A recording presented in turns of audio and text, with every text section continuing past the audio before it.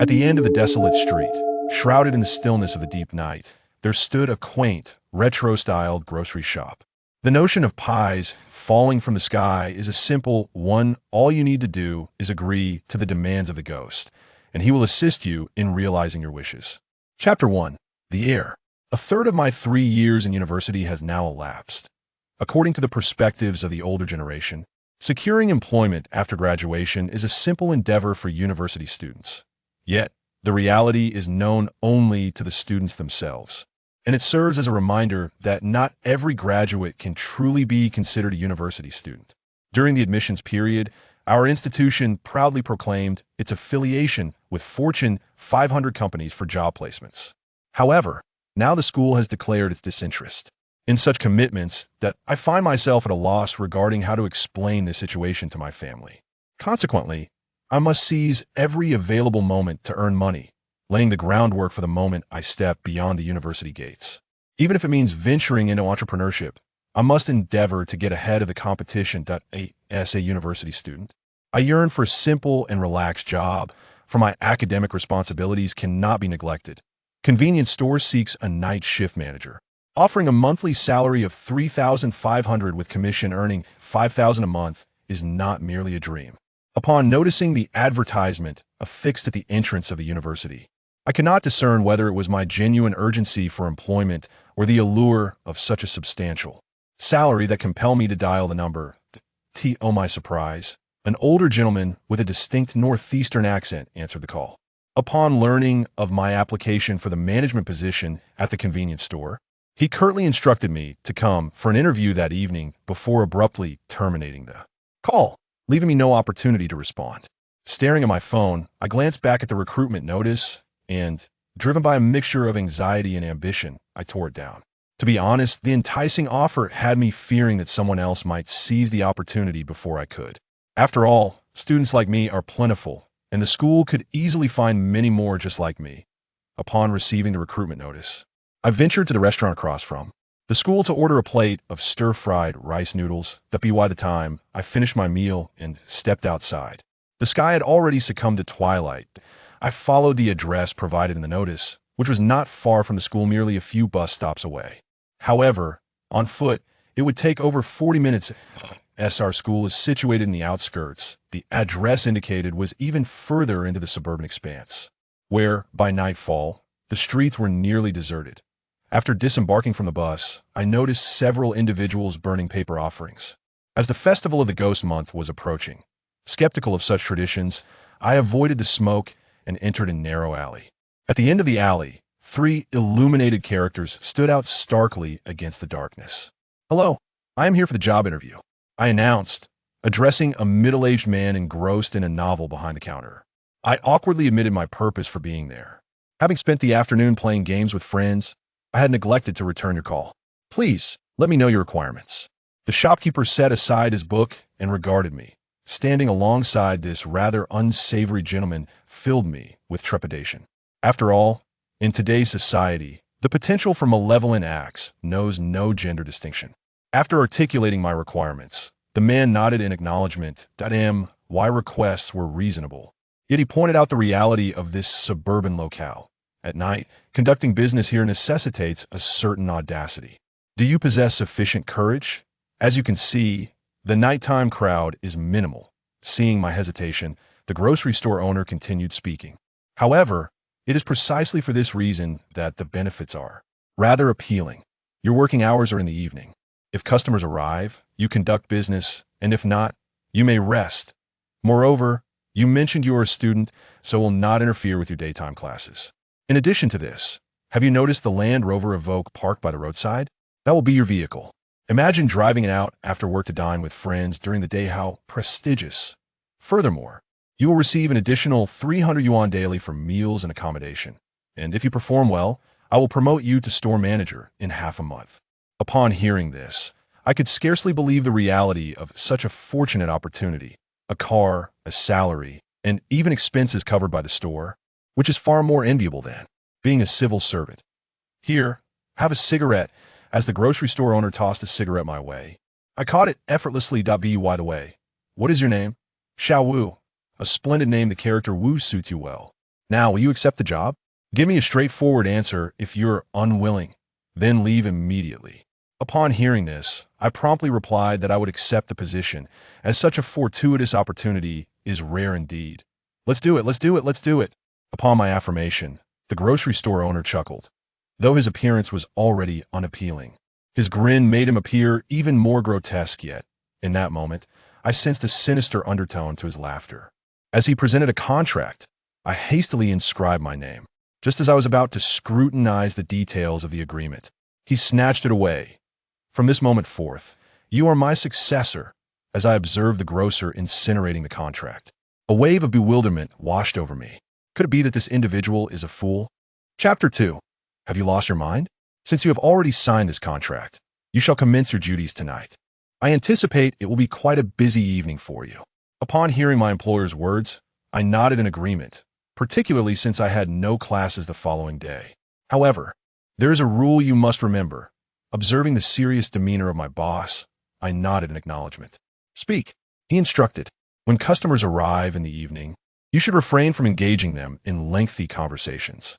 If you encounter someone clad in green, provide them with whatever they request. Then proceed to collect payment and record the transaction. Should you meet a person dressed in yellow, respond with a nod if you possess what they inquire about. If not, simply shake your head. As for anyone in red attire, ignore them entirely. Should you spot someone in red, merely lay your head on the counter and feign sleep.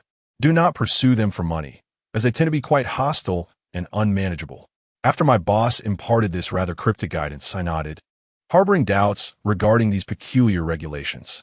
In the past 2 years, I have held numerous part-time jobs, yet none have been as bizarre as this establishment. Once he concluded his instructions, he tossed me the keys to the shop and the vehicle.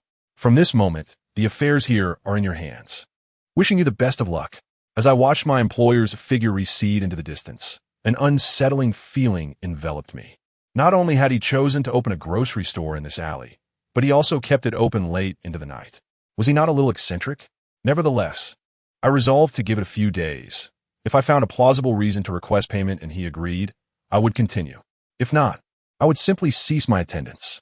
I organized my backpack and placed a book on the counter.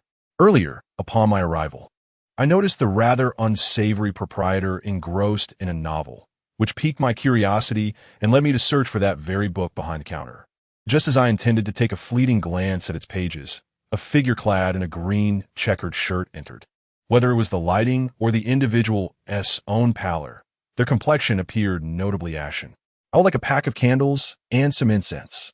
The raspy timbre of their voice was quite unsettling, yet I reminded myself that the customer is indeed king. I retrieved the candles and incense from a shelf. As the ongoing festival of the 7th month had drawn many to burn paper offerings, predominantly during the night, so I paid little heed to it. I placed the items on the counter and glanced at the price. 35. Upon uttering this amount, the customer widened their eyes at me, and I assumed my voice had startled them, prompting me to fall silent. The customer handed me a 100 yuan note, which I accepted after a brief inspection, though I was aware that there was no bill validator here, and I lacked the expertise to discern its authenticity. However, as I opened the cash drawer, a strong scent of paper ash wafted through the air. Whether it was from the burning offerings outside or another source, it was decidedly unpleasant. After receiving their change, the customer departed. With their exit, a steady stream of patrons followed, most seeking candles and incense, while others were in pursuit of garments. However, the individuals who arrived were predominantly clad in various shades of green attire, which piqued my curiosity. Although a few donned yellow garments and chose to procure items from the shelves independently, I adhered to the grocery store's decorum, offering only nods and shakes of my head in response to any inquiries. Time swiftly passed, and before I knew it, it was already 10:30 at night. Anticipating a lengthy shift ahead, I opted to order takeout. After placing my order, I sent a message via WeChat to a few friends in my dormitory, informing them of my inability to return due to my part-time job. However, they did not respond, likely engrossed in merriment at an internet CF. After approximately half an hour of further toil, the delivery arrived, coinciding perfectly with a person in green attire standing at the entrance. I politely requested them to step aside as I exited. The delivery person halted at the alley's mouth and remarked, "Brother, have you lost your mind? Who were you just speaking to? Taken aback by this unexpected comment, I accepted the food and prepared to depart. Yet as I turned, the delivery person grasped my arm and cautioned, "Brother, you ought to close the door at this late hour. Be wary of encountering ghosts, especially since tomorrow marks the 15th of July." His words unsettled me, and I retorted with irritation, "If you continue with such nonsense, I shall leave you a negative review." Upon hearing my threat, the delivery person frowned and rode off, inadvertently kicking over a fire basin, the kind typically used for burning paper money. Upon reaching this point, I chose to say little. Just as I was about to return to the shop, a chill breeze swept by, blowing precisely in the direction the delivery person had departed. Chapter 3. The moldy takeaway. Upon returning to the grocery store, I initially intended to observe the purchases made by the individual clad in green whom I had encountered earlier. However, upon entering, I found the place deserted, which rendered me somewhat awkward. This alleyway is a straight passage. When I stepped out earlier to retrieve my meal, I had not encountered anyone. I did notice 50 yuan resting on the table, which I glanced at before placing it in the drawer. With no one around, I settled behind the counter to partake in my meal. Just as I was halfway through, a man dressed in yellow entered. "Do you have any errands?" His unexpected inquiry startled me. Although this is a grocery store, it does not stock every conceivable item, and being asked for an errand truly caught me off guard. I shook my head, and he uttered nothing further before departing. As he exited, I inadvertently cast my gaze around, only to find the entire alley void of any presence. This realization compelled me to step outside, and I discovered that the alley was indeed deserted. This sequence of events unfolded with alarming rapidity. Sitting on the chair and gazing at the food on the table, my appetite vanished. The patrons who visited this evening were undeniably peculiar, dressed in garish outfits that were quite overwhelming. Furthermore, they shared a disconcerting trait, pallid complexions, with some even bowing their heads, refusing to lift them at all. The more I pondered, the more fear enveloped me. Although it was summer, the grocery store's air conditioning was set to an uncomfortably low temperature, sending a chill through my body and raising goosebumps upon my skin. I lost track of time, and when I regained my senses, it was well past 2 in the early morning. A glance at my watch and then at the table revealed that several hundred yuan lay before me, and the shelves had noticeably fewer items. This realization led me to wonder if I had miscalculated the accounts, and whether the owner would deduct from my wages as a consequence. In the midst of my contemplation, I sensed someone entering the store. "Hello, can I help you?" I began, but my words were cut short by the sight of a woman clad in red standing at the counter. In stark contrast to the other patrons of the night, her complexion was eerily pale, as if she had been coated in a thick layer of white paint.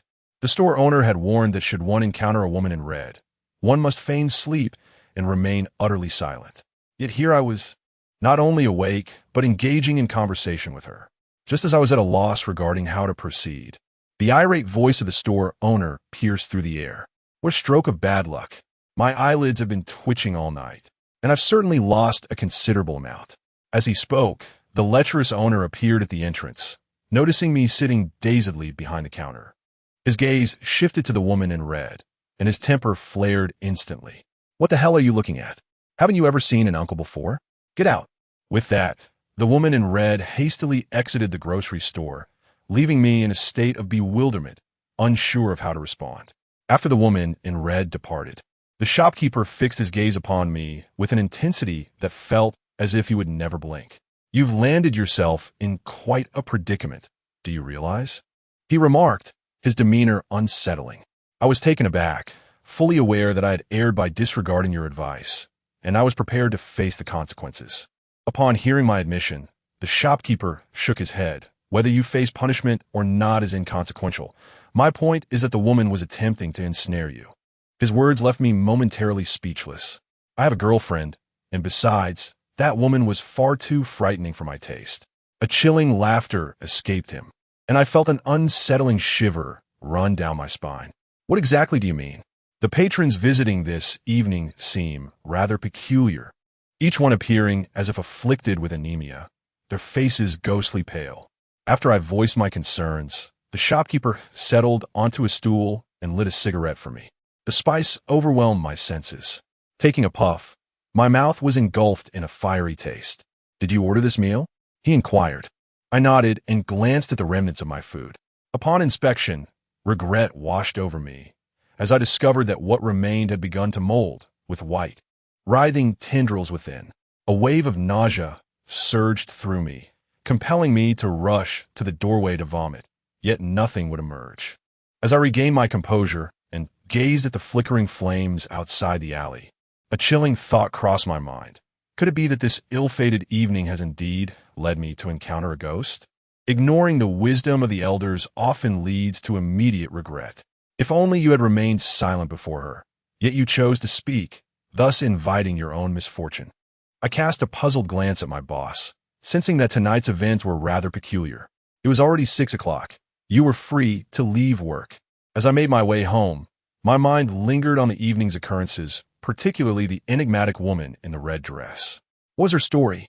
However, judging by my boss's demeanor, it seemed he was acquainted with her. "Young man, you appear quite distracted. Have you been up all night browsing the internet?" A middle-aged woman seated beside me remarked. "These past few days mark the Ghost Festival. With such vibrant energy, you ought to refrain from wandering about." I merely nodded in response. After 2 more stops, I managed to calm my racing thoughts and prepared to disembark. Yet at that very moment, Chapter 4, a sudden jolt, the bus came to an abrupt halt, causing all the passengers to lurch forward, with some dropping their belongings onto the floor. "Are you trying to get us all killed?" the bus driver shouted in frustration.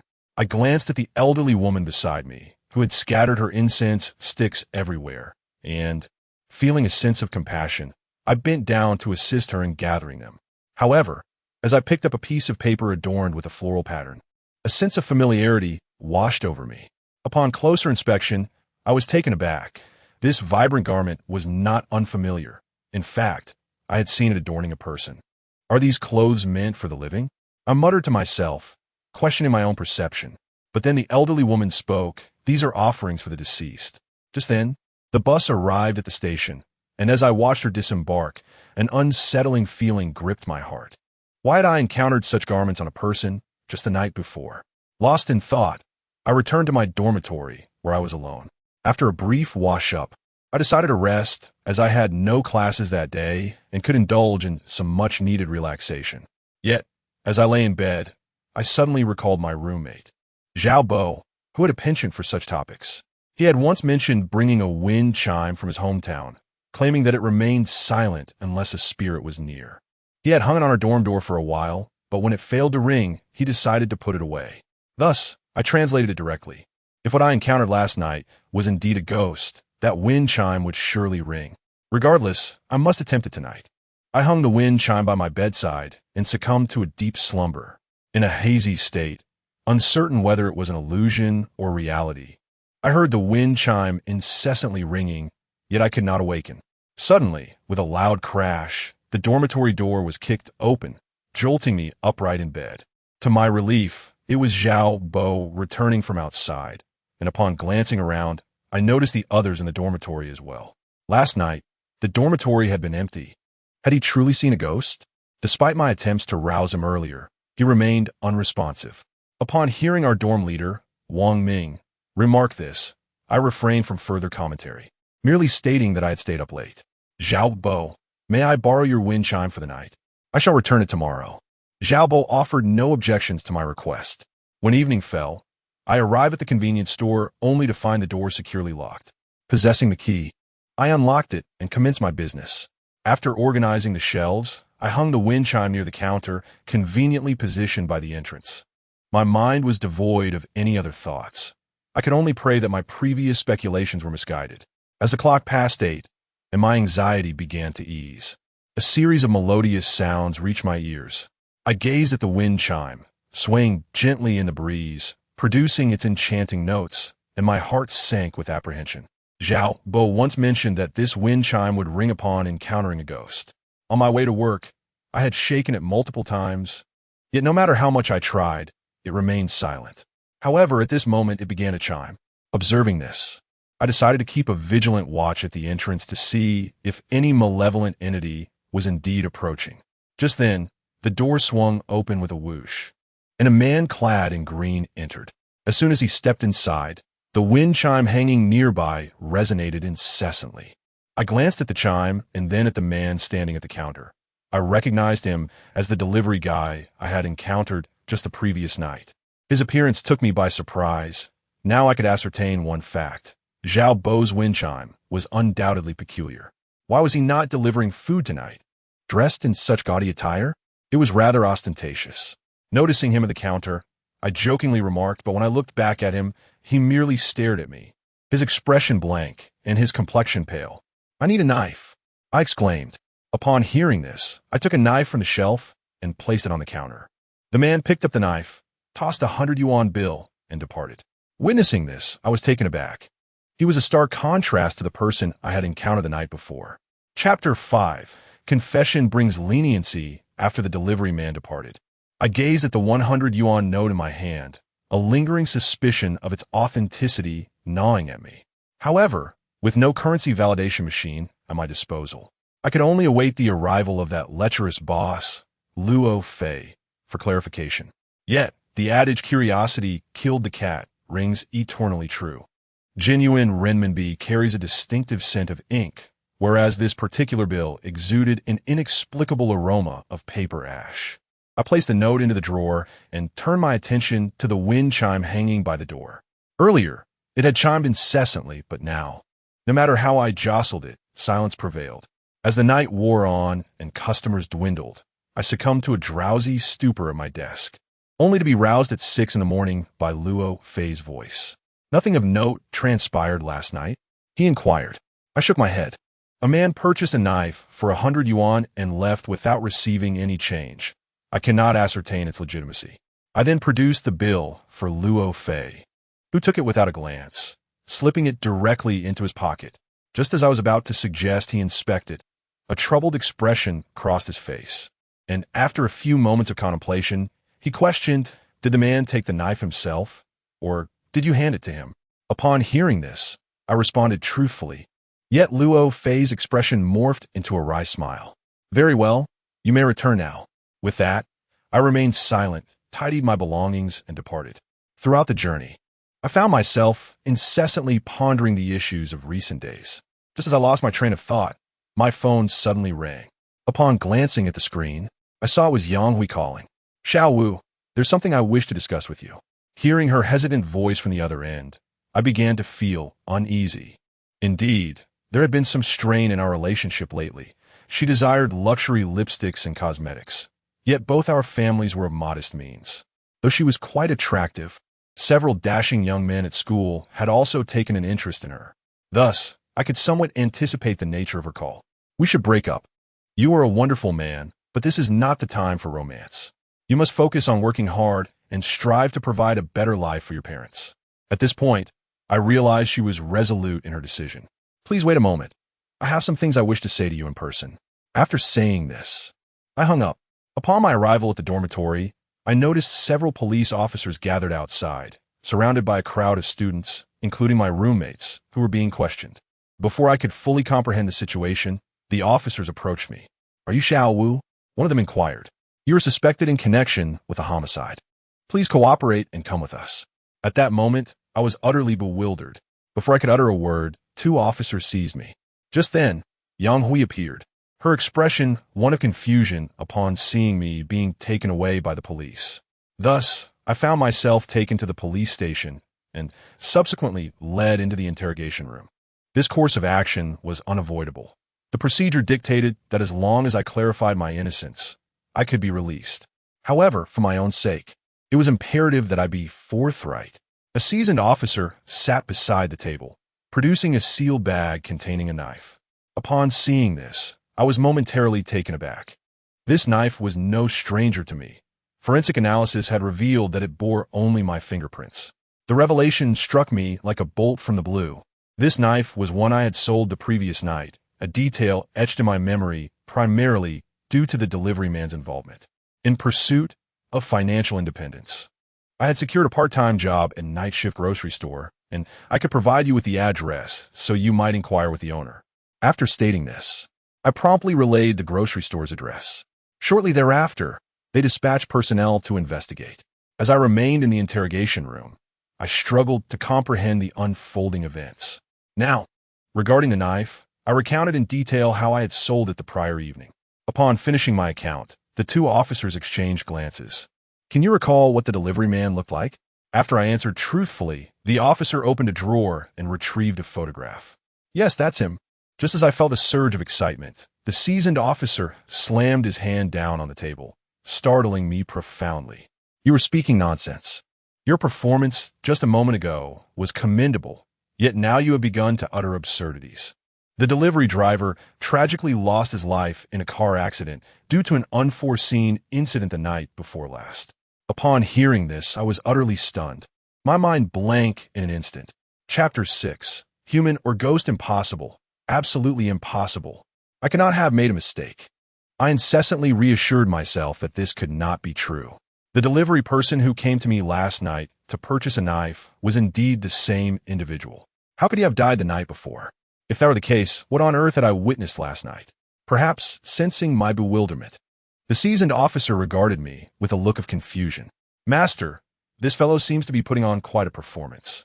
If it weren't for the fact that the deceased was from their academy, they might not have apprehended him at all, remarked a young officer. His voice barely above a whisper, yet it reached my ears. I am innocent, utterly innocent, I exclaimed, compelled to proclaim my innocence. For this predicament was certainly not of my making. If I did not argue my case vehemently, I might find myself facing a dire fate behind bars. At that moment, a police officer entered and whispered a few words into the ear of the experienced officer, Yang Feng. Upon hearing this, Yang Feng's expression began to shift. Is it confirmed? He inquired sharply. The officer who had delivered the message nodded in affirmation. Has Luo Fei informed you? I was indeed on the night shift last night, and he came to relieve me at 6 this morning. I turned to Yang Feng and noticed a change in his gaze. Could it be? Now, only the three of us remained in the interrogation room. Xiao Wu, allow me to reiterate. Should you choose to confess candidly, we shall consider leniency.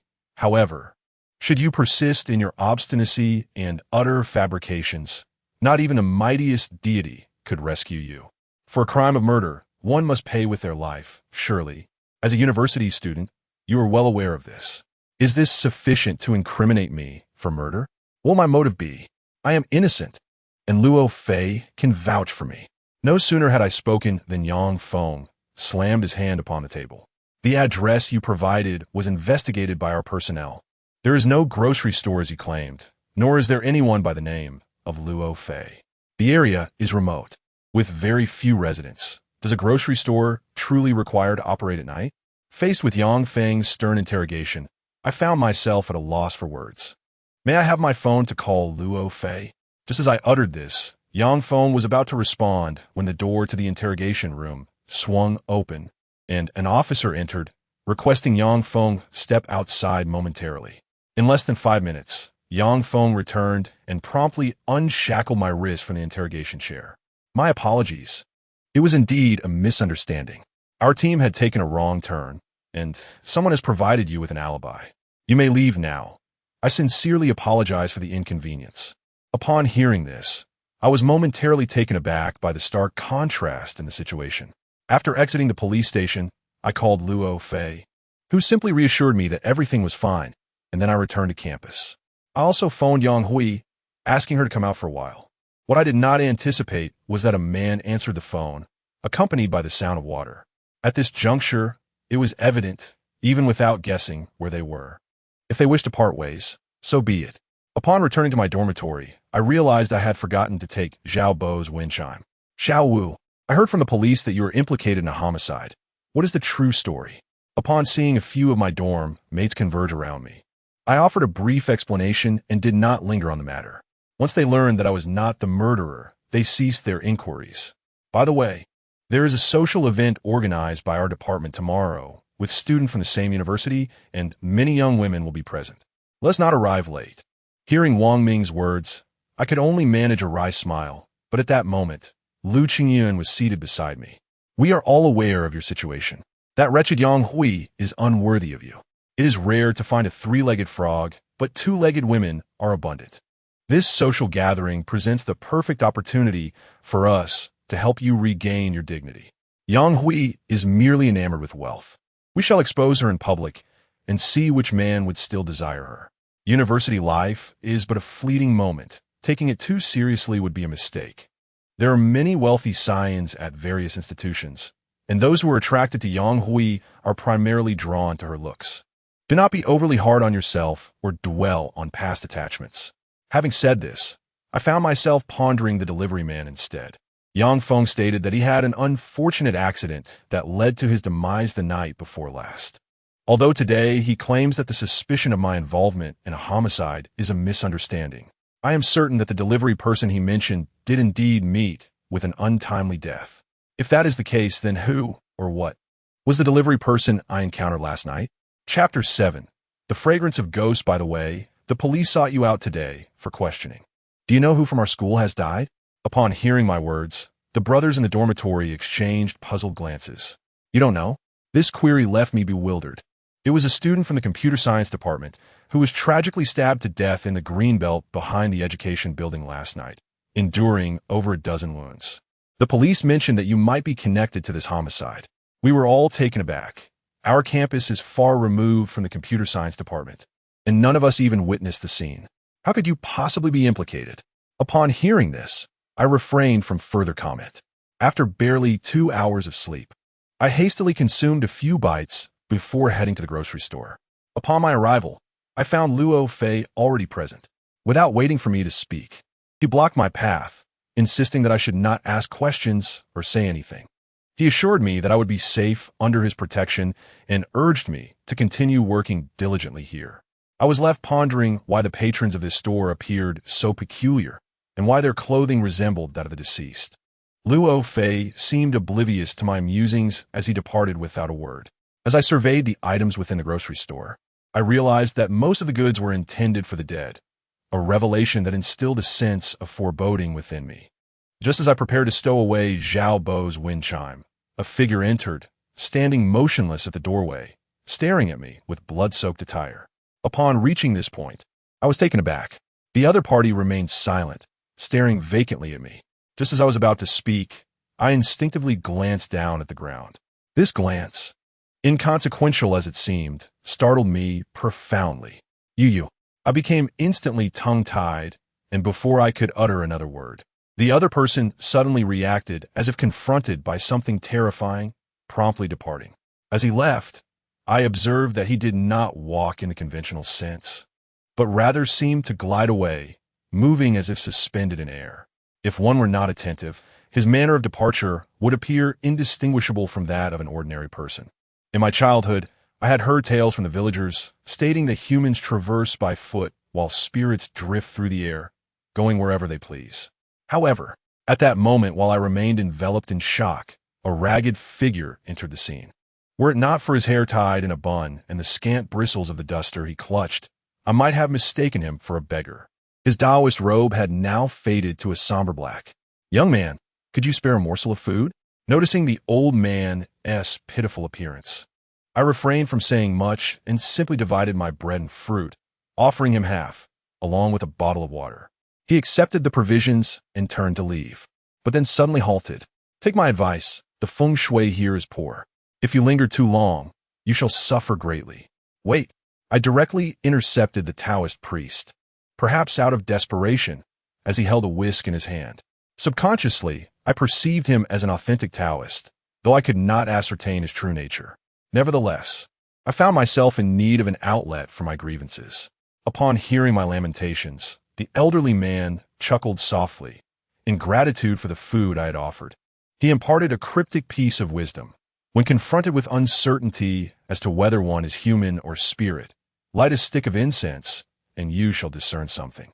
After uttering these words, he departed. As he left, I retrieved a bundle of incense and a candle from the shelf, lighting one stick of incense and a solitary candle. I observed the fragrant gray smoke spiraling into the air, while the flickering candlelight danced unpredictably, yet I remained unfazed. The incense continued to burn steadily until the early hours of the night. Around 2 o'clock, as the incense dwindled to its end, I promptly lit a fresh one. Just as I ignited it, a vibrantly dressed elderly lady entered. Initially, I intended to inquire about her needs, but before I could utter a word, She began gesticulating wildly at the counter, requesting this and that, her demands becoming increasingly irksome. Within less than 2 minutes, she had enumerated several items.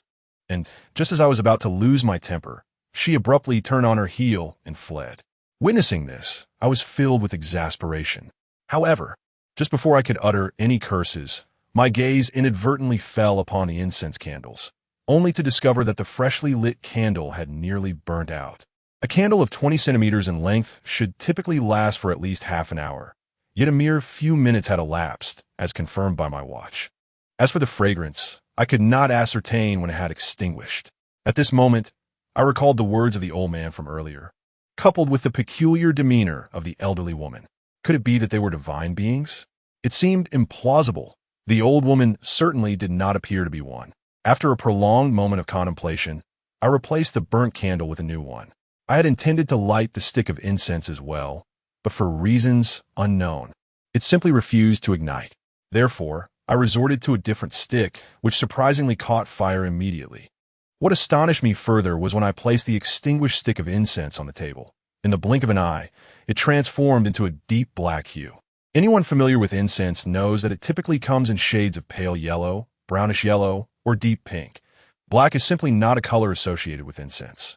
The stick I had retrieved from the shelf was brownish yellow, so how could it have turned black at that moment?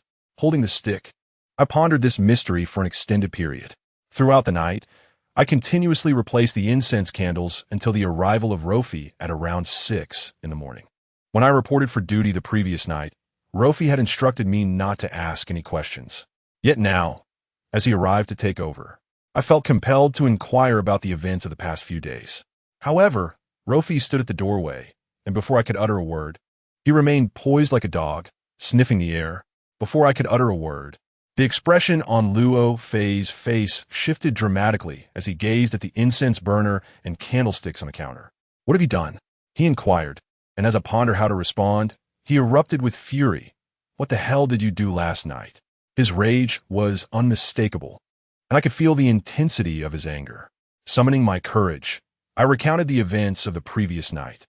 However, before I could finish, Luo Fei approached me, and before I could react, I was hurled backwards, crashing into the shelves behind me. "Who the hell permitted you to light incense and candles here? Are you seeking death? Or have you grown weary of living?" Chapter 8. The curse. Upon hearing Luo Fei's words, I felt a surge of anger, rising painfully to my feet. "Why are you shouting? Is it merely because I ordered a few candles and incense in your shop? What could that possibly be worth? I have yet to inquire about the nature of this wretched establishment of yours, where, at night, I cannot discern whether the visitors are human or spectral. Last night, an elderly man informed me that ghosts are drawn to fragrance while deities are enticed by candles. I simply wished to ascertain the true identity of the visitors. What is so wrong with that?" As my furious shout echoed, Luo Fei's eyes widened in disbelief as he gazed at me. I had anticipated that he would elucidate everything. Yet to my astonishment, he lunged at me, delivering a barrage of blows. The shelves within the grocery store became a chaotic jumble. Lying on the ground, I realized that Luo Fei had shown no mercy in his assault. "Were it not for the contract you signed, your life or death would bear no significance to me. Today, I declare that working here is your lifelong commitment. There is no possibility of escape. And as for ghosts being attracted to fragrance and deities to candles, do you not understand that the sweet incense is meant for honoring the divine? With so many temples and altars teeming with worshippers daily, do you really think they're merely offering incense to spirits?" Upon hearing Luo Fei's words, despite my aching body, I was suddenly electrified. After a moment, goosebumps erupted across my skin. He was indeed correct. Every time I had visited a temple, many carried incense sticks dedicated to the deities, and I had yet to see a single devotee bearing candles. If I were to put it this way, what could have caused that candle to burn so swiftly last night? And what about that elderly woman? As I pondered this, I found myself unable to delve further into my thoughts. The old woman had stood right in front of the candle, and after her departure, the candle was consumed entirely within mere minutes. Such a rapid pace was quite astonishing. Rubbing my arms, I rose from the ground, while Rofi cast a glance my way, devoid of any pity for my predicament.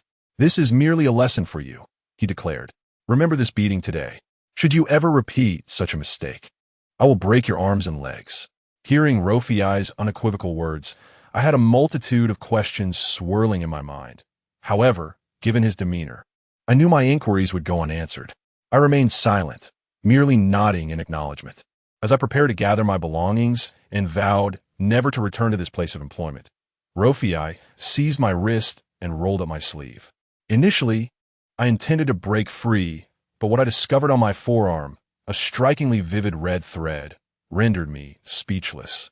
At that moment, Rofiai produced a knife, and before I could utter a word, a sharp pain radiated from my forearm. A gash appeared, and I watched as he extracted a crimson worm, approximately 20 centimeters in length, from the wound. "Is it a curse?" Rofiai's words startled me. "What does that mean?" Before I could finish my question, he stepped behind the counter and retrieved a black broken blade, tossing it toward me. Chapter 9. The impoverished wretch. Upon reaching this juncture, I instinctively took 2 steps back. Grasping my means of self-defense, I contemplated the possibility of encountering the same patrons I had faced previously during my evening shifts. Should such an occasion arise, I would not hesitate to wield this implement, delivering not just one, but multiple thrusts if necessary.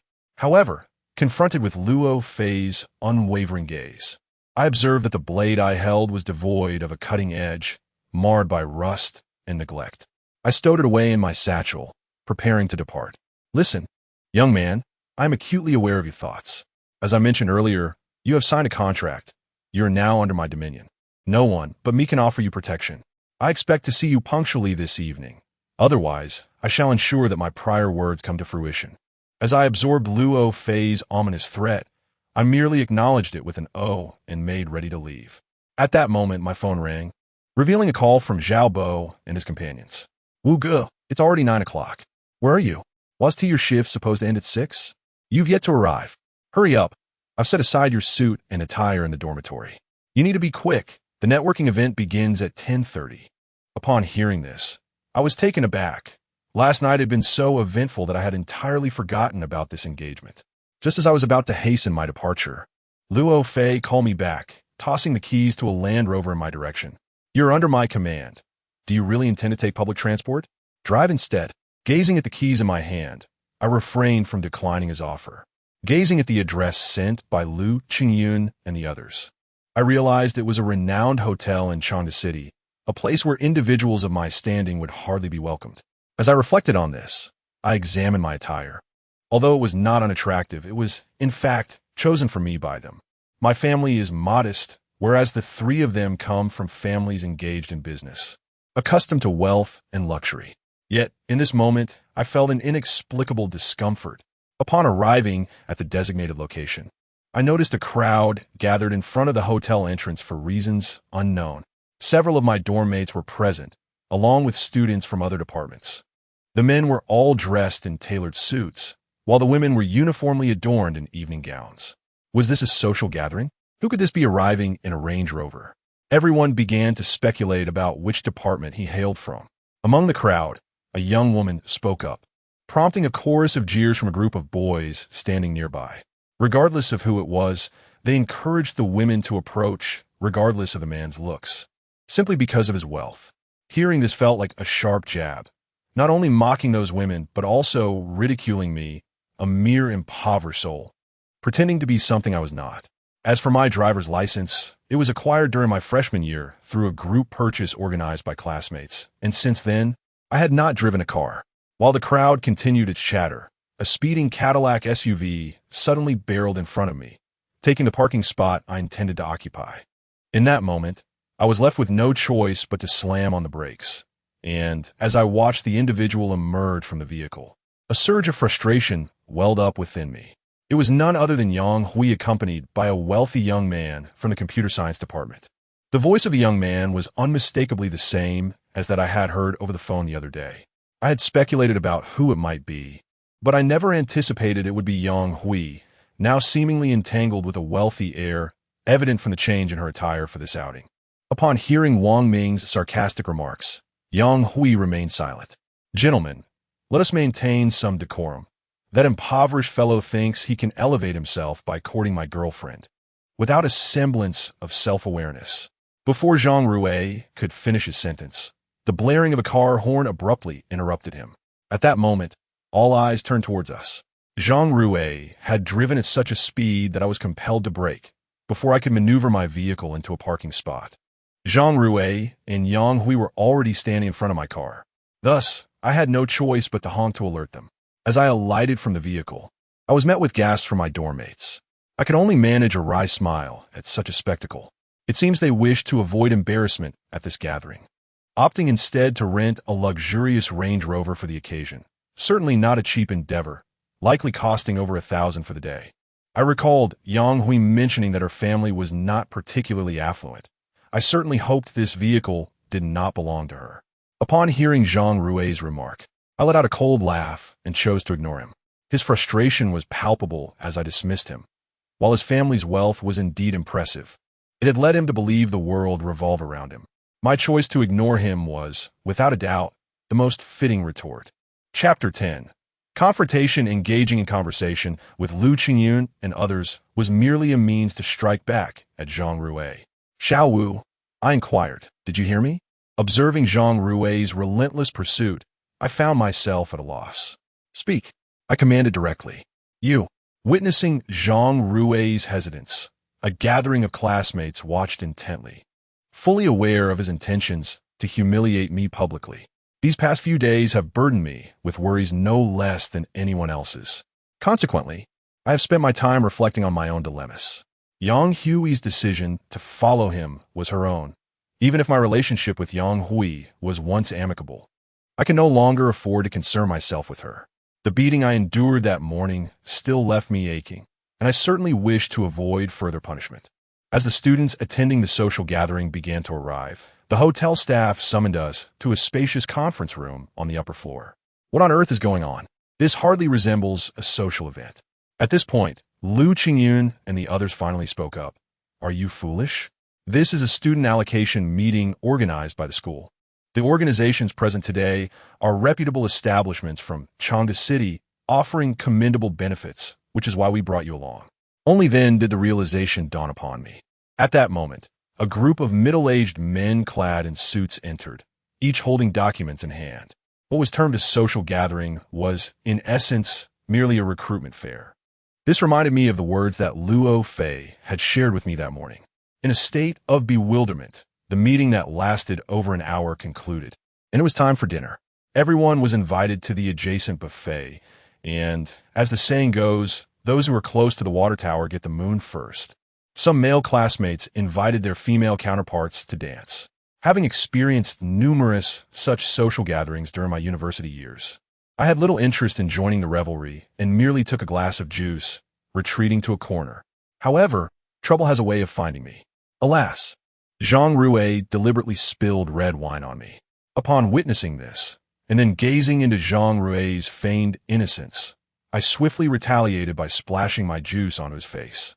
My apologies, Zhang. My hand trembled, and I failed to hold onto the glass. Before he could utter a word, I seized the opportunity, declaring, my family may be struggling, but that does not mean I am weak. You did that on purpose. Seeing Zhang Rui gripping my collar, I remained silent, merely gazing at him coldly. Zhang Rui, this must be a misunderstanding. With so many classmates watching, you should let go. At that moment, Yang Hui approached, attempting to separate us, but Zhang Rui, with his entitled demeanor, was utterly self-centered and refused to release his hold. Zhang Rui, take a good look at yourself and let go. Do you hear me? Wang Ming and his companions soon arrived, delivering a direct warning. However, as Zhang Rui continued to pull, a broken blade concealed in my suit pocket fell to the ground. Upon seeing this, Zhang Rui immediately loosened his grip and took several steps back. The broken blade is a dagger, and it is evident that this is the reason why the students present instinctively took several steps back. I let out a bitter laugh as I picked up the dagger from the ground. Teacher, someone has entered with a deadly weapon. Upon hearing this, several interviewers swiftly approached. Meanwhile, I did not sheath the dagger, and upon witnessing this scene, they instructed everyone to step back. Teacher, it is him. He was just about to attack me. Zhang Rui began to fabricate stories. By the way, just a few days ago, the police apprehended him, claiming he was involved in a homicide case. The victim being a junior from our computer science department. At this revelation, I promptly sheathed the dagger. This student, you must understand the significance of this networking event. I never expected you to have a criminal record. I let out a wry smile, shook my head, glanced at Zhang Rui, and then at Yang Hui. Your parents have advised you not to forget. Even when seeking a partner, one should choose someone upright. Zhang Rui may be wealthy, but as you have seen today, I had intended to meet you previously to remind you of your parents' words, but the opportunity never arose. Today, you have witnessed it for yourself. Having said this, I turn my gaze toward Zhang Rui. Speaking nonsense, are you not afraid of retribution? As for this networking event, I see no reason to attend. I adjusted my attire, removed my suit jacket, and left the scene. Such recruitment fairs merely serve as a backdoor for certain individuals. Chapter 11. Will you follow me? Upon returning to school, I parked my car and, after a quick bite, collapsed onto my bed. Gazing at the broken blade in my hand, rusted and worn, I mused that even if I wished to harm someone, it would be futile. In a haze, I succumbed to slumber, awakening to find that it was already past 5 in the afternoon. Just as I was about to freshen up, I received a call from Luo Fei, urging me to hurry to the grocery store. As I exited my dormitory, Lu Qingyun and a few others returned. I merely exchanged greetings before departing. Upon my arrival at the grocery store, Luo Fei had already tidied up all the items within. Something significant may transpire tonight, he warned. While you're minding the store alone, be vigilant. Remember the advice I gave you this morning? Keep it at the forefront of your mind. If the customers tonight behave themselves, all will be well. However, should they pose a threat or attempt to take you somewhere or utter anything suspicious, do not hesitate to use the broken blade I provided. After conveying this, Luo Fei seemed to recall something else, gesturing toward a sword mounted on the wall. This sword had always been in the grocery store, but Luo Fei had previously instructed me not to touch it. I understood completely. I would not tamper with anything. If the broken blade proves ineffective, or if those who arrive insist on taking you away, then resort to this sword. Regardless of the consequences, I will ensure your safety. But, should you leave the grocery store, I cannot guarantee your protection.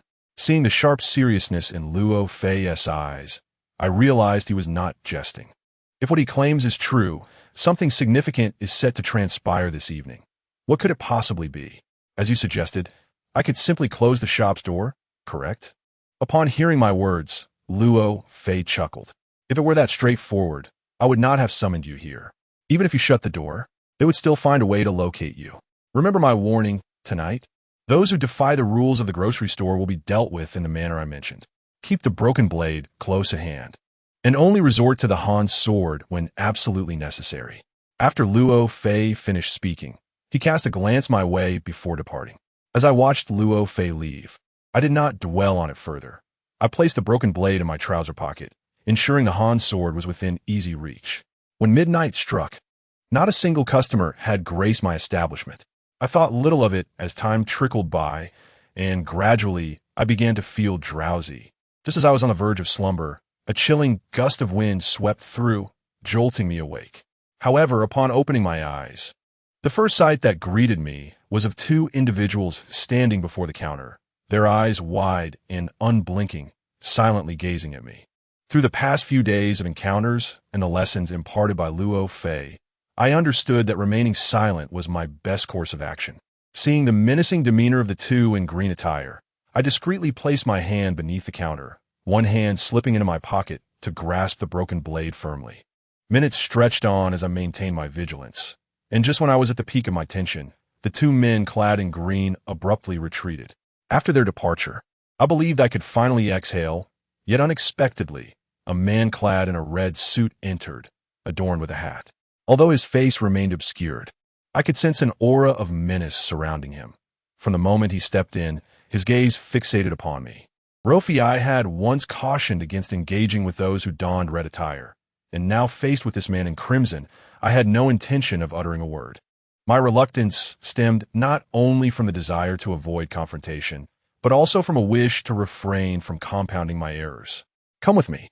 After a prolonged silence, he spoke, yet I chose to ignore him, remaining steadfast behind the counter, my grip tightening around the broken blade. Should he dare to make a move, I would not hesitate to retaliate. Come with me. Noticing my indifference, he repeated his command, this time with an even colder tone. The already chill atmosphere of the grocery store seemed to amplify his peculiar presence, sending shivers down my spine. Despite his insistence, I stood resolutely in place, contemplating how I would swiftly subdue him should he attempt an assault. In my moment of distraction, the man in red reached out to seize my shoulder. By the time I registered his action, his hand was nearly upon me. "Ah!" I screamed, instinctively swinging my arm to jab at his. Unsure of how many times I struck, he let out a cry of pain and withdrew his arm. In my initial panic, I had missed several attempts, yet the one successful jab landed squarely on his arm. The other party withdrew his hand, and although he let out a cry of agony, it was akin to a splash of water upon a red-hot iron plate when my broken blade pierced his arm.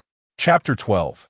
Ashes to heal. Although my adversary had relented, I found myself pressed against the wall in a state of sheer terror, clutching a rusted broken blade that was far from sharp. Given that it had not inflicted any critical damage, it was likely to incite his wrath. Indeed, as I gasped for breath, the man in red struck again. This time, I observed closely. His hands, which had appeared normal moments before, now resembled those of a desiccated corpse, skin stretched tightly over bone. The glint of his fingernails sent a chill down my spine, prompting me to flail my arm in a desperate attempt to stab him once more. Yet in my panic, I had overlooked a critical truth. While I was consumed by fear, he remained utterly unperturbed. With a resounding slap, he struck my face, sending me crashing to the ground. My body trembled uncontrollably, and my legs buckled beneath me. It was a wonder I did not collapse sooner. "Do not approach me. If you come any closer, I will stab you," I threatened, though my voice trembled with trepidation. To my dismay, he had not merely remained at the counter. Seizing the opportunity while I lay incapacitated, he advanced toward me with a sinister grin. In my frantic state, I could only grasp and throw whatever came to hand. Having been knocked to the floor, the broken blade had vanished from my reach, and with the sparse contents of the counter, my options dwindled rapidly. "Come on then, we might as well perish together." As I suddenly rose to my feet, the gravity of the situation rendered all else irrelevant. Grasping the Han's sword that hung upon the wall, I understood that it was a matter of life or death. I could no longer afford to hesitate. With a swift motion, I drew the sword, its blade gleaming with a chilling radiance. Bang! Without a moment's thought, I struck downwards, but my opponent deftly evaded the blow. Upon glancing at the corner of the counter, I realized I had cleaved it in two. My hands trembled around the hilt of the Han's sword, my entire being shaking with adrenaline, while my adversary stood 2 meters away, just outside the counter. "Come on, at worst, we perish together," I exclaimed, my voice faltering as I trembled. My opponent regarded me in silence, and for a long moment, neither of us dared to move, fearful of another attack. I kept my gaze fixed upon him. We remained in this standoff for what felt like an eternity. Eventually, the opponent, seeing my unwavering grip on the sword, chose to depart without uttering a word. I continued to watch his retreating figure, unwilling to relax my guard. My grip on the sword steadfast as I leaned against the wall, eyes fixed on the entrance. Time passed in a blur until I finally stirred, just as Luo Fei returned. Upon witnessing my quivering form, the sword clutched tightly in my hands. He paid no heed to my state. Instead, he took the sword from me, sheathing it and hanging it once more upon the wall. With his return, I collapsed onto the floor, utterly spent. The events that transpired earlier continued to haunt my mind. The man in the red attire is undoubtedly no ordinary individual. His sinister smile lingers in my thoughts, instilling a profound sense of dread. Suddenly, a sharp slap from Luo Fei jolts me back to reality. "Useless thing." His scornful words echo as I lean against the wall, instinctively refraining from uttering a word. The murderous expression on his face compels me to swallow hard. Last night, a man clad in red claimed he would take me away. After a prolonged silence, I timidly voiced my thoughts. However, Luo Fei dismisses my concerns and instead retrieves a stick of incense from the shelf, igniting it without hesitation. Minutes later, he hands me the incense, instructing me to sprinkle the ash onto a piece of paper. Just as I prepare to do so, A tearing sound pierces the air. I turn to see Luo Fei ripping the sleeve from his left arm. It is then that I notice the 4 deep gashes marring his flesh, the blood appearing an unsettling shade of black. Incense ash. At Luo Fei's command, I quickly pass the ash to him. Without a moment's hesitation, he applies it directly to his wound. Witnessing this, a wave of pain courses through my own arm. The freshly burned ash is still hot enough to blister upon contact. The thought of it being pressed into an open wound is beyond comprehension. The sound was reminiscent of squid sizzling on a hot grill, and as I glanced at Luofei's arm, I noticed dark bubbles beginning to form, accompanied by a repugnant stench. Lost in my thoughts, I was startled when Luofei produced a dagger from seemingly nowhere and brought it down in a swift stroke. This was the unwritten rule. Either he would perish or I would. Staring at Luofei, words eluded me. I offered the incense ash I held, which he received with the same demeanor as before. At last, we endured until 7 in the morning. Just as I was about to leave, Luofei abruptly seized my arm. Chapter 13. A narrow path for enemies. Upon reaching this point, I found myself paralyzed with trepidation, fearful that he might strike me once more. You should carry this broken blade with you. The situation has escalated beyond my expectations. As for when to use it, I already conveyed that to you yesterday, said Luo Fei. After securing the blade, I departed in my vehicle. Upon returning to the dormitory, I bypassed the dining hall, dragging my weary body to the academic building. Although the freshman experience was not particularly demanding, certain classes remained mandatory. I anticipated a bustling classroom, yet to my surprise, when I entered, only 2 or 3 students were present. Without hesitation, I selected a seat, laid my head down, and succumbed to slumber, rather than sleeping. It felt more akin to enduring a nightmare.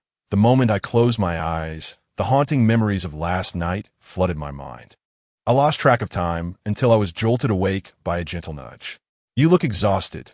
Those dark circles under your eyes are quite pronounced, came Zhao Bo's voice. Raising my gaze, I noticed several classmates making their way toward the exit. A glance at my watch revealed it was already past 11. Is class over? I inquired. What do you mean over? Lu Qingyun interjected. The professor never even showed up. We saw you sleeping like a lifeless entity, so we chose not to disturb you.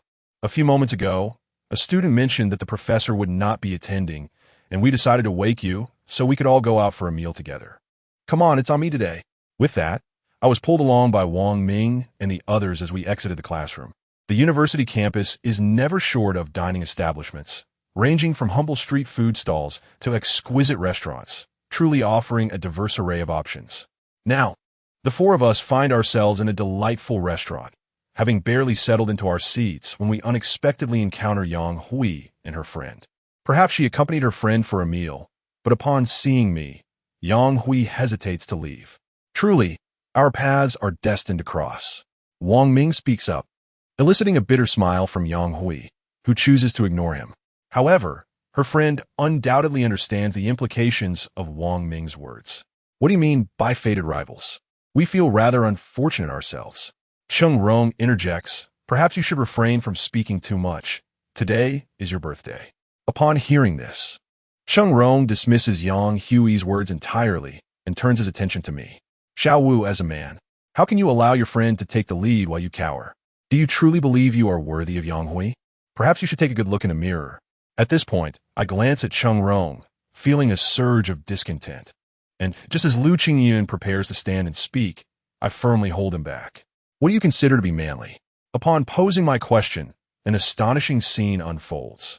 With a loud thud, Cheng Rong collapses to the ground. Is this what you call being a man?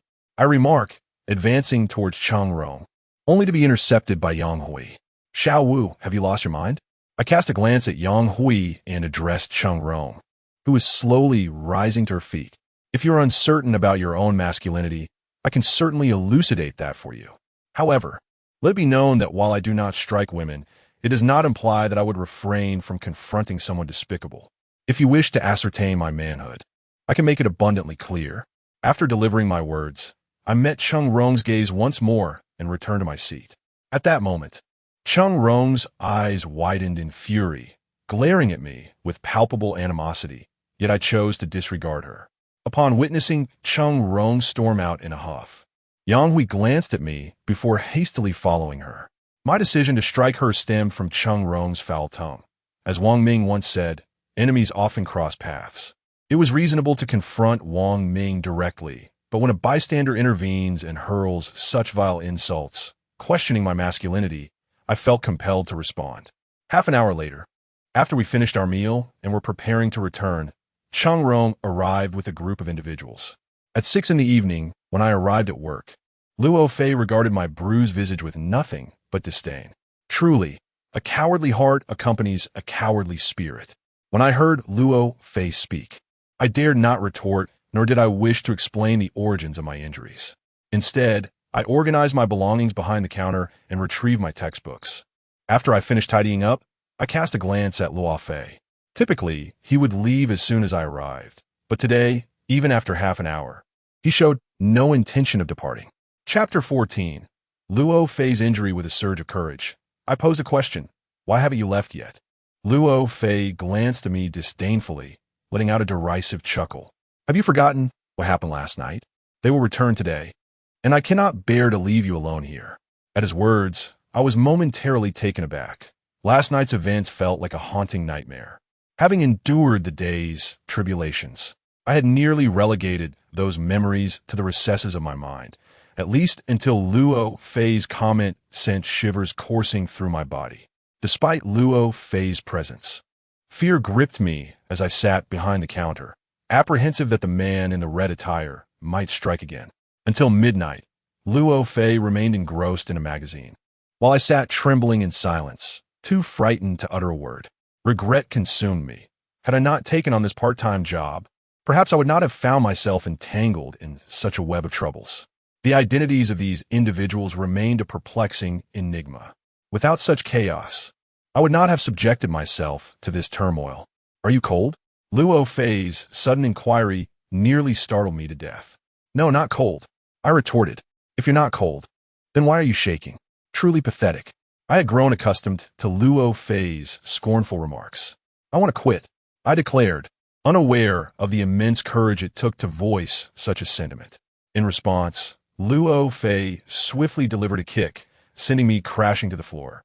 What a useless wretch you are, cowering in the face of adversity. You might as well be dead. As Luo Fei, having finished his tirade, was about to strike me once more, a shiver coursed through my body, as though I were ensconced within an ice house.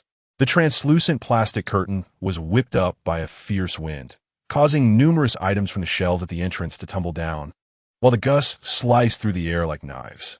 Witnessing this spectacle, I was so startled that I immediately rose to my feet, bracing myself against the wall, with my right hand firmly gripping the broken blade. A glance at Luo Fei revealed a grave expression, one of unprecedented seriousness. Just as I turned to gaze towards the entrance, the tempest ceased, and an eerie silence enveloped the surroundings. Even the chirping of insects had vanished completely. Ding, ding, ding. The sound of countless small brass bells resonated, drawing nearer, reminiscent of the bells that adorned ancient sedan chairs, yet it seemed to be played at a slower tempo. Gradually, the sound approached, ultimately halting at the threshold of the grocery store. I stood behind the counter, unable to discern the situation outside. But the expression on Luo Fei's face told me that things were not looking promising. I leaned slightly forward, eager to glimpse what lay beyond the door. But Luo Fei's hand intervened to stop me. At that moment, a sinister chuckle drifted in from outside, landing in my ears with an unsettling familiarity. Then, I beheld a man clad in a red suit entering, the very same individual from the previous night. In that instant, I instinctively edged closer to Luo Fei, yet my body trembled uncontrollably. If you wish to avoid death, then be gone. Once I am enraged, escaping will be impossible for you, he sneered, his laughter echoing ominously. Upon hearing Luo Fei's words, the man in the red suit chuckled ominously. Anyone can boast, but you were injured last night. Can you still fight? Today, I'm not alone. The gravity of his tone rendered me apprehensive. His implication was unmistakable. They intended to overpower us with numbers. Moreover, the fact that Luo Fei was injured was undeniable. Should a confrontation arise, we would indeed be outmatched. just as I felt a sense of helplessness. Luo Fei unexpectedly pointed at me. You couldn't take him away last night. Do you think you can do so today? Although I may not be able to contend with all of you, there is still him. With that declaration, Luo Fei retrieved the Han sword from the wall and seized a broken blade from my grasp. Draw your sword. At his low growl, I unsheathed the Han sword, its blade gleaming with a cold radiance, akin to a mirror reflecting the light. If they dare to make a move, swing recklessly, I will bear all the consequences, Luo Fei asserted.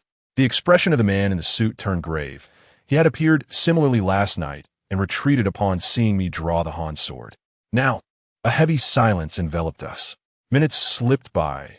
Whether due to numbness or some other reason, I found myself less cold than before. Glancing at the Han sword in my hand, it appeared extraordinarily sharp. Should it strike a person, it would undoubtedly result in grievous injury. As we remained in silence, a chilling wind began to howl outside. Suddenly, a disconcerting scene unfolded. Several individuals clad in vibrant attire strode in. Bang! Whoosh! Behind me, Luo Fei delivered a powerful kick, causing the Han sword in my hand to thrust forward instinctively. No one anticipated the rapidity of these events. The man in the red suit, standing there, was unable to react before the Han sword pierced through his chest. Chapter 15. The incident involving Zhang Rui. Upon reaching this point, before I could fully comprehend the situation, Luo Fei seized my collar and yanked me backward. In a swift motion, I drew my Han sword, causing the man in the crimson suit to emit a piercing scream as he exited the scene.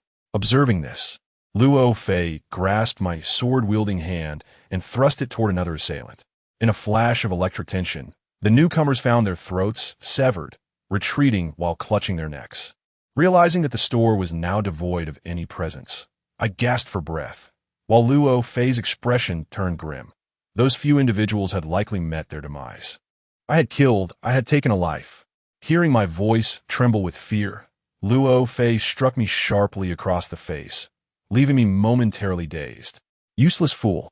Just as Luo Fei released his grip on me, a shadowy figure, moving with incredible speed, lunged at my chest with an unknown object in hand. In an instant, Luo Fei halted abruptly, pulling me behind him, only for a black iron rod to pierce through his chest. I cannot fathom from where I drew my courage, but I charged forward with my Han sword raised high, swinging violently. To my astonishment, my opponent deftly dodged, leaving me unable to even graze a finger of theirs. You scoundrels! Even in death, I will take you with me. Come, let's perish together. As I prepared to rush out, Luo Fei's bloodied hand gripped my shoulder. Do not go out. With those words, he grimaced in pain as he extracted the iron rod that had impaled his chest. As I gazed upon the bloodied iron rod cast aside by Luo Fei, he leaned heavily against the counter, straining with all his might. At that moment, I was on the verge of tears, my face a canvas of both sorrow and cold sweat, nearly succumbing to despair. How utterly useless you are, and you call yourself a man? Luo Fei scolded me before turning his gaze towards the door. Just then, a woman clad in white entered.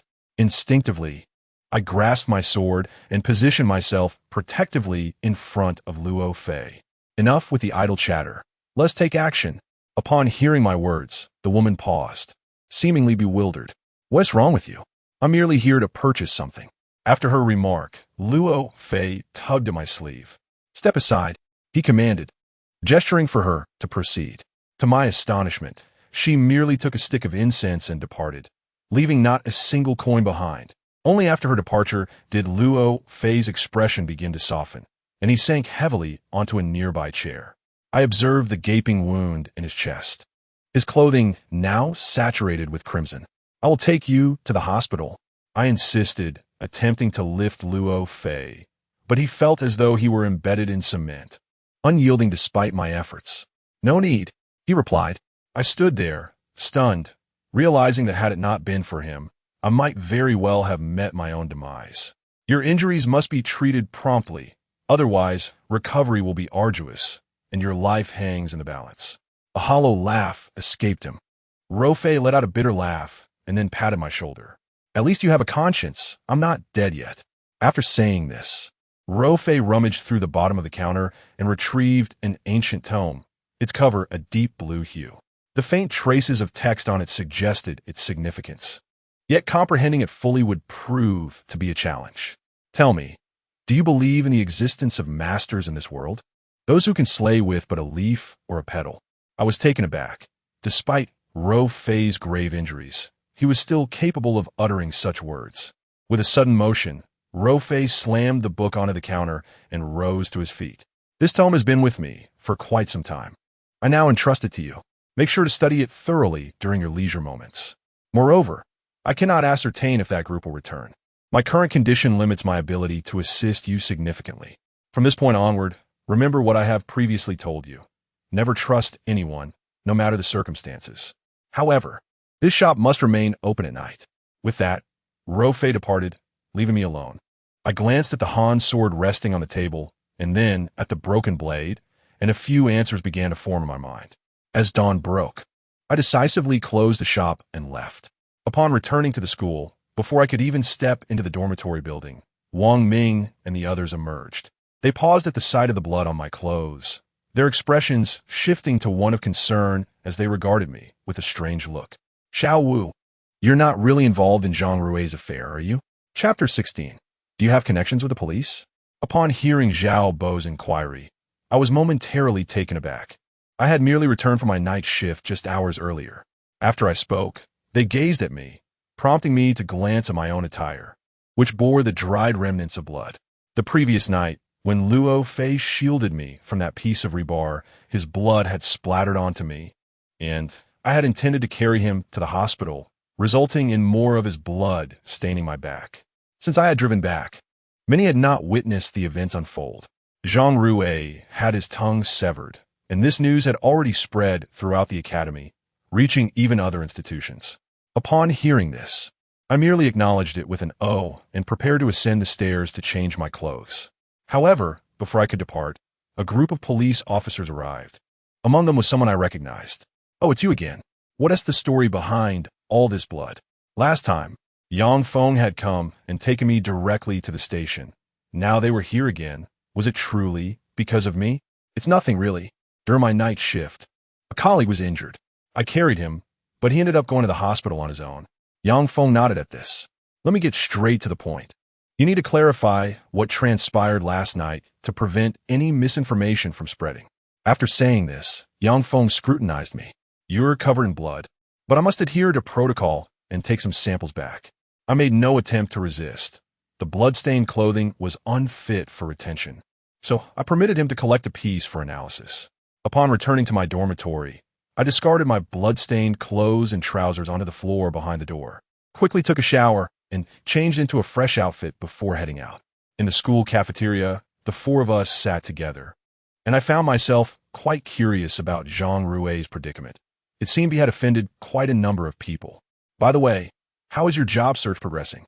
Although we are eligible for internships in our second year, it is wise to secure employment early. Upon hearing my words, the three of them regarded me with expressions of puzzlement. You need not worry about me. I have already secured a commendable position.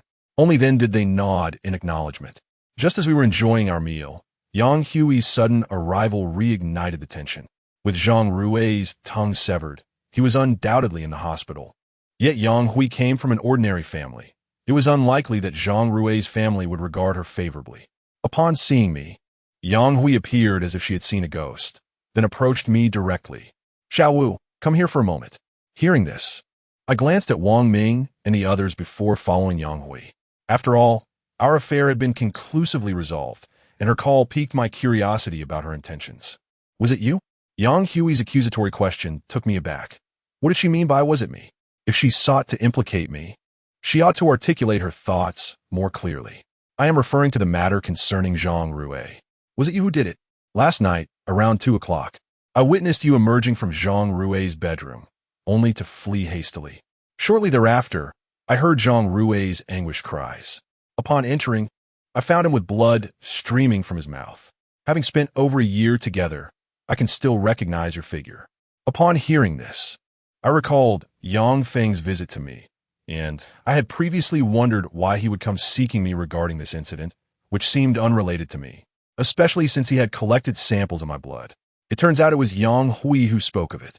However, last night I was at the grocery store, and I have no knowledge of Zhang Rui's residence. How could I possibly have severed his tongue? Are you certain it was me you saw? Hear my inquiry. Yang Hui gazed at me with uncertainty. Xiao Wu, you cannot be denying it, can you? I recognized you from your silhouette, and when you left, I called your name aloud. If it had merely been a shadow, I might not have dared to confirm it, yet you turned to glance back at me. Two individuals bearing identical appearances, this cannot be. Even if it were a coincidence, it seems far too improbable. Just a few days ago at the social gathering, you made threats. Surely, you cannot be denying that. I looked at Yang Hui in terror, momentarily at a loss for words. I sensed that my expression had turned so fearsome that even Yang Hui took a step back in fright. Are you certain that what you witnessed was indeed real? Are you certain it was me you saw? With these two questions, the bewildered one became Yang Hui.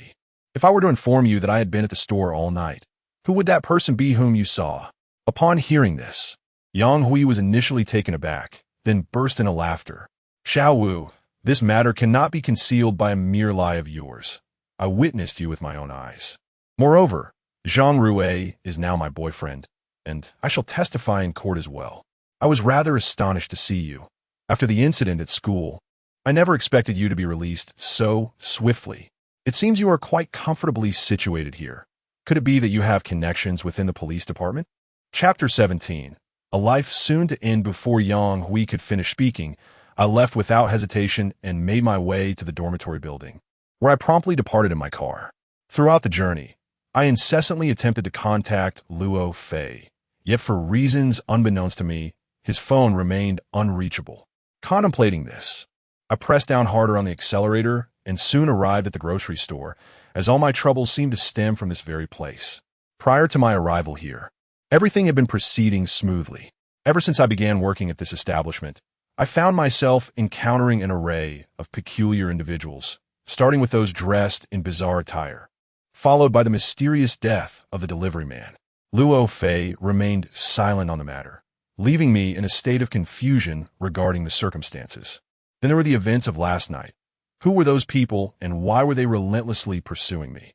At this moment, I had yet to uncover any answers to these pressing questions.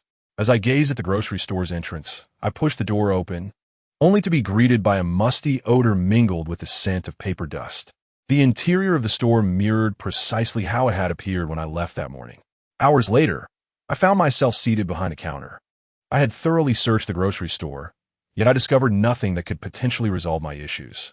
After pondering for a moment, I decided to visit a large antique market in Chanda City.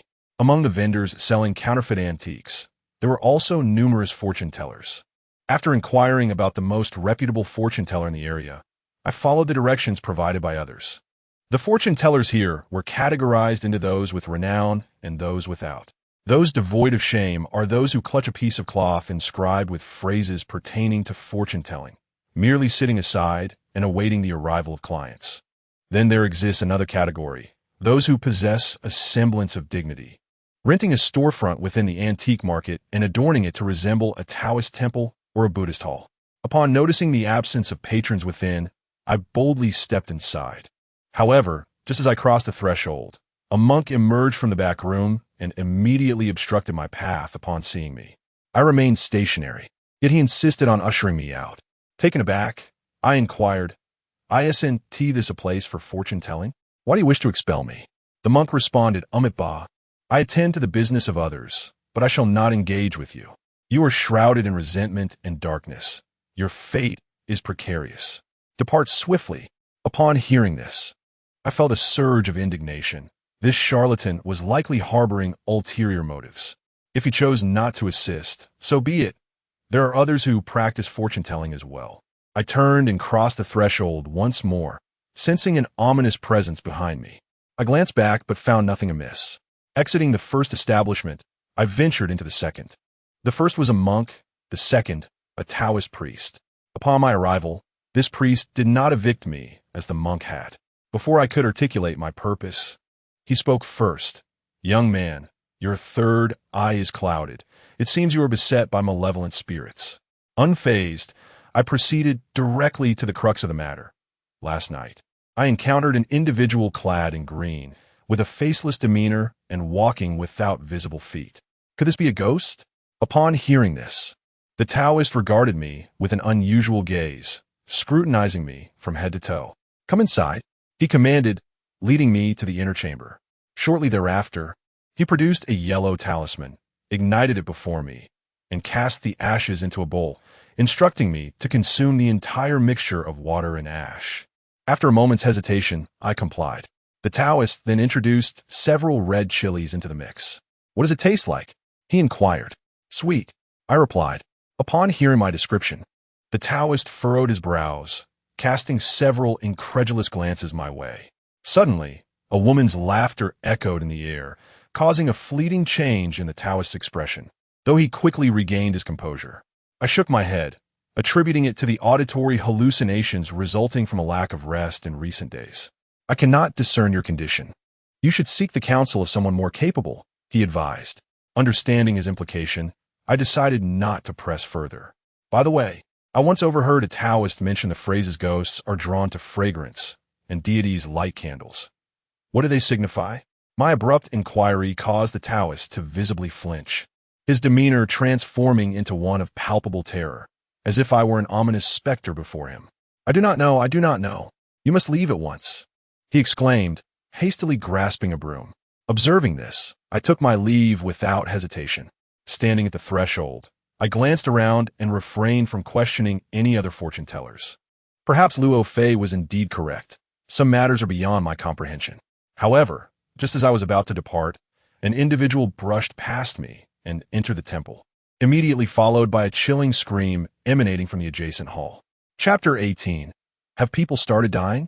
Upon hearing this, before I could reach the temple, a piercing scream erupted from the Taoist priest's side. Someone had died. A man who had just brushed past me rushed out, and upon seeing me, he recoiled in terror as if he had encountered a ghost. With a horrified cry, he dashed in another direction, only to be struck violently by a speeding car. "Someone has died. There are ghosts. Someone has died. Ha ha!" From the temple emerged a blood-soaked figure. A crowd quickly gathered at the entrance, witnessing the seemingly frenzied individual wielding a demon-slaying staff. Just as everyone was about to inquire about the situation, a gasp of horror escaped the crowd. The man, clutching the staff with both hands, relentlessly struck his own head. Even as blood streamed down, he continued his assault. At this sight, no one dared to approach. The thought of calling the police slipped their minds. With a sickening crack, the sound of a skull shattering echoed, followed by a gruesome eruption of blood and brain matter. The self-harming individual collapsed, clearly beyond saving. Soon after, the first person to regain their composure hastily dialed for help. And such a tragic incident quickly roused the attention of the police. I was uncertain about how many lives had been lost, but the gravity of the situation was undeniable. Seizing the moment before the authorities arrived, I decided to leave. Alone in my dormitory, I lay on my bed, reflecting on the events of the morning, and before I knew it, I drifted off to sleep. Around 4 o'clock in the afternoon, I was abruptly awakened by a ringing phone. It was a call from the police station. Now, Yang Feng has requested me to visit the police station. After I finished my morning routine, I prepared to leave. However, just as I stepped out of the dormitory, the wind chime hanging by Zhao Bo's bedside suddenly chimed. When I paused and turned back to look, the wind chime remained still. I fiddled with it, yet it produced no sound. Perhaps it was a figment of my imagination, I mused. Upon arriving at the police station, I found Yang Feng already waiting for me, but this time he was alone.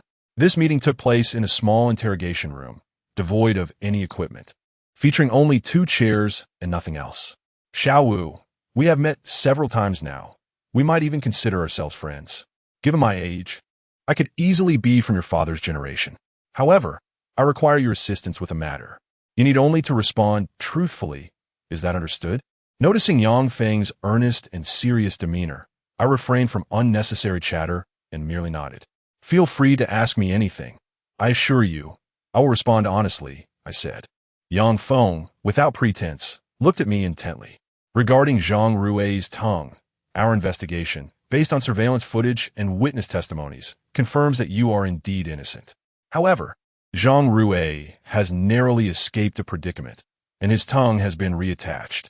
Yet, There is one matter I must ascertain. How did the blood on that shirt of yours come to be? I truly had no knowledge of Zhang Rui's situation, but I was familiar with the blood-stained shirt, as I had witnessed the incident.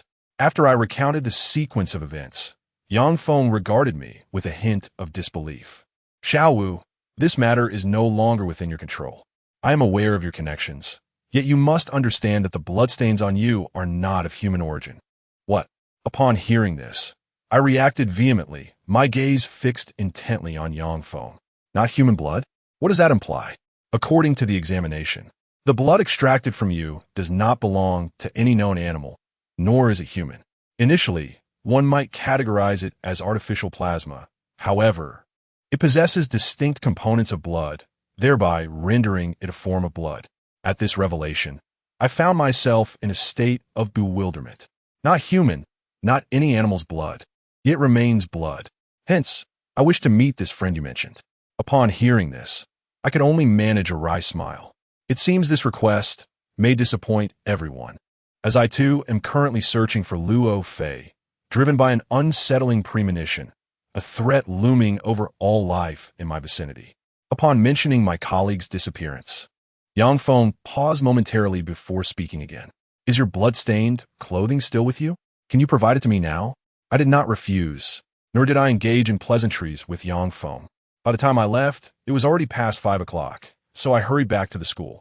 To my surprise, the bloody garment was missing. I called Zhao Bo and Wang Ming, but they all claimed to have not seen it. We always ensure to close the door when we leave. Now the bloody shirt has vanished. It is unlikely that a thief would steal such a garment. If that were the case, it would be a matter far more grotesque than mere peculiarity. This is the boys' dormitory. Surely no one would be inclined to pilfer my bloody shirt. After concluding my call with Lu Qingyun, I secured the door and ventured outside.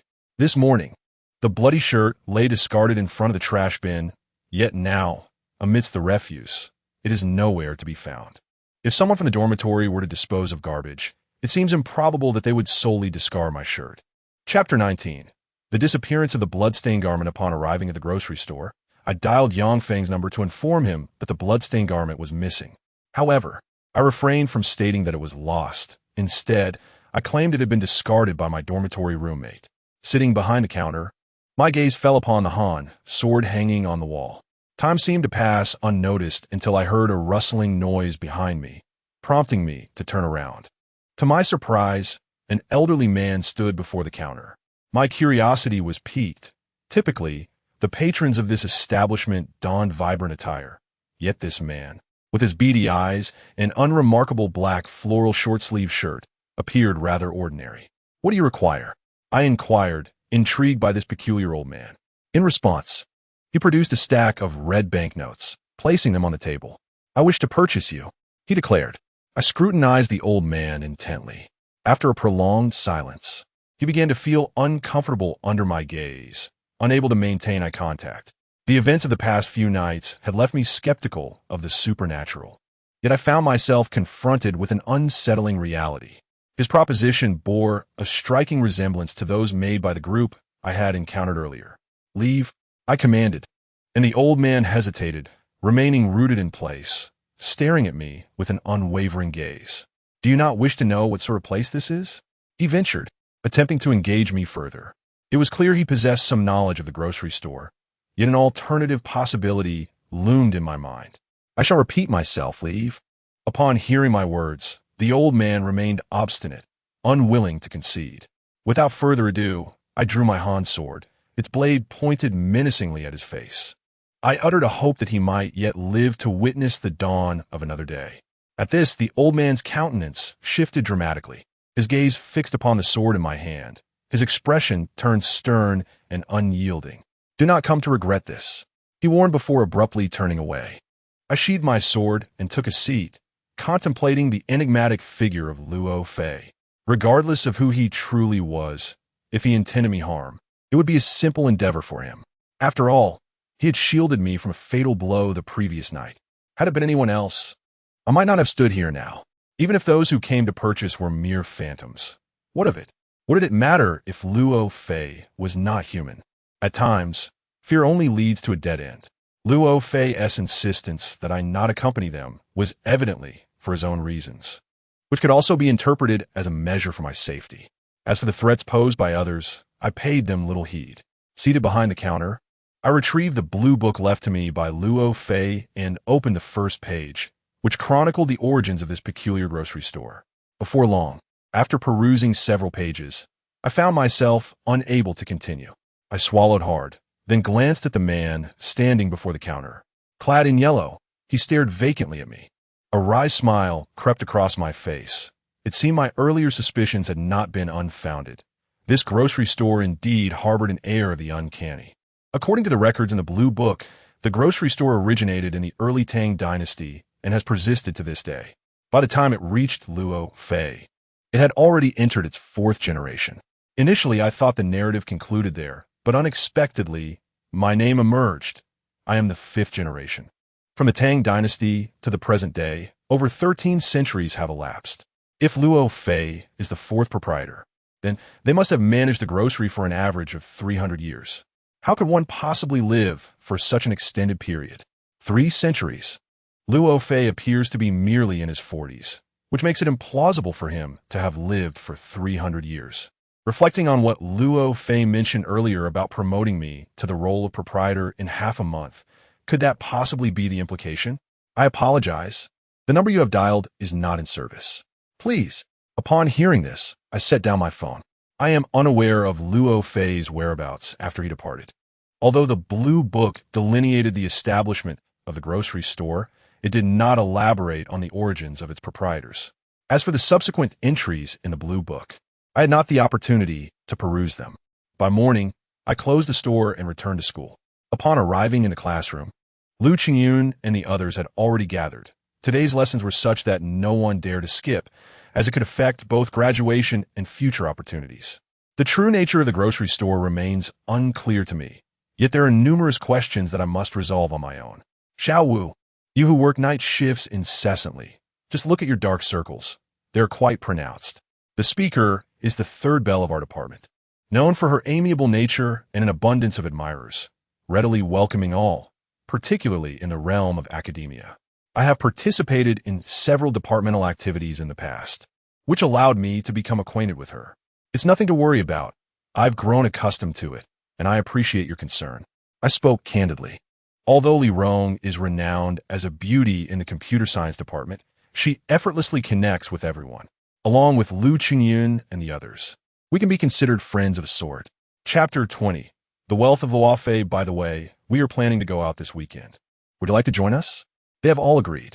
As I watched Li Rong pointing at Lu Qingyun and the others, I simply shook my head in refusal. Xiao Wu, you spend your days like this. Are you not afraid of becoming bored? Upon hearing Wang Ming's remark, I let out a wry smile. Perhaps it is best. I have been exceedingly weary lately, so I shall spend this weekend resting in my dormitory. You all can take plenty of photographs and share them with me later. Before Li Rong could utter a word, our instructor entered the room. After enduring for more than an hour, I felt a pang of sorrow as I glanced at the fee payment form in my hand, a grim reminder that I would have to reach out to my family for financial assistance. The total fee exceeded 5,000 yuan, yet the meager savings from my part-time job amounted to just over 2,000. Consequently, I would need to ask my family for an additional 3,000. I tucked the form away, and since I had no classes in the afternoon, I continued my search for part-time work online. Around 2 in the afternoon, as I began to feel drowsy while staring at the computer screen, a phone call jolted me awake. Upon seeing it was Luo Fei calling, I immediately perked up. Come to the grocery store at once. Hearing this, I hurried to the shop with the utmost speed, only to find Luo Fei looking somewhat pale, a consequence of the injury he had sustained 2 days prior. It was evident from his complexion that he had not received proper treatment. Before I could speak, Luo Fei addressed me first. I must embark on a journey for a month or 2. You are aware of the rules here, so please ensure you do not commit any foolish mistakes. However, for the sake of your well-being, should the evening prove too arduous for you, do not hesitate to rest your head upon the counter. Yet, you must remain vigilant in this place. It will be prudent for you to peruse the blueprint I have provided with utmost urgency. I am aware that queries linger in your mind, but there are certain truths that are not meant for you to grasp. The more you know, the less beneficial it becomes for you. Having said this, Luofe took possession of my broken blade. This fragment I shall carry with me, while that Han sword belongs to you. By the way, you have now assumed the mantle of a shopkeeper, and as such, you should comprehend the implications of this role. Thus you understand. After speaking, Luofe handed me a bank card. I glanced at it, about to speak, but he preemptively continued. Knowing your financial constraints, this is for you. With that, Luofe departed. And throughout the entire exchange, I remained silent. I examined the bank card in my hand, noting 6 digits inscribed on the back, presumably the password. Since I was already here, I had no intention of leaving. I ordered takeout and settled in behind the counter to study the blueprint. The subsequent pages contained a plethora of information, such as discerning a person's misfortunes and sensing the presence of malevolent entities in one's vicinity, along with methods of banishing such impurities if encountered. The further I delved into the material, the more absurd it became. Upon concluding the entire volume, I was met with Luofei's name inscribed at the end, leaving me utterly speechless. After perusing all the content, I glanced at the time and realized it was already midnight. Since Luo Fei mentioned that there was no need to be profitable here, I simply rested my head on the counter and succumbed to slumber, having felt utterly fatigued over the past few days. In a state of hazy consciousness, I was uncertain whether I was dreaming or not. The entire grocery store was bustling with people.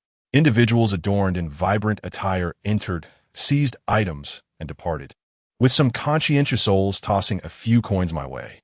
Witnessing this, I recalled my situation, yet despite my efforts, it felt as though I were ensnared by an invisible weight, unable to rise. I struggled for over half an hour, yielding no results. I could assure myself that my mind was fully awake. After a bout of strenuous endeavor, I suddenly remembered the remedies Luo Fei had written about. Thus, I concentrated all my strength into my hands. With my middle finger resting upon my index finger, I began to bend the latter repeatedly.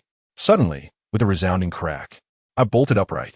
I shook my hand, realizing that if I continued, my fingers would surely break. At this moment, I was uncertain whether to credit Luo Fei's method for its efficacy or simply acknowledge that it was time for me to awaken. However, as I shook my hand, a woman clad in green emerged from behind the shelves, her eyes wide with terror as she regarded me. Noting her fearful gaze, I pointed towards the entrance, gesturing for her to leave promptly. In that instant, the woman abandoned her belongings and hurried away. Observing the incense sticks discarded upon the ground, I approached to retrieve them, only to sense an unsettling presence behind me. Upon turning to glance over my shoulder, I caught sight of the dimly lit street through the doorway. The inky shadows of the alley loomed, and the flickering streetlights cast an eerie glow, instilling within me the disquieting feeling that I was being watched. After placing the incense on the shelf, I settled into my perch behind the counter and glanced at my watch. It was already 5:30. Outside, the world had begun to awaken, and in half an hour, dawn would break, signaling the end of my shift. However, just as I prepared to indulge in a moment of drowsiness, a woman clad in white entered the establishment. The instant I beheld her, recognition washed over me. Noticing my gaze upon her, the woman offered a subtle smile. It is worth noting that since I began my tenure here, the patrons I encountered were predominantly expressionless, their eyes vacant, yet she stood as a notable exception. The last time I had encountered her was during a confrontation with my adversary. Shortly after she had entered to make a purchase, culminating in a series of events that had concluded swiftly thereafter. Could it be that she had never before encountered a woman of such striking beauty? Intrigued, I found myself uttering a question. "Who are you?" The last time I had intended to confront her, my companion, Luo Fei, had intervened, allowing her to depart with her belongings. Now, her motives remained cloaked in ambiguity, friend or foe, I could not ascertain. With Luo Fei gone, I was left to navigate this precarious situation alone, and thus, I resolved to proceed with utmost caution. Did Luo Fei not inform you? I am here to oversee your progress. From this day forth, every evening, in addition to managing the store, you are tasked with practicing martial arts. As you witnessed that night, you are oblivious to how feeble you have become. It seems you are about to finish your shift. I intend to make some changes here, so you may leave. We shall commence this evening. Upon hearing this, disbelief washed over me. Luo Fei had summoned her, but what about last time? Why are you just standing there? Hurry and leave. With that, I slung my bag over my shoulder and departed. Both of them share a common trait, a volatile temperament. To evade any potential conflict, I hastened my exit. Instead of heading directly to school, I made a detour to the bank. I was unaware of the balance on the card Luo Fei had given me, but I required 5,000 yuan to settle my tuition fees. When I beheld the amount displayed on the screen, I was momentarily taken aback. It was precisely 100,000 yuan. I withdrew 5,000 and promptly returned to the school. Given the urgency of the payment, I arrived at my mentor's office to find several students already present. As I stood at the doorway, I noticed Yang Hui emerging from within. Chapter 21. The aftermath of death. As Yang Hui observed me standing at the door, she intended to express something, but her words faltered upon the sight of Cheng Rong approaching. Instantly, I sensed an unsettling atmosphere. Although Cheng Rong and Yang Hui shared a cordial acquaintance, there was an underlying tension. Cheng Rong's demeanor was akin to that of someone who had been wronged. Her complexion was pallid, possibly due to excessive makeup, rendering her visage ghostly. Yang Hui approached Cheng Rong, but regardless of what she uttered, Cheng Rong maintained an expression devoid of emotion. While I stood in a daze, Cheng Rong abruptly halted before me and began to disrobe. I was not taken aback by her act, but the sight of the garment she wore beneath left me utterly stunned. Cheng Rong, what has happened to you? Please, tell me about your attire. Yang Hui's words were left unspoken as Cheng Rong flung open the window of the stairwell and leapt out. The sound of her impact reverberated with a dull thud, prompting a few daring souls to glance over. It was unnecessary to witness. We were on the 10th floor. Survival was improbable, if not impossible. What bewildered me most was the realization that my blood-stained garment adorned her form. Cheng Rong's earlier gaze towards me had been rife with disdain. Now my mind felt vacant, and as I heard commotion outside, our mentor emerged from the office, followed closely by the sound of sirens. Before long, Yang Feng arrived with others, and upon seeing Cheng Rong mangled and bloodied, I found myself at a loss for words, grappling with the incomprehensibility of my bloodied attire being found on her. What on earth had transpired? Upon hearing Yang Hui's inquiry, I found myself at a loss for words. Throughout this ordeal, I had uttered not a single word nor lifted a finger. Even the presence of my blood-stained clothing on Cheng Rong was a perplexity to me. Now, faced with Yang Hui's question, I remained uncertain of how to respond. I had previously shared the matter of the bloody garment with you, yet the reason it was found on Cheng Rong eludes me. I am unequivocally innocent in this affair. Although Cheng Rong donned my bloodied attire, I had not laid a hand on her, and given the surveillance cameras in the corridor, there exists no direct evidence implicating me as the perpetrator. Later that afternoon, while I was dining, Yang Feng called to inquire whether I had visited the hospital. His question left me momentarily speechless. I had spent the entire afternoon in my dormitory, never venturing out, and my 3 roommates were present as well. I did not leave until 5 o'clock. Under my pressing inquiry, Yang Feng revealed that the bloodied garment Cheng Rong wore when she jumped had vanished. Stunned by this revelation, I hung up the phone, my appetite for food completely dissipated. I drove directly to the grocery store, and to my surprise, Liu, who had visited me that morning, was still there. Moreover, the shelves within the store were bare, and items such as incense and candles had been moved to a display rack on the wall. The center of the grocery store had been entirely cleared, replaced with numerous dumbbells and a treadmill. Observing this scene left me utterly speechless. Was this an endeavor to establish a gym? However, my heart is hardly in this matter at present. Liu, noticing my distraction, inquired about my thoughts. I recounted the tale of the blood-stained garment and spoke of Cheng Rong's situation. As of now, that very garment has vanished once more. If this is the case, then the gravity of the situation is no longer a jest. Liu muttered to herself, then pondered briefly before addressing me. The garment belongs to you, while the blood is that of Luo Fei. Your fates are intertwined, yet one has stolen the other's blood-stained attire and sent another to their demise. What is the meaning of this? Upon hearing Liu's words, I found myself at a loss for words. Had this been in the past, I would have scoffed at the notion of spirits. Yet now, I have begun to entertain such beliefs. The inexplicable disappearance of the blood-stained garment. The oppressive presence I felt last night, and Chung Rong's tragic leap today, alongside every incident occurring within the academy, all seemed to bear a connection to me. Could it be the work of a ghost? Upon voicing this thought, Bai Liuli looked at me with confusion before bursting into laughter. Do not concern yourself with whether it is a ghost or not. They do not dare to harm you at present. So simply live your life in peace. Should you ever see someone clad in the blood-stained garment before you, make sure to seize them. Luo Fei mentioned he would impart to you the art of dispelling evil. Just direct it towards the individual. Once you obtain the garment, incinerate it, and all will be well. As for Chung Rong, he likely was not a virtuous person. His death is of little consequence. Upon hearing Bai Liuli's nonchalant remark, if they die, they die, I couldn't help but reflect on the gravity of the situation. This was a human life we were discussing, a person barely in their 20s, raised with great hardship by their parents. As if sensing my thoughts, Bai Liuli produced a bottle containing a brown substance and placed it on the counter. I chose to disregard other matters, but since Luo Fei entrusted you to me, I cannot allow you to be idle. You must forego sleep tonight. The regimen is 3 days of training followed by 1 day of rest. With a gesture, Bai Liuli pointed to the dumbbells and treadmill nearby. With a sharp pain, I adjusted the speed to 14 once more. Anyone who has used a treadmill knows the intensity of such a pace.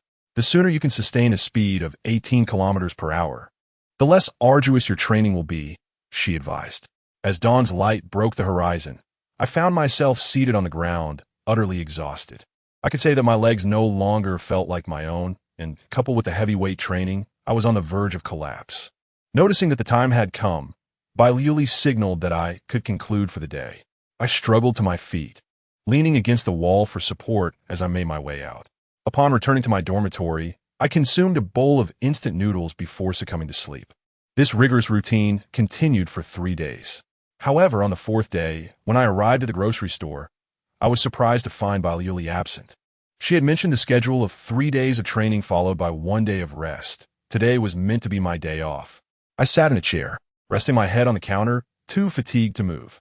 Around midnight, Bai Liuli entered the room. Upon her arrival, I immediately straightened my posture, having spent the past 3 days discerning her temperament. However, she showed no inclination to reprimand me, instead producing a bottle of brown liquid.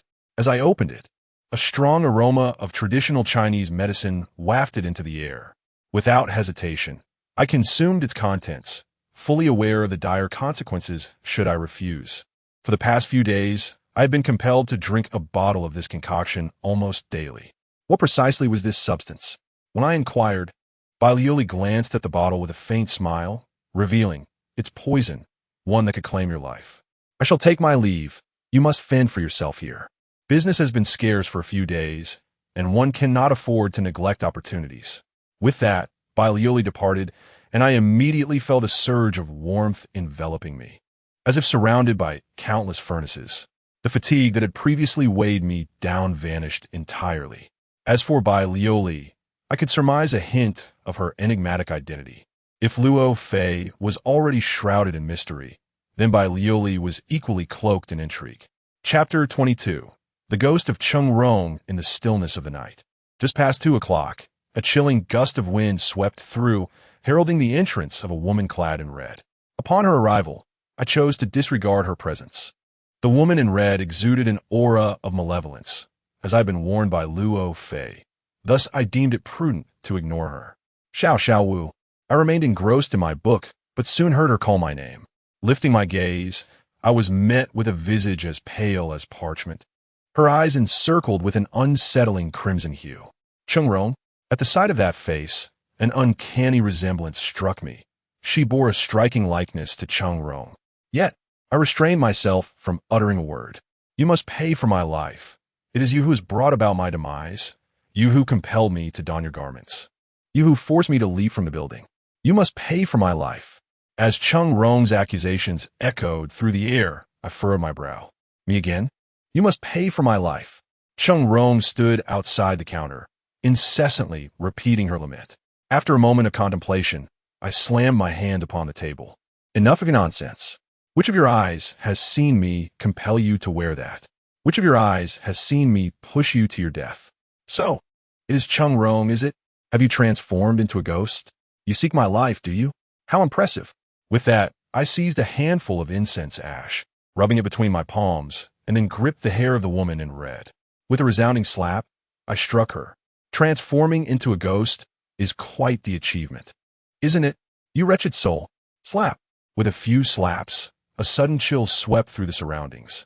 Chung Rong's originally pale face had turned an even more terrifying shade of white, and he emitted nauseating sounds from his mouth. Upon witnessing this, I could no longer endure. Now that I understood what he was, even if I were afraid, he would not spare me. I drew my Han sword, and, gazing at Chung Rong's menacing visage, I struck directly. However, he swiftly evaded my attack and fled. Observing Chung Rong's retreat, I made no attempt to pursue him. At this hour of the night, there was no place safer than here. After Chung Rong's departure, several others arrived to make purchases. By 6 in the morning, I packed my belongings and departed. Upon returning to school, my days were filled with attending classes, eating, and sleeping, while my evenings were spent in the convenience store. This routine of 3 days of training followed by 1 day of rest was indeed wearing me thin. Yet, after more than half a month, I gradually grew accustomed to it. Xiaowu, where are you? Hurry back to school. Something has happened. At midnight, I stared at the call from Lu Qingyun in disbelief. What could possibly be amiss? Li Rong is in trouble. She's muttering about ghosts and pleading not to let you kill her. Just a moment ago, everything was fine. She suddenly changed after we left the bar. I will send you the address. She's in a desperate state, and the three of us are barely able to hold her back. Upon hearing this, I set my phone down and looked at Bailiuli. Go ahead. I will keep watch here, Bailiuli said. To prevent any unforeseen events, you should take this sword with you. There is a saying I must convey to you. This sword is exceptionally sharp, capable of delivering a swift demise to both man and spirit alike.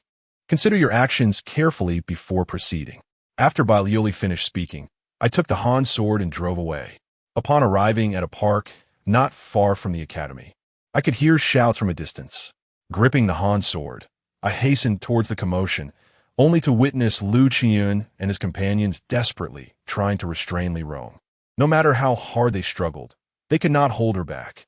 Suddenly, with a splash, Li Rong leapt into the artificial lake, leaving Lu Qingyun and the others a loss for what to do. Yet in the next moment, another figure dove in after her. Was that not Xiaowu? That cannot be. His speed is simply unfathomable. Enough with the idle chatter. We must call the authorities. As the three of them took out their phones to report the incident, I surged from beneath the water and hoisted Li Rong up. Several minutes later, Li Rong lay on the ground, barely clinging to life. I observed the dark claw marks adorning her wrists and ankles.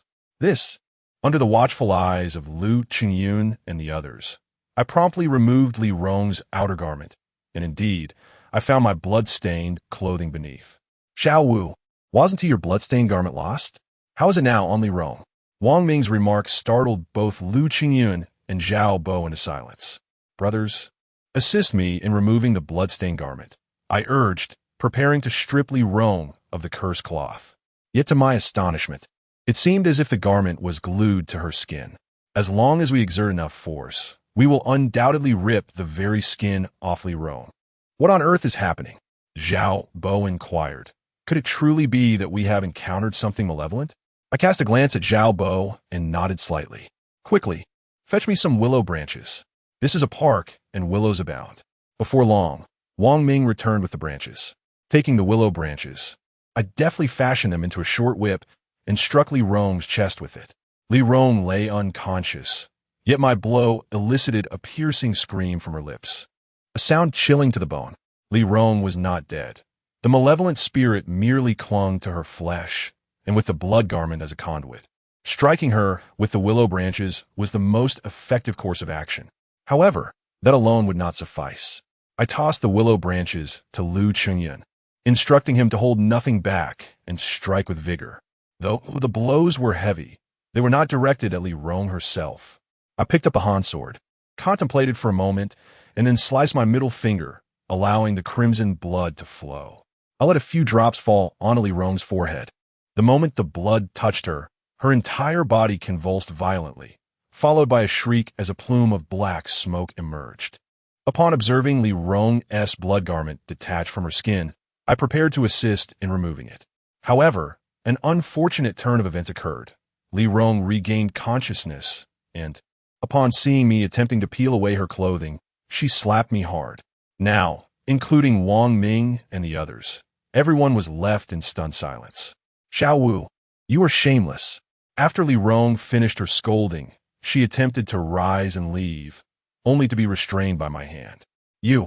Li Rong's words were cut short as I covered her mouth. How did you come to wear this blood-stained garment?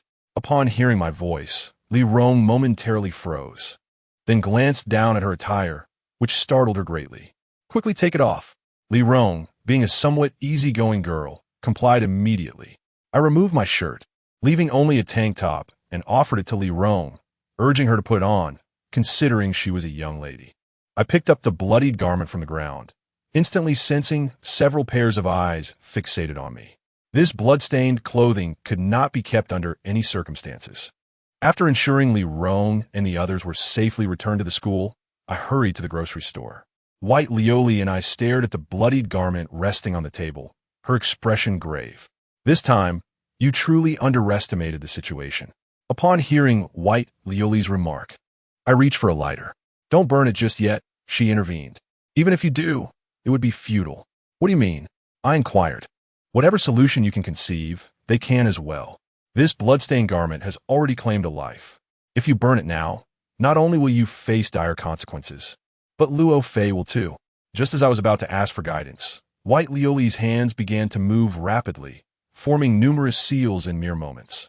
Finally, she produced a candle and sealed the bloodied garment with it. Chapter 23.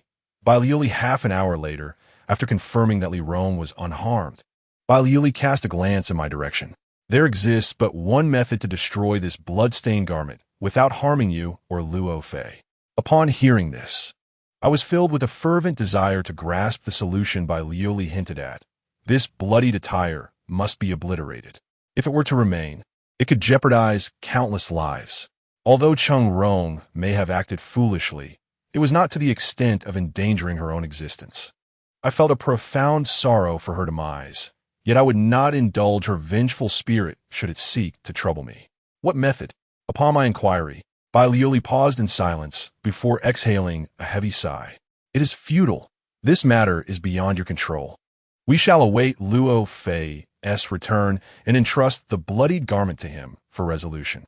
By the way, our agreement will expire in a week. The remaining time is yours to prepare, for you know the implications of my words. With that, Bai Lioli departed. After more than half a month of rigorous training, I truly felt the enhancement of my physical capabilities. I can now sprint at a speed of 16. While I could barely push myself to 18, it still fell short of my aspirations. The remaining days were to be filled with Bai Lioli's grueling training regimen. A week swiftly passed, a fleeting moment in time. On the first night after Bai Lioli's departure, I gazed at the equipment that remained, motivating myself to persist. By 2 a.m, fatigue overwhelmed me, and I found myself seated upon the ground, unable to rise. In the midst of obscurity, I discerned a commotion emanating from the street outside my door. Those who reside in rural areas might have witnessed the eerie phenomenon where, upon death, the deceased are commemorated with operatic performances at night, accompanied by haunting sounds that, when heard from a distance, evoke genuine terror. The noises I now perceived were precisely of that nature, emanating from the vicinity of the vacant street in front of the general store, where the wind swept through relentlessly. It felt as though those haunting sounds lingered at the alleyway adjacent to the store. Suddenly, an involuntary chill coursed through me, prompting an instinctive response to rise to my feet. As I grasped the Han sword firmly and faced the entrance once more, a shocking sight met my eyes. Illuminated by the street lamp outside the alley, I beheld 2 paper figures standing in the passage, roughly the height of a small child, their crimson faces adorned with unsettling smiles. A disembodied, ethereal laughter echoed as I stood at the threshold, my grip on the Han sword unwavering. Despite my limited physical conditioning over this period, my courage had grown exponentially. If fate decreed my demise, I resolved to take a couple of others down with me. Every hair on my body stood on end, and goosebumps covered my skin. Xiao Wu, come with me. You shall perish here. A child's voice resonated, and as I attempted to trace its origin, I found myself utterly disoriented, unable to discern from whence it came. Indeed, come with me. The sound of a sinister chuckle echoed around me as I stood frozen in place, promptly closing my eyes, which ushered in an immediate silence. At that moment, an overwhelming sense of peril enveloped me, and I felt the hairs on my body stand on end. Drawing my hand sword before me, I opened my eyes only to be greeted by a room filled with paper figures, with even the alleyway occupied by them, and a sedan chair stationed at the entrance. Upon witnessing this, I kicked a paper figure away with force and began to hurl the others from the store one by one. Xiao Wu, your time has come. Stop struggling and come with us.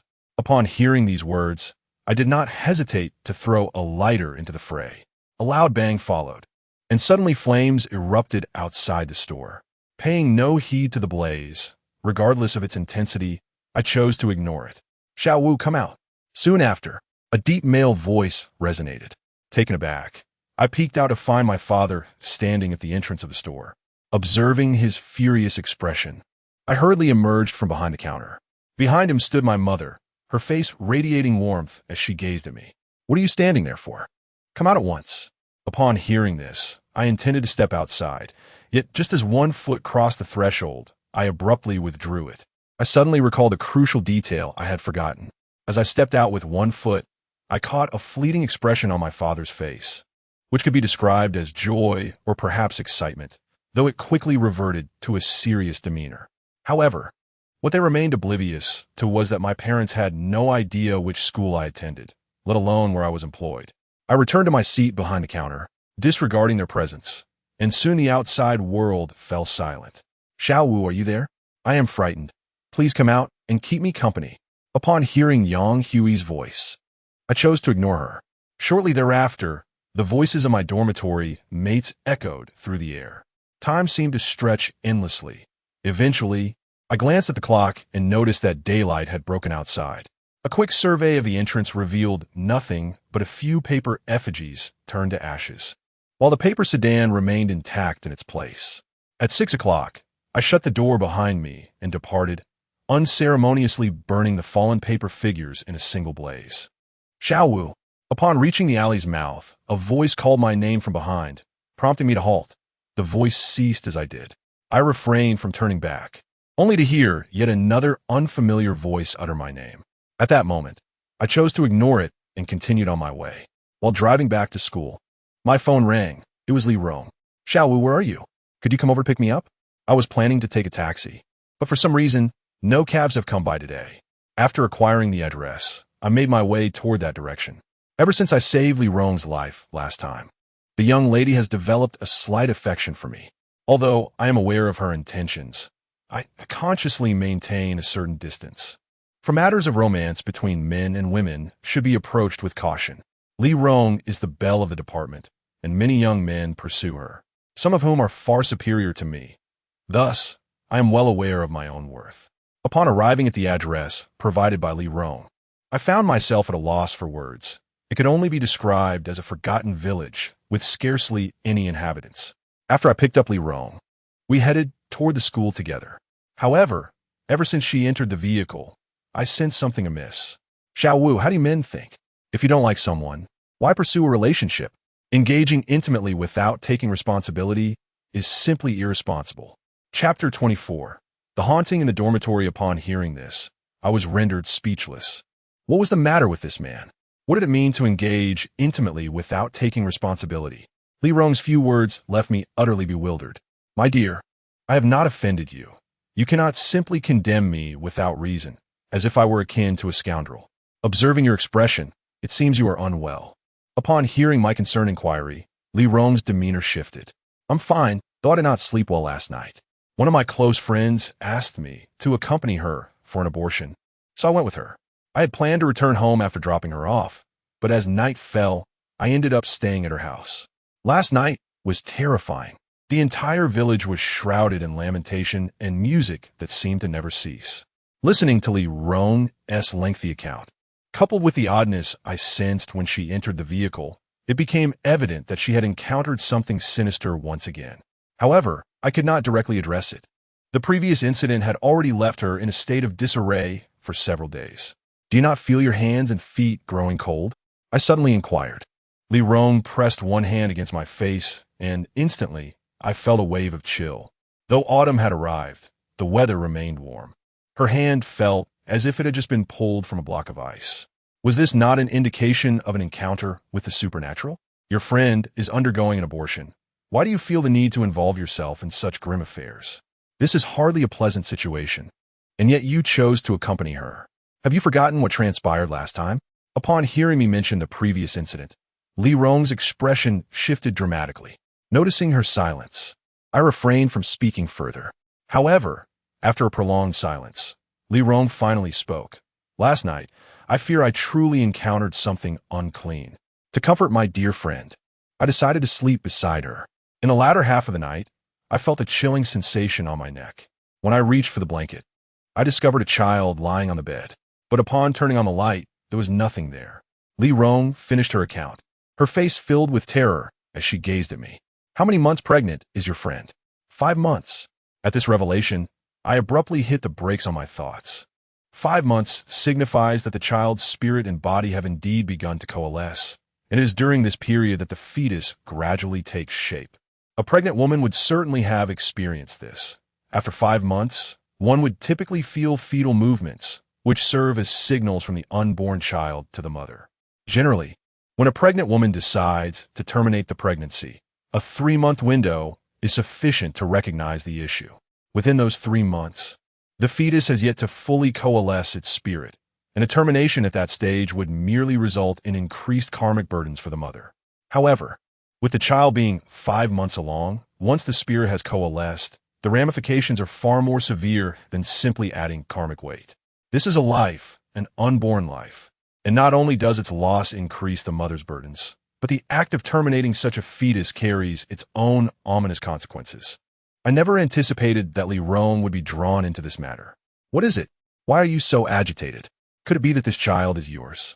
Upon hearing Li Rong's words, I found myself at a loss for words, offering only a bitter smile. It seems prudent to return to school at once, leaving the remaining matters for another time. The circumstances within the grocery store are peculiar. Within its confines, I can perceive the unsightly entities, yet once I step outside, all becomes obscured. To behold these unseemly figures, one must employ certain esoteric methods. In the novels I once read, it was said that those possessing the yin-yang I could glimpse spirits, though such individuals are exceedingly rare, merely 1 in 100,000. To perceive the unclean without a medium is an impossibility.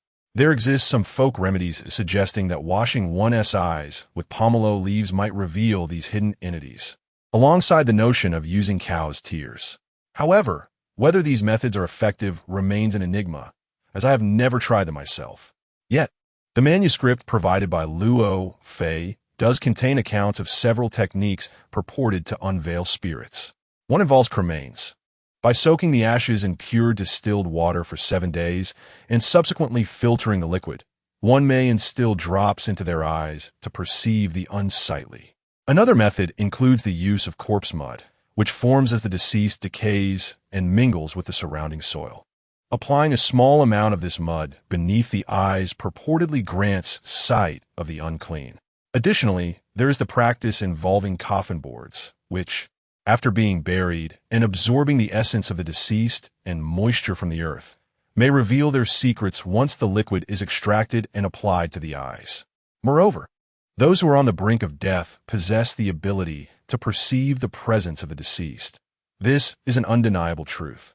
In the final moments of one's life, it is often said that individuals encounter their departed loved ones. Many have heard tales of elderly family members, in their last breaths, proclaiming that someone has come to escort them away. Upon returning to school, as the vehicle came to a halt, I alighted alongside Li Rong, driven by a sense of dread for her safety. "Wait a moment," I said, grasping her hand. Observing this, Li Rong offered no resistance. Being in the vicinity of the female dormitory, several onlookers bore witness to our interaction. "Li Rong, you should refrain from visiting that friend of yours for the time being. When you got into the car earlier, I sensed an ominous presence trailing behind you. That night, it was Lu Qingyun who called me. and I urge you to avoid venturing out after dark while at school. Before I could finish my warning, Li Rong patted my shoulder. Xiao Wu, do you truly believe in such superstitions? You are never one to subscribe to these notions, she remarked. Rest assured, I'm well aware of what you've said. Just be cautious during your night shifts. Before I could respond, Li Rong unexpectedly planted a kiss on my cheek, prompting a flurry of reactions from the surrounding girls, two of whom rushed towards us. We must leave quickly. My friends are arriving. I hurriedly climbed back into the car, started the engine, and pressed the accelerator, departing from that tumultuous place. As the days passed, a wave of gossip circulated within the academy, an impoverished youth enamored with a wealthy beauty. It was no mystery that the subject was I, with Li Rong embodying the affluent maiden, while I represented the destitute suitor. Naturally, my dormitory mates would not let me off that easily, relentlessly interrogating me about how I had captured the goddess's heart. To be honest, I too was perplexed as to why Li Rong would be interested in me. My intention in seeking a partner was to find someone of equal social standing, with marriage in mind. Upon meeting Yang Hui and learning of her family background, I began to pursue her, only to be taken aback when she chose to be with Zhang Rui instead. However, everyone has their own aspirations. I could not provide her with a material future, nor would I hold her back. Thus, I maintained a respectful distance in my pursuit of Li Rong. 3 nights later, while I was working at the grocery store, I received a phone call from Li Rong. I could hear the tremors of fear in the voices of several girls on the line. Xiao Wu, where are you? There's a ghost in the dormitory. Upon hearing this, I glanced at the clock. It was already midnight. If Bai Liuli were still around, everything would have been manageable. But now both Bai Liuli and Luo Fei were absent. I advised Li Rong and the others to seek assistance from the dormitory supervisor while I devised a plan to get out. Chapter 25. Your best friend has passed away. After ending the call, I glanced at my phone and decided to attempt reaching out to Luo Fei. I dialed his number, and although the call connected, no one answered. After several attempts with no response, I found myself growing increasingly anxious. Just as I was preparing to return a call to Li Rong, my phone rang. Luo Fei was calling. What is it? I recounted the situation, but there was a moment of silence on his end that stirred my concern. After a while, Luo Fei finally spoke. If someone comes to the grocery store, engage in business with him. Have him assist you in dealing with this matter, but in return, you must help him complete a task. If you believe you can fulfill this obligation, then proceed with the transaction. If not, it would be wise to abstain. We are both in a precarious situation. During the day, you may move about freely, but once night falls, you must not step outside the grocery store. He continued, there is a transaction record in the drawer of the counter. If possible, both parties should sign and imprint their fingerprints, after which you may dispose of the record by burning it. However, I must caution you, if you fail to complete the transaction you engage in, the consequences will be severe. With that, Luo Fei abruptly ended the call. I looked at the drawer beneath the counter and opened it to find documents printed on coarse brown A4 paper. I pulled one out and also retrieved the ink and writing materials from the drawer. This transaction record was a template recorded by Luo Fei. The brown paper is rather exceptional. Ordinary pens cannot inscribe anything upon it. Only specific inks can yield results. The characters inscribed are all in the style of calligraphy. Yet this does not daunt me. I glanced at the clock. Half an hour had elapsed since Li Rong concluded our phone call. Just as my anxiety reached its peak, a gust of chilling wind heralded the entrance of a man clad in yellow. After collecting his items, he approached the counter to make a payment, at which point I called out to him directly. I have a business proposition for you. Assist me in rescuing someone, and in return, I shall fulfill one of your requests. Upon hearing my voice, the man in yellow cast a skeptical glance in my direction. Faced with his incredulous expression, I reiterated my proposal. Nevertheless, after hearing me out, he merely shook his head in refusal and departed. Witnessing this, I nearly succumbed to the urge to hurl something in frustration. Time passed, and I dialed Li Rong once more. Relief washed over me as he assured me that all was well. However, just as I was about to end the call, the sound of a baby's laughter echoed through the receiver. Where are you now? I inquired. My roommates and I are in the dormitory supervisor's office. The supervisor just went up to address a prank that has been unfolding for over half an hour, and we are too frightened to leave. After Li Rong spoke, I hung up, realizing that the spirit of the infant truly seemed to be haunting him. I am certain I did not mishear earlier, regrettably. Lioli had departed without leaving any contact information. In the early hours of the morning, no one arrived. As soon as the clock struck 6, I promptly locked the door and drove back to the campus. Upon reaching the dormitory building of Allure, I discovered that a considerable number of students had already gathered here. Furthermore, the dormitory had been cordoned off, with 2 police officers stationed at the entrance, preventing anyone from entering or exiting. Sensing an ominous premonition, I hurriedly called Allure. When she answered, her voice was filled with tears. The shocking news of the dorm supervisor's demise left me stunned.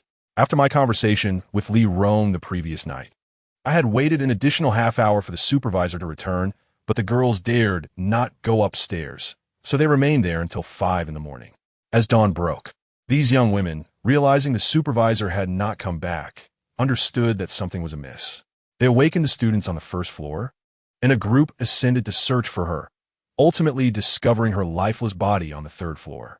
Tragically, her eyes were wide open, as if she had witnessed something terrifying. However, this account was conveyed to me later by Allure. Upon receiving this distressing news, my immediate instinct was to connect it to the little spirit Allure had brought back. A mere 15 minutes later, the supervisor was carried out covered by a white sheet. After half an hour, all the police had arrived. When Allure emerged, before I could offer her any words of comfort, she threw her arms around me and began to weep uncontrollably. The situation had escalated beyond simplicity. I took Allure by the hand and led her directly to the car. "Where are we going now?" I asked. "To my best friend's house," she replied. After Allure finished speaking, I did not hesitate to voice my thoughts. This incident was instigated by Allure's best friend. However, it has now escalated to a homicide, and I cannot remain indifferent. An hour later, I parked the car and instructed Allure to lead me to her friend's home. Yet, before we could even enter the village, the sounds of firecrackers and mournful music filled the air. Sensing an ominous turn of events, I glanced at Allure and urged her to proceed deeper into the village with me.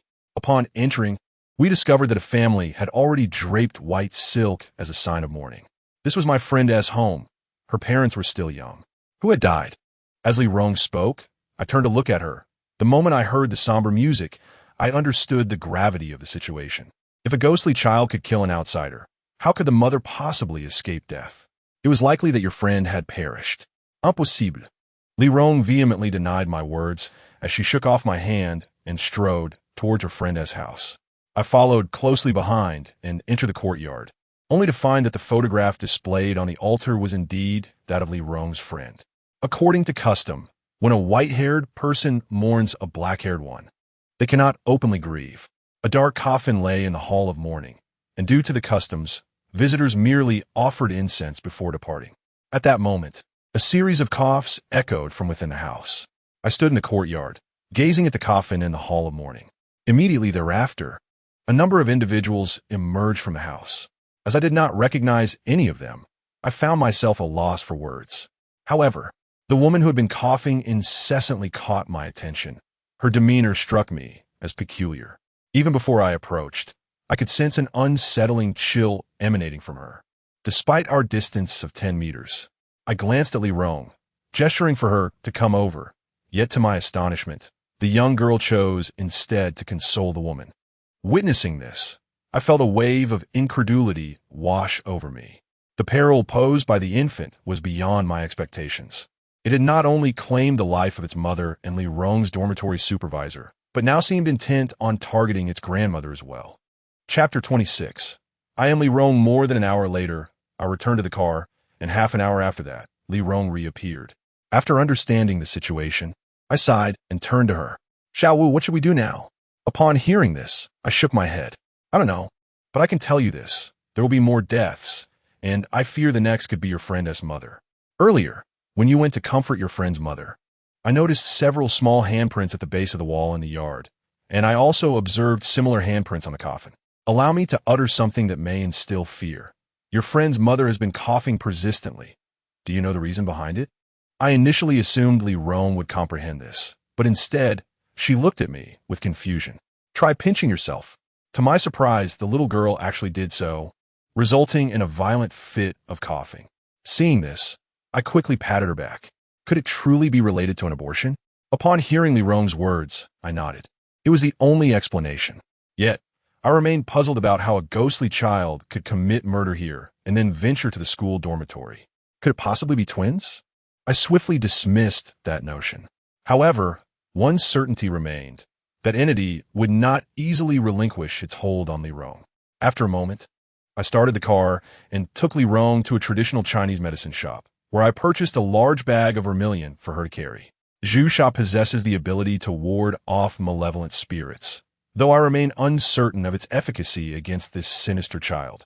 As for Li Rong's close friend, I find myself utterly unable to assist them. I must work tonight and cannot leave. Therefore, when Li Rong and I returned to her friend's residence in the afternoon, we were met by several Taoist priests clad in traditional garb standing at the entrance. Li Rong and I lingered at the door for a moment before deciding to depart. Upon returning to school, we hastily dined in the cafeteria before I escorted her back to her dormitory. Noticing the late hour, I made my way to the grocery store for my shift. Once there, I settled behind the counter and immersed myself in reading the texts, diligently studying various methods of exorcism and techniques for confronting spirits. The recent events had certainly warranted my serious attention. As I prepared to exercise shortly after 10 o'clock, Li Rong's call came through. Upon answering, before I could even discern her voice, I was greeted by that of a child. The nature of the situation was unmistakable. "Where are you?" came a calm, measured voice from the other end. At that moment, I sensed that matters were far from straightforward. "Who are you?" I inquired. "It's me, Li Rong. There's a ghost here. You must hurry." Without hesitation, I ended the call. The voice I had just heard was undoubtedly not Li Rong's. It now appeared that she was in grave danger. I attempted to contact Luo Fei, but no matter how hard I tried, I could not reach him. "Xiaobo, where are you now? Quickly go find Li Rong. Something might have happened over there. Please check the situation, as I am unable to leave my post. Once you ascertain the circumstances, do let me know." After hanging up the phone, only Xiaobo and his two companions could investigate the matter. Fortunately, they share a good relationship with Li Rong, and given her predicament, they would not remain idle. My anxiety in the grocery store was unbearable. Each passing minute felt like an eternity. After more than half an hour, Lu Qingyun called, reporting that they had been unable to locate Li Rong, and her phone was turned off. I attempted to call Li Rong, only to discover that her line was indeed active. "Why haven't you arrived yet? I've been waiting for quite some time." "Who are you, really?" "Ha ha ha. I am Li Rong." Upon hearing this, I abruptly ended the call. I gazed at the sword hanging on the wall, seized it, and prepared to search for Li Rong. Just as I reached the doorway, a figure obstructed my path. "Where do you think you're going?" As I regarded the individual, it became evident that they were human. "Who are you?" In response to my inquiry, the person remained silent, merely observing me. "Once you step outside this door, you are venturing into a realm of peril. The sword you wield, though immensely powerful, will not serve you well in your current circumstances. Remain here. You still have 3 hours until your shift ends. When the time arrives, I shall not hinder your departure." Upon hearing this, I glanced at my watch, the hands indicating it was precisely 12 o'clock. 3 hours? Indeed, it was 3 hours. But what transpired earlier? I began to speak, yet before I could articulate my thoughts, my vision blurred and everything around me transformed. An illusion. I was unaware of whose call you had answered, but I can assure you that from the moment you connected that call, you had fallen into someone else's enchantment, though you remained resolute. Now, take a look at the time. After the other party finished speaking, I checked my watch again. It was already past 3 o'clock. Words escaped me as I picked up my phone, only to find no record of any calls, not even the one I had made to Xiaobo. As for the individual who had intercepted me, by the time I regained my senses, they had vanished without a trace. I glanced towards the entrance, realizing that this incident had indeed imparted a valuable lesson. After enduring until 6 in the morning, I closed the door and prepared to depart. However, before leaving, I took a moment to observe the entrance. The sudden appearance of that person last night suggested they had been watching me for quite some time. Therefore, after expressing my gratitude to the storefront, I made my exit.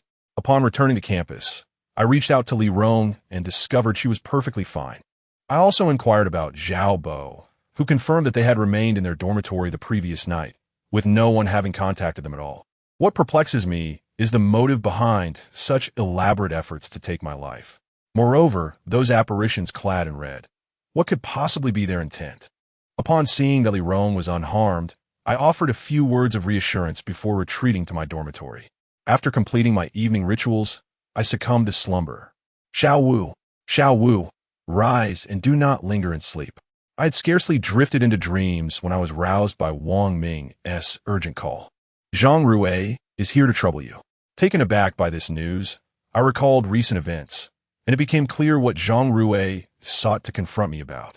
Before I could properly attire myself, a resounding bang echoed as the dormitory door was forcefully kicked open. Zhang Rui, accompanied by his entourage, stormed in, and I remained in my undress. Previously, Yang Hui had accused me of severing Zhang Rui's tongue, and despite the police investigation, there had been no progress. Over a month had elapsed, and it was indeed time for Zhang Rui's release from the hospital. Xiao Wu, you possess quite the audacity. The police cannot apprehend you. But had it not been for that wretched Yang Hui witnessing you in the act of mutilation, I would remain oblivious as to whom I ought to seek vengeance upon. Now that I am out, my foremost task is to confront you. The police lack evidence to detain you, yet I shall not let that deter me. Today, your fate is sealed. Chapter 27. The accumulation of memories upon observing Zhang Rui approaching with 4 or 5 companions. Coupled with the commotion that had already roused the nearby dormitory, I found myself less concerned about the prospect of physical confrontation and more about the repercussions of such an altercation on my academic credits. Zhang Rui, a privileged youth, possessed an audacious spirit, seemingly unafraid of any consequence. However, I was not similarly fortunate.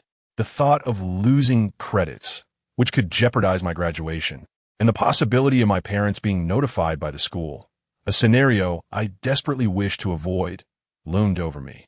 Wait! I called out urgently, as Zhang Rui's entourage appeared ready to engage. Fighting within the confines of the dormitory could lead to the involvement of the dorm supervisor. And should that occur, our academic futures might very well hang in the balance. Why don't we relocate to the playground? It offers ample space and lacks surveillance. Upon hearing my suggestion, Zhang Rui chuckled. After all, this was an educational institution, and he dared not act too recklessly. The reason he sought me out in the dormitory was precisely due to the omnipresent cameras in other locations. Moreover, my routine was largely confined to a straight path between home and school, making it a challenge for anyone to catch me off guard. With a purpose in mind, I led Zhang Rui and his followers to the playground, where those from the dormitory who were aware of the situation also followed, eager for the spectacle. The playground was relatively empty, and as I took my stance, Zhang Rui made the first move. Given the circumstances, I could not afford to relent. Had this been in the past, I might have ended up with a battered visage. However, the rigorous training I had undergone with by Lioli over the past month had significantly sharpened my reflexes. Bang! As one individual toppled to the ground, another soon followed suit. These privileged young men, accustomed to a life of luxury, struggled to catch their breath after merely sprinting 800 meters. Their agility paled in comparison to mine. Thus, after a mere 10 minutes, I cast a disdainful glance at the battered Zhang Rui and his companions before making my exit. However, just as I was about to leave the crowd, Li Rong and her close friend hurried towards me, causing me a moment of surprise. While I was already taken aback by Li Rong's approach, my astonishment deepened upon seeing Zhao Bo and his entourage join them. It seemed that lunch was an inevitable affair. As we all settled down, yet before a word was spoken, Luo Fei called me, urging my immediate presence at the grocery store. Upon my arrival, I found Luo Fei already there, accompanied by the individual for the previous night. However, the gravity of Luo Fei's demeanor suggested that something significant was afoot. You should leave now. I will see you off tomorrow night, Luo Fei stated, after which the other person departed. Now, only the two of us remained in the grocery store. I need to confide in you, Luo Fei continued, and as I regarded him intently, he appeared visibly unsettled, prompting him to ask me to avert my gaze. During this time, you've likely noticed that those coming here to shop are not ordinary folk. I shan't elaborate further. Suffice it to say, You will learn what you need to know in due course, while knowledge beyond that will serve you no benefit. I have not lingered here for long, so I shall convey only the essentials. This grocery store serves as a portal bridging the realms of the living and the dead. However, under my stewardship, it merely engages in commerce, devoid of any soul-passing endeavors. The myriad of activities this establishment is capable of is extensive, yet due to my limited time, I cannot impart every detail to you personally. One crucial aspect you must grasp is your identity. As the proprietor of this grocery store, you shall fear neither specters nor the king of hell. Upon concluding his statement, Luo Fei produced 2 exquisite sandalwood boxes and placed them upon the counter. I examined the boxes, and Luo Fei instructed me to pick one up and open it. As I gazed upon the radiant orb suspended within, disbelief washed over me. Just as I opened my mouth to speak, the luminous essence was drawn directly into my being. Instantly, a torrent of memories cascaded into my mind, predominantly consisting of techniques for exorcising spirits and warding off malevolent forces. At this juncture, Luo Fei retrieved the other box, revealing a transparent glass vial. Before I could utter a word, he incised my palm to draw a vial of blood, then resealed the box. The memories accumulating within your mind are the result of considerable effort on my part. In the future, you will inevitably encounter vengeful spirits, and lacking the requisite skills would be unwise. As for this vial of blood, it is intended for the contents above. From this moment forward, you are the true master of this grocery store. According to its regulations, the ownership cannot change hands for a period of 2 centuries, and, as of today, my tenure has precisely reached that mark. As I momentarily lost my train of thought, Luo Fei hastily packed a large bundle of belongings, preparing to depart. Witnessing this, I cannot simply allow him to leave unchallenged. As he was about to exit, I imparted a parting remark. The waves of the Yangtze River pushed the previous ones forward. We shall meet again. Do not forget your identity. By the way, I have left a gift for you beneath the counter. With that, Luo Fei strode away, and I returned to the counter, only to discover a wooden box lying underneath. I had caught a glimpse of it the previous night, but since it lacked a key, I had dismissed it. Upon recalling this, I grabbed a hammer and smashed the lock open, revealing a piece of iron token within and nothing else. At this sight, I could not help but curse in frustration. A few minutes later, seated on a chair, I gathered my thoughts, which enlightened me about certain matters regarding this grocery store. That scoundrel had deceived me. He clearly did not need to be here every day, yet he had compelled me to remain nightly. I cursed vehemently and promptly shut the door behind me, oblivious to Luo Fei's whereabouts. Upon returning to school and parking my vehicle, I had not yet reached the dormitory when I was intercepted by 2 girls. Xiao Wu, Li Rong has suddenly collapsed. You must come and see. Upon hearing this, I did not hesitate. I parked my car beneath the girls' dormitory and rushed upstairs, disregarding any further thoughts. Fortunately, the dormitory supervisor was absent, allowing me a swift passage. On my way here, I learned that after Li Rong and Zhao Bo parted ways, they headed towards the girls' dormitory. Upon arrival, Li Rong collapsed, calling out my name, prompting the residents of her dorm to seek me out. As I approached Li Rong's room, I had not yet entered when a wave of chilling energy surged forth. I stood at the threshold, motionless, while the 2 individuals behind me attempted to enter but were halted by my intervention. Gazing at Li Rong, who lay upon her bed, I noticed an unsettling sight. The sheets and blankets bore numerous small black handprints. At that moment, a girl carrying a water bottle approached, upon seeing me blocking the entrance. She seemed at a loss for words. You all stay at the door. I shall go in and take a look. With that, I stepped inside and locked the door behind me. I positioned my hands a series of intricate gestures, my fingers shifting through various seals. Ultimately, I tapped twice upon my own eyes. When I reopened them, I discovered a child seated by Li Rong's bedside, accompanied by a woman in a flowing red dress, her hair disheveled. Recognizing the gravity of the situation, I refrained from making any rash movements and simply lifted Li Rong into my arms. Tonight, you all will stay elsewhere. No one is to return to the dormitory. Alternatively, you may find refuge in another dormitory. Remember my words. Chapter 28. A transaction with me? Upon exiting the girls' dormitory, I disregarded the dormitory supervisor's attempts to obstruct me and promptly departed with Li Rong. Resolving this matter was not particularly challenging, yet necessitated finding a secluded location. After considerable contemplation, I concluded that the grocery store was the only suitable choice. Even the vengeful spirit clad in red would not dare to wreak havoc there, let alone two malevolent entities. Furthermore, armed with a Han sword in the grocery store, vanquishing them would be a trivial endeavor. Upon reaching the grocery store, I gently placed Li Rong on the ground and then lit 3 incense sticks, positioning them atop her head. 3 feet above, deities exist. The gods are drawn by the fragrance, while spirits are repelled by the flame. Incense atop the head serves to restrain the soul. At this juncture, Li Rong's 3 souls and 7 spirits remained intact, but were notably unstable. Fortunately, it was daytime. Had it been night, those malevolent spirits would have easily lured away her essence, complicating any attempts to awaken her. After completing these preparations, I hung a lantern at the entrance of the grocery store, and before I knew it, night had fallen. The incense atop Li Rong's head could not be extinguished, as the divine presence served to protect her essence from being claimed by the minor spirits. As the clock struck midnight, a chilling wind began to howl outside. Observing this, I stood at the entrance, noting that the lantern, once a warm yellow, had transformed into a ghostly green. This lantern was intended for the wayward spirits, and witnessing its change in hue instilled a sense of caution within me. After a brief interval of a few minutes, I observed an individual emerging from the alleyway. The attire was indiscernible, yet she cradled a small child in her arms, engaging in laughter and conversation. To the untrained ear, such mirth would seem harmonious. However, these were no ordinary beings, and their laughter resonated like the wailing of spirits. Before long, they approached and halted at the entrance of the grocery store. Indeed, they had arrived, and I found myself at a loss, searching futilely.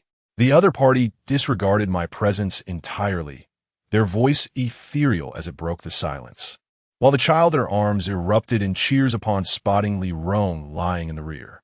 "Are you in the wrong place? Do you not fear that I shall scatter your very soul?"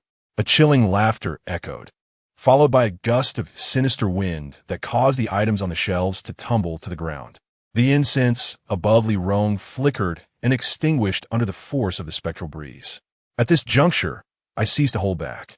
A glint of cold light flashed in my hand as a Han sword flew forth, embedding itself before the female ghost's neck. A piercing scream ensued. I paid it no heed, seizing a handful of incense ash and casting it into the air, while simultaneously gripping the woman's throat. Several punches followed in rapid succession. Bang! I pressed the female ghost against the shelf, one foot firmly planted on her back, my hand entangled in her hair. "You were offered choice, yet you sought your own demise. Do not blame me for this." With that, I delivered a forceful kick, eliciting a cry of pain from her. Fear of ghosts is 3 parts human, while ghosts fear humans 7 parts. The reason humans are afraid of ghosts lies in their inability to see or touch them. Were they visible and tangible, they would merely be insignificant. Bang! I delivered a swift kick, sending the female ghost hurtling into a shelf. With that, I seized a stick of incense from the floor and thrust it towards her face. Almost immediately, a chilling wind swept through the shop, only to settle shortly thereafter. Observing the chaotic state of the store, I found myself at a loss for words. Before long, Li Rong regained consciousness. However, upon realizing her surroundings, she was taken aback. It was only upon seeing me that she felt reassured. As for the ghostly mother and child, they were undoubtedly deserving of their fate. "Xiao Wu, where am I?" she inquired. "You are in my store. Do you know what has transpired?" Upon hearing my words, Li Rong glanced around and recounted the events she encountered on her way home at noon. Whether out of intentionality or genuine fear, the young lady suddenly collapsed into my arms, leaving me at a loss as to how to comfort her.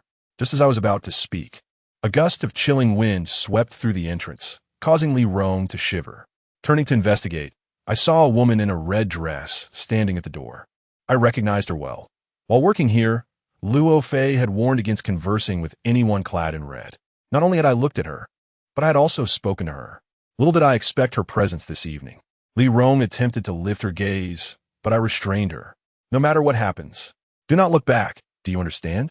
Li Rong and I stood up. I instructed her to face the shelves while I proceeded directly to the entrance, wielding the Han sword in my hand. Just moments ago, this very sword had swiftly dispatched that little demon, and given previous evidence, the specter before me would undoubtedly be wary of its presence. What brings you here today? I pondered. If I had intended to ensnare you, I would have done so long ago, not waited until now. The female specter, after casting a glance at Li Rong, remarked, being entwined with a malevolent spirit. Do you think eliminating it will resolve everything? Upon finishing her statement, the red-clad ghost fixed her gaze upon me and floated gracefully onto the counter. I was well aware of Li Rong's predicament. Although she was now awake, her body had already been infiltrated by dark energy. If left unaddressed, numerous troubles awaited us in the future. As for the female spirit, they possess an innate connection to one another, allowing her to sense the occurrences within this space. Speak. What brings you here? I inquired. I shall forego the pleasantries. It has come to my attention that you can facilitate transactions of any nature, and thus, I wish to engage in a bargain with you, the red-clad specter declared. I had intended to propose this transaction previously, but as you are aware, circumstances unfolded differently. What I require from you is rather straightforward. To assist me in dismantling the protective deity and the guardian statues of the city's real estate magnate. Upon hearing this, I was taken aback. A real estate tycoon was certainly not someone in my standing to engage with. Seeing my predicament, the ghostly figure clad in red continued to speak.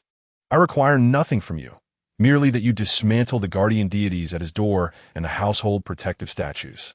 In the past, when my parents opposed their acquisition of land, they resorted to forceful demolition. Tragically, my entire family, including my 2 younger brothers, fell victim to the bulldozer, perishing beneath its weight. The subsequent events, truthfully, need not be elucidated by this specter for me to comprehend their cause. However, this matter poses a significant inconvenience for me. What benefit would I derive from such actions?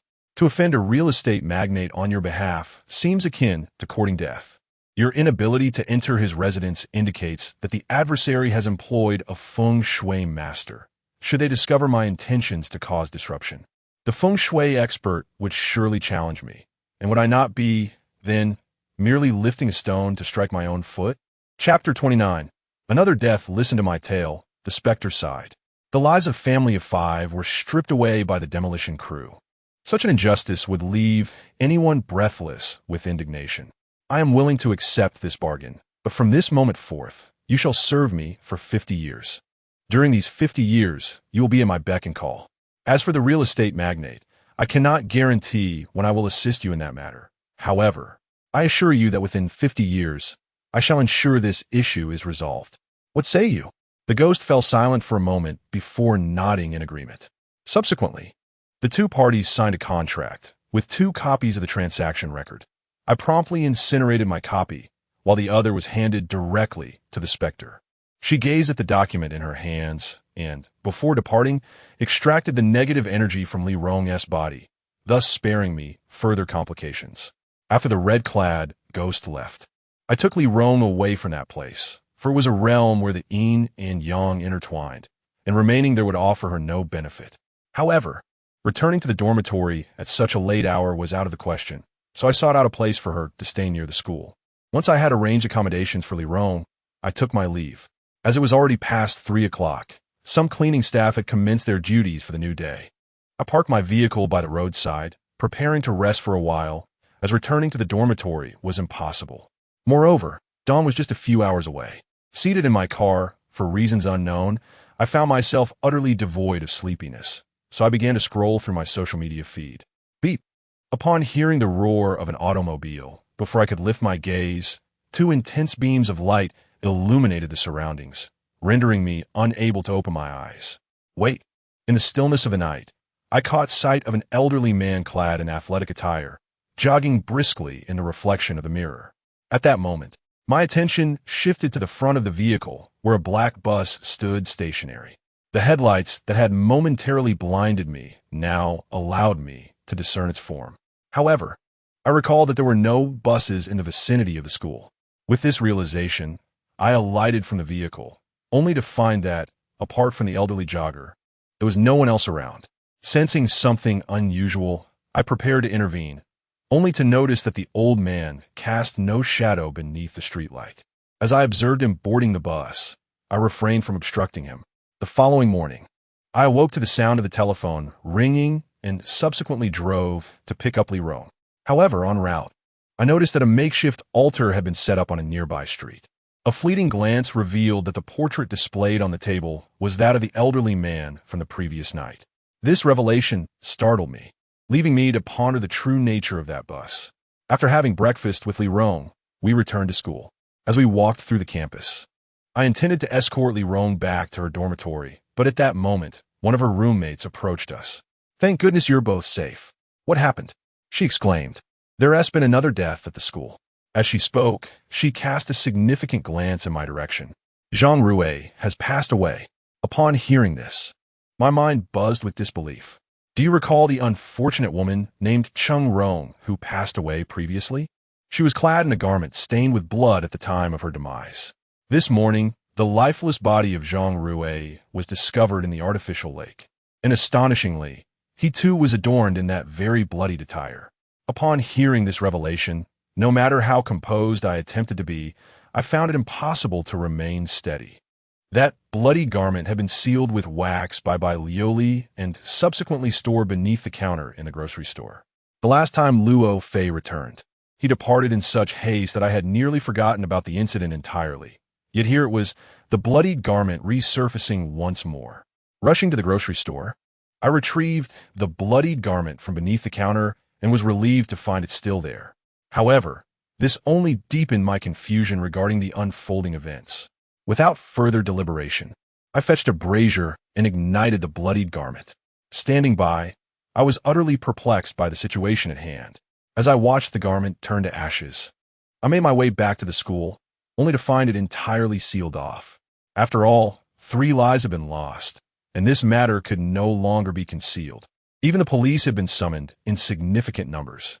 Upon returning to my dormitory, I discovered that aside from Wang Ming, Zhao Bo and Lu Qingyun were nowhere to be found. Just as I settled in, with my rear scarcely warmed, a throng of individuals burst in with fervor. "Who is Xiao Wu?" I inquired, stepping forward to confront the dozen or so people gathered at the dormitory entrance.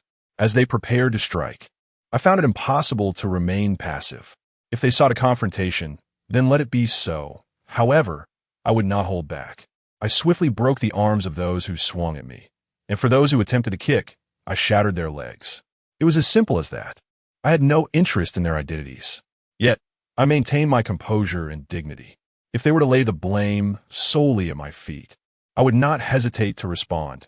Even a clay Buddha possesses a temper, let alone myself.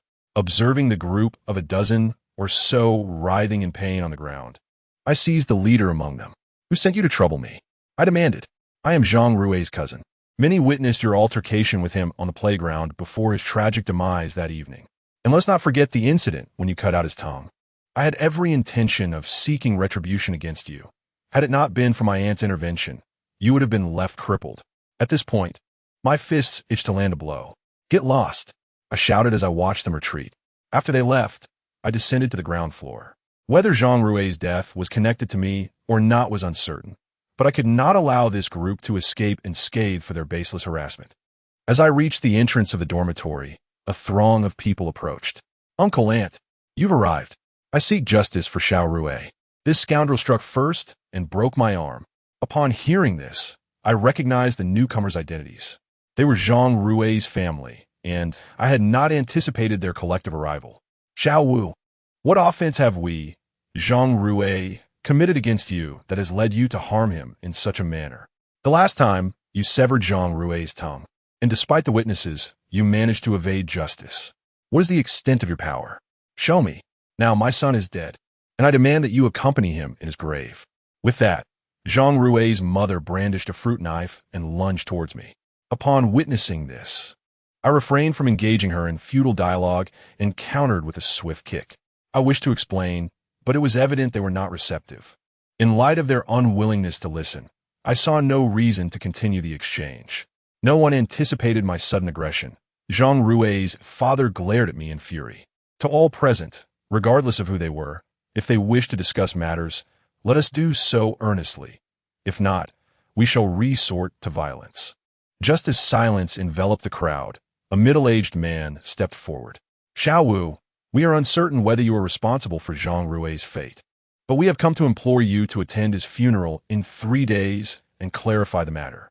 Upon hearing this, I chuckled softly, inhaled deeply, and fixed my gaze upon Zhang Rui's family. Chapter 30. The desolation of lineage. What scheme they are concocting remains evident to me. I merely wish to refrain from engaging in trivial banter with them. To phrase it eloquently, the intention is to clarify matters at Zhang Rui's funeral. To phrase it less graciously, it is akin to capturing a turtle in a jar and shutting the door on a dog. The Zhang family is entrenched in commerce, and it is not surprising that they are acquainted with several geomancers. This middle-aged man is one such individual, and I could distinctly perceive the formidable aura emanating from him. Is he intending to employ Taoist techniques combined with the spirit of Zhang Rui to interrogate me? Upon hearing my words, the man's expression shifted drastically, and he furrowed his brow at me. Noticing his reaction, I chose to remain silent and directed my gaze towards Zhang Rui's family. I acquiesced to their request, yet I must forewarn them. Regardless of the outcome of their inquiries, Zhang Rui's desire for a dignified departure is utterly unattainable. Without waiting for response, I bit my finger, conjuring a series of occult symbols in the air. While others may not comprehend my actions, the geomancer certainly grasped my intentions with clarity. My message was unambiguous. Upon hearing my declaration, Zhang Rui's mother attempted to rush forward, intent on confronting me, but she was restrained by the geomancer at her side. I paid them no heed and promptly returned to my dormitory. The subsequent matters were no longer my concern.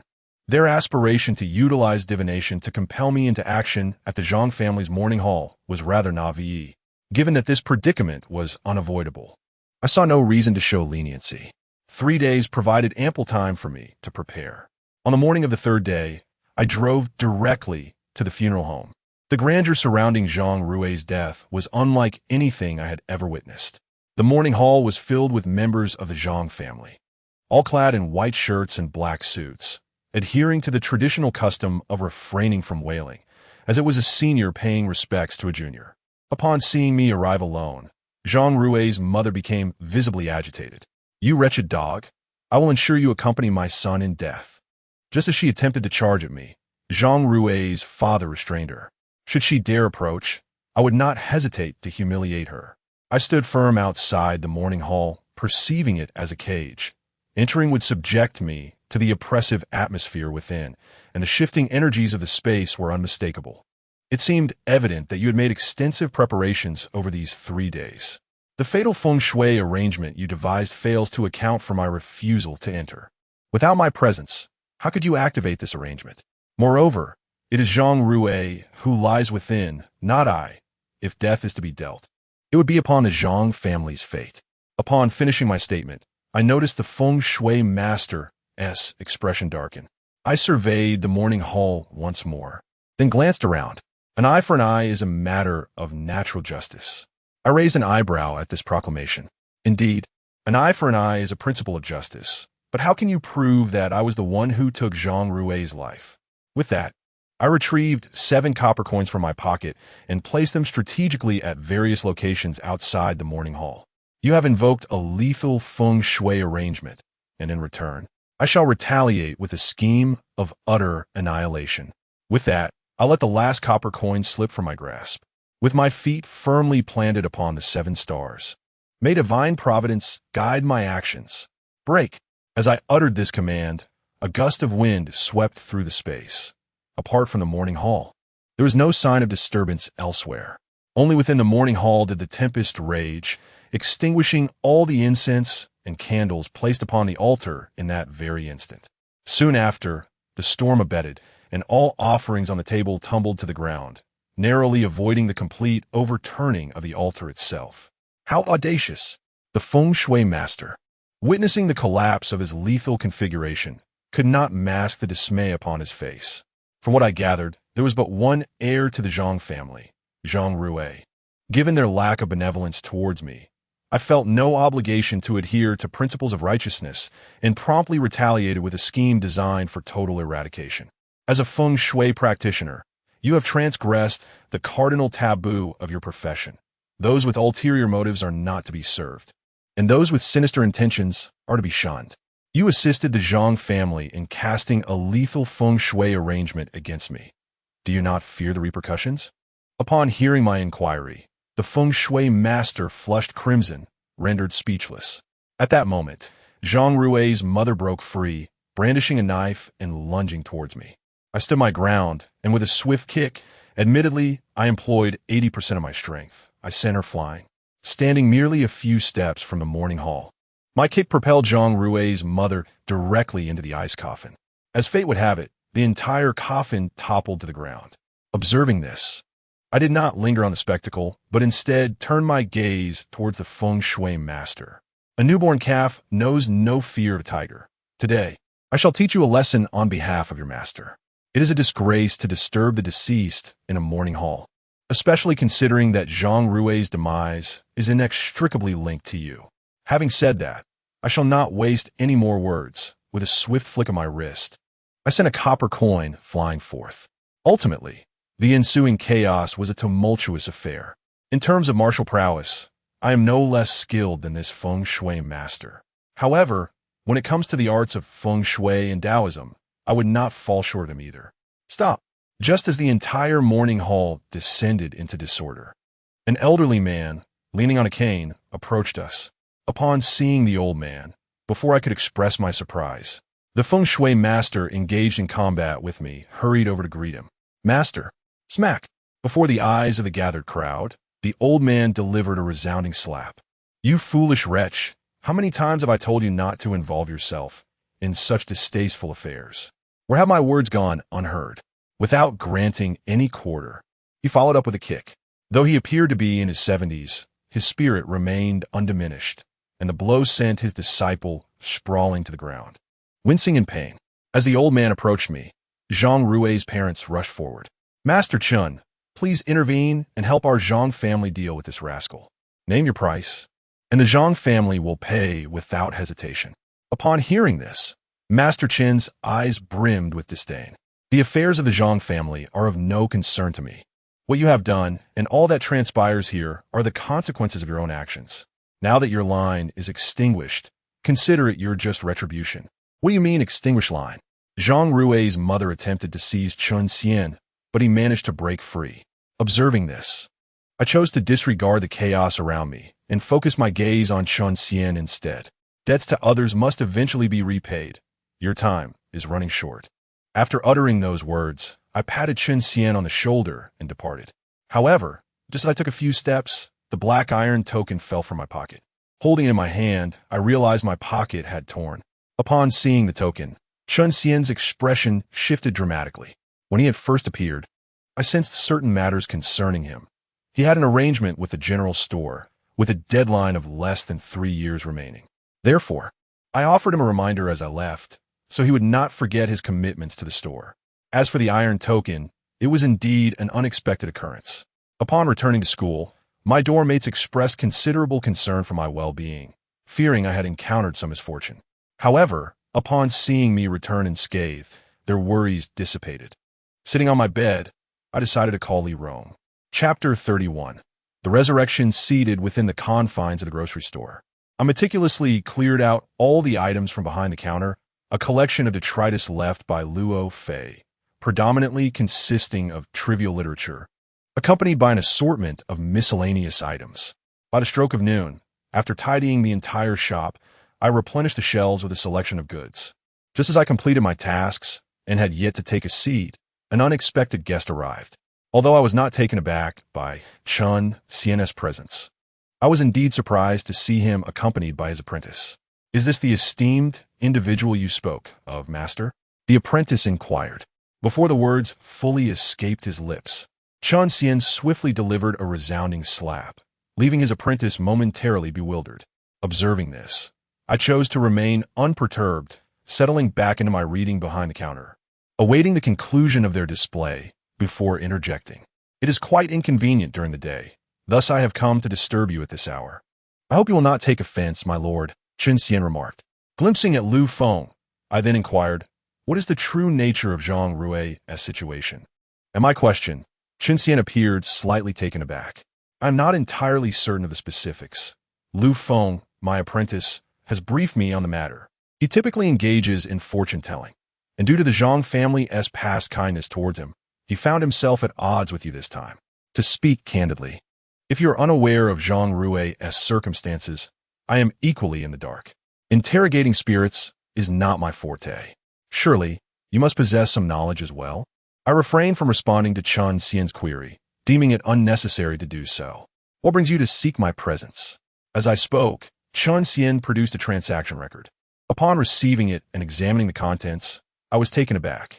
Judging by the date, this record appeared to have been signed 30 years ago. The grocery store had already delivered what was desired by the other party, while Chen Xian had, astonishingly, surrendered his very life in exchange. At this revelation, I was left both amused and bewildered. The record bore the inscription "Confidential," preventing me from discerning the specifics of their transaction. Setting aside the document, I glanced at Chen Xian. You have less than 3 years before your agreement with the grocery store concludes. I shall refrain from taking your life. As for the day the contract is dissolved, whether you will survive rests in the hands of fate. After expressing his profound gratitude, Chen Xian departed with his apprentice. This transaction was never mine to control, hence there was no impetus for me to cling to it. The following morning, just as I secured the door behind me, Li Rong and others rang me to suggest an outing. Reluctantly, I assumed the role of chauffeur and accompanied them. Since taking over the grocery store, I had come to realize that it need not open daily. Moreover, I'd been feeling rather stifled lately, so a little excursion seemed beneficial. Given that it was the Mid-Autumn Festival, we were afforded nearly 5 consecutive days of leisure. Furthermore, Lu Qingyun and a few others expressed a desire to venture to a nearby village to forage for wild fruits. And knowing that the mountains were abundant with treasures at this time, I readily agreed. Having grown up in the countryside, I was well aware of the bounties the mountains had to offer. By 3 o'clock in the afternoon, we finally arrived at our destination. The village was engulfed in muddy roads, rendering vehicular access impossible. Thus, we had no choice but to walk the remaining distance. As we approached the village, we were met with the mournful strains of music emanating from within. We paused momentarily, and while Li Rong, having experienced such circumstances before, felt a sense of trepidation, Zhao Bo and the others displayed remarkable bravado. Reluctantly, I continued alongside Li Rong. Upon entering the village, we observe a household at the forefront, bustling with preparations for a funeral. Numerous men and women clad in mourning attire entered and exited, while other villagers attended to the guests. To avoid any undesirable encounters, I advised Zhao Bo and the others to alter their path, steering clear of directly facing the somber proceedings. As dusk descended, venturing up the mountain would be perilous. Our priority shifted to finding suitable accommodations. With Li Rong in tow, my responsibilities increased, and since she was not particular, I sought refuge with a farmer situated far from the bereaved household. Though the Mid-Autumn Festival was merely 2 days away, the elderly gentleman residing there was alone. Through conversation, I learned that his 3 sons worked in distant locales and returned only during the new year, seldom making the journey home for occasions like the Mid-Autumn Festival, aside from a brief phone call. After settling in, our evening naturally turned to the matter of sustenance. As for Lu Qingyun and his companions, they promptly sought out the village chief's home. With sufficient funds, delightful food and drink were assured. It was just Li Rong and myself, for we were accompanied solely by the elderly gentleman. Moreover, there was a funeral in the village, which meant that by evening, the villagers would gather for a communal meal. Initially, I intended to decline the invitation. However, after some contemplation, I decided to take Li Rong along. Grandfather, who was the deceased? Inquiring about the departed is inherently a taboo, and considering that Li Rong was oblivious to such customs, I realized I could not deter her. The elderly man ahead of us overheard and responded, "You may ask such questions here, but once we arrive at the location, such inquiries would be deemed inappropriate. The individual perished in a car accident, and asking the family would only provoke their ire." He concluded his statement with a hearty smile. following the elderly gentleman. We entered the courtyard. Being from the countryside, he greeted everyone he encountered, and since the food was served in large communal pots, there was no formal introduction.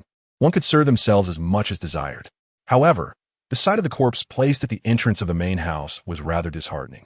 Li Rong and I seated ourselves in a corner, feeling out of place, thus no one approached us for conversation. Xiao Wu, why is there a cloth covering the face of the deceased? Li Rong's question left me somewhat amused, yet bewildered. It pertains to custom, I replied. Furthermore, once one has departed from this world, they should not linger in attachment, lest unforeseen events occur. Thus, we cover the face with a cloth. No sooner had I spoken than a middle-aged man seated not far from us interjected. The young lad seems quite knowledgeable. He certainly understands this. I paid him no mind and, after finishing my meal, departed with Li Rong. After all, he had met an untimely demise, not a natural end, rendering the unknowns surrounding such events unpredictable. As Li Rong and I emerged, we encountered an individual clad in a yellow robe, who, welcomed by the family, proceeded into the courtyard. Casting a glance back, I considered that it would be wise to conduct a ritual for one who had died so abruptly before their burial. Not long after we returned home, the elderly gentleman followed suit. After advising us not to venture outside carelessly in the evening, he retired for the night. Life in the countryside during the night is rather monotonous, with television being the sole source of entertainment. Having retired early, I was still in slumber when, the following morning, a loud knocking on the door jolted me awake. "Uncle Man, come quickly, there's been a resurrection." Upon hearing this, the old man emerged from his room, draped in his garments, and upon seeing me at the door, merely instructed me to stay indoors and not to go out before walking away. Chapter 32. The 3 steps of the tiger pounce. Not long after the elder departed, Li Rong emerged from the house. "What happened?" I inquired, having just heard whispers of a resurrection. I responded with a non-committal sound, and then Li Rong and I engaged in a brief, cleansing routine. At that moment, Zhao Bo called, informing me that an incident had occurred at the village's entrance, and the townsfolk were gathering to witness the spectacle, urging us to join them. Once Li Rong completed her ablutions, Grandpa Man returned, his expression betraying a palpable tension that signaled trouble. Subsequently, he gathered a saw and an axe, preparing to depart. "Grandpa Man, I shall accompany you. I possess some knowledge about such matters," I offered. He glanced at me, silent yet permitting my presence beside him. Upon our arrival at the site of the incident, a considerable crowd had already gathered at the entrance. Drawn by the novelty of witnessing a resurrection, an occurrence most had never encountered. Within the throng, I spotted Zhao Bo and his companions. After entrusting Li Rong to their care, I maneuvered through the masses alongside Grandpa Man. As we entered the courtyard, we beheld several burly men, axes in hand, perspiring profusely. Among them stood one individual who had, just the day prior, referred to me as a mere child. "Uncle Man, please take a look.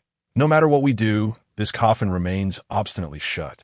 That charlatan over there has flailed about without yielding any results." I cast my gaze toward the side, where a battered Taoist priest stood, his face swollen and bruised, and sighed inwardly. Grandfather Man glanced at the coffin. Aside from the countless marks left by axes, not even a corner of the coffin board had been chopped off. "Let us try a saw. If that fails, we shall have no choice but to bury it as it is," he remarked. Upon his words, a burly man seized the saw, yet after only a few strokes, the blade snapped. "Uncle Man, what has happened to my father?" At that moment, a woman with swollen, red eyes emerged, and Grandfather Man, feeling helpless, acknowledged that this was a situation he had never encountered in his lifetime. After a lengthy pause, everyone found themselves at an impasse. Ultimately, they considered burying the coffin directly. A pit over 2 meters deep, once filled with earth. It would be impossible for him to rise again. In 3 to 5 years, it would merely become a heap of bones. That cannot be. Just as they prepared to inter the coffin, I boldly stepped forward, surprising everyone with my unexpected presence. If decomposition occurs and is left unaddressed, the consequences will be far more dire. It matters not if it is 2 meters or 20. Once the time arrives, whatever lies within the coffin could burst forth. Upon concluding my statement, all eyes turned towards me. How is it that you possess such knowledge? Come, you shall be the one to open the coffin," spoke the middle-aged man who had previously referred to me as a mere child. However, I chose not to engage in a rebuttal. "Young man, if you have a solution, do share it promptly." After Grandpa Man finished speaking, I immediately summoned the main family to inquire about the events that transpired. It turned out that the corpse had been placed in the coffin the previous night. However, this morning, as preparations were being made to seal the coffin, a rooster unexpectedly flew into the courtyard and fortuitously landed inside the coffin. Upon witnessing this, everyone panicked, thinking it best to remove the rooster before closing the coffin. Yet, the rooster flapped about, landing on the deceased's face, at which point an astonishing occurrence unfolded. The deceased seized the coffin lid and covered himself within. Now, despite everyone's efforts, the coffin lid remained firmly shut. So, is the rooster still inside the coffin? Upon hearing my inquiry, those responsible for closing the coffin nodded in affirmation. It is a grave taboo to have a living creature within the coffin, as everyone knows the lore of borrowing a corpse to return to life. A corpse possessed by a spirit could indeed rise. With a living creature inside, coupled with the fact that the deceased met an untimely end, it remains uncertain whether his last breath was even drawn, and considering the rooster was flapping on his face, it would be quite peculiar if the individual did not rise from the dead. Now, everyone, prepare the necessary items as per my instructions. One person should seek out peach wood, preferably from the oldest trees, and carve it into a sharp point. Additionally, gather a few individuals to collect ash from firewood, ensuring it is as thick as possible to spread over the burial site. Also, procure 4 copper coins and some grains. If possible, bring me a bowl of blood from a black dog. The items I requested are rather peculiar, aside from the peach wood, which is known for warding off evil. The rest remain a mystery to everyone present. Go ahead, do as he says. Upon Grandfather Man's command, everyone sprang into action. The grains were readily available, and soon, a designated individual presented me with a bowl, which I placed upon the altar, awaiting further news from the others. Half an hour later, several individuals arrived, carrying peach wood, meticulously carved into conical shapes. Although the origin of this would remain a mystery, its age was unmistakable. Apart from the immediate family, the remaining guests retreated to the outer courtyard. Hurry! I observed the reluctance of many to leave, and found myself at a loss. While some spectacles were worth witnessing, others were best left unseen. Now, within the courtyard, aside from myself, only the deceased's daughters and sons remained. Moments later, I devised a method to make the coffin lid spring upwards. When I instruct you to, you will pour the dog's blood. Until then, do not gaze into the coffin. When I command, you shall pour the black dog's blood directly into it. Do you understand? Upon hearing my words, the individuals nodded, with the eldest son designated to carry out these tasks. Holding a bowl of grains, I began to circle the coffin, seemingly engaging in an ordinary act. Yet beneath my feet, I was tracing an intricate formation. Tiger steps, 3 strides. With a swift gesture, I scattered the grains, causing dark vapors to emanate from the coffin. First step, tremor of the spirits. With a resounding thud, the coffin lid shot up half a foot.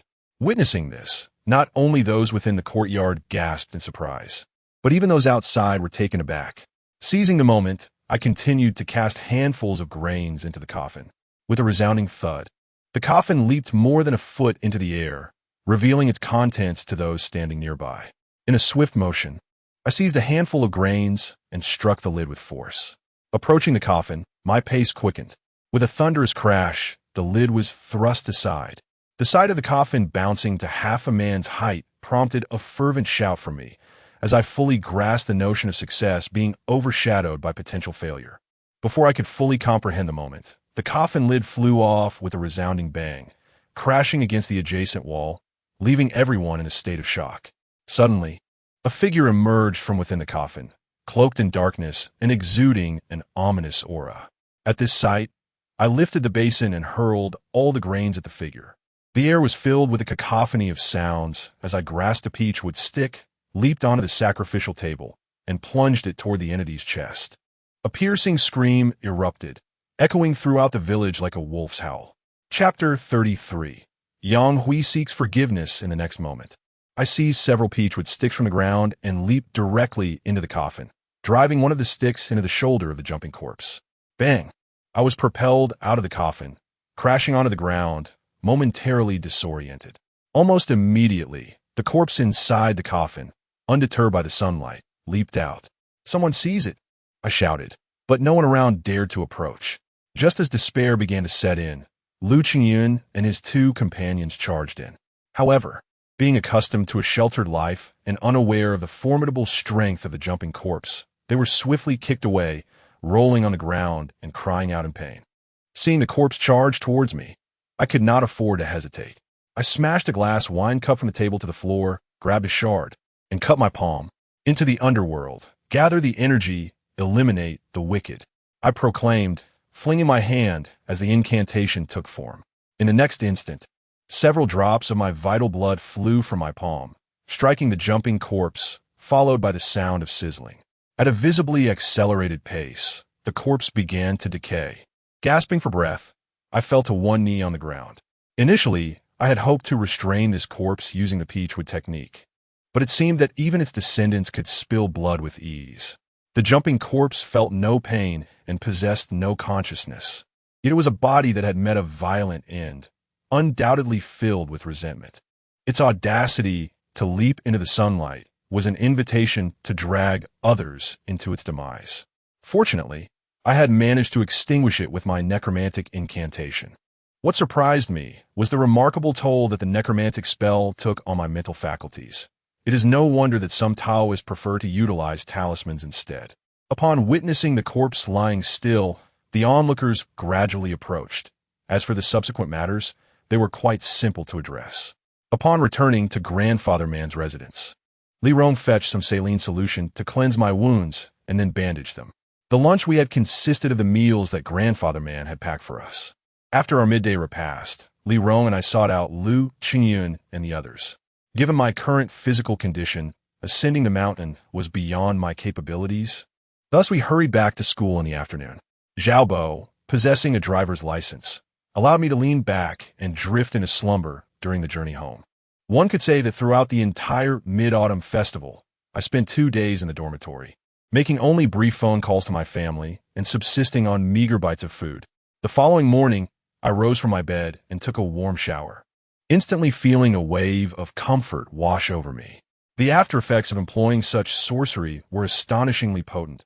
Had I known, I would have refrained from using it altogether. Yet, one learns from experience, and in the future, it would be more prudent to rely on talismans. After changing into a fresh outfit, I stepped outside, intending to procure breakfast. To my surprise, as I exited the dormitory building, I spotted Yang Hui approaching me.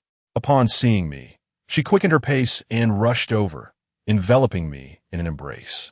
"Xiao Wu, I realize my mistakes. I truly understand my errors." Upon hearing this, I promptly pushed Yang Hui away. "Xiao Wu, I genuinely comprehend my faults. Please forgive me this once. I shall never dare to repeat it." As she spoke, Yang Hui attempted to embrace me once more, but I skillfully evaded her grasp. From a moment she chose to walk away with another. I had resigned myself to the notion that our bond was irreparably severed. Though she still occupied a space in my heart, I maintained an unwavering stance on matters of affection. Our connection had become untenable. Do you comprehend? With that, I shrugged her off and departed, having extended every ounce of compassion I could muster towards Yang Hui. However, I had scarcely traversed a short distance when she caught up to me, wrapping her arms around me from behind, leaving me utterly taken aback. "I truly need you," she implored. "I was wrong in the past. Zhang Rue is gone, and Cheng Rong is no more.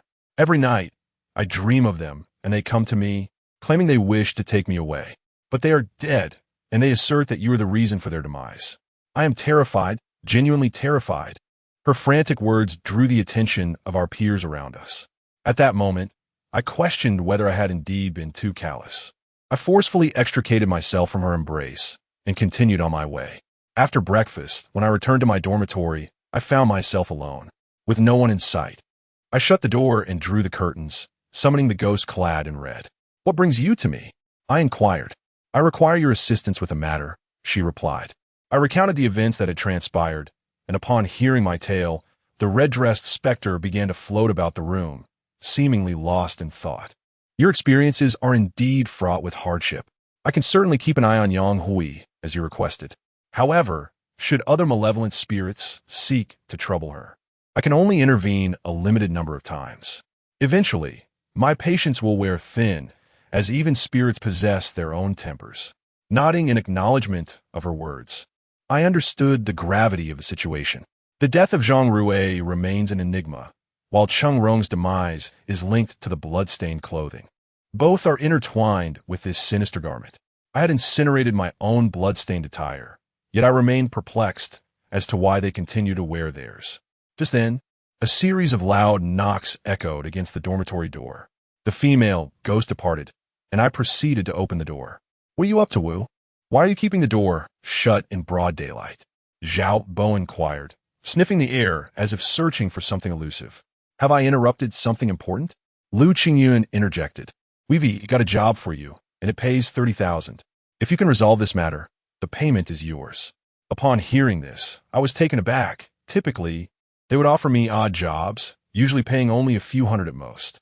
The sudden proposition of 30,000 was certainly alarming, suggesting that the task might not be straightforward. In response to my probing, the duo explained that upon their return from outside, they had spread exaggerated tales about my supposed abilities to exorcise spirits, embellishing the narrative as it circulated among the students. As word spread, it reached a wealthy student from the finance department, who, having attracted some troublesome entity, sought out Lu Qingyun and the others, promising 30,000 for a resolution to his predicament. To me, that sum represented an astronomical figure, equivalent to my parents' entire annual savings. "Will you speak up? If you refuse, I shall inform Li Rong about your previous indiscretion. After all, you two are in a relationship. It seems you would rather part with your own hand than with her. Just consider how she might perceive you." I am rendered speechless. However, 30,000 yuan is indeed a substantial amount for me. With that sum, I need not worry about my tuition fees in the future. Thus, I agreed to Zhao Bo and the others without hesitation. If I can resolve the matter, I certainly will. If not, I shall not force it. While 30,000 yuan is considerable, my life remains paramount. Very well, this matter is settled. I shall make the call immediately, and fortuitously, lunch is secured. Observing Zhao Bo excitedly retreating to the restroom to make the call, I chose not to comment further. Consequently, by noon, we gathered at the most luxurious restaurant near the school, where even a simple meal commanded several hundred yuan, let alone a lavish feast. Chapter 34. The curse. I was led to a private room on the third floor by Zhao Bo and Lu Qingyun. Apart from us, there was a young man, around 20, dressed in a pristine white casual outfit, exuding the aura of a wealthy heir. Beside him sat a beautiful woman. While she may not have been a breathtaking beauty, she certainly possessed the charm of a campus belle. "Brother Hao, this is the classmate I mentioned. We witnessed him subduing a zombie just the other day," Zhao Bo remarked, taking a seat without hesitation. I glanced at Li Hao and took a seat next to him. Upon entering, I had observed Li Hao closely and noted that he bore no traces of malevolent energy. "Xiao Wu, is it? That name has been circulating through the school lately. I hear you've captured the heart of Li Rong from the computer science department. You are indeed fortunate," Li Hao jested, to which I remained silent. Soon after, an array of exquisite dishes was served. After a moment of silence, Li Hao finally spoke. "Since we are among friends, I shall not conceal my troubles. For the past few nights, I have been plagued by nightmares, haunted by a blood-soaked woman demanding my life. I have sought refuge in temples and Taoist shrines, but the protective talismans and charms I acquired have proven utterly ineffective. Yesterday, I heard from fellow students that you possess the ability to combat zombies, which led me to seek out many for advice, ultimately finding Zhao Bo and the others." After Li Hao finished speaking, I contemplated for a moment. The absence of any malevolent aura surrounding him indicated that he was not tormented by vengeful spirits. Those who are haunted typically emanate a chill and exhibit a darkened countenance, yet Li Hao bore no such signs. After some time, I finally inquired, "When did this situation begin?" "5 days ago," he replied emphatically. "Yes, precisely 5 days ago." Upon finishing his statement, Li Hao placed a piece of beef in his mouth, only to expel it immediately, followed by an eager gulp of water, as if he had bitten into something exceedingly spicy. Have you perhaps offended someone? I probed. At the sound of my voice, Li Hao lifted his gaze to meet mine, then glanced around at all present. How do you mean? He questioned. Indeed, are you unable to discern? Is it possible that you were lured by our offered sum of 30,000, leading you to deceive us? Hao Hao has mentioned dreaming of a female ghost demanding his life every night. There must be something unclean at play. Upon hearing the woman associated with Li Hao speak, I remained silent, but Li Hao's expression revealed that he had indeed wronged someone, which explained the misfortune he was facing. If I am not mistaken, your offense likely pertains to her, I asserted before sampling another piece of beef. The meat is quite delicious. Do have a taste. Afterward, I turned my attention back to Li Hao. He sighed deeply and began, if we were to speak candidly, I have indeed offended someone. Li Hao then regarded Ling Wei and commenced his discourse at a leisurely pace. I sat by, savoring my meal while listening intently. It took a full half-hour for him to conclude his elaborate narrative. I hold a sincere affection for Ling Wei, and she reciprocates my feelings, which is why she ended her relationship with Zhang Wu. However, Zhang Wu is quite persistent and relentless, and in a fit of anger, I confronted him physically. After hearing all this, I nodded thoughtfully, then furrowed my brow. The beef is quite good. I could indulge in a piece. No, I prefer to avoid spicy food. Upon finishing his statement, all eyes turned to Li Hao except for his own. Why do you all look at me like that? After Li Hao spoke, Ling Wei chimed in. This beef isn't spicy at all. With a mix of skepticism, Li Hao picked up a piece of beef and placed it in his mouth. But after merely chewing a couple of times, he spat it out, clearly feeling the heat. What's going on? You've been cursed. This remark sent ripples through the group, leaving everyone in stunned silence. It took Li Hao a full 2 minutes to process the revelation. Cursed? I nodded without speaking. Observing Li Hao's incredulous expression and his bewildered demeanor, it was hard to fathom that he could fall victim to such sorcery here.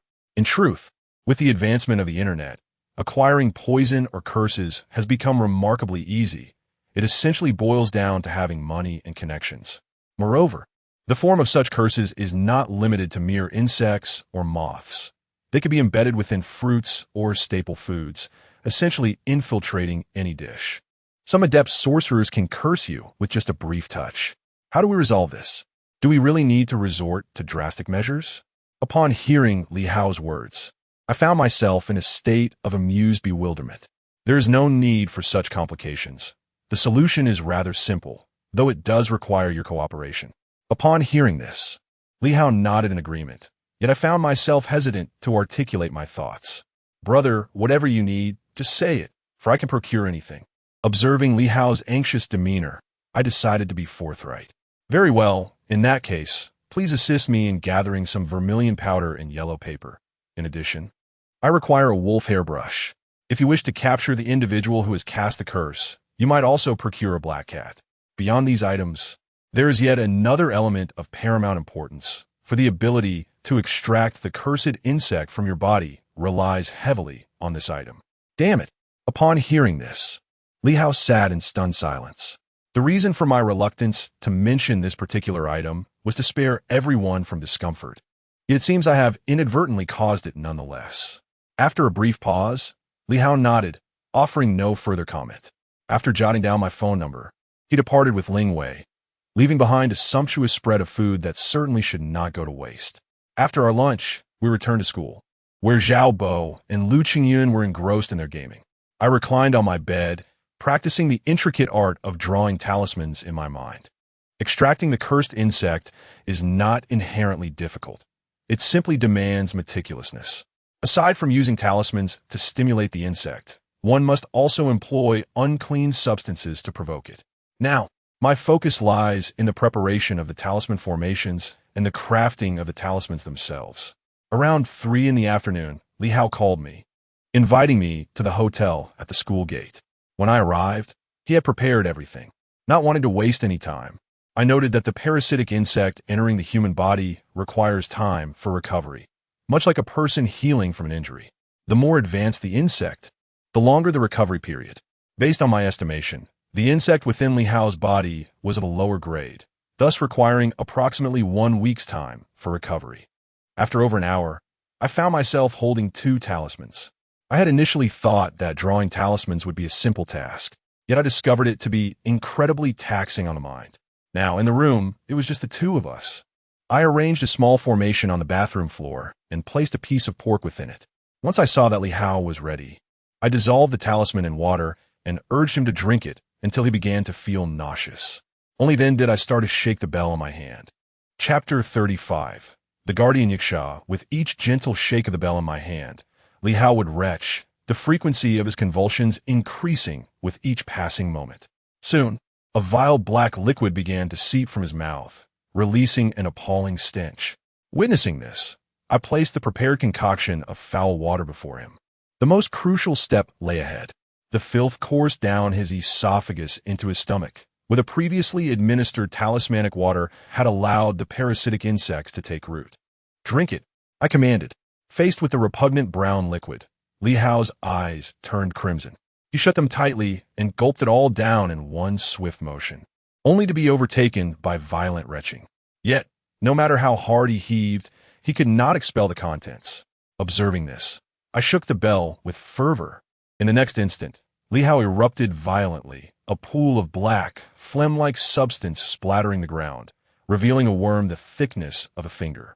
Without hesitation, I extracted the repulsive creature, which promptly slithered towards the formation, burrowing itself into the flesh. Li Hao continued to vomit into the toilet, and I seized a piece of pork, tossing it to the black cat, which devoured it with alarming speed. Upon swallowing the parasitic worm, the black cat reacted violently, its fur bristling as it yowled frantically within its cage. Having completed this task, I ventured to the restroom to check on Li Hao, only to find him still hunched over the toilet, expelling the remnants of his torment. I took a seat and observed the now docile black cat, pondering the identity of the one who had unleashed this curse. The last time I had encountered the iron thread curse, it had nearly claimed my life. Had it not been for Luo Fei, my fate would surely have been equally grim. Half an hour later, Li Hao emerged. "This black cat, which you have kept close, will, barring any unforeseen circumstances, reveal the effects of the cursed insect within 2 days. The discovery of your affliction was somewhat serendipitous. Had it not been for your nightly nightmares, the curse might have gone unnoticed until it was too late." As I spoke, my gaze drifted towards Li Hao, particularly fixated on the yasha pendant adorning his neck. The yasha, often perceived as a malevolent spirit, is not entirely evil. Had it not been for the yasha's dream visitation, urging Li Hao to heed his condition, he may have been doomed. "What must be done now?" Li Hao inquired, reclining on the bed. "Is there anything more I can do?" "Who gifted you the pendant around your neck?" I asked. Li Hao grasped the pendant and replied, "My grandfather placed it on me when I was a child, claiming it would ensure my safety." Nodding in acknowledgement, I advised, "Rest well," and departed from the hotel. However, as fate would have it, upon stepping out of the hotel, I encountered Yang Hui accompanied by a man adorned with tattoos, unmistakably the type associated with a rough lifestyle. Entering the hotel for a room. Initially, I contemplated intervening, but reflecting on individual aspirations, I decided against it. After all, no one could compel her to meet if it were not her own desire. Watching Yang Hui enter, I prepared to leave when I was taken aback by a call from Chen Xian. Our paths had rarely crossed, so I was perplexed as to why he would reach out at this moment. "Brother Xiao, there is something I must share with you. Due to the incident involving Zhang Rui, his parents are currently leveraging connections to devise a means to confront you, so you must exercise caution." Upon hearing this, I did not exhibit a significant reaction. I had anticipated that Zhang Rui's troubles were far from over. If the matter could be resolved so effortlessly, it would scarcely be deemed a problem. The deaths of Cheng Rong and Zhang Rui remain enshrouded in mystery. The spirit of Cheng Rong once sought me out at the grocery store, but after I confronted her, she fled, rendering any inquiry futile. As for the Zhang family's affairs, given that Zhang Rui acted as the catalyst, it was only natural that the Zhang family would seek retribution against me. This was a possibility I had foreseen from the outset. I understand. However, understanding alone is insufficient. You must prepare in advance. The Zhang family possesses considerable influence, and Zhang Xianzhong is a prominent figure in Changde City. Although his wife is not particularly assertive, Chen Huifeng has a brother who is a real estate magnate in Changde, well connected in both legitimate and illicit circles. Had Chen Daoshan been present at the funeral, you would not have departed so easily. I inquired further and discovered that Chen Daoshan is aware of his nephew's demise and is hastening his return from abroad upon learning that you had confronted Chen Huifeng. While I do not fear the Chen family's power, I was taken aback upon realizing that Chen Daoshan is a real estate tycoon in Changde. Are you suggesting that Chen Daoshan is indeed the real estate magnate of Changde? My inquiry caught Chen Xian off guard as well. Indeed, in matters of real estate in Changde, Chen Daoshan's voice holds considerable weight. Upon hearing this, I abruptly hung up the phone. To my surprise, due to the incident involving Zhang Rui, I inadvertently stumbled upon the real estate magnate of Changde City. Should this be the case, the matter would become considerably easier to resolve, and my dealings with the ghost in red appear to have found an initial breakthrough. That night, I ventured to the grocery store, for there were certain matters I needed to discuss in detail with the ghost in red. This was not only pertinent to her, but also to my own affairs. As the clock struck midnight, I summoned the ghost and recounted the information that Chen Xian had conveyed to me. I could sense the palpable aura of vengeance and resentment emanating from her. It is only natural that one must pay for bloodshed. Chen Daoshan's ruthless demolition, which led to the entombment of her entire family, could not simply be overlooked. What must I do now? I inquired. Upon hearing this, I shook my head. Although you are a fierce spirit, your capabilities are rather limited. The reason Chen Daoshan thrives amidst the chaos is not without justification. His actions have likely resulted in numerous fatalities, and had he not possessed certain skills, he would have long since fallen prey to the vengeful spirits he has wronged. It stands to reason that he has sorcerers adept in exorcism by his side. Your movements are constrained during the day, granting you the ability to act only under the cover of night. Should you encounter a skilled geomancer, the outcome may not favor you. Allow me 2 days to ponder a strategy. As for the spirit of Cheng Rong, the ghost in red has not uncovered any clues thus far. During this time, she has flitted between Yang Hui and Li Rong. However, I dare not allow her to linger for too long, for spirits are inherently negative energies, and prolonged proximity to the living can yield detrimental consequences. As long as Li Rong and Yang Hui are safe, I shall not hesitate to obliterate the apparition of Cheng Rong should it manifest. By day, I immerse myself in study, while by night, I toil in the grocery store, and during my idle moments, I incessantly inscribe talismans. Brother Wu, the black cat thrashes about frantically within its cage, as if possessed. What could be the cause of such turmoil?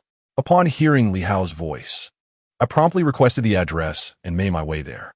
Upon arrival, I observed the black cat. Its fur bristled in alarm, gnawing incessantly at the bars of its confinement.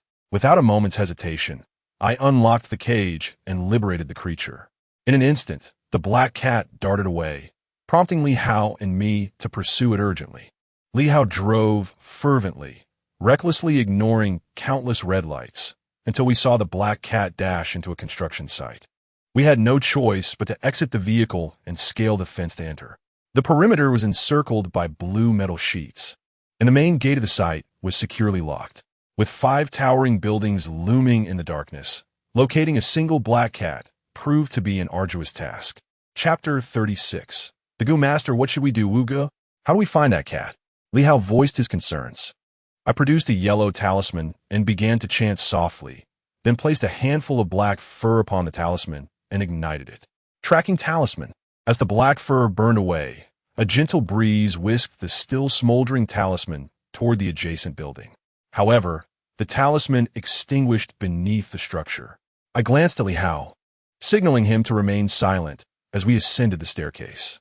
Just as we stepped onto the stairs, a chilling cry of a cat echoed from above, followed by an eerie silence. We crept upstairs, only to discover the lifeless body of the black cat on the 10th floor. Woo! Before Li Hao could utter a word, I swiftly covered his mouth. It appeared my suspicions were correct. That young man indeed had formidable allies, capable of detecting even the curses I had cast. Yet, I harbored doubts. How had they discerned the presence of the goo without awakening it? And how had they removed it? Upon hearing that sound, I shook my head at Li Hao, signaling him to descend first. Yet, he remained obstinate. Master, what now? Li Hao and I approached him because of a woman, intending to place a curse, believing he would be as unsuspecting as Zhang Rui. But to our surprise, we were discovered. At this revelation, I too was taken aback. Could it be that Zhang Rui's demise was also due to a curse? If Zhang Rui had indeed fallen victim to a gu, what then of Cheng Rong's fate? The adversary was a master of gu. If I were to recklessly charge out, the outcome would remain uncertain. Thus, I signaled to Li Hao that we should depart. However, just as we began to move, I inadvertently kicked a steel rebar. "Hurry," I whispered urgently. Li Hao, recognizing the gravity of the situation, dashed down the stairs, while I picked up a piece of rebar and charged upward. Upon reaching the corridor, I beheld an elderly man and a youth. The young man was unfamiliar to me, but the old man was someone I recognized. "It's you." The old man appeared taken aback upon seeing me, likely surprised that I was the one confronting him. "Earlier, you claimed that Zhang Rui was your victim, and I believe it is imperative for you to clarify this matter for me. During my tenure at the grocery store, this old man would come by at night to make purchases and, in a misguided attempt at kindness, warned me about the dangers of ghostly scents. Unfortunately, that very night, I made a grievous error and was subsequently beaten by Luo Fei. I had been curious about the curse that had befallen me, but now everything has come alight. This old man deserves his fate." With that thought, I brandished the rebar and charged at him, swiftly incapacitating the young man with a kick. Zhang Rui's demise was not my doing, yet the Zhang family has placed the blame squarely upon me, an injustice I cannot tolerate. Therefore, this old man shall not escape unscathed today. However, the old man's strength exceeded my expectations. No matter how I struck, he managed to evade my attacks. "You're no match for me. Were it not for the orders from above, your continued existence would be deemed a miracle. Now, you dare to strike at me? You ought to assess your own capabilities." As the elder spoke, he struck out with a swift palm. Despite my instinct to evade, I found myself at a disadvantage. I collapsed to the ground, landing awkwardly, and coughed up a mouthful of blood. Struggling to rise, I gazed at the old man and questioned, "We harbor no enmity. Why do you seek to harm me?" "Ha ha ha," he cackled. "I require pure yang and pure yin to concoct a more potent gu technique. I had already set my sights on you, but alas, the shopkeeper's minion arrived first, thwarting my plans and disrupting the pure yang energy within you. Though I may not match the strength of the shopkeeper's henchman, it does not mean I cannot eliminate you. I possess some knowledge of the shopkeeper's dealings, and, fortuitously, during your recent confrontation with another adversary, I intended to seize the opportunity for myself. That night, I aimed to mislead you into an unsuspecting demise. Yet he managed to unravel my goo. Now that you have delivered yourself unto me, I shall put my newly cultivated poison goo to the test." With that, the elder prepared to strike again. Sensing the urgency of the moment, I rapidly chanted incantations, my hands weaving intricate seals, though I could feel my strength depleting swiftly. The elder hesitated, momentarily taken aback by my actions. Divine weapon, act swiftly to purge the treacherous. Charge! With a resounding crash, he was sent reeling backwards. As I continued my incantations, he leapt from the upper floor in a desperate bid to escape. Watching him flee, I sank to one knee, gasping for breath, as though I had just sprinted several kilometers without a single drop of water. I sat on the ground for a few moments, calming myself, when I heard some movement by the stairs. To my surprise, I saw Li Hao stealthily returning, a wrench in hand. A wry smile crossed my face. Had that old man not departed, your return would have been perilous. The old man fled because the Gu master feared sorcery. While Gu poison can be subtly administered, so too can sorcery. Understanding this principle, the old man wisely chose to escape. "Brother Wu, what shall we do about Zhang Wu?" I discerned that Li Hao was eager to eliminate Zhang Wu. Yet, as the old man's disciple, Zhang Wu was privy to certain secrets, and it was improbable that he harbored no Gu poison himself. If I allowed Li Hao to take Zhang Wu, the latter would undoubtedly perish, and Li Hao would invite a murder charge upon himself. "Listen to me. Leave Zhang Wu be. Someone will come to take him away shortly. If we dare to bring him back, he is certain to die, and we would find ourselves in an inextricable mess." Once seated in the car, I succumbed to sleep, and after dropping me off at the dormitory, Li Hao departed. With important classes awaiting the next day, I spent the subsequent 2 days in a state of hazy oblivion. Xiao Wu, Chen Daoshan has arrived. Are you truly prepared to face dozens of them alone? Upon hearing Lin's words, I nodded. I was uncertain of Chen Daoshan's true strength, but I recognized my own limitations. I could not confront him head-on. Yet I was no soft persimmon, easily squished at will. Chen Daoshan must possess some form of protective talisman. This morning, I entrusted Li Hao with procuring black dog blood, a substance steeped in malevolence, which should effectively nullify the protective charms surrounding him. At that moment, you must act judiciously. Black dog blood is inherently your nemesis, yet I have imbued it with incantations, allowing you to approach these items without fear. After imparting my instructions to Lin, I dismissed her. Her family fell victim to Chen Daoshan's malevolence, and it is now time for retribution. Upon departing from the school, I spotted Chen Daoshan's vehicle and immediately accelerated. This time, I chose the grocery store as the battleground. As I entered the premises, Chen Daoshan, leading a contingent of individuals, obstructed the entrance. "Smash it," he commanded without hesitation, instructing his subordinates to commence the assault. Witnessing this, I offered no semblance of cordiality. Drawing my Han sword, its blade glinting menacingly, I swiftly severed one man's hand. This confrontation was inevitable, and given that Chen Daoshan would not entertain my explanations, even if I captured Zhang Wu, the situation would only further deteriorate. Chapter 37. Do not expect to leave alive sometimes. An apology does not equate to absolution. Merely acknowledging one's mistakes does not guarantee forgiveness. I struck Zhang Rue on the playground. Yet who can attest that I was the one who harmed him? Even the police could not unearth any evidence. But the Zhang family has chosen to blame me entirely. Moreover, Yang Hui witnessed the moment I severed Zhang Rue's tongue. It could have been the old man or another group entirely. With a sword in hand, I fixed my gaze upon Chen Daoshan. While he stood momentarily dazed, I seized the opportunity to douse him with a bottle of foul liquid, instantly drenching him in a most unpleasant manner. In that instant, no one dared to move. Observing Chen Daoshan now, I noted the protective talismans adorning him. However, regardless of their potency, they were rendered ineffective at this moment. Suddenly, a tempest brewed within the alley, accompanied by thunder and lightning that darkened the sky, enveloping us in ominous clouds. All eyes turned skyward, and Chen Daoshan's expression grew grave, tinged with palpable fear. "Chen Daoshan, you have committed countless misdeeds. Today, the heavens have come to claim you. Did you truly believe that your dominion over both the righteous and the wicked would grant you impunity? I am curious as to why you did not bring your feng shui master this time." As my words echoed, a resounding clap of thunder illuminated the previously dark surroundings. Under the watchful eyes of the crowd, a woman clad in red garments slowly approached and grasped Chen Daoshan's hand. "Everyone retreat," Chen Daoshan uttered, his voice laced with shock. The crowd was momentarily taken aback, yet they complied with his command. As soon as Chen Daoshan and his companions departed, the ominous clouds that enveloped the surroundings dissipated. Upon returning to school, I encountered Li Hao head-on. "Brother, there's a gathering tonight. Would you care to join?" Initially, I contemplated declining his invitation. Yet this rascal had somehow learned of my rather private indulgence in the dormitory and threatened to inform Li Rong. Faced with such a predicament, I had no choice but to acquiesce.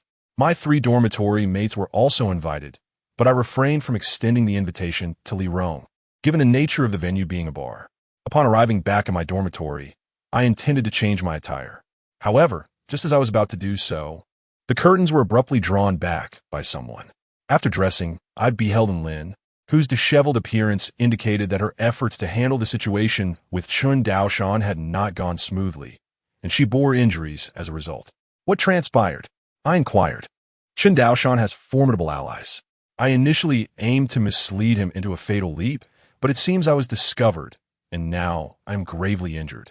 And Lin's words signaled to me that this matter was far from resolved. I instructed her to seek a place to recuperate, while I donned my attire and set off to find Li Hao and the others. It appeared that this trouble was destined to persist. Upon reaching the upscale establishment in the city, Li Hao seemed entirely at ease, akin to being in his own abode, while I felt rather out of place. "How go?" You've arrived. Haigu is waiting for you in the back. Would you like to head over first? Just as we entered the lobby, without having secured a room, a waiter approached and beckoned Li Hao away. As for the rest of us, we could only wait in the lobby. After a few minutes, a group of people entered from outside and immediately surrounded me. To my dismay, Chun Daoshan was indeed persistent. In addition to him, there were Zhang Rui's parents and a middle-aged man, making it a family affair. However, this was a high-end club, and any damage incurred would require compensation, which I could not afford. When a server approached, her demeanor shifted to one of deference upon seeing Chun Daoshan. Brother Chun, it has been a while. Since this is the lobby, would you like me to arrange a larger space for your group? Upon hearing the server's words, Chun Daoshan displayed a look of disdain. Get lost. This is none of your concern. No matter how much damage is done today, you are to turn off the surveillance cameras right now. I intend to deal with him decisively. Chun Daoshan finished with a pointed finger directed at me. Brother Chun, this is... Get out. Before the server could finish her sentence, Chun Daoshan bellowed, and his men swiftly dragged her away. With a resounding slap, Chun Daoshan struck me, causing a burning pain to radiate across my face. Helplessly pinned by his men, I was at their mercy. Lu Qingyun and the others attempted to intervene, but their efforts were futile. They were quickly subdued. Another series of slaps followed, and I was left seeing stars. So you can control spirits, can you? You intend to take my life? Today, you will not leave this place alive. With a resounding bang, darkness enveloped my vision.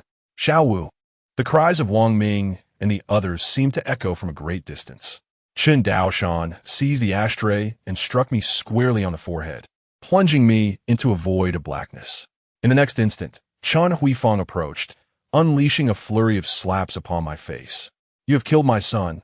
Today, I demand your life in return, she exclaimed, producing a knife seemingly from thin air, aiming for my throat. However, in a swift motion, a middle-aged man standing nearby intervened. Chun, do not forget your promise to me. We are merely to teach him a lesson, not to take a life. With that, Chun Daoshan turned to me, seizing my head and forcefully driving into the coffee table. Stars danced before my eyes, and my mind was a haze of confusion. Pain, excruciating pain. Sister, stab him a few times. If he dies, I will bear the consequences, Chun Daoshan declared. At that moment, fury ignited within me, and I retaliated violently, managing to break free. I picked up the ashtray from the ground and brought it crashing down upon someone's head. So it's to the death, is it? Very well. We shall all perish together today. As I prepared to strike, I found myself half kneeling, the blow from Chun Daoshan having left me disoriented. Just as he was about to strike again, the sound of a shattering bottle rang out from the crowd. The throng parted, and through my blurred vision, I glimpsed Li Hao and another man approaching. What is happening? Upon hearing Li Hao speak, I found myself in a daze, rendered speechless. These sentiments were articulated by the waiter. Before Li Hao could respond, Chun Daoshan suddenly positioned himself before Li Hao. Young Master Hao, young Master Hai, I never expected to find you here. I apologize for intruding upon your enjoyment. I have recently opened a new venture and would like to offer each of you a 2/10 share as a token of my contrition. Upon hearing Chun Daoshan's words, I couldn't help but chuckle softly. Observing my nonchalant demeanor on the ground, Chun Daoshan approached and delivered a forceful kick. With a resounding crash, a bottle of red wine shattered, striking a person's head. An unexpected scene unfolded. Li Hao discarded the remaining shard of the wine bottle and waved his hand, prompting the waiter to bring forth another bottle. Crash. Discarded. Replaced, only to be shattered again. He continued this relentless destruction until several bottles of red wine lay in ruins. Thud. Chun Daoshan dropped to his knees, disregarding the shards of glass scattered on the floor. Bring more wine, commanded the young master of the sea. Chapter 38. The displacement of the seven souls throughout the ordeal. Li Hao remained silent. Once young Master Hai concluded his remarks, a waiter soon arrived, pushing a cart laden with red wine. Li Hao did not utter a word. Instead, he relentlessly smashed bottle after bottle of red wine upon Chun Daoshan's head. Upon learning of Chun Daoshan's acquaintance with Li Hao, I had presumed that Li Hao would remain indifferent to the situation, leading me to believe that I had truly reached a dead end. Thus, I could only chuckle coldly, largely in self-mockery. Little did I anticipate the scene that would unfold before me. Observing Chun Daoshan, bloodied and kneeling in abject silence, I could only liken him to a beaten dog. As for the middle-aged man standing beside him, though visibly pained, he lacked the courage to intervene. "You dare!" Bang!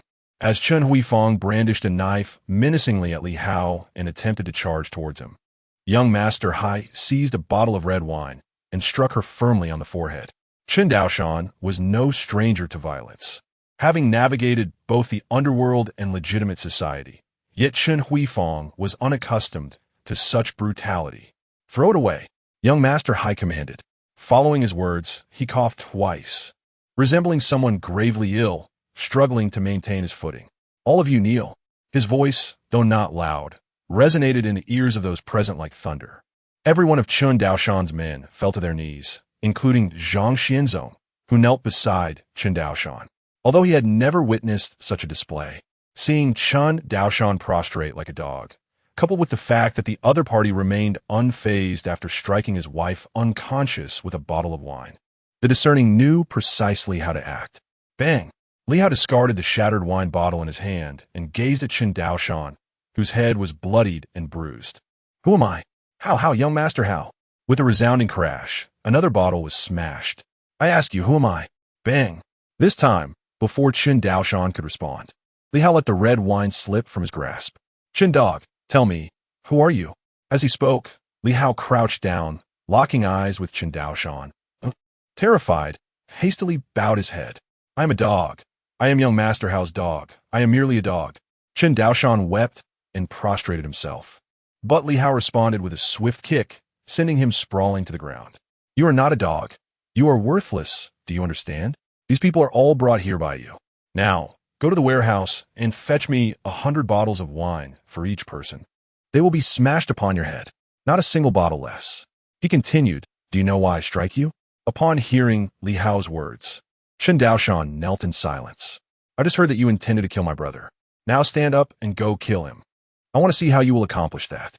With those words, Chen Daoshan broke down in tears and picked up the red wine, smashing it against his own forehead.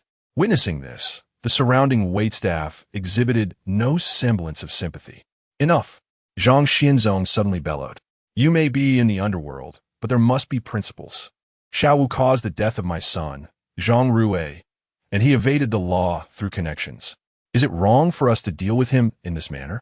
After Zhang Xianzong's furious shout, Li Hao seized a bottle of red wine and swung it toward his head. "What business do you have here?" he exclaimed. "Chen Dog, listen closely. Xiao Wu is my brother. Without him, there is no me. If you dare to harm my brother, I will retaliate. As for Zhang Rue, he was killed by a Gu master. If it weren't for Xiao Wu a couple of days ago, I might have met the same fate. You may choose to believe my words or not, but if you touch Xiao Wu again, I will ensure your demise." Upon hearing Li Hao's declaration, only one individual in attendance displayed a reaction, the geomancer brought by Chen Daoshan. "A Gu master?" he queried. Li Hao glanced at him but chose to remain silent. After a moment, I stood up, cradling my head, which had already swollen with several large bumps. Indeed, it was a Gu master, an old man of considerable strength. I am unaware of Zhang Rue's fate, but you should be able to discern whether he was purely Yin or purely Yang by calculation. With that, I retrieved a yellow talisman from my coat pocket and handed it directly to young Master Hai. "Thank you for your assistance in this matter. Carry this talisman with you." Young Master Hai accepted the charm, glancing at it before putting it away. As for the remaining affairs here, I had no desire to inquire further. Before departing, I cast a final glance at the geomancer. You can sense the many lives entwined with Chun Daoshan. I advise you to steer clear of such scum. After speaking, I was assisted by Lu Qingyun and the others as I departed for the hospital. Upon arrival, I succumbed to a deep slumber, as the after effects of the sorcery I had employed in recent days had yet to dissipate, and today's ordeal only exacerbated my fatigue. This experience further solidified my resolve to become stronger, especially since Bai Liuli had been absent during this period, causing my training to lag significantly. 2 evenings later, I had just opened my eyes when the door to my hospital room was abruptly flung open, nearly startling me to death. "Brother, we must hurry to see Mu Hai." He suddenly fainted for reasons unknown. The doctor has examined him and declared there are no apparent issues. Without uttering another word, I followed Li Hao directly to the ward downstairs. The last time I encountered Mu Hai, he had merely been afflicted by a chilling presence. Given my condition at that time, I was unable to intervene, for it would have led us both into dire straits. Instead, I had given him a yellow talisman, hoping it would suppress the malady for a few days. However, I never anticipated the situation would deteriorate to this extent. Observing Mu Hai lying in bed, the circumstances were indeed grim. Li Hao, please prepare incense, candles, and all necessary offerings. Do not forget the spirit money. Additionally, procure a live red-crowned rooster. Upon hearing my instructions, Li Hao promptly made a telephone call, relaying all the required items to those below. At that moment, Mu Hai suddenly convulsed on the bed. Witnessing this, I seized the syringe from the table, pricked my finger with a needle, and pressed it against Mu Hai's crown. Soon Mu Hai fell silent, and Li Hao hesitantly inquired. However, I remain uncertain about the nature of Mu Hai's predicament. The pressing concern is the severity of his condition. Brother, what has happened to Mu Hai? He seemed fine just moments ago, and then he suddenly convulsed and collapsed. His 7 souls have been displaced. To be precise, they have been drawn away by a malevolent spirit. The 3 souls govern one's fate. As long as they remain intact, a person cannot perish. The 7 souls, however, are external and particularly susceptible to instability. Individuals with frail constitutions may find their 7 souls departing upon being startled. Presently, Mu Hai is ensnared by a spectral entity, causing his 7 souls to be displaced. Ordinary methods of soul summoning will be ineffective. It is likely that the items I requested earlier are insufficient. We must also prepare some red strings, candles, and copper bells. After saying this, I glanced at Mu Hai, who lay on the bed. Had I not restrained his crown point, he might have lost yet another soul. Half an hour later, Li Hao's associates arrived with the items. I took the red string and, employing a unique technique, fashioned a life-binding knot, threading a copper coin onto it. Chapter 39. The Art of Nightmare. As I placed the life-locking talisman on Mu Hai, a chilling breeze began to manifest within the room, revealing itself in ghostly whispers. Li Hao, too, sensed the eerie presence. What is happening? The windows are securely closed. How can there be a draft? He exclaimed, shivering involuntarily. This was no ordinary wind. It was a sinister gale, indicative of a malevolent force seeking Mu Hai's life. With that realization, I positioned Mu Hai's bed in the center of the room. Having completed this task, I was now faced with the most critical aspect, the situation within the hospital. At the appointed hour, when I began to invoke the necessary spells, it was inevitable that the patients in adjacent rooms, as well as the nurses and doctors, would be disturbed. Mu Hai's condition was far from simple. It involved a soul-recalling ritual. Any disruption at any stage could render the entire ceremony futile. In essence, these rituals are fundamentally deceptive, a ruse to lure wandering spirits and coax Mu Hai's soul back to its rightful place. Should any disturbance occur, it could startle the spirit, causing the 7 souls to scatter, as they are particularly susceptible to fright. Even the slightest noise could send them fleeing. After articulating my concerns, Li Hao fell into contemplation. This was a critical care unit with few occupants. I instructed someone to guard the other patients, preventing anyone from entering or exiting. How long will you need? I inquired, casting a glance at Mu Hai, who lay motionless on the bed. From this moment on, it will take at least 3 hours. If by midnight, Mu Hai's soul is not retrieved, the situation will become dire. Li Hao is not one to hesitate. He promptly made a call, summoning a group of brothers to assist. During this interim, I hurriedly sketched several talismans. While I can perceive the restless spirits in the grocery store, here, I am unable to see anything. To ascertain whether Mu Hai's soul has returned, I must open my eye. I require a companion. Among those present, you are the only one capable. Are you willing to join me? With your protective nightshade, your yang energy will be diminished, and you shall remain unharmed. Upon seeing Li Hao nod, I recited an incantation, ignited the yellow talisman in my hand, and struck it upon his shoulders. The remaining time was devoted to preparations. I adorned both sides of the hospital corridor with red thread and incense. Mu Hai's hospital room was similarly encircled with layer upon layer of red thread.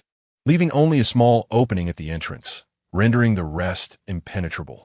With everything now prepared, the altar was set up in the hospital corridor. Li Hao stood beside me, holding a paper lantern that flickered with a warm yellow glow. However, to be on the safe side, I summoned Lin to come forth. The hospital vicinity is filled with restless spirits, and to prevent any mishap, should the need arise, she could assist in bringing Muhai's soul back. The moment Amlin appeared, Li Hao was visibly trembling, and upon witnessing Amlin drifting within the corridor, he was rendered speechless by fear. There was no need for concern, for Amlin was a benevolent spirit. This was a hospital, rife with unpredictable elements, and should any unfortunate incident occur, we would still require Amlin to retrieve the soul of Muhai. With that said, I commenced the ritual. Observing my movements, Li Hao proceeded towards the corner of the staircase with a lantern in hand. He stood there, motionless, when suddenly a chilling breeze swept through, causing the flame within the lantern to flicker erratically, transforming into an eerie green hue. At this sight, I chanted the soul-calling incantation repeatedly while watching Li Hao approach me. However, when I glanced behind him, I was indeed taken aback.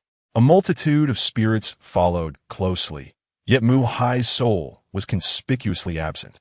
Perhaps sensing my unease, Li Hao attempted to turn back, but I halted him with a command. As he stood before the altar, I scrutinized the throng of spirits behind him, searching repeatedly. Yet Muhai's essence remained elusive. Everyone, scatter with your offerings, or do not blame me for sending your souls into disarray, I declared, casting a handful of paper money into the air. Although Li Hao could not see it, he felt the energy shift. The paper money, initially soaring upwards, was suddenly besieged by countless spirits, stirring a tempestuous wind within the corridor.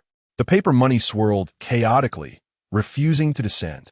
Witnessing the spirits vying for the offerings, I unleashed yet another bundle of paper currency into the fray. A few moments later, observing the relentless specters, I ceased to be courteous and boldly seized a pig's trotter, dipping it into the fragrant ash before charging forward. A toast refused is a penalty drink accepted.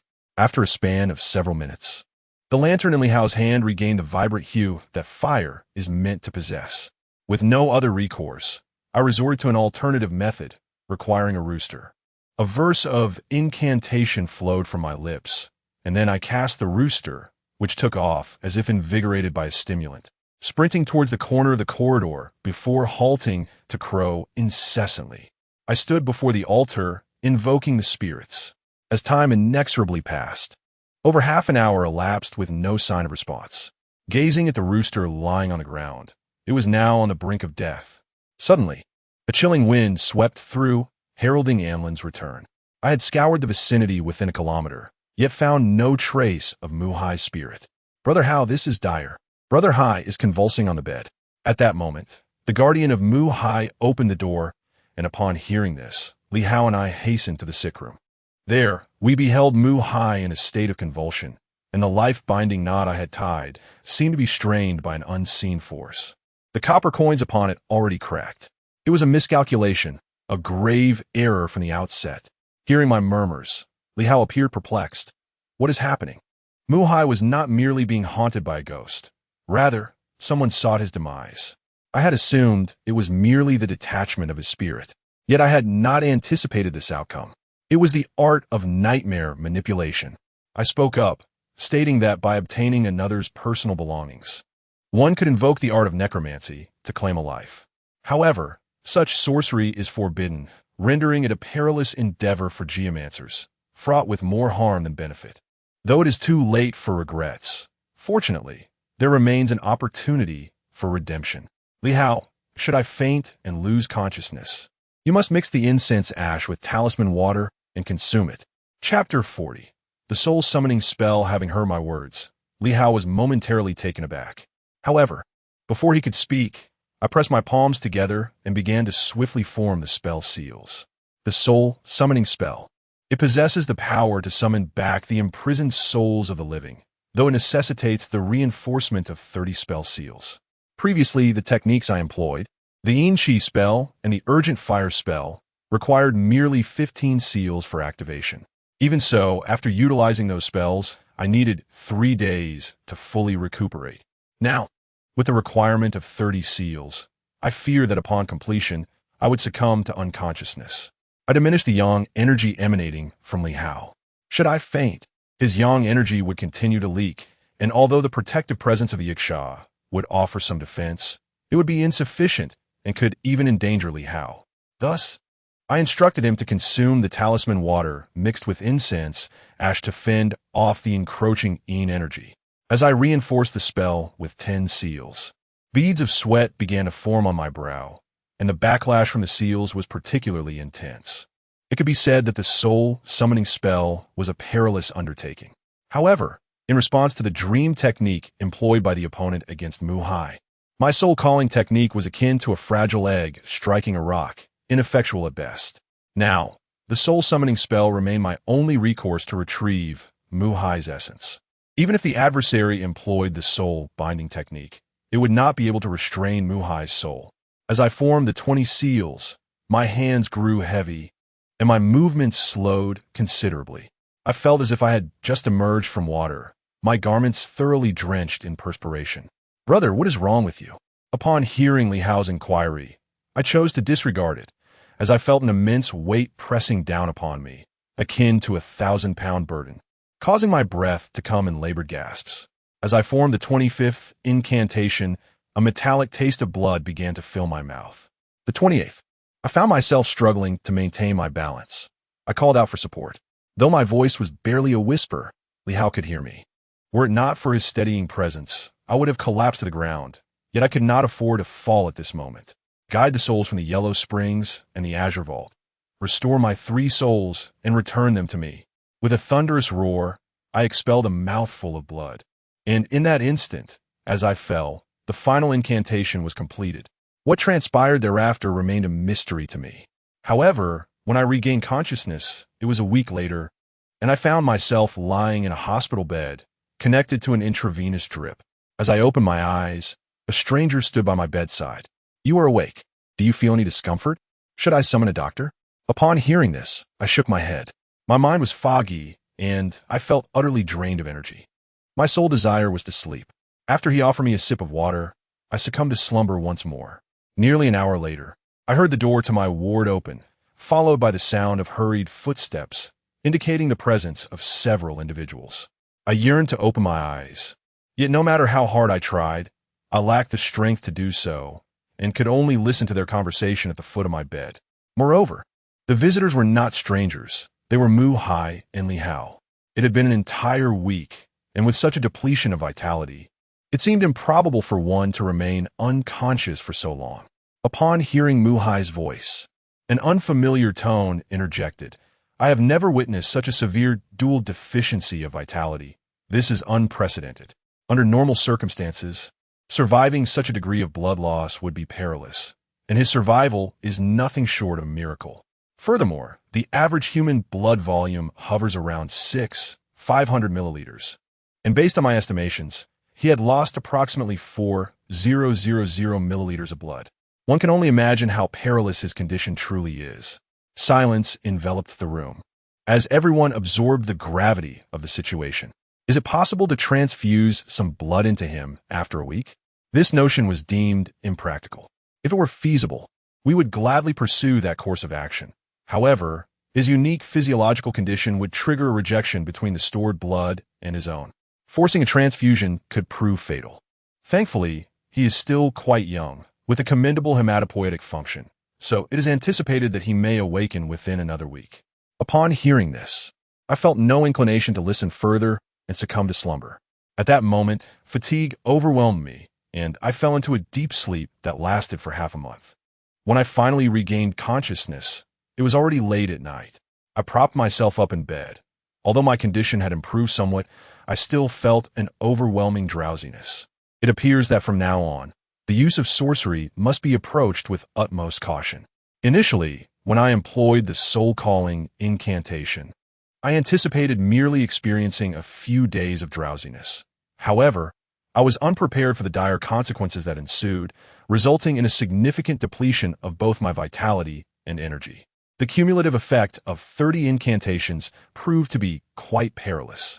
While I pondered how to expedite my recovery, a chilling breeze swept through the room, and then Lin appeared at the head of my bed. Someone asked me to give this to you.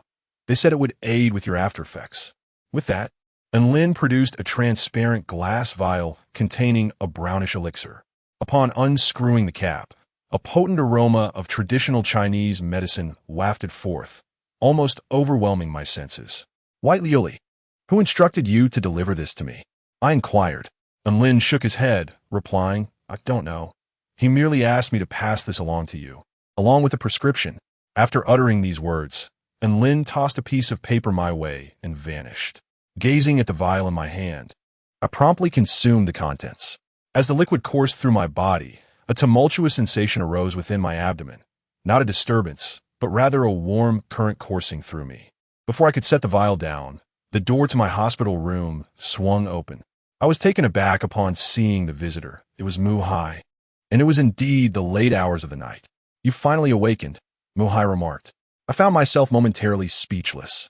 I was aware that my slumber had been prolonged, but I could not fathom why Mu Hai would choose to visit me at such an hour.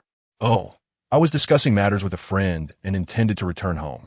I happened to pass by the hospital, so I decided to drop in, he explained. Upon hearing this, I nodded and then noticed the lifelock not still hanging around Mu Hai's neck. You must not untie the lifelock, not within 3 months. After I finished speaking, Mu Hai nodded and then sniffed the air in the ward, his brow furrowing. Why is there a scent of traditional Chinese medicine? After Mu Hai spoke, his gaze shifted to the medicine bottle in my hand. A friend visited me earlier and brought a bottle of traditional medicine. I feel much better after taking it. Mu Hai, being quite laid back, sat at the head of the bed and picked up the prescription that Lin had left there. I hadn't had the chance to put it away when he came in. Is everything recorded on this prescription traditional medicine? It should be. My friend was in a hurry, so he gave me a prescription claiming it specifically treats my deficiency in both qi and blood, though I haven't had the opportunity to examine it yet. After listening to me, Mu Hai glanced at the prescription, and his expression grew somewhat grim. I will help you prepare the ingredients listed on this prescription. If it weren't for your daring rescue, I might have been facing a near-fatal situation myself, and you certainly wouldn't have been lying in bed for half a month. With that, Mu Hai took a photo of the prescription with his phone and handed it to me. I was utterly astonished upon seeing the prescription. Chapter 41. The Copper Mirror of the Town Coffin. Part 1. Throughout the night, Mu Hai remained by my side, offering nothing but gratitude. Shortly after 9 in the morning, the door to my hospital room swung open, and 2 of Mu Hai's subordinates entered, bearing a vessel of herbal medicine. I was left speechless at the sight.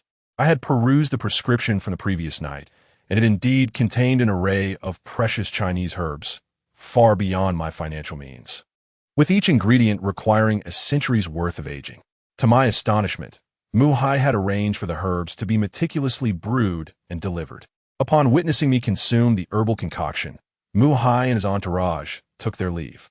Soon thereafter, a warm sensation enveloped me, as if I were immersed in a bath of warm water.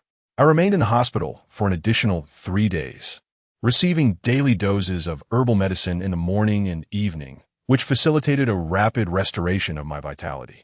By the time I returned to school, my spirits had been rejuvenated to an unimaginable extent compared to before. Due to my fainting episode, Lu Qingyun and the others had requested leave from our instructor, and as for the classes I had missed, I would have to gradually catch up. Upon my return to the dormitory, my roommates, having seen me come back unscathed, celebrated my homecoming. During my absence, Mu Hai and Li Hao's men had kept watch, allowing my friends only glimpses at the door of my room, so they were genuinely thrilled at my return. However, amidst their joy, I could discern a hint of unease in their expressions. Wu Ge, there is something I am uncertain whether I should disclose to you, but if I do, you must promise to maintain your composure. Upon hearing Wang Ming's words, I was momentarily taken aback, pondering what could evoke such seriousness from them. During the past month at the hospital, individuals from the neighboring academy have been attempting to draw talent away from ours. Recently, they have been getting quite close to Li Rong, who has called upon us for assistance on several occasions. That scoundrel is utterly shameless. Not only has he shown no restraint, but his audacity has escalated significantly. After Wang Ming finished speaking, I merely inhaled deeply and refrained from responding. I was well aware of Li Rong's feelings toward me, yet at this moment, my thoughts were consumed with the notion that if she truly harbored affections for another, it would be utterly futile for me to create unnecessary conflict. No, Xiao Wu. What are you even thinking? Are you not the least bit upset? Just a few days ago, Li Rong openly declared in front of numerous classmates that her feelings are for you, not that rogue. Upon hearing this, I could only smile wryly. My ignorance of the situation during my hospital stay was my own fault. Now that I was informed, I could not allow this matter to linger any longer.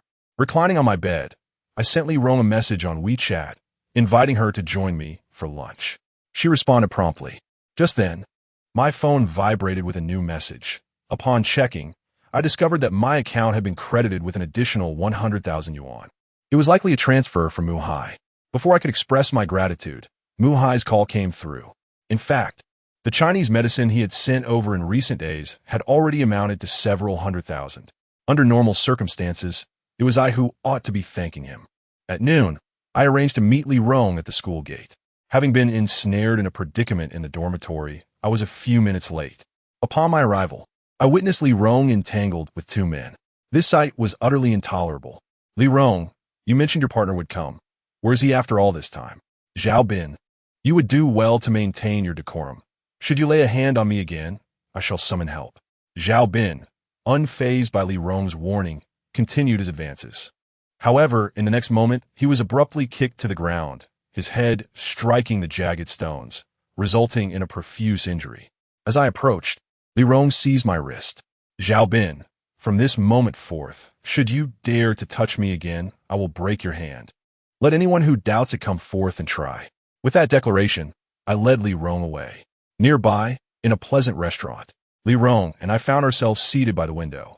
I expressed my desire to find a mother for my future child. Upon hearing my words, Li Rong erupted, spraying her drink all over my face. It seemed I had caught her off guard. Xiao Wu, you cannot be serious, she gasped. I simply shook my head. Thus, the remainder of our conversation became ineffably delightful. Upon returning to the school, as my car approached the entrance, a crowd suddenly surrounded us. Led by none other than Zhao Bin.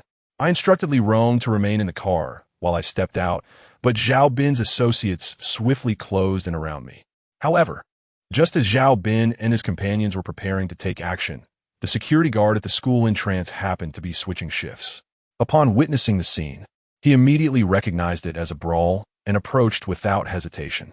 Sensing the impending trouble, Zhao Bin swiftly led his group away. Upon returning to the school, I escorted Li Rong back to her dormitory, and along the way, many classmates observed our pairing and began to gossip. After all, the incident involving Yang Hui and my supposed infidelity was already common knowledge, and now, with the added speculation surrounding Li Rong and me, the town was abuzz with rumors. It seemed everyone was merely enjoying the spectacle. Brother, are you around? Could you come by my shop? Upon hearing Li Hao's voice, I glanced at Li Rong. Li Hao said nothing further, but urged me to hurry over. Once I saw Li Rong safely inside her dormitory, I drove out of the school. Arriving at the address provided by Li Hao, I had barely parked when a waiter approached me. Upon learning that I was Xiao Wu, he escorted me directly to the office on the third floor of the nightclub. As I entered, the air was thick with the acrid scent of secondhand smoke, causing my eyes to water. Aside from Li Hao, there were several men in suits, likely the managers of the establishment. I wondered why they had summoned me in such a state of urgency. Casting a glance around the room, I noticed that the expressions of those present had turned rather grim. Li Hao remained silent, instead gesturing toward the copper mirror on the table. The sight of the mirror startled me considerably. Upon the surface of the mirror, a grotesque figure of Shura, with an enormous, gaping maw, was vividly depicted.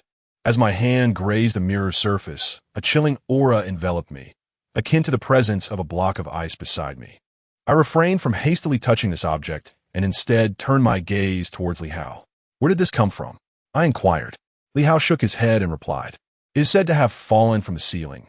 We discovered it while tidying the dormitory 2 days ago. It is evident that this item emerged from the depths below. So how could it possibly have descended from the ceiling? The moment we unearthed it, I sensed something was amiss. Then, at noon today, An employee possessing this mirror attempted to flee with it. Initially, this seemed inconsequential, but tragically, just as he exited the door, he was struck and killed. I remember it distinctly. He was carrying the mirror as he ran. Upon witnessing the collision, I hastily arranged for someone to take him to the hospital. But when I recalled the bronze mirror, no matter how hard I searched, I could not find it, only to discover it later in the office. Chapter 42. The Copper Mirror of the Coffin, Part 2. After Li Hao finished speaking, he looked at me, seeking an explanation. I too was intrigued by how this copper mirror had found its way into his office. However, upon observing the figure of the Allure on its surface, I instinctively understood that it was no ordinary object. The Allure, a symbol of slaughter, emanated an aura of coldness that made my hand feel as though it were resting upon ice when I drew near. Bring forth a living creature, anything will suffice, I commanded. Upon hearing my words, the men in suits departed to procure a living specimen. Shortly thereafter, they returned, clutching a mouse. Under my direction, they placed the cage containing the mouse before the copper mirror. As soon as the cage was set upon the table, the mouse began to thrash violently, either ramming its head against the bars or gnawing at the metal wires. The scene was decidedly peculiar, and the mouse grew increasingly agitated, eventually resorting to biting itself. In less than 10 minutes, the creature succumbed.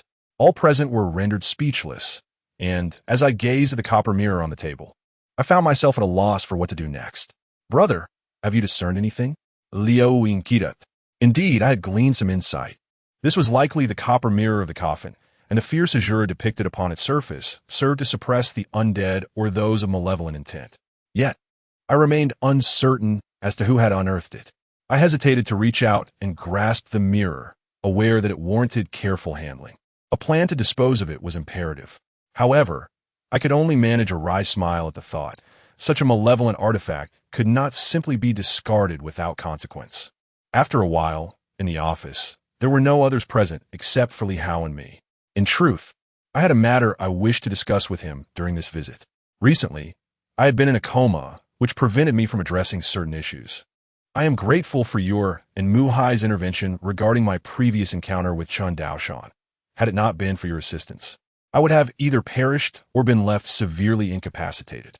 Chun Daoshan is a real estate magnate in Changde, and from your demeanor, it seems you are quite familiar with him. Given our long acquaintance, you are likely aware of my profession. To be candid, the vengeful spirit clad in red that helped me summon my soul has a long-standing grudge against Chun Daoshan. Upon hearing my words, Li Hao appeared to grasp the situation.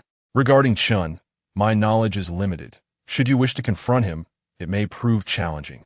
The previous altercation arose from his transgressions on my territory, and I dealt with it accordingly. However, I am intrigued by one detail, and Lin is a formidable ghost, and one would presume it should be relatively simple to eliminate him. I recounted the circumstances surrounding Lin, but after listening, Li Hao shook his head. In truth, neither Mu Hai nor I can offer much assistance in this matter. You are aware that Chun Daoshan, despite his apparent fear of me, has engaged in numerous clandestine misdeeds, and his network of connections is quite intricate. With that, I chose not to linger on this topic. I removed my coat and wrapped the bronze mirror within. Leaving such an item with Li Hao would undoubtedly be unwise. After a brief period of casual conversation, I departed in my car. Upon entering the grocery store, I cast the bronze mirror upon the ground and struck it fiercely several times with my Han sword. Yet, despite my relentless efforts, the mirror remained unscathed, save for a few superficial scratches. I had witnessed the razor-sharpness of the Han sword, capable of cleaving a fist-sized iron ball with ease. However, it had no effect on this bronze mirror. Just as I found myself at a loss before the mirror, the door of the grocery store swung open, and I froze momentarily upon seeing the newcomer. Well, how industrious of you to be here during the day, I thought. Hearing Luo Fei's words, I could only shake my head in silent disbelief. Noticing the Han sword in my hand, Luo Fei's gaze fell upon the bronze mirror lying on the ground. Have you lost your mind? Although this Han sword is indeed a magical artifact, that mirror is also an artifact in its own right. You truly are reckless. His words left me in a state of shock as I stared at the bronze mirror. Could it truly be an artifact? As he spoke, Luo Fei bent down to retrieve the mirror, examining it closely. I too glanced at it, discovering that the opposite side of the mirror was polished to an exceptionally smooth surface, capable of reflecting one's image clearly. "Fetch me the fire basin," at Luo Fei's command. I no longer hesitated and promptly brought the fire basin.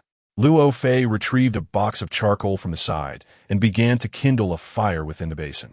The charcoal glowed a fiery red, and after a moment, he tossed the bronze mirror into the flames. Neither of us spoke a word. The bronze mirror used to seal coffins was thrown into the fire pit. Initially, there was little to note, but as time passed, the crackling sounds from the pit grew incessant. Once the charcoal was entirely consumed, Luo Fei retrieved the bronze mirror with tongs and promptly cast it into a basin of water. I found his actions perplexing, yet I chose to remain silent, trusting that he possessed greater knowledge than I did. After 5 minutes, Luo Fei extracted the bronze mirror. This time, it was marred with numerous fissures. What transpired next utterly astonished me. Luo Fei forcefully hurled the mirror to the ground, causing it to shatter into countless fragments. However, when I observed him picking up another piece of the mirror from the ground, I was at a loss for words. Could it be that the mirror had not shattered, but rather shed a layer of iron? Furthermore, the once rusty surface of the mirror now reflected not only a human visage, but was also densely inscribed with various characters and scales, resembling the face of a compass. Luo Fei examined the bronze mirror in his hand, explored it briefly, and then tossed it to me. "You've struck a stroke of fortune, my friend. This is a magical compass." Upon hearing Luo Fei's assertion, I inquired about its significance, to which he seized the Han sword from my hand and glanced at me. "Xiao Luo, do you comprehend its meaning?" This bronze mirror was originally intended to seal the corpse within a coffin. The more formidable the corpse, the more powerful the sealing mirror required. This bronze mirror appears to be quite aged and should be capable of suppressing a zombie or similar entity. Zombies are born from the accumulated resentment of heaven and earth, rendering them immortal and indestructible. Ordinary bronze mirrors are utterly incapable of suppressing them. Not even the talismans of celestial masters can contain their power. Therefore, to achieve suppression, one must employ a magical artifact. It is only after the compass artifact has been remade that the bronze mirror, designed specifically for sealing coffins, possesses the efficacy to subdue zombies. Regrettably, this compass is merely a counterfeit artifact, lacking the authenticity of true magical tools. Upon concluding his remarks, Luo Fei grasped the Han sword, preparing to depart. I immediately called out to him, stating, "May I borrow the Han sword for a few days? I shall return it shortly. It is classified as a controlled weapon, and you cannot take it with you. As for that bronze mirror, although it is a mere counterfeit artifact, it is more than capable of suppressing malevolent spirits and restless souls." After his words, Luo Fei dashed away with the Han sword, and by the time I pursued him, he had vanished without a trace. Upon returning to the general store, I examined the compass in my hand. The reverse side was intricately engraved with the ancient divine beast, the Qilin, while the mirror surface displayed the compass's markings, showcasing the exquisite craftsmanship of the entire artifact. Chapter 43. The KTV Supernatural Incident as night fell after dining out. I returned to the grocery store, where I engaged in fervent training until exhaustion rendered me unable to stand. In the early hours of the morning, I sat at the counter with a compass, engrossed in my studies. After several hours of diligent exploration, I found myself devoid of any significant insights. Glancing at the clock, I realized it was already past 4, prompting me to put away the compass. With a calm mind, I began to concentrate and draw talismans, creating several whenever time permitted. By 6 in the morning, I held a protective talisman in my hand, arguably the most rudimentary of charms, although I had intended to attempt crafting a more advanced exorcism talisman. My efforts proved futile. On my way back, I purchased breakfast for Li Rong and drove directly to the base of her dormitory. "Xiao Wu, I may need to leave for a while. Something has come up at home, and I must return," she informed me. I was taken aback by her words, yet refrained from probing further. According to Li Rong, she would depart that afternoon, which coincidentally aligned with my free schedule. Thus, I accompanied her to the airport later that day. I had initially envisioned spending the New Year as holiday together, but it seemed that would not be feasible. I remained unaware of the specifics of her family situation, yet I assured her, I will make every effort to visit you. Hearing her comforting voice, I merely smiled. Family matters take precedence. If there is anything you need, please do not hesitate to let me know. I will certainly assist wherever I can. Attention passengers. The M7N9 flight to Beijing is about to take off. Upon hearing the announcement, I escorted Li Rong to the boarding gate. As I watched her figure fade into the distance, I turned back. Upon exiting the airport, just as I was about to board my vehicle, an elderly gentleman clad in a Zhongshan suit halted my progress. Judging by his appearance, he seemed to be in his 50s, yet there was an air of peculiarity about him that struck me at our first encounter. Inquiring about his intentions, I learned that he was waiting for a taxi to the city, but had lingered for nearly an hour without success. He expressed urgency in his voice and asked where I was headed. Upon revealing my destination to the city center, he requested a ride, which I did not decline. Sir, you appear troubled. What urgent matter compels you to go to the city? I asked. The elderly man, seated in the passenger's seat, hesitated momentarily, merely stating that he had matters to attend to without elaborating further. Young man, do you pass by the antique market in the city center? If so, you may drop me there, he replied. This piqued my curiosity, for he did not seem the type to be in search of antiquities. Thus, one possibility emerged. It seems you might be seeking an expert. Am I correct? You carry an aura of misfortune. Perhaps you have encountered some troubling event. At my words, the old man's expression shifted, revealing that my deduction was indeed accurate. However, he refrained from divulging any details, and I felt it inappropriate to press him further. Inquiries regarding matters of life and death are a taboo for practitioners of feng shui. Yet, it was evident to me that this elderly gentleman might not have much time left. I delivered him to the entrance of the antique market and parked my car to await his departure. Soon, a familiar figure approached, and the elderly man proceeded into the market alongside Li Hong. This Li Hong is none other than the sorcerer in Chen Daoshan's company. Yet I find myself intrigued as to why the elder sought him out. As I observed them vanish into the crowd, I drove away. Shortly after my departure, Li Hao called. What's going on? I inquired as soon as I stepped inside, for Li Hao sounded hesitant and unsure of what to say. Upon my arrival, he promptly escorted me to the surveillance room. I watched as he fiddled with the computer for a moment before opening a segment of footage for me to view. Initially, I was curious about the situation, but in the next instant, a figure appeared on the screen. Although it flickered briefly, I could see it distinctly. I had thought the matter concluded there, yet the next moment, another shadow glided past, albeit at a much slower pace, and rather than walking, they seemed to float. The screen then became a blur. This incident occurred last night. Several employees reported hearing laughter emanating from the private rooms or the sound of a toilet flushing while they were cleaning. However, upon inspection, nothing was found. Had this been in the past, I would have found such claims hard to believe. During this period of interaction with you, I have been compelled to believe in these matters, especially in light of the surveillance, which has elucidated certain issues. Might this be connected to the copper mirror from yesterday? I remained silent, yet I could not dismiss this possibility. No wonder I felt an oddness upon entering earlier.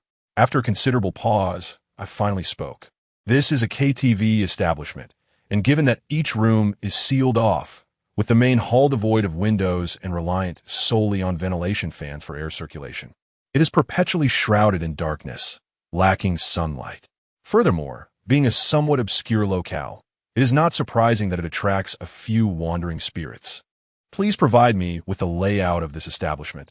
I require the floor plan of the entire 3-story building. Shortly thereafter, the layout was presented to me.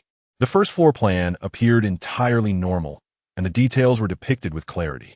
As for the third floor, it consisted of storage and office spaces, while the second floor housed numerous private rooms. However, upon examining the second floor layout, I could not discern any immediate issues. Isn't this area designated as a private room? I pointed to a section in the center of the blueprint, which bore no annotations, resembling a flat anatomical diagram. No, I interjected when I rented this property. There was no room here, as it happened to be the stairwell entrance, hence I overlooked it. After hearing Li Hao's explanation, I took the blueprint and descended to the second floor. Indeed, at the stairwell entrance, there was no room. However, Based on the architecture of this building, there should be a room here.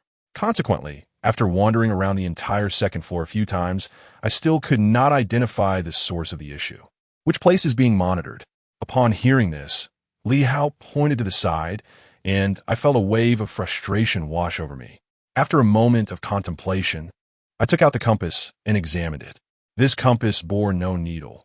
However, when illuminated, a faint beam of light emerged at the center of the mirror. As we stood at the staircase's edge, the reflection appeared hazy. I took a few steps forward, and the previously indistinct reflection began to reveal a line that pointed behind me. I stepped back, and the once defined light became indistinct again. As I continued to retreat, the light gradually coalesced. At this point, a sense of confusion enveloped me. I turned to Li Hao, but before I could utter a word, a sharp pain surged through my hand. Consequently, I flung my hand, causing the compass to fly from my grasp, striking the wall with precision. My hand now bore a crimson hue, and upon glancing back at the compass, it appeared as if it had adhered to the wall. Chapter 44. The tiger's lair. In this moment, the atmosphere in the room felt particularly eerie. The compass, undoubtedly a mystical artifact, was something I had never encountered before, yet witnessing it adhere to the wall was a first for me. However, it soon tumbled to the floor, and when I picked it up, the mirror's surface was cloaked in darkness, as if it had been scorched by flames. Upon glancing at the wall, I found it devoid of any substance. I wiped the mirror, and a layer of black soot was removed. At that moment, I stood facing the stairwell, the compass in my hand vibrating slightly. "Summon all your employees," I instructed. With that, Li Hao and I ascended to the third floor, and as I scrutinized the blueprints laid out on the table, my conviction regarding my suspicions grew stronger.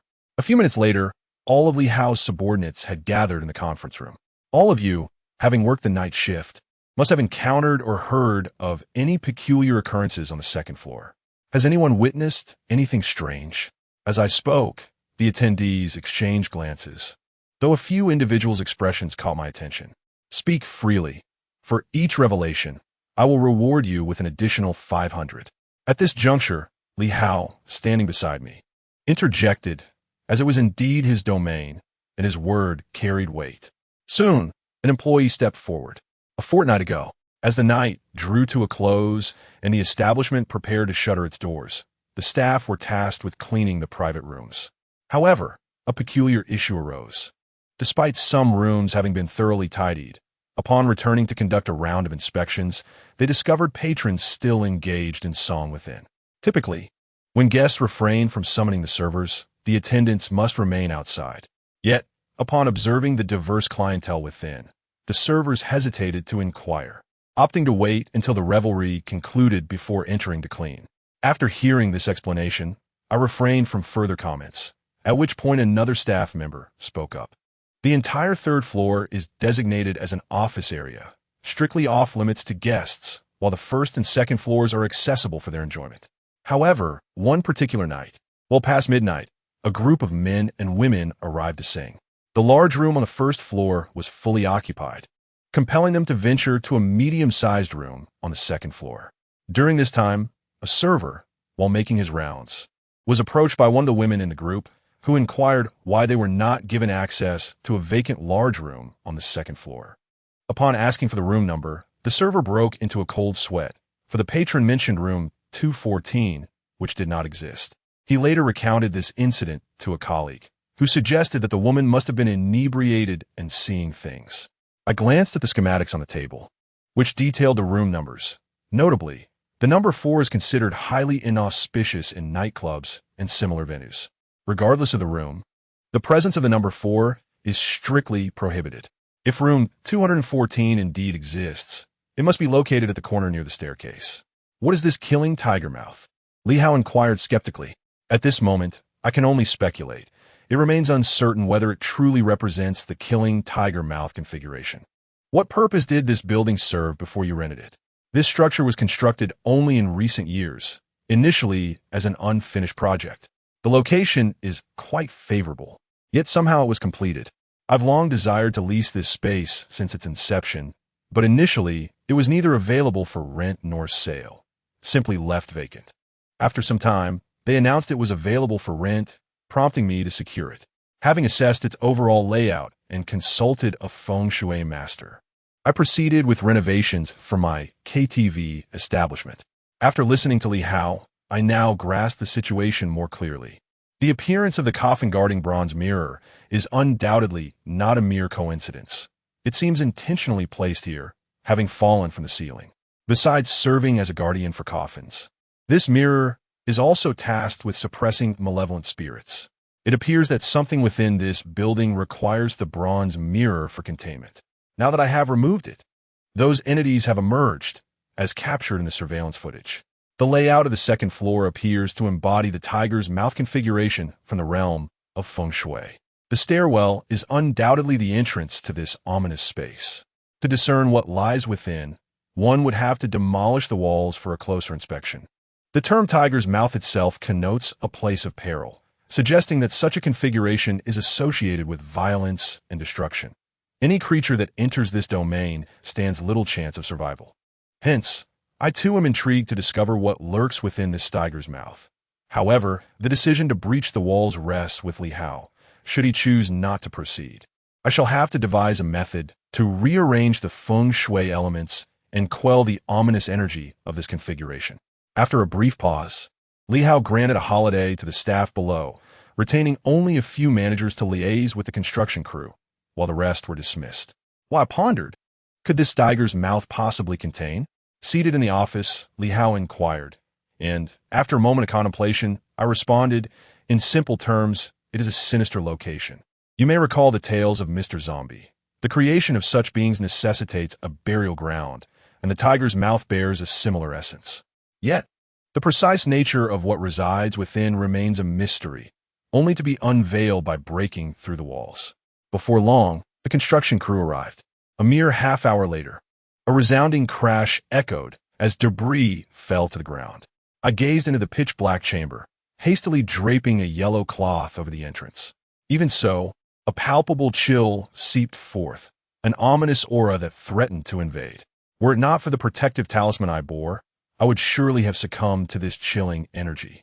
After dismissing the construction crew, I swiftly removed the yellow cloth, shielding myself with a compass to fend off the malevolent energy that surged forth. Instantly, the corridor was enveloped in a chilling wind. For a full 2 hours, the oppressive atmosphere lingered, before Li Hao and I cautiously approached with our flashlights. Standing at the threshold, we illuminated the spacious room within, revealing 7 hefty coffins arranged meticulously on the floor. In that moment, I found myself a loss for words. While Li Hao was paralyzed with fear, we exchanged glances, and without hesitation, we retrieved our phones to call the authorities. The police arrived promptly, as this territory belonged to Li Hao, and we had already concocted a narrative to present.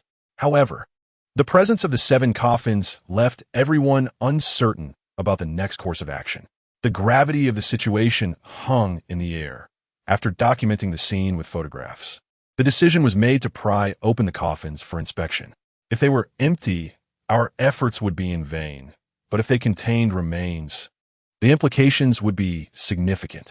Soon, with tools in hand, one coffin was opened. Li Hao and I stood at the entrance, eager yet apprehensive to discover its contents. As the lid was cracked open, a plume of black smoke erupted forth. Step back. Chapter 45. The lifespan of transactions, however. It is said that it is too late for anything. The few officers who pried open the coffin collapsed upon contact with the ominous energy. Witnessing this, those nearby attempted to approach for a closer inspection. Yet before they could reach the coffin, they too fell to the ground. A perilous situation indeed. The reputation was well-deserved. Initially, I had speculated that this might be some sort of altar, but I never anticipated the presence of 7 coffins. The arrangement, reminiscent of a graveyard, raised questions about the identity of the person who orchestrated such a layout. What could be the motive behind actions that harm others without benefiting oneself? Noticing more officers intending to advance, I swiftly restrained them, for this was a matter of life and death. Their entry would surely equate to a death sentence. I blocked the crowd and ventured in with a compass in hand. Fortunately, the fallen officers still exhibited signs of life. They had merely been overwhelmed by the dark energy and would endure a period of misfortune. After carefully extracting each one, the The previous lesson had instilled a sense of caution, and they refrained from proceeding further. Observing the scene, I circled the first coffin several times before positioning myself at its head and then abruptly stamping my foot. With a resounding thud, the coffin lid sprang up half a foot into the air. With a technique known as Tiger's 3 steps on my third stamp, the coffin lid soared, crashing into the adjacent coffin, which subsequently caused the lid of the second coffin to fly open. Holding the compass, I approached the first coffin that had been opened, and there lay a female corpse, appearing as though she were merely asleep. Turning my gaze to the second coffin, I found it contained yet another female corpse, identical in repose. Just as I was about to open the third coffin, I was unexpectedly stopped. Half an hour later, both Li Hao and I were escorted out, as the personnel from the police station had summoned higher authorities, resulting in the coffin and the female corpse being taken away. What perplexes me is that Li Hao has been managing this place for over a year, and considering this room is precisely at the location known as the Tiger's Mouth. It seems implausible that the corpse within the coffin could remain intact. However, since the matter has now involved the relevant authorities, it is beyond my jurisdiction. Although this incident concluded in such a manner, in hindsight, had I not engaged in the feng shui arrangement at the Tiger's Mouth, I might have avoided offending anyone. The disruption of the feng shui there has likely set the stage for subsequent troubles in my life, but that is a discussion for another time. It has been half a month since the upheaval at the Tiger's Mouth, and due to the recent coffin incident, Li Hao is now considering leasing this place out. As for me, aside from the mundane activities of daily life, I have been fervently practicing at the grocery store during the evenings. With just a week left before the winter break, I ponder whether to stay at school for work or return to my hometown in Shaanxi. Hearing Li Rong's voice over the phone, I chuckled. There is no rush, as the new year is still over a month away. I decided to remain at school, intending to return home closer to the holiday. Lu Qiyun and the others are also planning to establish a studio, so I am prepared to assist them in crafting some program-related promotional content. After ending the call with Li Rong, I glanced at the talisman on the table. It has effectively become useless. Setting aside my phone, just as I was about to concentrate and prepare to draw symbols, 2 individuals entered from outside the door. Upon seeing them, I was momentarily taken aback. It was Li Hong, the geomancer associated with Chun Daoshan, accompanied by an elderly man, the very same who had offered me a ride at the airport. "What brings you here?" I queried, perplexed by Li Hong's question. "Why wouldn't it be me? Speak. What do you seek from me?" At my response, Li Hong swallowed hard, exclaiming, "No wonder, no wonder."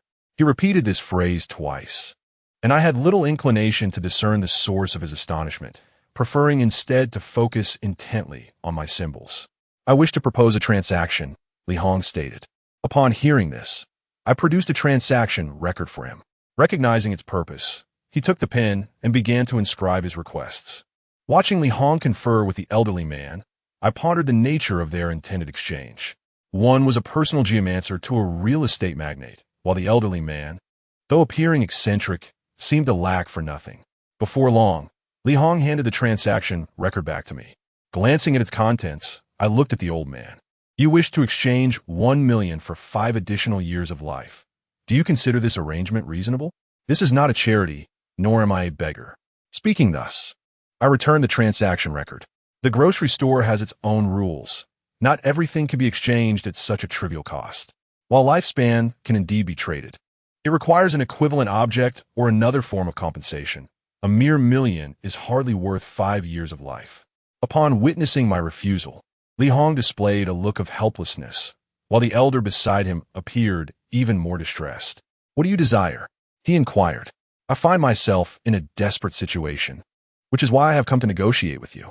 This sentiment displeased me. It is not a matter of what I wish for, but rather what you are willing to offer. I could grant you 5 years of life, but you must also demonstrate your sincerity. If you wish to trade, show your earnestness. If not, I kindly ask you to leave. After speaking, I glanced at Li Hong, discerning from their expressions that they sought to continue the negotiation. In truth, there exists another means to conclude this transaction. In merely 2 days, the night of the full moon will arrive. Master Li, being the personal feng shui master of Chun Daoshan, should possess knowledge of ghost-repelling techniques. I hope that on the night of the full moon, Master Li will dismantle the talisman array in Chun Daoshan's home. as well as the charms affixed to him, should masterly agree. I shall demand no payment for this transaction. However, I trust he understands the implications of my previous statements. Upon finishing my remarks, I noticed a frown on Li Hong's face. The last time Lin possessed Qin Daoshan, he intended to orchestrate a suicide. However, Li Hong thwarted his plans. Nevertheless, the pact between Lin and the grocery store has been sealed. Qin Daoshan must meet his demise. Those who engage in wrongdoing shall ultimately face their own destruction. Were it not for Li Hong's intervention, he would have perished countless times already. Li Hong glanced at the elder beside him, then turned his gaze towards me. Very well. I shall agree to your request, he declared with unwavering resolve. As he spoke, I promptly affixed my seal upon the transaction record. I incinerated one copy, while I handed the other to Li Hong. After their departure, a dark vortex manifested behind me. I reached out, and a black pill emerged from it. This was the true essence of the apothecary's existence, enabling the exchange of anything. Is this truly the case? And Lin inquired with palpable excitement. I nodded and responded. Although Li Hong has acquiesced, it is prudent to remain cautious. And Lin nodded in agreement. I did not elaborate further and allowed her to take her leave. On the night of the full moon, 3 days later, I found myself within the apothecary once more, accompanied by Li Hong and the elder. As the midnight hour approached, and Lin returned, and I presented the black pill to Li Hong. Chapter 46. The Living Sacrifice the following morning. Upon seeing the news of Qin Daoshan's tragic suicide at home, I felt no urge to express my thoughts. However, due to Qin Daoshan's demise, and Lin now owed 50 years of service to the grocery store, thereby bearing a peculiar mark upon her, while others remained oblivious. I could perceive this imprint, an indication of an unfulfilled debt to the grocery store. As for Li Hong's 5 years of life, it seemed that consuming that particular pill would bring about its fruition. My curiosity regarding the grocery store was increasingly piqued. I muttered to myself and departed with the spoils of my night, 2 talismans, which I had painstakingly crafted through a night of heightened tension. Upon returning to the dormitory, I found Zhao Bo and his companions engrossed in coding. Seeing this, I joined their ranks, and by midday, the 4 of us prepared to venture out for a meal. However, just as we stepped outside the dormitory, a red Cadillac obstructed our path. Do you have a moment, brother? I need a favor. I was taken aback upon seeing Mu Hai. It was evident that he had come for a significant reason. Once seated in the car, and after Mu Hai explained the situation, I grasped the gist of it. His uncle's family had relocated a grave a month prior, enlisting the services of a feng shui master to select an auspicious site. Initially, all seemed well, but just days later, misfortunes began to plague the household. Despite consulting several feng shui masters, none could discern the cause, prompting him to recommend me to his uncle. In any case, we must treat this dead horse as if it were alive. Whether any insights may be gleaned remains to be seen. The original burial site was precisely where the pillars for the new highway were to be erected, which led to the ensuing events. Where we headed? To my uncle's house. It is fortunate that we are currently on holiday. I had been wondering if you were returning to your hometown, for if that were the case, I would have needed to visit your family home to invite you over. After Mu Hai finished speaking, I found myself at a loss for words. By the time we reached his uncle's residence from school, night had already descended, and since we needed to inspect the burial site, those matters would have to wait until the following day. Being in the countryside, the night was particularly serene. The next morning, after breakfast, under the guidance of Mu Hai's uncle, we first visited the old burial site. I surveyed the surrounding mountains and their orientations. Indeed, the original location was quite favorable. After some time, Mu Hai's uncle led me to the new burial site. The feng shui master we had consulted declared this area to be a tiger embracing the mountain formation, asserting that relocating the ancestral grave here would be immensely beneficial for future generations. Upon hearing this, I couldn't help but chuckle inwardly, as laughing out loud in front of others would be inappropriate. Standing a short distance away, I observed the surrounding mountains and took some photographs with my phone. Since it was just the 3 of us, I spoke candidly. If we wished to make changes, we could relocate the grave entirely. However, if we prefer to avoid such upheaval, we could simply construct a wall measuring 5 meters long and 3 meters high, positioned 200 meters above the burial site. Upon hearing my words, Muhai's uncle looked at me, eager to understand the reasoning behind my suggestion. If one does not examine the feng shui configuration here with due diligence, it may indeed be mistaken for the auspicious tiger embracing the mountain formation. However, it seems the gentleman who showed you the burial site overlooked a crucial detail. Judging by the surrounding mountainous terrain, this is not the tiger embracing the mountain formation, but rather the ominous evil tiger descending the mountain configuration. While the two formations bear significant similarities, the distinction between the fortunate and the unfortunate lies in their elevation. As I gestured towards two nearby peaks, I remarked, "Observe those two summits. Do they not present one high and one low?" After a moment of contemplation, Uncle Muhai interjected, "Indeed they do. Is there any significance to this observation?" Upon hearing this, I took the opportunity to elucidate that, whether by coincidence or otherwise, the two formations, tiger embracing the mountain and evil tiger descending the mountain, seem to converge in this location. Had I not scrutinized the mountain tops closely, I too might have assumed this area embodied the former configuration, especially since the rear peak is somewhat elevated compared to the front. The tiger embracing the mountain formation, while not guaranteeing immense wealth for future generations, does not portend calamity. In stark contrast, the evil tiger descending the mountain formation brings chaos and unrest, suggesting dire circumstances for descendants. However, in an ironic twist of fate, the new burial site happens to lie within the realm of the evil tiger descending the mountain formation.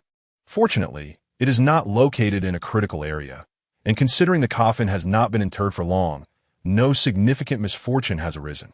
If circumstances permit, we shall commence excavation this afternoon. However, since the coffin has already been placed, the tiger embracing the mountain formation can no longer be applied. After assuring Uncle Muhai that I would help him select a new burial site, we began our journey back. The village is not small, and it is home to a considerable number of families. However, the journey to reach it is quite arduous, as the village lacks development.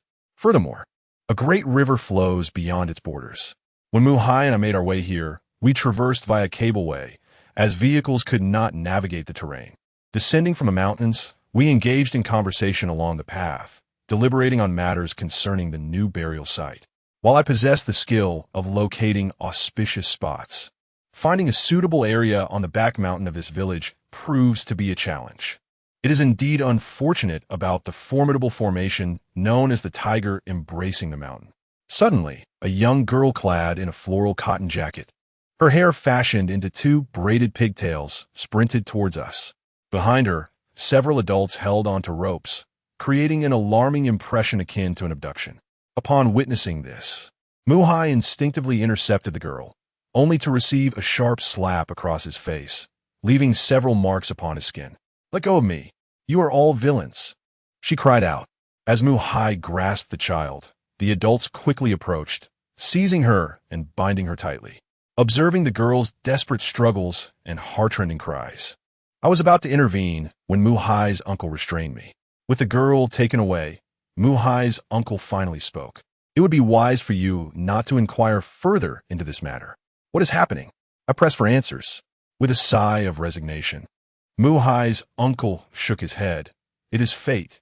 This child has been chosen by the villagers to serve as a representative, and tomorrow she is to be offered in a sacrificial rite." Upon hearing this, I was momentarily taken aback. Human sacrifice? What does that signify? Muhai spoke directly.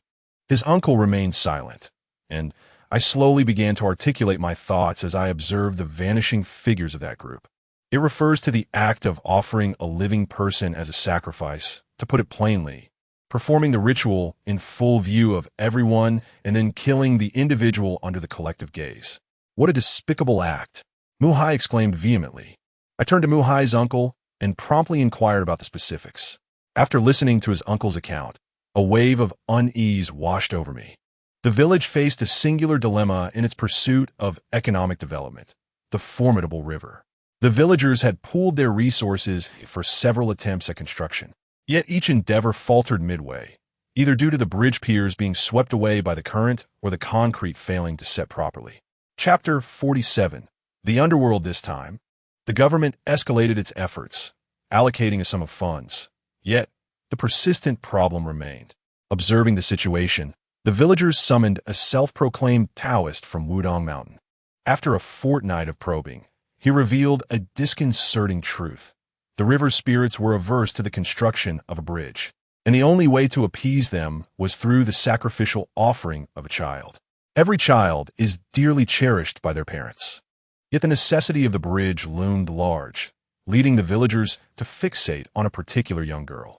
She was the only one in the village without a household registration, and her mother, deemed simple-minded, had been raised by her grandmother, who had passed away a year prior, leaving behind only the girl and her mother. "Uncle, your involvement in such an affair is sheer folly. The inability to erect the bridge surely stems from issues of craftsmanship. How can one resort to child sacrifice?" Upon hearing the reproachful voice of Mu Hai, his uncle felt aggrieved. Ultimately, his opposition mattered little. The child had no kin in the village and was thus vulnerable to exploitation. Should the unthinkable occur, her lack of registration would render any inquiry futile. "Where is that Taoist from Wudong?" I inquired directly. "At the village chief's house." Upon hearing this, I made my way to the village chief's residence. A throng of villagers had gathered in the courtyard, binding the little girl tightly. "Village chief, the fate of the bridge hinges on tomorrow's sacrificial rite. This child must not escape. Any delay could jeopardize the auspicious moment, and the bridge may never be realized." Upon hearing the words of the Taoist priest, one of the attendees stood forth, proclaiming that they would take turns watching over the young girl until the sacrificial rites concluded the following day. The malevolence of human nature is indeed a harsh truth. The child was not of their kin, and thus they felt no sorrow. Then the village head exclaimed in alarm, "It's terrible! The madwoman has sought her daughter and has just thrown herself against the bridge pier, plunging into the river and being swept away." Upon hearing this, the crowd merely smiled, save for the bound little girl, who burst into tears. If she is dead, then so be it. Being swept away is preferable, sparing us the trouble of burying her. As I approached the village head's doorstep, I was filled with rage at such words, wishing I could strike that old fool dead. With a resounding crash, the iron gate of the village head's residence was kicked open. The onlookers beheld two young men entering. My gaze was immediately drawn to the Taoist priest, whose robe made him particularly conspicuous amidst the crowd. As I advanced with fierce determination, some individuals stepped aside, and without hesitation, I threw a punch at the priest, sending him crashing to the ground, blood spilling from his mouth along with several teeth. Just as he attempted to rise and argue with me, I landed another blow. "What are you doing?" the village head shouted in protest, witnessing the Taoist's assault. Unable to contain my ire, I delivered a swift kick that sent him flying. At that moment, Mu Hai emerged from the kitchen, wielding a kitchen knife and sporting a cigarette, embodying the very essence of a rogue. Upon witnessing Mu Hai untying the little girl, the villagers became agitated and swiftly encircled us. "Who dares to intervene? I shall be the first to strike him down." At this declaration, a palpable fear gripped the onlookers, and they reluctantly released the girl from her bonds.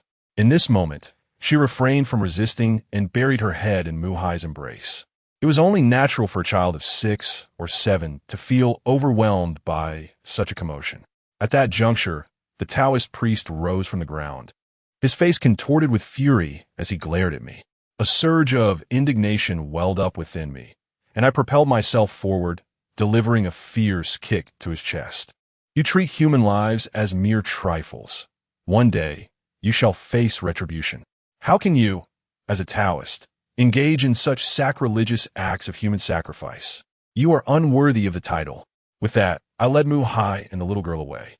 "Do not let him leave." The village chief's voice rang out as he observed our intent to take the girl. The people in the courtyard swiftly closed in on us. I let out a derisive laugh, choosing not to engage in pleasantries. Once outside the chief's residence, the little girl dashed towards the riverbank. Yet, aside from the raging currents, there was nothing else in sight.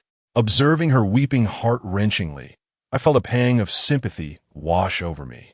Was it not a touch cruel to treat her in this manner?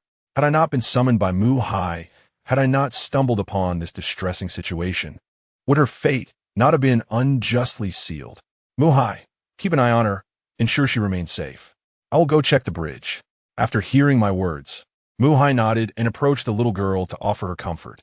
I ascended to the bridge in a few swift steps, and gazing downwards, the river appeared unnaturally tranquil.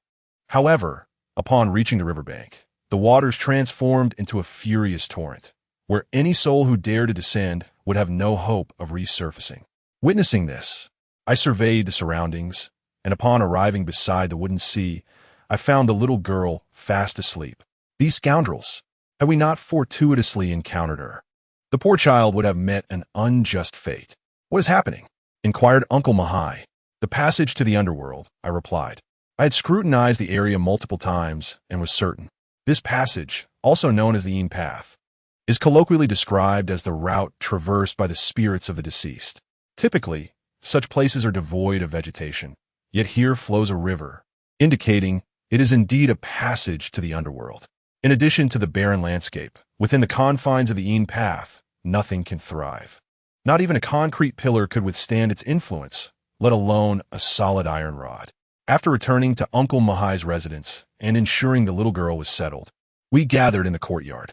Besides myself, Uncle Mahai, and his uncle, 2 other men were present, as relocating a grave is a significant matter that requires the consensus of the brothers involved. I remained a mere observer. Should they decide to relocate the grave, I would assist them in finding a suitable new resting place. If they were opposed, as I suggested, we would simply construct a 5-meter wall 200 meters from the gravesite. Just as the matters at hand appeared unresolved, I discerned a cacophony emanating from outside the courtyard, sounding distinctly reminiscent of debt collectors. However, the intruders were not there to collect debts. Rather, they were villagers seeking an individual. I set down my teacup, grasped a nearby iron rod, and ventured outside. Standing at the threshold, I beheld the village chief and the bruised and battered Taoist priest I had previously bested, parading before me with an air of arrogance that ignited a fierce desire within me to vanquish them. As Uncle Muhai resided at the farthest and highest point of the village, their arrival to instigate trouble necessitated an uphill trek. For the sake of the village's grand bridge and the prosperity of its inhabitants, it was deemed essential to eliminate outsiders and offer a sacrificial rite for the bridge. The rallying cry of the Taoist priest further fueled the ire simmering within me. Consequently, as soon as they came to a halt, I charged forth, scattering the crowd and seizing the Taoist with a firm grip. Bang! I showed no mercy to such scum, delivering a swift blow with the iron rod. Chapter 48. How can one bear such cruelty? With a few strikes of the iron rod, the Taoist lay motionless on the ground, bloodied and broken. The villagers, who had initially shouted with fervor, were now rendered utterly subdued upon witnessing the scene. As for the Taoist, I had no intention of killing him outright. As I passed by the village chief, I did not hold back. I delivered a forceful kick that sent him tumbling down. Now, I pose a question to you all. In your households, where children reside, who among you would willingly surrender your child for a sacrificial offering at the Great Bridge? Upon hearing my inquiry, no one dared to respond. They merely huddled together, their gazes icy and resolute. She is a human life, a life lacking family and identity. Is it permissible for you to use her as a sacrificial pawn? You are committing murder. Do you not realize the repercussions that await you? I acknowledge that my sentiments may be extreme, yet the thought of taking a child's life in such a public manner is one I cannot fathom, let alone a child. Even the terror of having a knife poised at one's throat is unimaginable. Until one experiences such horror firsthand, it remains a distant concern. If it were your own child that was to be plucked from your home, would you consent to their being offered up at the bridge? Now, that child's mother has already thrown herself into the river, her body yet to be discovered, and you dare to lay hands on her daughter? How can you be so heartless? I declare here and now, whoever seeks to take this child will find themselves in direct opposition to me. Those who oppose me will meet the same fate as that Taoist. Having spoken, I cast aside the iron rod in my hand, leaving the villagers in a state of bewilderment. It is not that I harbor disdain for them. Rather, their actions are utterly reprehensible.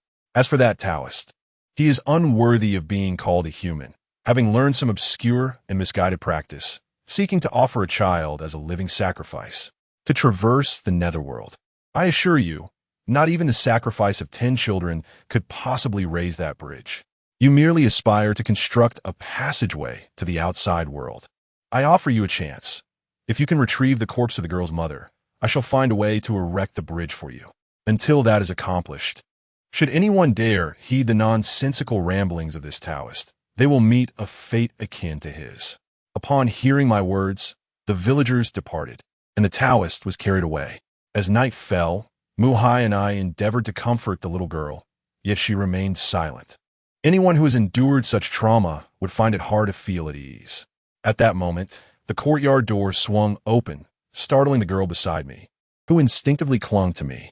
In that instant, I embraced her, and in walked Uncle Wei, Muhai's uncle. Xiao Wu, I have brought you what you requested. All in duplicate. Thank you, Uncle Wei. I will transfer the money to you via WeChat.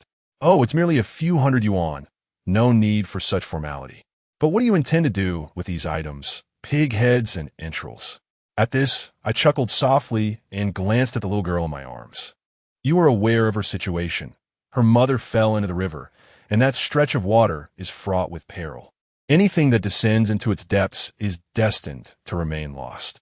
Thus, I require a ritual to locate her mother's remains, and, simultaneously, to obliterate that bridge. Uncle Wei, I kindly ask you to summon the entire village to gather by the riverbank. Presently, the night is shrouded in darkness. The countryside is far removed from the city, devoid of streetlights. By the time all preparations were completed, it was already past 10 o'clock at night. At the river's edge, an altar had been meticulously arranged, complete with joss paper, incense, and candles. Alongside Muhai, I brought the girl to the riverbank, and nearly all the villagers had assembled, including the village chief and the so-called priest. As I passed by the priest, I struck him sharply. Not a soul dared to utter a word. This evening, I intended to reveal to you why this bridge remains immovable. After tonight, do not let me catch wind of your continued masquerade as a priest. If I do, you shall meet a most gruesome fate. This warning was heartfelt. Should this charlatan dare to deceive again, he would undoubtedly suffer a dire end without my intervention. I produced a compass, and by the moonlight, observed the needle wavering uncertainly. Upon noticing the compass in my hand, the priest's eyes gleamed with avarice. Fixated upon my instrument, the joss paper paves the way to the underworld. The pig intestine anchors the soul. With that proclamation, I cast the prepared pig intestines into the river, watching as they swiftly sank to the bottom. Having completed these tasks, I grasped the prepared wooden bucket and drew half a bucket of water from the riverbank. I then ignited 2 yellow talismans and sprinkled a handful of black ash into the water. Everyone, take a sip, I commanded. At this moment, no one moved. They gazed at me, then at the bucket on the ground. 5 minutes later, as they reluctantly drank from the bucket, I proceeded with my next task.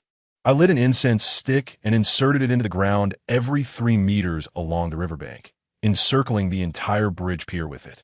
What is that? Look, a ghost! A ghost! Someone in the crowd suddenly shouted. I paid no heed. Traversing the underworld is, after all, a passage for spirits. The sight they had just witnessed was self-evident. What is happening? Why has it vanished beneath the bridge? A young apprentice inquired. Upon hearing the question, I glanced into the river. You have witnessed it yourself. As long as this entity exists, nothing can stand firm, let alone the bridge. To think you still aspire to perform a living sacrifice here is sheer folly.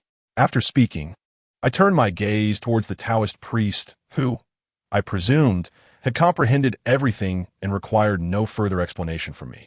Just as the crowd remained in confusion, the water began to bubble vigorously, producing a gurgling sound. Observing this, a throng gathered at the riverbank, and the bubbling grew increasingly pronounced, as if the water within the riverbank were boiling, churning incessantly. Soon, a series of pale, white objects emerged, revealing the pig intestines I had just poured into the water. As the intestines continued to roll out, several villagers illuminated the water's surface with flashlights, and before long, a lifeless body surfaced. Upon recognizing it as the mother of the little girl, everyone was taken aback. I had wondered why we had searched for so long without success, only to discover it here. Someone muttered a remark, and before I could speak, the little girl burst into tears. slowly witnessing her mother's body being retrieved. Her cries grew more heart-wrenching. It took a full 10 minutes for the villagers to carry the body away. I instructed Mu-hai to look after the girl while I stood before the altar.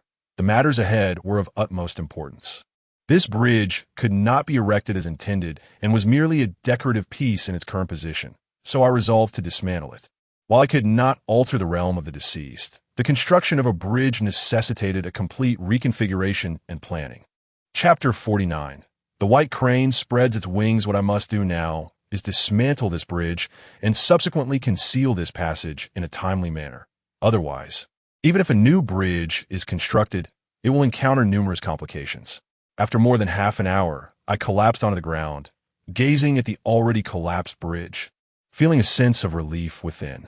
This bridge, built upon a precarious foundation, was inherently fragile, and with the tremors from the tiger leap 3 steps, it was more fragile than mere tofu dregs. Witnessing such a spectacle, my intention was to instill fear in these obstinate villagers. The following morning, everyone was preoccupied with the funeral of the little girl's mother. With no relatives left, there was no need for a formal mourning. I found a modest grave in the back mountain, which could serve as her final resting place. However, just as the villagers were sealing the coffin, one of them burst in, shouting frantically. Village chief, the Taoist from Wudong Mountain, fell while crossing the cableway and met his demise upon striking a rock. Upon hearing this, the villagers regarded the news with indifference, much like their initial reaction to the proposed sacrifice of the little girl. The coldness of human hearts could not be better exemplified than in their response. By noon, with the assistance of the villagers, the little girl's mother was laid to rest. As I am not a legitimate Taoist priest, I could only perform a ritual akin to that of a geomancer, which sufficed in offering her some form of spiritual liberation. Being an undocumented individual without a name, I could navigate this situation with relative ease. However, should I no longer be here, who would come to her aid should similar circumstances arise in the future? Lele, let us depart. Watching Lele, still kneeling by her mother's grave in sorrow, my heart ached. Yet she has always been but a child. After a while, Lele stood up and left with me. Now, I am tasked with assisting Uncle Wei's family in selecting a burial site, while simultaneously designing a bridge for this village. Given that the area below is a burial ground, certain modifications must be made to the bridge as structure. Within 3 days, I submitted the blueprints to the construction team, and the design was considerably larger than their previous plans. As for the costs, that is not my concern. I have already provided the villagers with detailed information on what materials to use and where, and whether they choose to proceed is their decision. Assisting them is an act of kindness. Not assisting is merely my obligation, and I am under no duty to supervise their bridge construction. In the remaining time, I found myself on the mountainside daily. Through continuous testing and location scouting, I discovered a suitable burial site. The white crane spreads its wings. With the chosen site marked, I took Lele back home. Although Mu-hai possesses strength, it holds little sway among the villagers, so having Lele by my side brings me peace of mind. This village is not a place where Lele can truly belong. Upon returning to the village, I noticed that construction on the bridge by the river had commenced. I did not inquire further about these matters, but instead asked Lele about her origins, seeking to uncover the identity of her father. The villagers remained oblivious to the truth. It was the desire to uncover the identity of Lele's father that drove Lele's mother to madness. Consequently, the entire family was subjected to disdain. I shall refrain from elaborating on subsequent events, but given the necessity for a living sacrifice, the first thought that crossed their minds was to target Lele. How could these wretched souls lack a conscience? She is but a child. Upon hearing the village chief state that a reward was required for me to take Lele away, I sat silently, merely allowing a cold smirk to escape my lips. When I heard Mu-hai's vitriolic tirade, I promptly silenced him, recognizing that further insults would yield no benefit. Very well, let us proceed as you suggest, I replied calmly. Without waiting for the village chief's response, I produced a transaction record and placed it upon the table. The nature of the transaction was self-evident, as I had already stamped it with a mark on my grocery store. I trust you are aware of my profession. I have no desire to engage in superfluous dialogue. I shall take the child, and from this moment forth, our paths shall diverge entirely. Should you dare to mention this matter again, or seek to pursue it further, rest assured that I will not need to come to you. Your fate will be dire. Do you grasp the meaning of my words? 5 minutes later, all matters were resolved. The entirety of the assets left to me by Luo Fei had vanished, and now my possessions amounted to less than 30,000 yuan. Last time, Mu Hai generously gifted me 100,000, but feeling undeserving, I returned the entirety to him. The traditional Chinese medicine he provided was already a considerable fortune, and accepting further monetary compensation would have seemed inappropriate. Witnessing the village chief's ecstatic demeanor upon receiving that sum was truly repugnant. Yet, just as he reveled in his joy, a dark vortex materialized before him, into which I cast the transaction record. The deal was sealed. A deep, resonant voice emerged from the vortex, causing the village chief to tumble from his chair in sheer terror. Remember your words, otherwise, no one can save you. Having said this, Mu Hai and I departed. As for Lei's future, I must find a suitable place for her, as I'm still a student, and it would be inconvenient to care for her at this moment. However, those concerns are for another time. Presently, my priority is to relocate Uncle Wei's grave. Within a day, a new burial site was excavated. Relocating a grave is a significant matter for anyone, and as for the accompanying rituals, I shall leave that to others. While I possess knowledge of feng shui, I do not perform ceremonies. However, just as the relocation ceremony concluded, my phone rang, and to my surprise, it was a call from home. Initially, I assumed my mother was inquiring about my return, but instead, she urged me to come back promptly, as my cousin was getting married. This revelation left me quite astonished. In our childhood, we grew up wearing the same pair of trousers, and now, unexpectedly, the time has come for marriage. Remarkably, I had not caught wind of this development until now. The clandestine arrangements were executed flawlessly. For what I gather from my mother, the die has been cast, and marriage is inevitable. Moreover, my cousin is not one to shirk responsibility, so after discussions between our families, we have decided against an engagement and have instead set a date for the wedding. Having spent over half a month at Uncle Mu Hai's, the situation has now reached a satisfactory conclusion. Brother, where are we going? Will we return? Sitting in the waiting lounge. This marks the first time Lei has taken the initiative to speak to me. Hearing her words, I smiled gently. Do you wish to come back? Upon hearing this, Lei shakes her head vigorously, indicating that the impact of this situation has been profoundly distressing for her. Then we shall not return. I will take you to my home, where you will reside with me, and then, like other children, you will go to school. Lei does not respond verbally, but simply nods in agreement. Chapter 50. Confrontation. I find myself pondering whether my actions are indeed excessive. Throughout my life, I have harbored a deep-seated disdain for human traffickers. Yet, upon reflection, I cannot help but question how my current behavior diverges from theirs. As I sit on the train, it is evident that this is Lei's first encounter with such an experience, rendering her particularly exuberant. The journey from here to my ancestral home in Shaanxi consumed a full 3 days of my time. Given the winter season and our inadequate attire upon departing from Uncle Wei's home, both Lei and I were ill-prepared for the biting cold of the northern winter. Moreover, with the approach of the new year, it was imperative that we acquired new garments. After all, Lei is but a child, and new clothes are essential. Following a series of shopping excursions, we amassed a delightful array of clothing, shoes, and snacks. The journey from the county town to the village requires no less than half an hour by car, and with no transportation available to the village at this hour, Lei and I found ourselves at a loss, contemplating a taxi ride home. Just then, my cousin's call came through, inquiring about my whereabouts. Thus, a ride was secured. My cousin expressed curiosity about Lei's identity, yet I chose to remain reticent. Throughout the ride, Lei nestled in my embrace, displaying an evident aversion to strangers. Dear cousin, I shall not accompany you to your home. I have other matters to attend to. I must take my leave now, but we shall converse further when my schedule permits in a couple of days. Watching my cousin drive away, I carried our numerous bags alongside Lei as we made our way home. Encountering villagers along the path, Lei instinctively leaned into my embrace.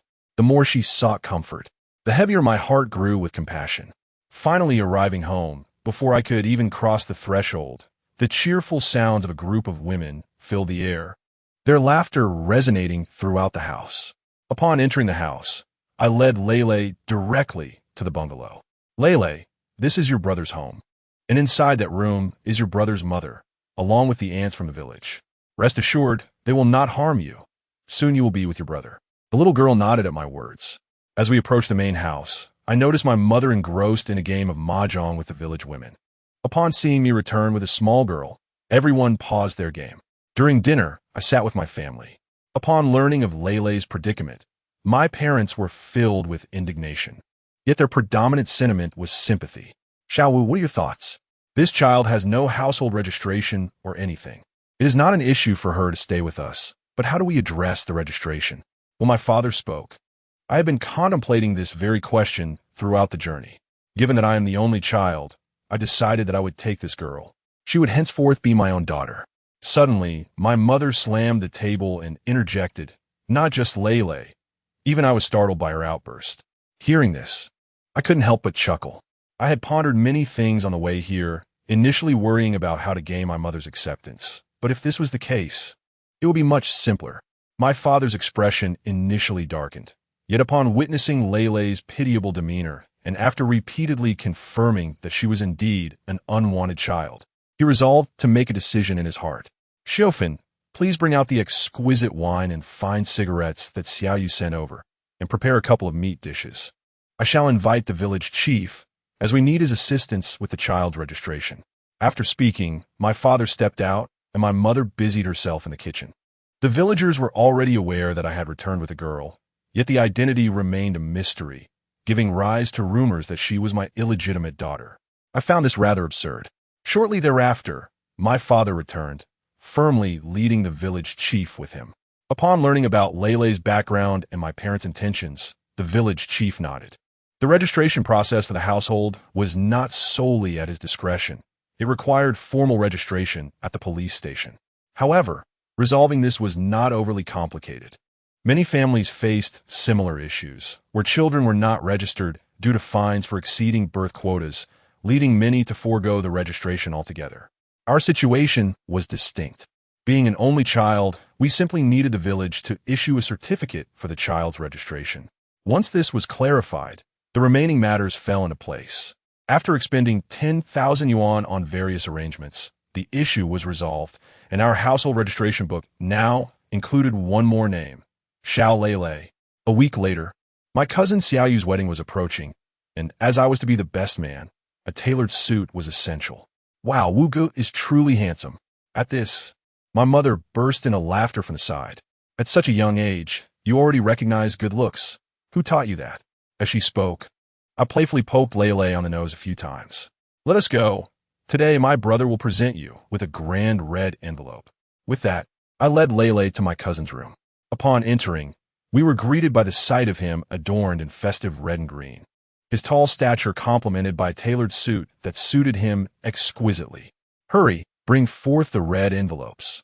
As word had spread about Lele joining our family, our relatives were quick to respond.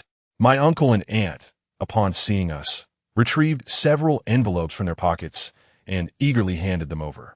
Additionally, there were many friends of my cousin present, creating a lively atmosphere. After collecting the envelopes, Lele and I exited the room. Before long, the procession arrived. Since I was accompanied by Lele, we were assigned to ride in Xiaoyu's vehicle. Inside the car, Lele's excitement was palpable, bolstered by the presence of the red envelopes. As Xiaoyu's partner resided in a neighboring village, the caravan had to travel from home, an endeavor that would take at least an hour. What began as a joyous occasion took an unfortunate turn midway. We noticed the vehicles ahead had come to a halt. The person in the lead car, who was responsible for setting off firecrackers, hurriedly retreated towards us. It turned out that we had encountered a funeral procession on this narrow road, which had become completely blocked.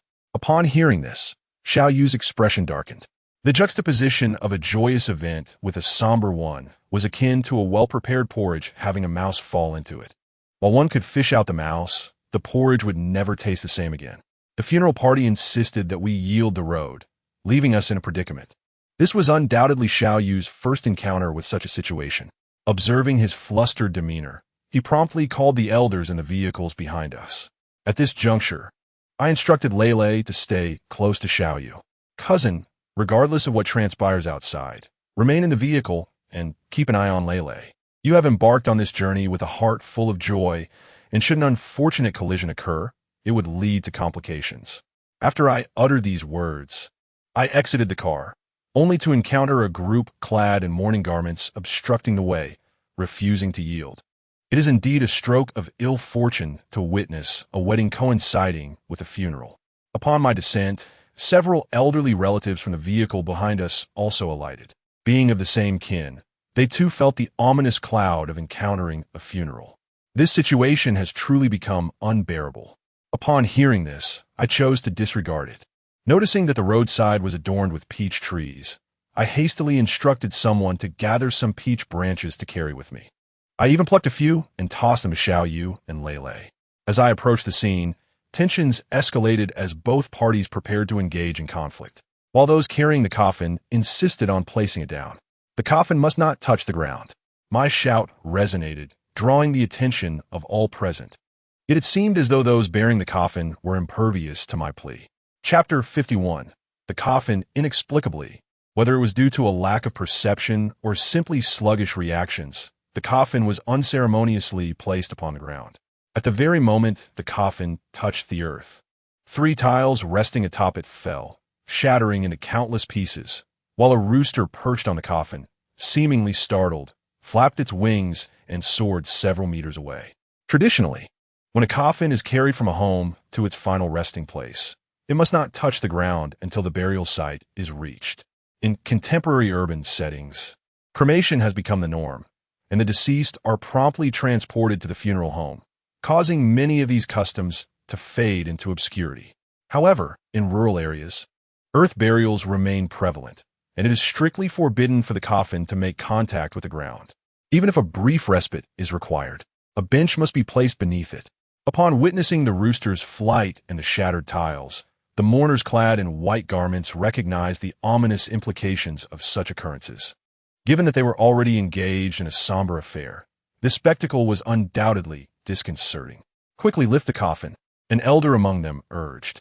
But therein lay a dilemma. The 8 bearers of the coffin strained with all their might, yet remained stubbornly immobile upon the ground. Fetch some tiles swiftly. The longer we delay, the worse it will become. In the rural setting, acquiring a few tiles was not a daunting task, especially at the village entrance. A young man hastily returned with a dozen tiles in his arms. Faced with such an unusual predicament, both parties were at a loss regarding the appropriate course of action. Xiao Wu, what is happening? We have already wasted over 10 minutes. Upon hearing Xiao Yu's voice behind me, an irate surge welled within me, and I swung the peach branch in my hand with all my might towards him. Who permitted your descent? Return at once, I admonished, simultaneously pushing him back into the carriage. Truly a case of incompetence compounding misfortune. The coffin's descent had already posed a dilemma, and now the groom had audaciously disembarked from the vehicle. The collision of these 2 invisible forces had escalated into chaos. In ancient society, it was customary for individuals suffering from severe or protracted illnesses to orchestrate a joyous event, a practice known as chongxi, or to counteract misfortune with joy. When an elder passed away peacefully, it was believed that their unimpeded journey to rest would safeguard their descendants from calamity. However, in the current predicament, the intersection of these forces had resulted in a counterproductive clash. Should you dare to step down again, I warn you, I shall not hesitate to strike you. After issuing this warning to Xiaoyu, I approached the front of the procession. Who possesses the needles? Upon hearing my inquiry, my mother promptly retrieved a packet of needles from her pocket. According to tradition, when the groom comes to fetch the bride, the matchmaker is required to carry needles, one for warding off evil, and the other symbolizing sincerity. Accepting a handful of needles from my mother, I proceeded to break a thicker branch of peach wood from the ground nearby. At this juncture, both parties found themselves in an impasse. Having already incurred the wrath of the deceased, it was imperative that the side representing the departed proceed first. Upon hearing my assertion, my mother and some relatives expressed reluctance.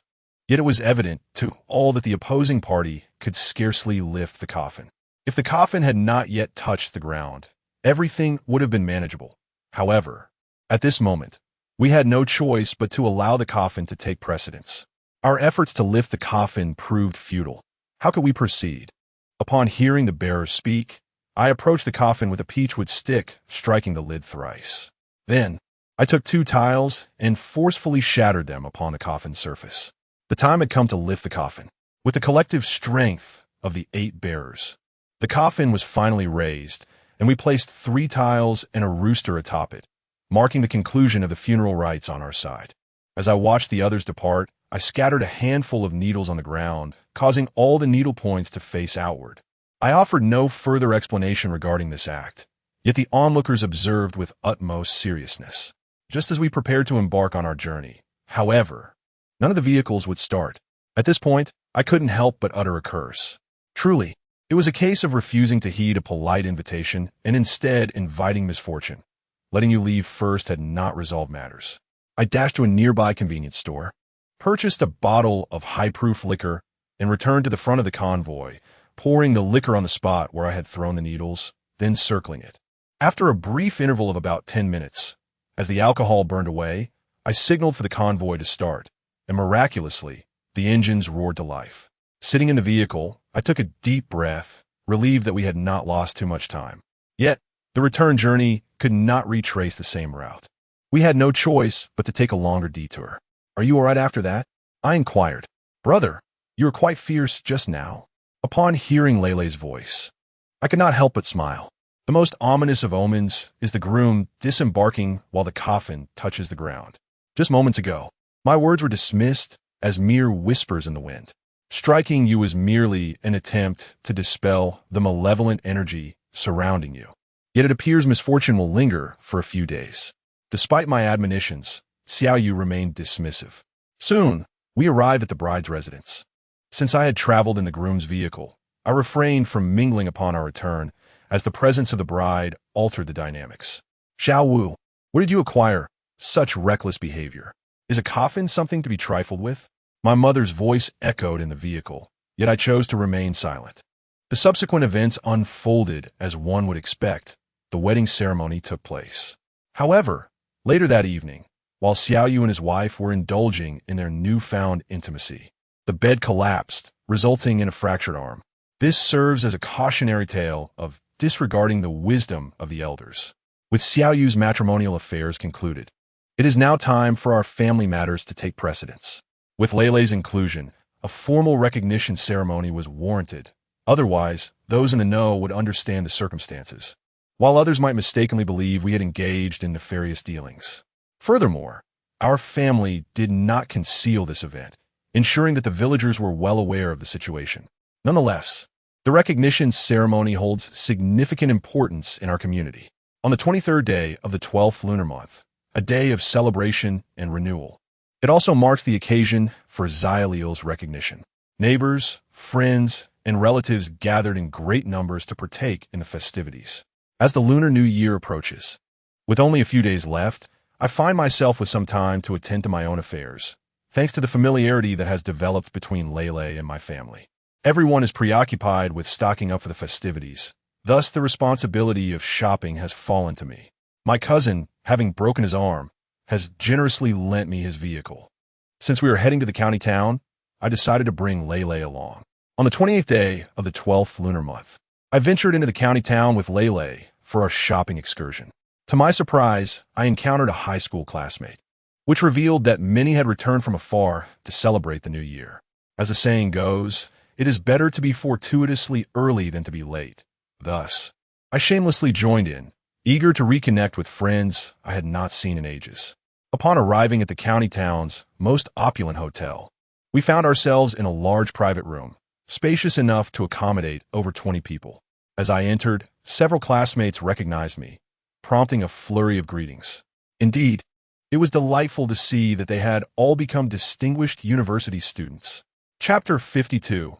You are still lacking something upon hearing these words. I could not discern whether they were meant as praise or sarcasm. In any case, the remark was rather uncomfortable. After exchanging greetings, everyone immediately resorted to their phones, occasionally engaging in brief conversations. Witnessing this, I felt a wave of awkwardness wash over me. Had I known it would be like this, I would have refrained from attending. As the silence lingered, Lele and I decided to depart, especially since we had New Year's goods to purchase. After completing our shopping for the festive necessities, ensuring that nothing was overlooked, I took Lele to acquire incense, paper money, and candles. According to our local customs, on the morning of New Year's Eve, one must first pay respects at the ancestral grave with incense offerings, followed by the sound of firecrackers. By midday, the entire family gathers to prepare dumplings, and in the afternoon, couplets are affixed to the door. Thus, the most essential items are the incense, candles, and paper money for ancestral worship. However, as we approached the funeral goods store, just before entering, I noticed two men behind us, behaving as though they were being chased by wolves, fearful that something might be snatched away from them. "Boss, I want 10 candles, each weighing 10 pounds. Also, a pair of gold leaf paper money and paper oxen." I stood at the entrance, listening to their requests. Although many people purchase paper money and candles during the new year, such demands were indeed rare. 10-pound candles were nearly as thick as my arm, and to require 10 at once was quite extraordinary. Gold leaf paper money is unfamiliar to many. Such offerings are embellished with gold leaf, and typically, ordinary funeral goods stores do not stock them. Furthermore, it is unnecessary to use gold leaf paper money for ancestral worship. As for the paper ox, many may not know its purpose. On the 7th night after a person's death, it is customary to guide the departed soul away. In the evening, a paper horse is carried to the crossroads, where incense is burned and the paper horse is ignited. However, the paper ox serves a different function. It is intended to summon the soul of the deceased back. Instances of utilizing the paper ox are scarce, primarily involving individuals who are gravely injured and in a state of unconsciousness, or those whose souls have been ensnared by sorcery. Without the paper ox to retrieve the soul, the 3 souls and 7 spirits of that individual cannot return. Observing the 2 men before me, flustered and eager to depart, I paused to detain them. "You are still missing something. You should purchase 2 paper figurines as well." Upon hearing my interruption, one of them cursed me as a lunatic before they hastily left. Yet, I paid them no mind and instead entered the coffin shop to acquire incense and paper money. "I never would have guessed you were knowledgeable about such matters at your young age," remarked the shopkeeper. I merely smiled. "I understand a bit." Observing their purchases reveals their intentions. This was already the 3rd time this month, and the items requested were identical. With the new year approaching, they were quite persistent in their endeavors. After the shopkeeper finished speaking, I departed with my items. Upon returning home and carrying everything inside, I noticed the sky had turned completely dark, and my father was nowhere to be found. Where could he be? At noon, he departed, citing some issues at the construction site. This past month has been tumultuous, with a series of incidents occurring one after another. I received a phone call during lunch and promptly went back. Each day seems filled with an air of uncertainty. Hearing my mother's complaints, I remained silent and made a phone call instead. After an extended period of no answer, just as I was about to hang up, my father finally picked up. However, the background was chaotic, and I could not discern what was being said clearly. Shortly after our call ended, my father's phone rang again. "Xiao Wu, I've heard from your mother that you possess some knowledge of feng shui. Is that true?" The urgency in his tone suggested something was amiss, so I answered candidly. Consequently, my father began to recount a multitude of concerns, insisting that I travel to the county. I informed my mother and then drove away. After more than half an hour, upon my arrival at my father's construction site, I was met with a scene of utter devastation. Scaffolding had collapsed, and I could only speculate how many were trapped beneath. The atmosphere was unsettling. Nearby, a fire pit still held remnants of unburned joss paper and incense. "Xiao Wu," my father called, and I rushed towards him. "What on earth happened?" Before he could respond, several co-workers sprinted towards us. "Uncle Xiao, run. It's coming again." Upon hearing this, I glanced back at the group, noticing a dark figure ominously trailing them. I was momentarily taken aback as I finally recognized its form. Resentment. A profound and intense resentment. Upon realizing this, I promptly retrieved the compass I had brought along and directed it towards the source of the malice. A gust of chilling wind surged forth, swirling the sand around me. "Hurry, we must retreat," I exclaimed, holding the compass aloft with one hand while urging them to leave with the other. Swiftly, with the power of the celestial arts and the 5 elemental incantations. Bang! A tremendous noise erupted as the chaotic scaffolding was propelled upwards. With 3 successive thuds, I finally discerned the situation beneath the scaffolding. The 2 paper effigies of oxen had been utterly mangled, alongside numerous offerings, yet thankfully there were no casualties. Noticing my father and the others standing at a distance, I stowed the compass away and retreated. However, in the brief moment I turned, the source of the resentment had inexplicably coalesced elsewhere. What on earth is happening? Upon hearing my inquiry, my father recounted the sequence of events. This area lies on the outskirts of the county, and with plans to erect an office building. Everything had initially proceeded smoothly. Once the site was properly surveyed, they began to lay the foundation, only to encounter a slab of bluestone. Given the necessity of a solid foundation, this slab could not be left intact. Upon breaking it, they discovered a coffin beneath the stone. The sight rendered everyone motionless, as its age indicated it was an artifact of significance. Subsequently, officials from the city arrived, and after opening the coffin, they removed the contents and skeletal remains. After a thorough examination of the surrounding area yielded no valuable findings, the site was left to its own devices. Initially, the matter seemed inconsequential. However, once the pit was excavated and the grout was poured in, it failed to solidify.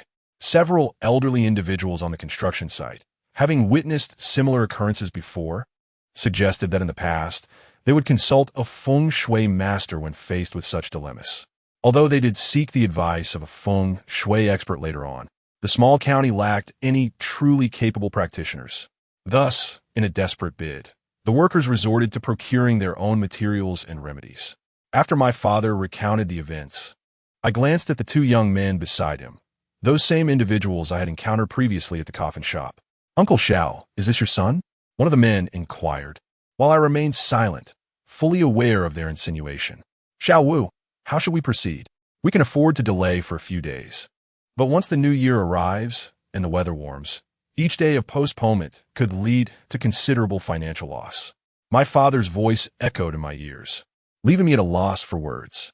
Chapter 53. The carp returns to the coffin. At this moment, I find myself contemplating a course of action. Although the lingering resentment is potent, it has yet to claim any lives. Nonetheless, this matter must be addressed.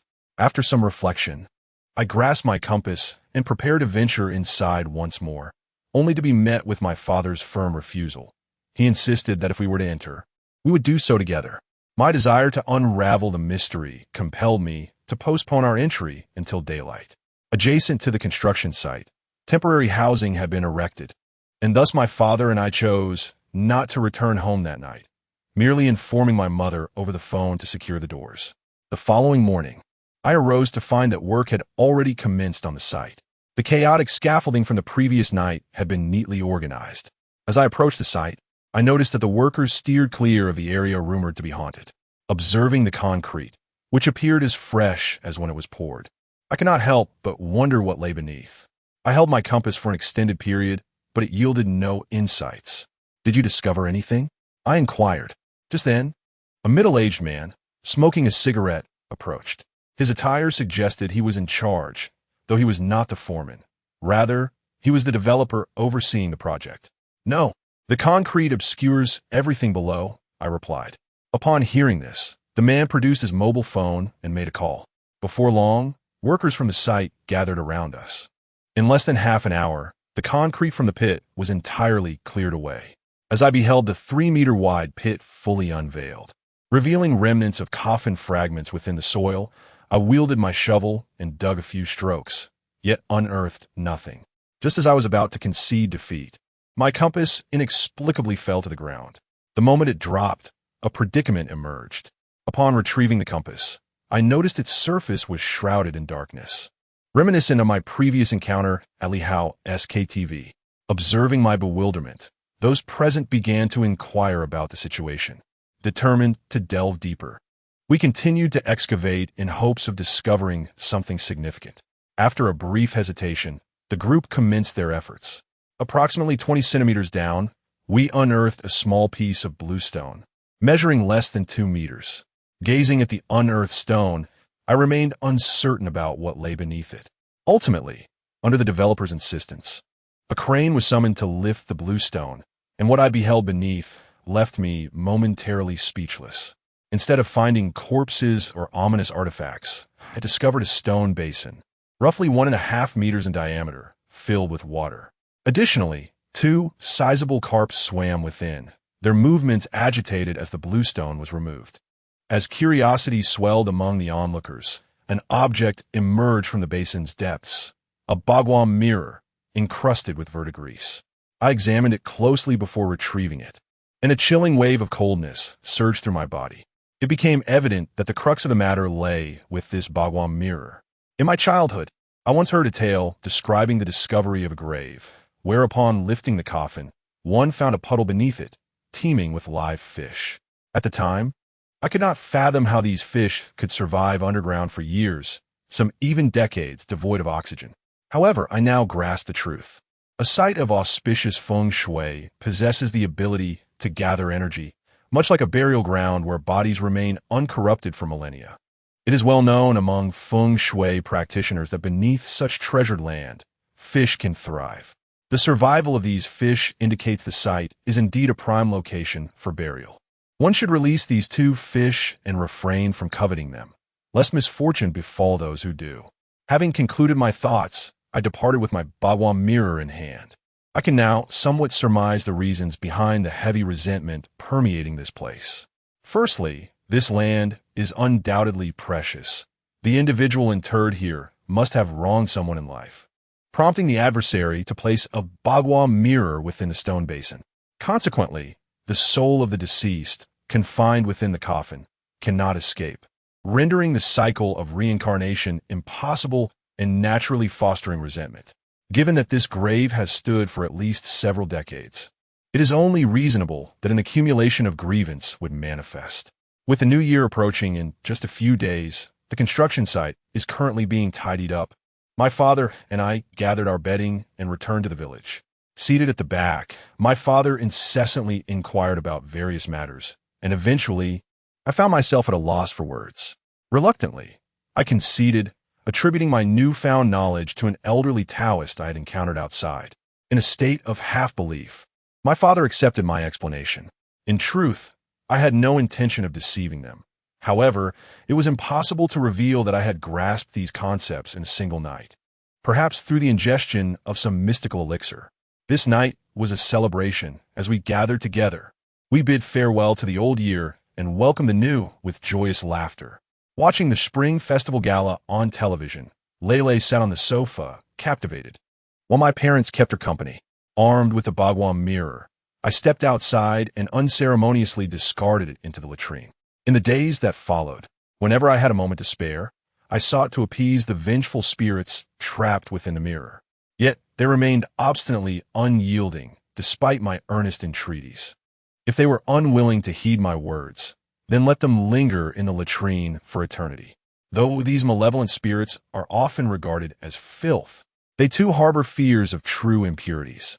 Moreover, having tampered with the bagua mirror, any hopes these spirits harbored of escape were utterly fanciful. As for the subsequent days, they were filled with visits to relatives, and thus, the new year passed in a blur of confusion. After spending half a month at home, I prepared to depart.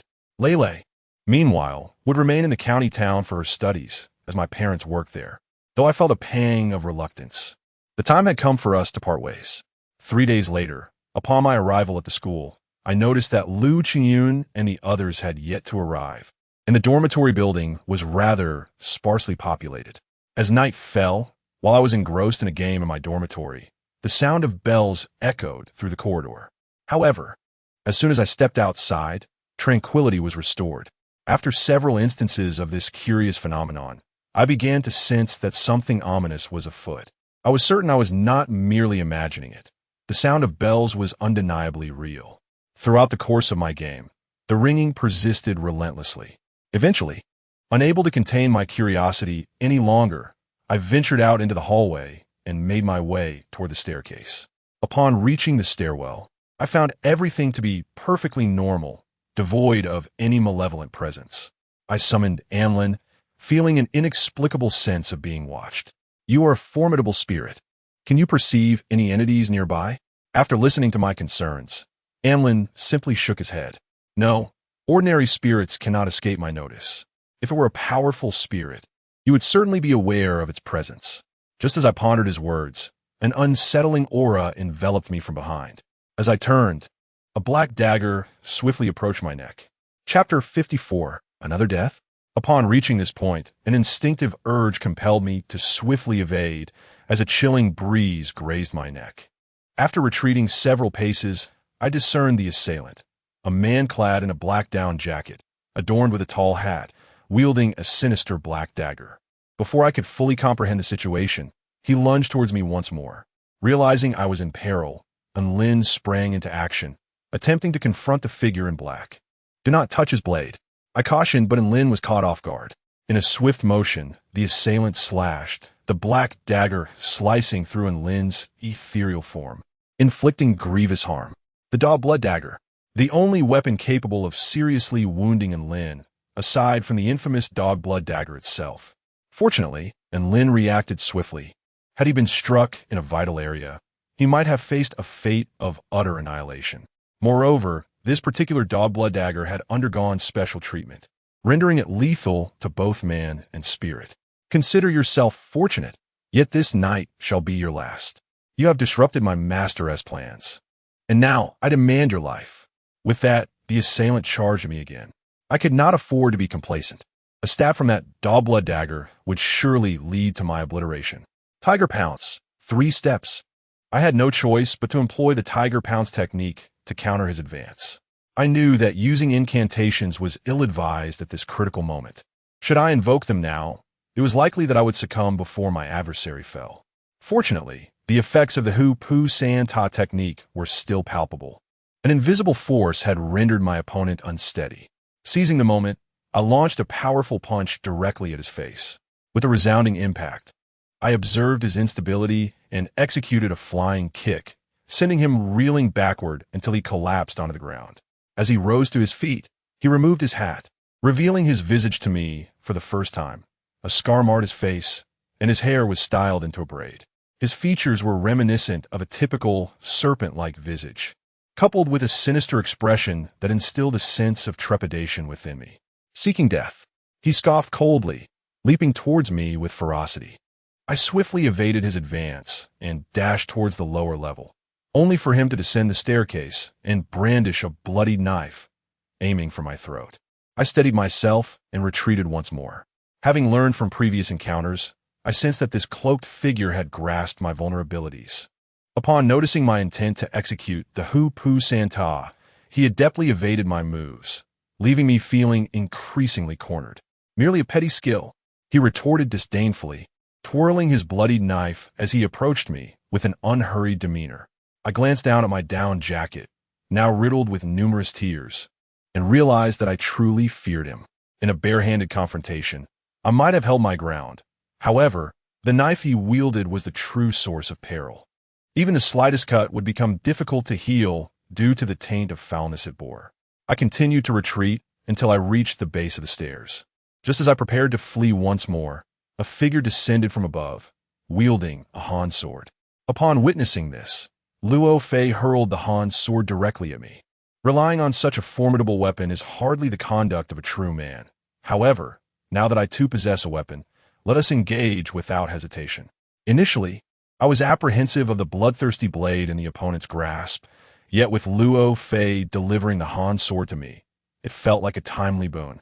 I unsheathed the Han sword, its glimmering cold light casting an eerie chill in the dim corridor. Observing the sword in my hand, the adversary's previous bravado dissipated. Since you choose not to strike, I shall initiate the assault. Moments ago, they had exuded confidence, but now they appeared more disheveled than I. After several exchanges, the opponent fled in haste. I refrained from pursuing, for who could ascertain whether they had further tricks up their sleeve? Moreover, I was curious as to why Luo Fei was present. Having returned the Han sword to you, we are now even. As Luo Fei attempted to depart, I moved to obstruct him, Yet he halted on his own accord. I almost forgot something. This item is also for you, a rather remarkable object, complete with an instruction manual. Follow the guidelines, and should it malfunction, I bear no responsibility, for I lack one myself. What is this object, and who bestowed it? Upon hearing my inquiry, Luo Fei pouted and furrowed his brow. Your superior, of course, who harbors aspirations of being a savior, yet now finds themselves hidden away in some obscure corner, training in solitude. I am leaving, and it is unlikely I shall grace your presence again. Farewell. No need for formalities. With that, Luo Fei descended the stairs, and no one could impede his departure. I gazed at a note in my hand, and after a moment, I looked at a small black sphere, roughly the size of a marble. Following the incantation in the manual, I recited the words, and in an instant, the black sphere vanished. Subsequently, I sensed the emergence of a mysterious presence around me, akin to something I had both witnessed and felt. Essentially, a sealed space of over 20 square meters, utterly devoid of anything. Upon absorbing this sensation, I glanced back at the manual and felt as though my right palm had transformed into another realm, precisely as I had previously perceived. Upon returning to my dormitory, I incinerated the manual and then turned my attention to a book resting on the table. With a mere thought, I lifted the book with my right hand, and in a flash, it disappeared. Although my eyes beheld the vanishing of the book, I felt its presence still within my grasp, as if it had been placed into the space within my palm. Incredible! If this is the case, what about my Han sword? With this thought, I concentrated, and the sword vanished from my hand, only to reappear at my command. This was utterly astonishing. Carrying a controlled weapon is illegal. Yet now I had no cause for concern. The man in black wielded a dagger, merely a foot in length, easily concealed within his sleeve during this frigid winter. But my Han sword, spanning over 3 feet, would attract immediate attention if brandished in public, leading to dire consequences. After deliberation, I grasped a compass and, almost instantaneously, it too vanished from sight. Subsequently, I placed items such as the Iron Command Talisman into the space of my palm. Having completed these tasks, I resumed my gaming, fueled by the unsettling events involving the man in black. That night, I remained exceedingly vigilant, fearful that I might fall prey to him in my slumber. However, one matter eludes my memory. What misfortune have I inflicted upon him that incited his thirst for vengeance? Moreover, I cannot recall ever having provoked him. Could he perhaps be the concealed assassin behind Cheng Rong's demise? When I first joined the quaint shop, I attracted the attention of a sorcerer, alongside a mysterious group whose identity remains unknown to me. Could it be that this man in black is one of them? Now, while I navigate the realm of light, they dwell in shadow, and I fear that my days ahead may be fraught with difficulty. The following morning, Li Rong called me early, as there were still a few days until classes officially commenced, and thus she would not arrive for a while. Just as we were engrossed in our conversation, a blood-curdling scream echoed through the dormitory corridor. Upon hearing this, I opened my dormitory door only to behold a figure suspended in the middle of the hallway. Chapter 55. Not a local ghost? I will get back to you shortly. With that, I ended the call with Li Rong and exited the dormitory, making my way towards the suspended corpse. Upon seeing me emerge, my fellow classmates from other dorms timidly followed suit. The body was hanging at the stairwell, creating an atmosphere of dread. Those above were hesitant to descend, while those below were too fearful to ascend. As I approached the lifeless figure, I discerned that it had been deceased for several hours. The eyes of the deceased were bulging, and the tongue protruded grotesquely. We must alert the authorities. Shortly thereafter, the police arrived, carefully lowering the body for a brief photographic record before taking it away. As for us witnesses, we naturally cooperated and provided our statements. Due to the number of individuals who had witnessed the event, the news spread rapidly throughout the school within a mere 2 days. Xiao Wu, do enlighten us about the situation. I've heard rumors that our school is haunted with a vengeful spirit claiming lives. Zhao Bo burst into the dormitory, barely having set down his luggage before diving into gossip. At this point, I found myself a loss for words. Yet, the circumstances surrounding the deceased were indeed peculiar.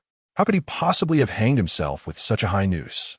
Surely, Even in death, he would have struggled.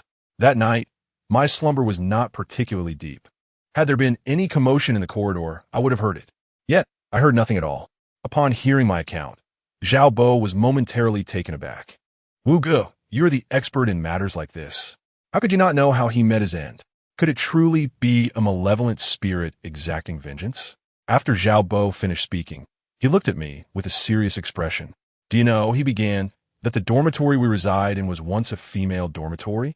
Due to a series of tragic incidents that occurred here, it was converted into a male dormitory, as the robust vitality of young men is believed to suppress malevolent spirits. I listened intently to Zhao Bo's tale, and there was some truth in his words. Indeed, when we first enrolled, this dormitory was undergoing renovations. As for the veracity of Zhao Bo's claims, I could not ascertain. However, the specter of the classmate who had met a tragic end cast a pall of fear over the male dormitory at night, with everyone too terrified to venture outside, lest they become the next victim of a vengeful spirit. The upper floors were equally hesitant to step out. That evening, it was just Zhao Bo and me in the dormitory. We had been engrossed in a video game when suddenly the lights flickered twice, reminiscent of a scene from a horror film, before plunging into darkness. Utilizing the glow of my laptop screen, we managed to discern our surroundings, and Zhao Bo, frightened, swiftly approached me. Something unusual is afoot. We stood together in the middle of the room, prepared for whatever might intrude. I was resolute in not showing mercy. Just as our tension peaked, the dormitory was suddenly flooded with light. Everyone should get to bed early and refrain from wandering about at night. The fuse blew, but all is well now. The dormitory supervisor's voice echoed through the hallway, leaving Zhao Bo and me with a shared look of exasperation. After confirming that the dormitory door was securely locked, I prepared to engage in another round with Zhao Bo. At that moment, the dormitory lights flickered once more, just as they had before. While one blown fuse might be a mere coincidence, two in quick succession was decidedly unusual. I activated the flashlight on my phone and approached the door, sensing an unsettling presence lurking in the corridor. Upon opening the door, a gust of cool air rushed in, revealing several classmates standing at the entrance with flashlights, equally curious about the commotion. The atmosphere was thick with an ominous chill, saturating the entire corridor. What on earth is happening? Zhao Bo inquired, but I remained silent, producing two protective talismans and handing them to him. Take these into the dormitory. There may indeed be something malevolent present. With that, I stepped outside and began to patrol the hallway. The oppressive aura made it nearly impossible to discern its source. Standing at the corridor's entrance, I gazed up at a half-hanging rope from the ceiling, scrutinizing it further. I had not noticed it before. After all, this was a newly renovated dormitory, and such an object should not exist here. Moreover, without external assistance, it seemed implausible for anyone to have affixed a length of twine to such a high ceiling. It appeared evident that this dormitory harbored something unclean, perhaps a spirit concealed from view. Lacking the gift of yin-yang vision, I had no means to perceive it directly. Reflecting on this, I recalled how Lin had been injured by a bloodied blade, necessitating a substantial influx of negative energy for recovery. This place seemed to be an ideal source. Lin gathered everyone, and upon his arrival, he appeared as though facing a formidable adversary, his gaze fixated on the staircase. More precisely, he was focused on the rope. What was happening? Upon hearing this, Lin gestured for me to step back. In that moment of shared intuition, I understood he had perceived something beyond my sight, for I had yet to awaken my spiritual eye. Given the presence of numerous classmates in the corridor, Lin refrained from taking action and retreated to a corner. A few nights prior, when I confronted the figure clad in black, I had sensed an unsettling awareness of being watched. At that time, it was merely an instinct, oblivious to the existence of other entities in the vicinity. You must have felt the profound resentment emanating from that hanged spirit. At this revelation, I was momentarily taken aback. A hanged spirit? Can you not see it? Lin inquired, bewildered. It shouldn't be possible. Given the density of the malevolent energy, it ought to be visible. I chose not to dwell on this query, but instead inquired about the hanged spirit. To my astonishment, the specter dangling from the rope, like Lin, was also a vengeful spirit clad in red, and in comparison to Lin, it was even more formidable. It appeared that within the dormitory, individuals had already begun to meet their demise by hanging, suggesting that this spirit was indeed the source of the turmoil.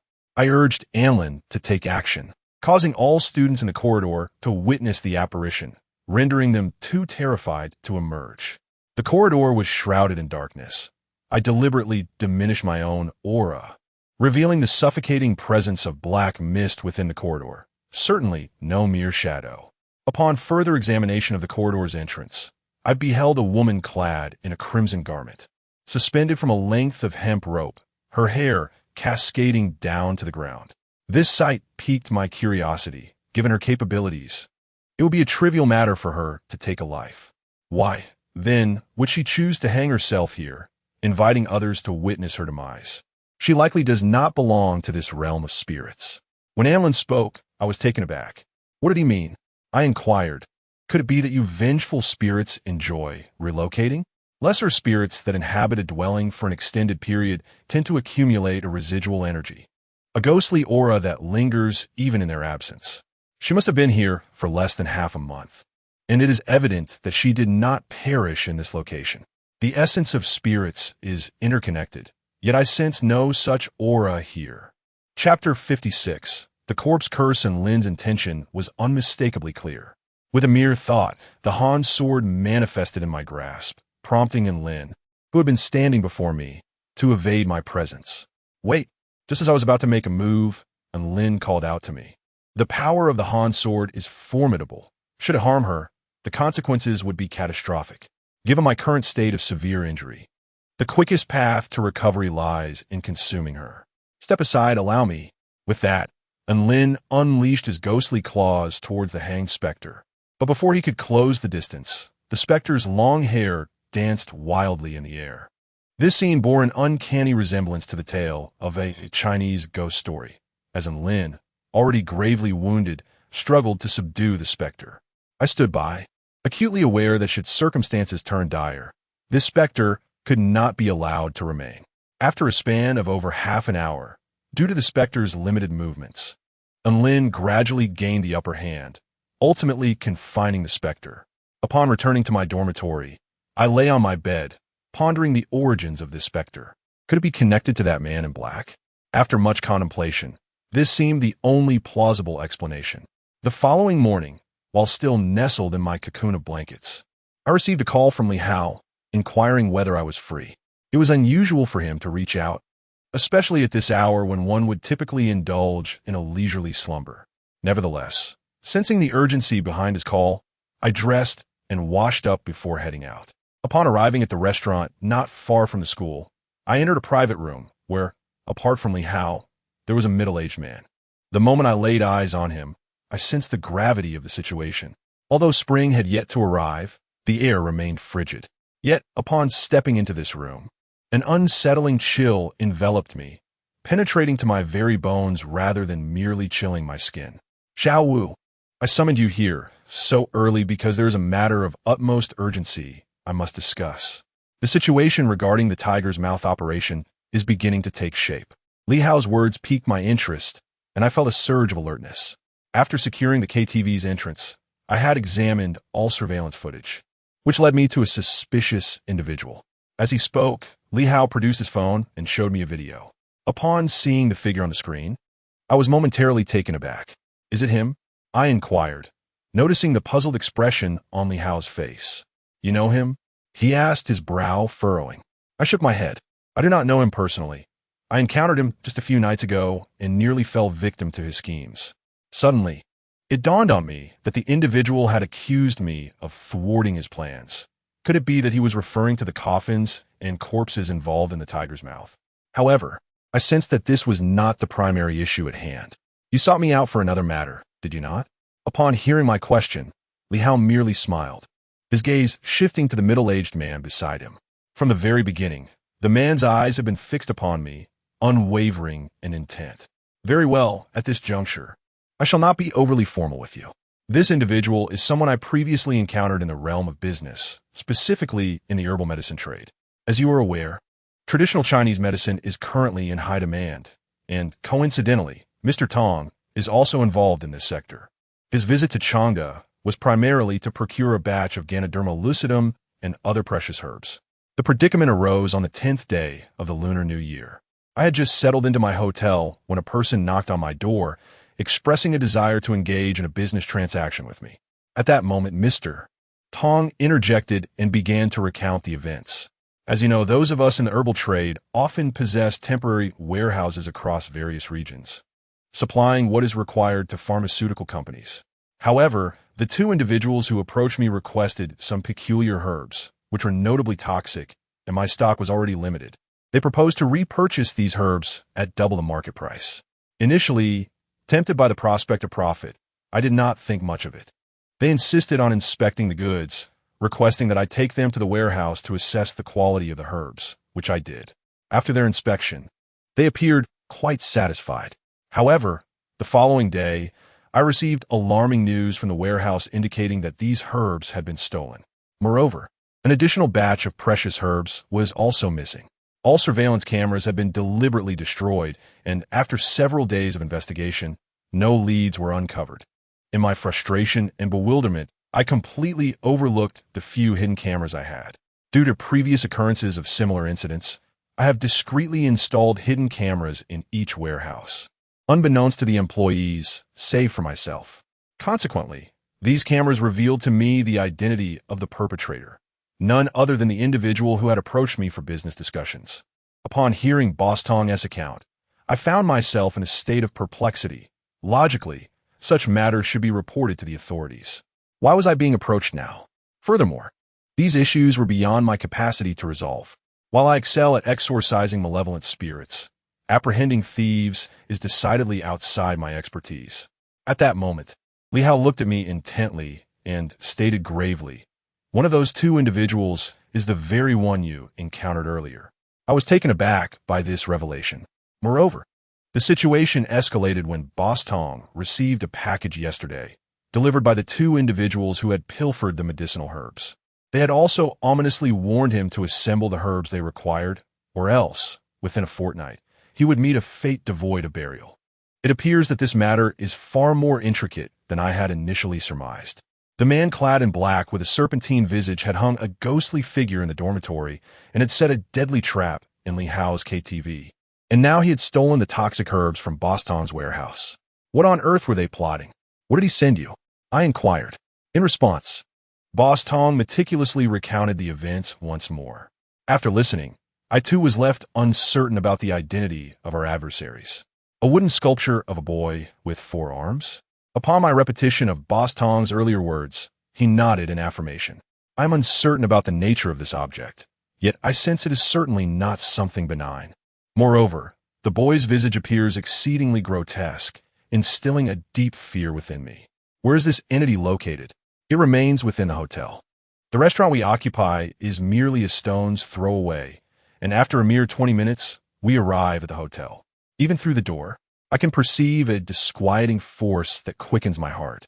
Just as the proprietor, Tong, was about to open the door, I intervened. Gazing at the sinister energy seeping through the crack beneath the door, I realized the malevolence contained within that room was palpable. I took the room key and instructed the two of them to step back. At the moment I opened the door, I brandished a bronze mirror, directing it into the room, only to find it astonishingly devoid of any dark presence. Upon illuminating the room, I beheld a small, black figure over a foot tall, its 4 arms poised in a menacing display. This was no mere wooden carving. It was a corpse spell.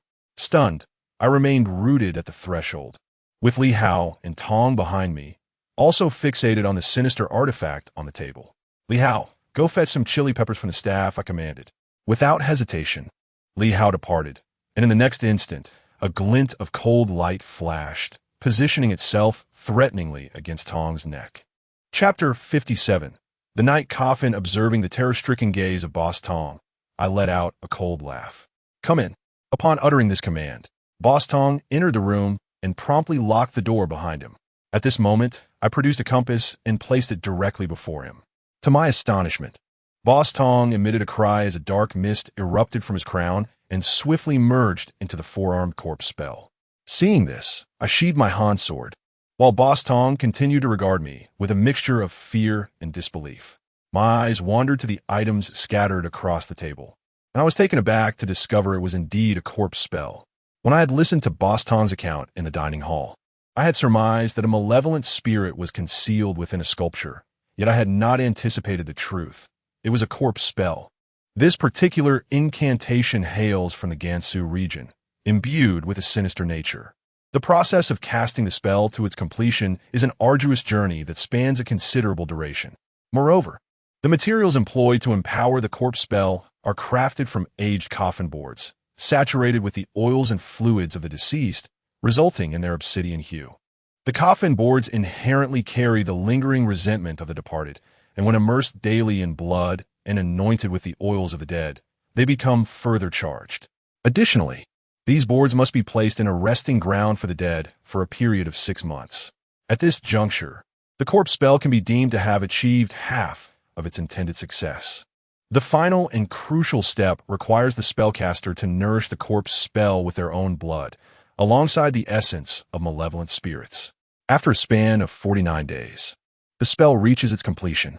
A corpse curse is far more formidable than a mere vengeful spirit. While the spiritual essence of a vengeful spirit may scatter in the face of severe injury, a corpse curse remains unscathed. Even if one manages to obliterate the spectral entity above the curse, new spirits will inevitably emerge from within it. Therein lies the true potency of the corpse curse.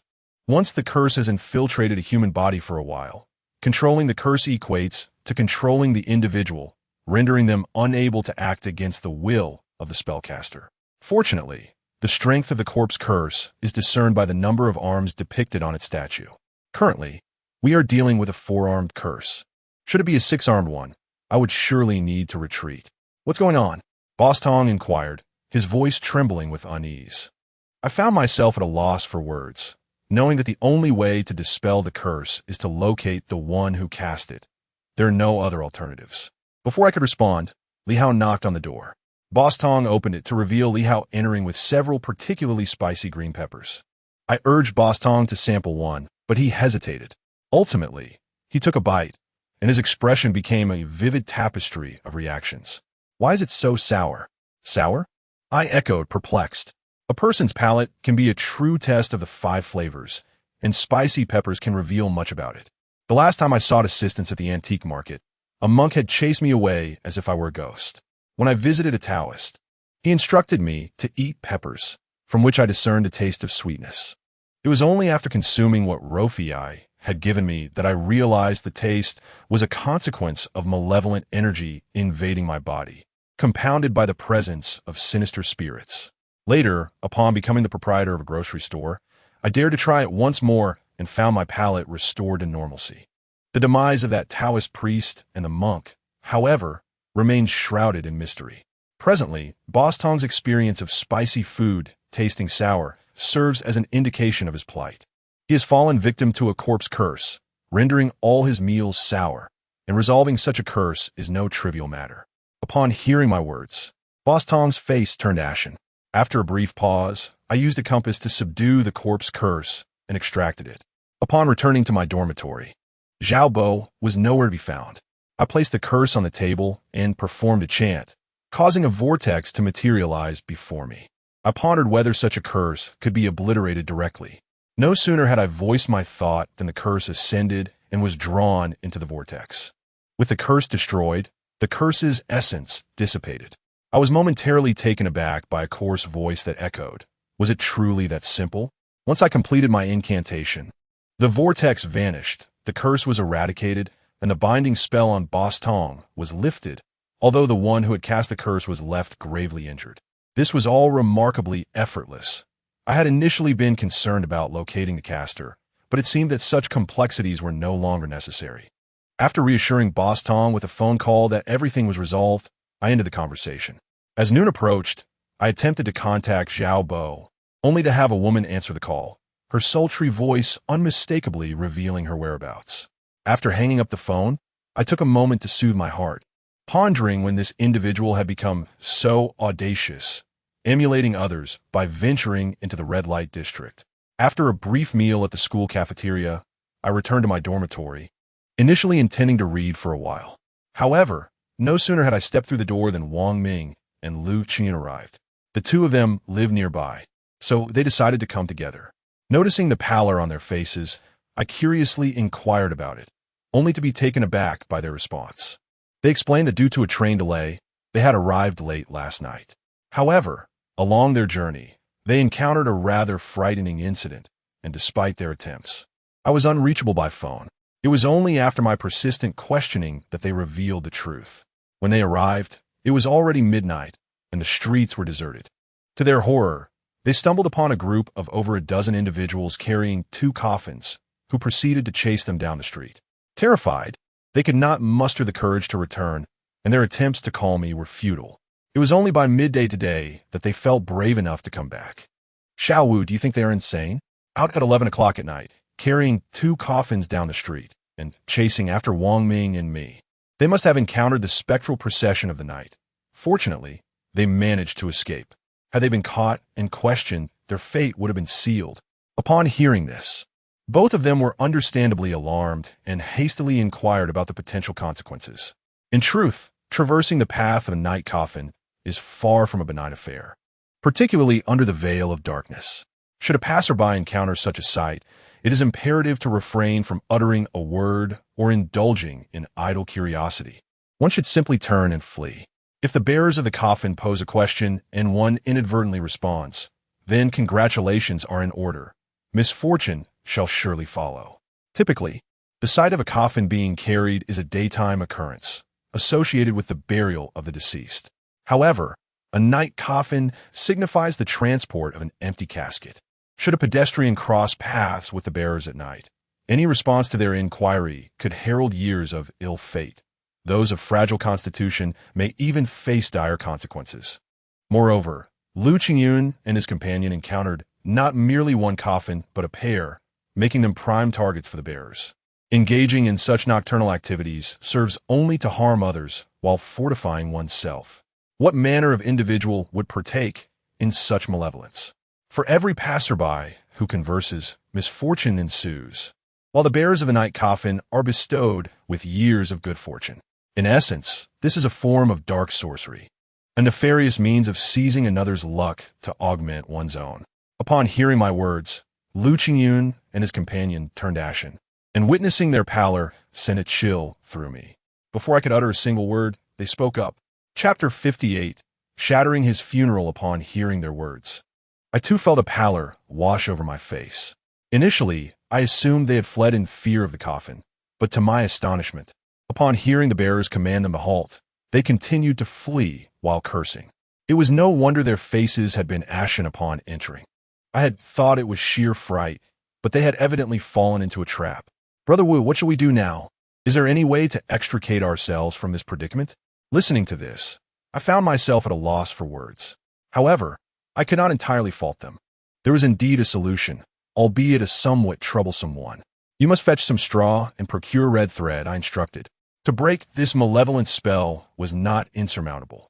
We merely needed to reclaim our fortune. After seizing the luck from the night coffin, we would need to establish a funeral altar for 7 days. Since the events of last night marked the beginning of this cycle, reclaiming their fortunes would not be overly difficult. The reason I instructed them to gather straw and red thread was to create a scarecrow. To retrieve our luck, the use of a scarecrow was imperative. If the adversary sought Lu Qingyun and his companion's good fortune, then I would utilize the scarecrow to bestow their misfortune upon him, thereby executing a clever subterfuge. During the interval, while Lu Qingyun and Wang Ming went out to gather the necessary items, I remained in the dormitory, inscribing talismans. In order to successfully execute this ruse, each scarecrow would require 2 yellow talismans. Without them, our scheme would falter. The Fortune Reversal Talisman. It has the power to transform good fortune into misfortune and vice versa. The Luck Transferring Talisman, specifically designed to summon good fortune. With the possession of these 2 talismans, I'm untroubled by the prospect of invoking their fortune. However, I find myself intrigued by the origin of such malevolent sorcery. It is not the craft of an ordinary person. Engaging in nocturnal rites requires a meticulous procedure, and the issue resides within a coffin. Although it is but an empty casket, there remains an essence within, Contemplating these thoughts stirs a flicker of excitement within me. Once I had prepared the 4 yellow talismans, Lu Qingyun and Wang Ming returned, clutching bundles of straw and red string. Time is of the essence. By the time I completed the effigies, night had enveloped the sky. Yet, upon further reflection, I fashioned 2 additional straw figures. I kept the talisman-imbued effigy in my palm, while I entrusted the 2 unadorned figures to my companions. For precaution's sake, it seemed wiser for me to retain the authentic effigy. Should it stir in the dead of night, its destruction would be quite the predicament. Now that all was in readiness, I proceeded to the washroom to summon Anlin. I discovered that her wounds had largely healed. I relayed the situation in brief and instructed her to seek a location where coffins were stored. After Anlin departed, I dialed Zhao Bo, only to learn that he was preoccupied with matters of his own, the specifics of which were all too evident. As the 3 of us dined in the cafeteria, a sudden chill swept through, and Anlin took a seat beside me. After she finished speaking, I nodded in agreement. Let us proceed to wreak havoc. As I spoke, I led Lu Qingyun and Wang Ming into the urban village. Earlier, Anlin had informed me that the 2 coffins were situated within this very locale. Given that Lu Qingyun and his companions had also encountered events here, I was certain of our destination. Within the urban village, in one of the courtyards, there stood a mourning hall, beneath which lay 2 modest coffins. Beside the mourning hall sat a young man. At that moment, a middle-aged man emerged from the house. Upon seeing the young man, he became exceedingly respectful. "Mr. Zhang, will my parents' ailments be cured?" he inquired. The young man inhaled deeply, casting a leisurely glance at the mourning hall, and replied, "Rest assured, in 7 days. I guarantee they will be able to rise and walk. However, this mourning hall must remain in the courtyard for 7 days and nights. On the final evening, it must be offered to those unfortunate souls. By the way, have you located the 2 unfortunate individuals I asked you to find? On the last day, they must witness the coffins. Otherwise, the ritual will fail and must be repeated." The middle-aged man responded honestly, expressing his concern about the multitude of university students nearby, making it somewhat troublesome to identify the specific individuals. As for the young man, he remained indifferent, knowing he had ample resources at his disposal. If necessary, he could simply conduct the ritual anew. "Do you not fear the repercussions of your unscrupulous deeds?" At this juncture, both the middle-aged man and the young lad turned their gaze towards the entrance, just as the door was forcefully kicked open from the outside with a resounding bang. Accompanied by Lu Qingyun and Wang Ming, we burst in like bandits.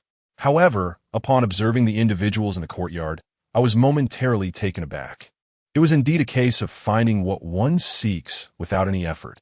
As I spoke, the young man rose to his feet, and without hesitation, I stepped forward and hurled a brick at him, striking him squarely in the chest. "The matter of you and your master conspiring against me is far from over, and now you dare to harm my brother here? You are courting death."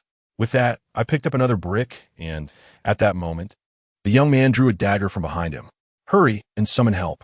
If they vandalize the mourning hall, your parents' recovery will be a distant hope."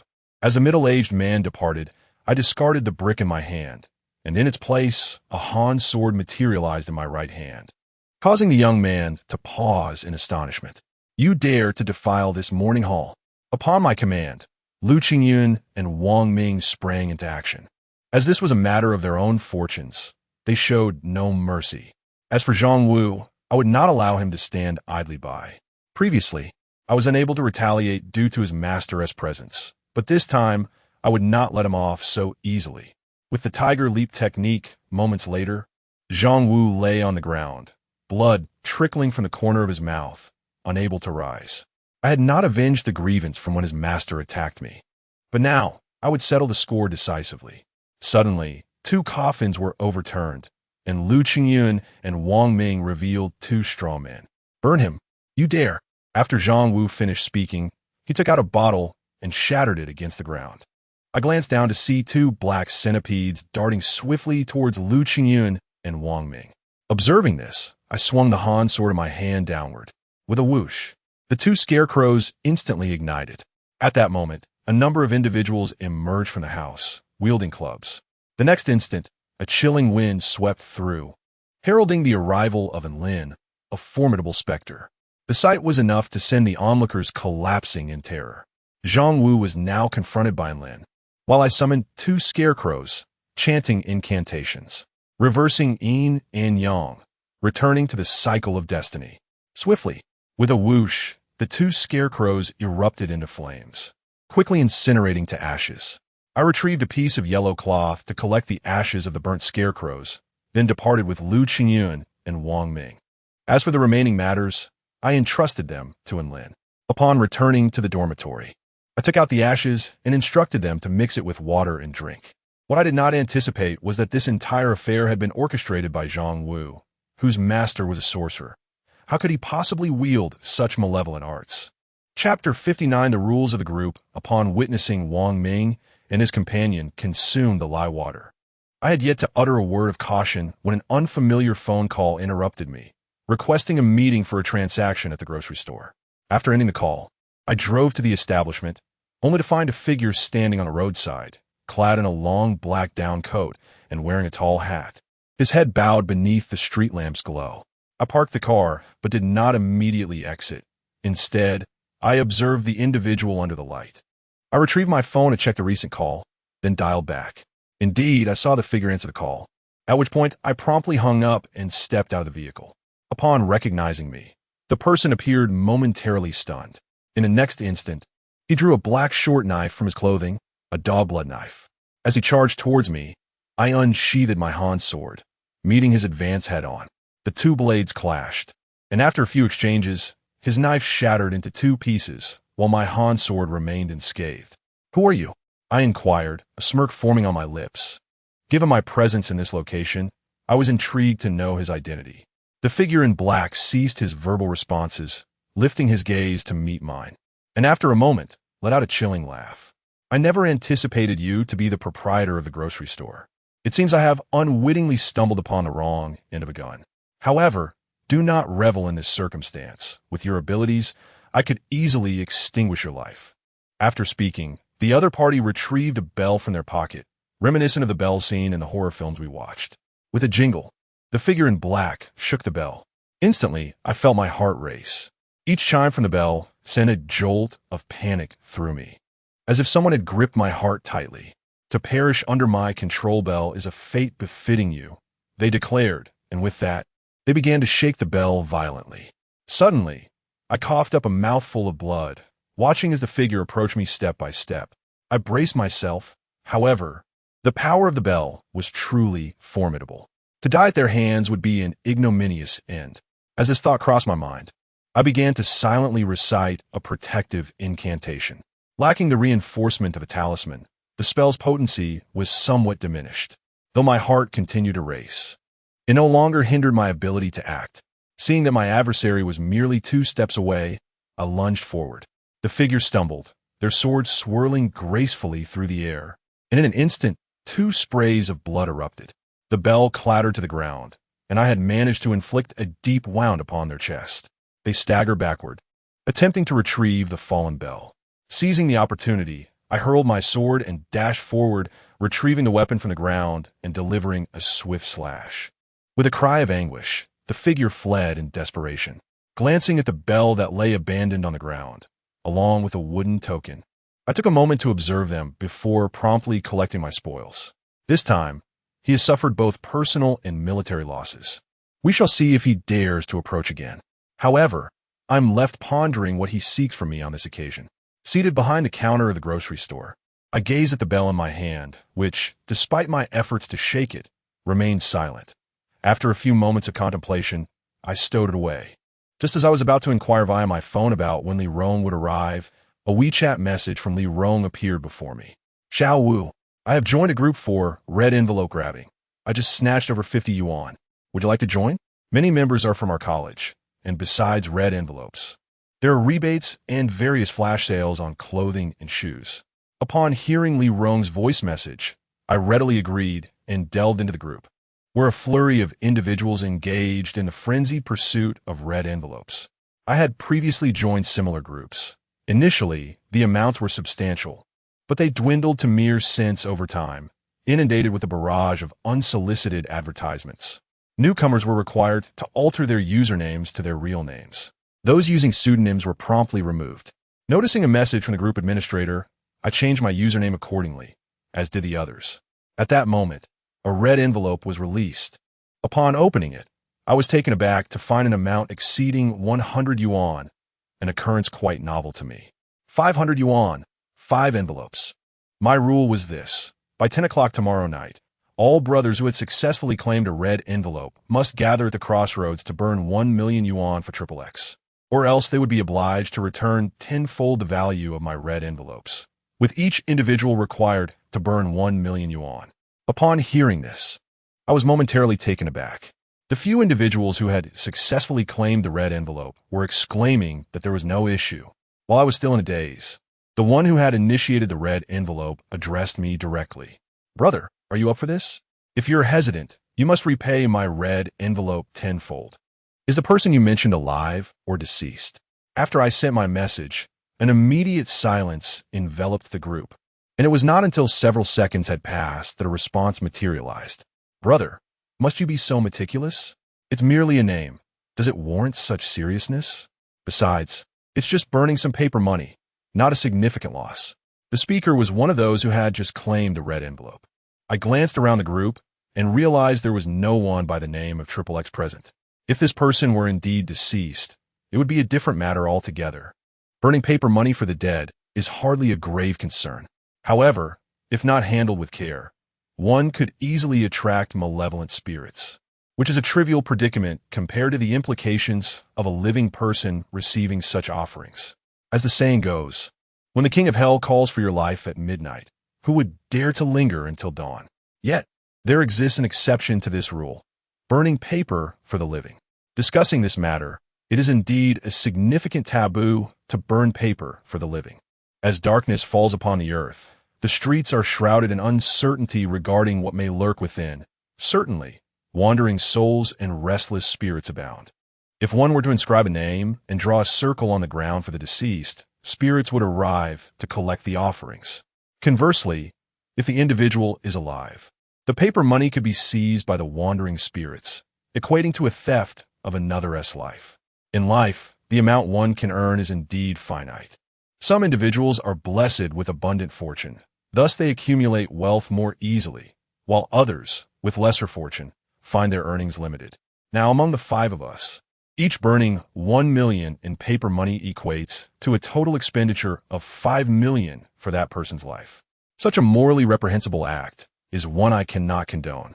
If it involved the deceased and their wealth, I would proceed according to the established guidelines. However, in uncertainty regarding the other party's living status, I shall refrain from such actions. After careful consideration, I decided to distribute the red envelopes I had acquired.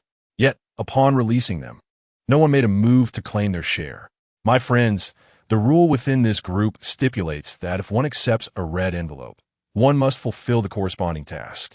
It appears that a man cannot even measure up to me, a woman, as I observed their exchanges filled with sarcasm. Just as I was about to exit the group, the individual who had initially distributed the red envelopes spoke up. Chapter 60. The vengeful spirit of Chun Daoshan returns. Brother, the rules of this group are thus.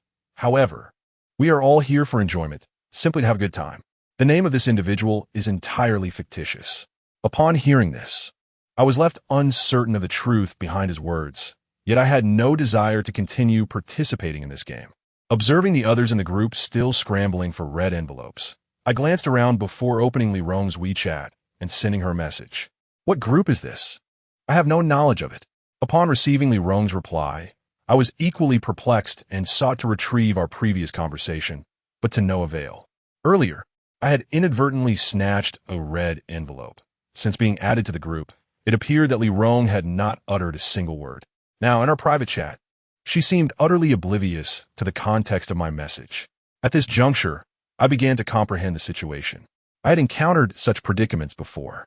Previously, they had gone to great lengths to lure me away, and now they had resorted to increasingly desperate measures, devising such tactics. I found myself ensnared, caught between a fierce tiger and a cunning wolf. First, there was the mysterious organization intent on abducting me, followed by the sorcerer who had cast a curse upon me. Due to the incident at the KTV with Li Hao, I had now also incurred the ire of the malevolent faction from Lingnan. I opened the group chat again, observing that the red envelopes were still being distributed, with participants revealing their rules only after claiming their prizes. As the amounts increased, so too did the absurdity of the rules. As I prepared to send a red envelope containing 10,000, I invited any daring companions to seize the opportunity. With that, a red envelope appeared, and without hesitation, I clicked to open it. Upon witnessing my success in claiming the envelope, a chorus of schadenfreude erupted from those present. Brother, have you not seen the terrifying tasks that lie ahead? You dare to snatch it? Just moments ago, you hesitated to burn paper offerings, and now, with this challenge, your courage falters even more. Ignoring their comments, I patiently awaited the one who initiated the red envelope to speak. The participants in our group chat were all students from Chengde University Town, and they were well aware of the dilapidated shanty town near the outskirts, which was originally slated for demolition. However, due to a haunting incident several years prior, the area remained untouched.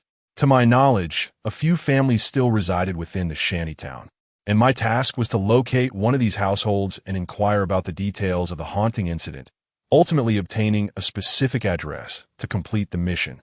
After the speaker concluded, a brief silence enveloped the group chat, soon followed by a flurry of discussions. I remained silent, my eyes fixed on my phone, observing their pretentiousness. As for venturing into the shanty town, my curiosity was piqued to discover what antics they intended to engage in. As the night deepened, I found myself seated at the counter, recalling the symbols from memory and beginning to draw them. The more potent the incantation, the more intricate the drawing became. Suddenly, a sound echoed through the night. As the curtain of the grocery store lifted, a figure stepped inside, his demeanor fraught with anxiety. Upon recognizing him, I was momentarily taken aback. It was Li Hong. What brings you here for counsel this time? At the sound of my voice, Li Hong's face paled with fear. The vengeful spirit of Chun Daoshan has returned, and it clings to me. I set down what I was holding and regarded Li Hong with a serious expression. After prolonged silence, I finally inquired, "What is the matter?" In response to my questioning, Li Hong recounted the events that had transpired. 2 nights prior, while he slept, he sensed an unsettling presence and rose to chant the heart-pacifying mantra. However, he soon realized that something was amiss in his home. After a series of tumultuous events, he encountered the ghost of Chun Daoshan, who had returned to claim his life. Previously, Li Hong had served as the feng shui master for Chun Daoshan, tasked with protecting him from malevolent spirits. Yet, due to a prior arrangement with me, he had deliberately altered the feng shui configuration of Chun Daoshan's residence, inadvertently providing an opportunity for Enlin, although Enlin had assured me that everything was handled, stating that Chun Daoshan's soul had been scattered. Li Hong's revelation that the ghost had returned to seek vengeance was utterly bewildering. Are you certain that what you saw was indeed the spirit of Chun Daoshan? I found myself engulfed in confusion. Could it be that Enlin had not resolved the matter thoroughly? I am certain that he has been persistently haunting me these past few days. Given my abilities, I felt confident in my capacity to subdue him. He is not a malevolent spirit, and I believed I could manage him. However, the reality is that I have been utterly incapable of restraining him, leaving me with no alternative but to seek your assistance. As Li Hong finished his statement, a fierce wind began to howl outside the convenience store, accompanied by eerie laughter echoing from beyond. Upon witnessing this, Li Hong instinctively gravitated closer to me. I emerged from behind the counter and gazed towards the entrance.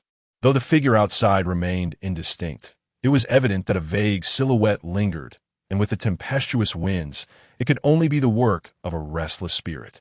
Li Hong, you have betrayed your word. Come forth and meet your demise. The chilling voice of Chun Daoshan sent shivers through Li Hong, causing him to tremble.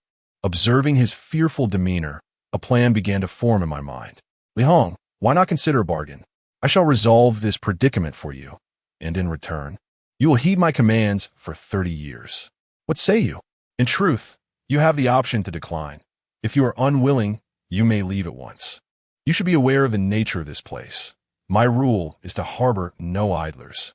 Upon hearing my proposition, Li Hong's expression darkened, nearly bringing him to tears. My approach bears a striking resemblance to taking advantage of his misfortune. Yet, given my limited strength and the multitude of adversaries I face, recruiting allies has become my paramount objective. Confronted with the specter of Chun Daoshan, Li Hong found himself with no choice. As he witnessed the parchment of our agreement ignite in flames, an expression of amusement mixed with despair crossed his face. "You wait here. I shall venture forth to confront Qin Daoshan. The last time he came with his lackeys to trouble me, I was powerless to retaliate.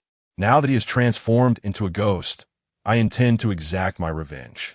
As I emerged from the grocery store, I found Qin Daoshan rendered momentarily speechless at my appearance.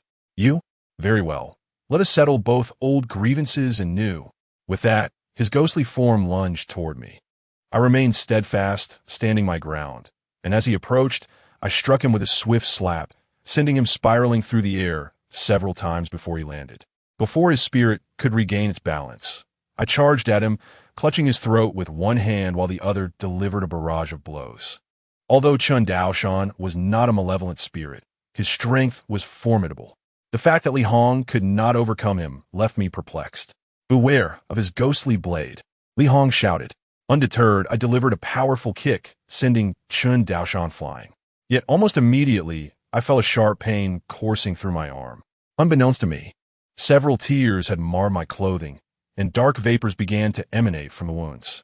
Chapter 61. WeChat tasks. Upon reaching this point, I realized that I had previously overlooked these wounds, and now addressing them proved to be exceedingly troublesome. As for Chun Daoshan, he stood a short distance away, wielding a ghostly blade. Upon noticing my injuries, a sinister smile crept across his face. "You couldn't kill me while I was alive, and even in death, you shall not succeed. How does the taste of the ghostly blade feel?" At this, a surge of anger welled within me. The Han sword materialized in my hand, and I charged towards Chun Daoshan, having experienced the power of the ghostly blade. It would be too lenient not to allow him a taste of the pure yang energy of the Han sword. This time, I would not hold back. After all, the ghostly blade is an instrument of darkness, and before the purity of yang energy, it could only falter. In less than 5 minutes, Chun Daoshan's ghostly form wavered, and he appeared in a more pitiful state than I. As he lay on the ground, I raised my Han sword, poised to deliver a fatal blow that would shatter his very soul. Yet, just as I was about to strike, Chun Daoshan let out a chilling laugh. "You cannot kill me." With that, I swung my sword down, but an immense force surged through me, destabilizing my footing and causing me to tumble to the ground. Suddenly, a flash of red light engulfed the scene, whisking Chun Daoshan away. A red-clad, vengeful spirit. My heart raced at this revelation. The force of the attack had nearly sent my Han sword flying from my grasp, revealing just how formidable my opponent was. As I watched the red-clad spirit and Chun Daoshan vanish, I returned to the general store, lit an incense stick, and used the ashes to dispel the lingering. The last time Luo Fei was injured, he employed a similar method, and now I truly comprehend the extent of the pain. What intrigues me, however, is the identity of the person who rescued Chun Daoshan. Around 4 o'clock, Li Hong departed, and I summoned Enlin. Upon hearing the news that Chun Daoshan was still alive, Enlin's expression changed dramatically. "The last time you killed Chun Daoshan, I recall you mentioning that you had also scattered his soul."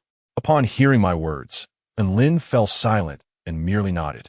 While the scattering of a soul may seem irreversible, it is not impossible to reconstitute it. A highly skilled Taoist can gather the dispersed soul and reconstruct the spiritual body.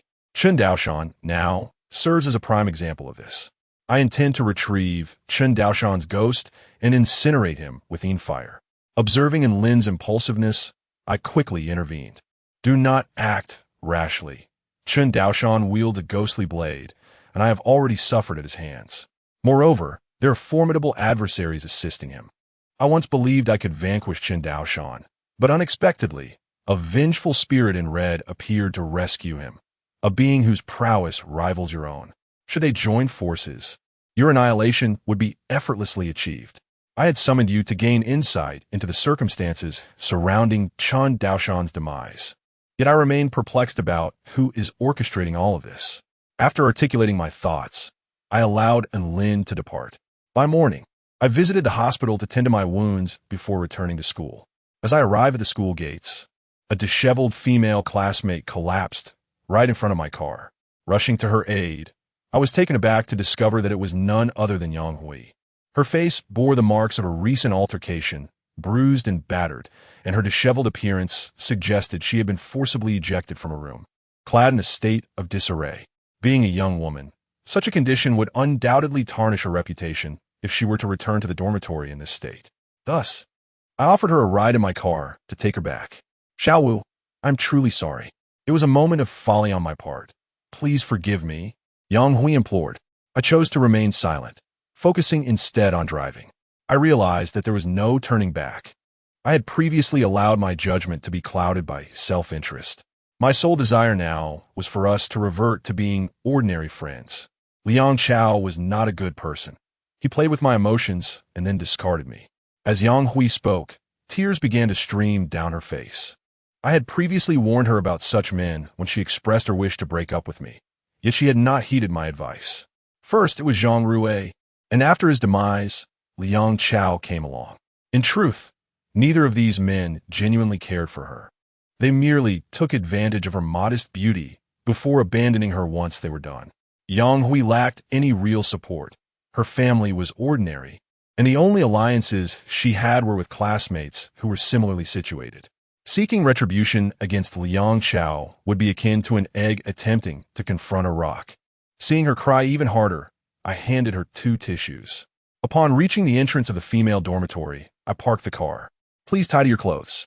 Although classes do not formally commence for a few more days, nearly all the students have arrived, and I wish to avoid any misunderstandings. Upon hearing my words, Yang Hui wiped her tears and opened the car door, ready to alight.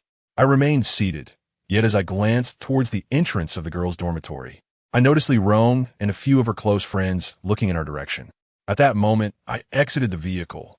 But before I could approach Li Rong to offer an explanation, Yang Hui unexpectedly leaped into my embrace. In instinctive response, I held her close. Xiao Wu, you truly are a scoundrel. Li Rong adores you, yet you dare to indulge in such indiscretions in her absence, one of Li Rong's friends remarked.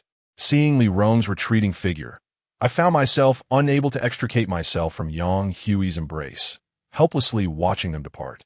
I forcefully pushed Yang Hui away, and she steadied herself, gazing at me. Yang Hui, should this happen again, do not blame me for my lack of courtesy. With that, I drove off. Once inside the car, I dialed Li Rong's number, but she refused to answer. I opened WeChat and hastily sent her a message, yet despite sending over a dozen texts, she remained unresponsive. Upon arriving at the dormitory, I tossed my phone in frustration. Ding! A new message arrived. I picked up my phone to discover a message from a contact named Mysterious Person. I recognized all my WeChat friends, and I had never added anyone by that name. Brother, once you seize the red envelope, you must adhere to your commitments. Tonight at midnight marks the final day. You have 2 tasks before you. One is to burn paper the crossroads, and the other is to seek out the residents in the shanty town and inquire about the haunted locations. Upon reading this, I chose to disregard his message and subsequently turn off my phone to sleep. By 2 o'clock in the afternoon, after rising and freshening up, I prepared myself and departed from the school around 3. I arrived at the designated shanty town for my task, which was in a lamentable state, resembling nothing more than a refuse dump. Were it not for the dilapidated structures scattered about, I would have genuinely believed I had entered a waste disposal site. The entirety of the shanty town was engulfed in a sea of garbage, and being daylight, a few elderly individuals rummaged through the refuse nearby. I ventured down a narrow path, and my initial impression was one of foul odor. I could only imagine the scene had it been summer. The deeper I progressed, the more frigid and oppressive the atmosphere became, and I sensed numerous eyes fixated upon me from the shadows. Chapter 62. The Wudong Lightning Talisman. This place has been desolate for countless years. It is inconceivable that there are no wandering souls or restless spirits here. Yet the notion that anyone still resides within these forsaken walls is utterly implausible, aside from the homeless and a few scavengers seeking refuge from the elements. No ordinary family would choose to inhabit such a dilapidated dwelling. Having traversed for nearly half an hour, I found myself at the very heart of the shantytown, with a pervasive chill in the air penetrated to my very bones. By 5 in the afternoon, twilight had already descended, swiftly followed by gusts of eerie winds, with the balance of yin and yang disrupted, and phantoms lurking without concealment. After reciting the incantation, I formed 5 seals with my hands and activated my ghostly eye. Uncertain of the circumstances surrounding me, I dared not recklessly diminish my own yang energy. Instead, I relied on my sorcery to reveal that which lies beyond the realm of the visible, the spectral entities. Indeed, as soon as my ghostly eye opened, I was met with the gaze of numerous spirits surrounding me, akin to hungry beasts eyeing a sumptuous feast. In this moment, I stood as a delectable morsel before them. These malevolent souls typically do not indulge in candles. They seek a far richer sustenance, the yang energy emanating from a living being. The more vibrant the yang, the more enticing the individual becomes to them. No need to hide. Come forth. As my words echoed in the air, a chilling laughter ensued. Truly, the proprietor of the general store is no stranger to darkness. My apprentice met his demise at your hands, and though it may not be in vain, today you shall accompany him to the grave. I care not for your status as the owner of a general store. As he spoke, a Taoist priest clad in traditional garb and wielding a whisk emerged. The sight of his attire instantly conjured the image of someone from my memory.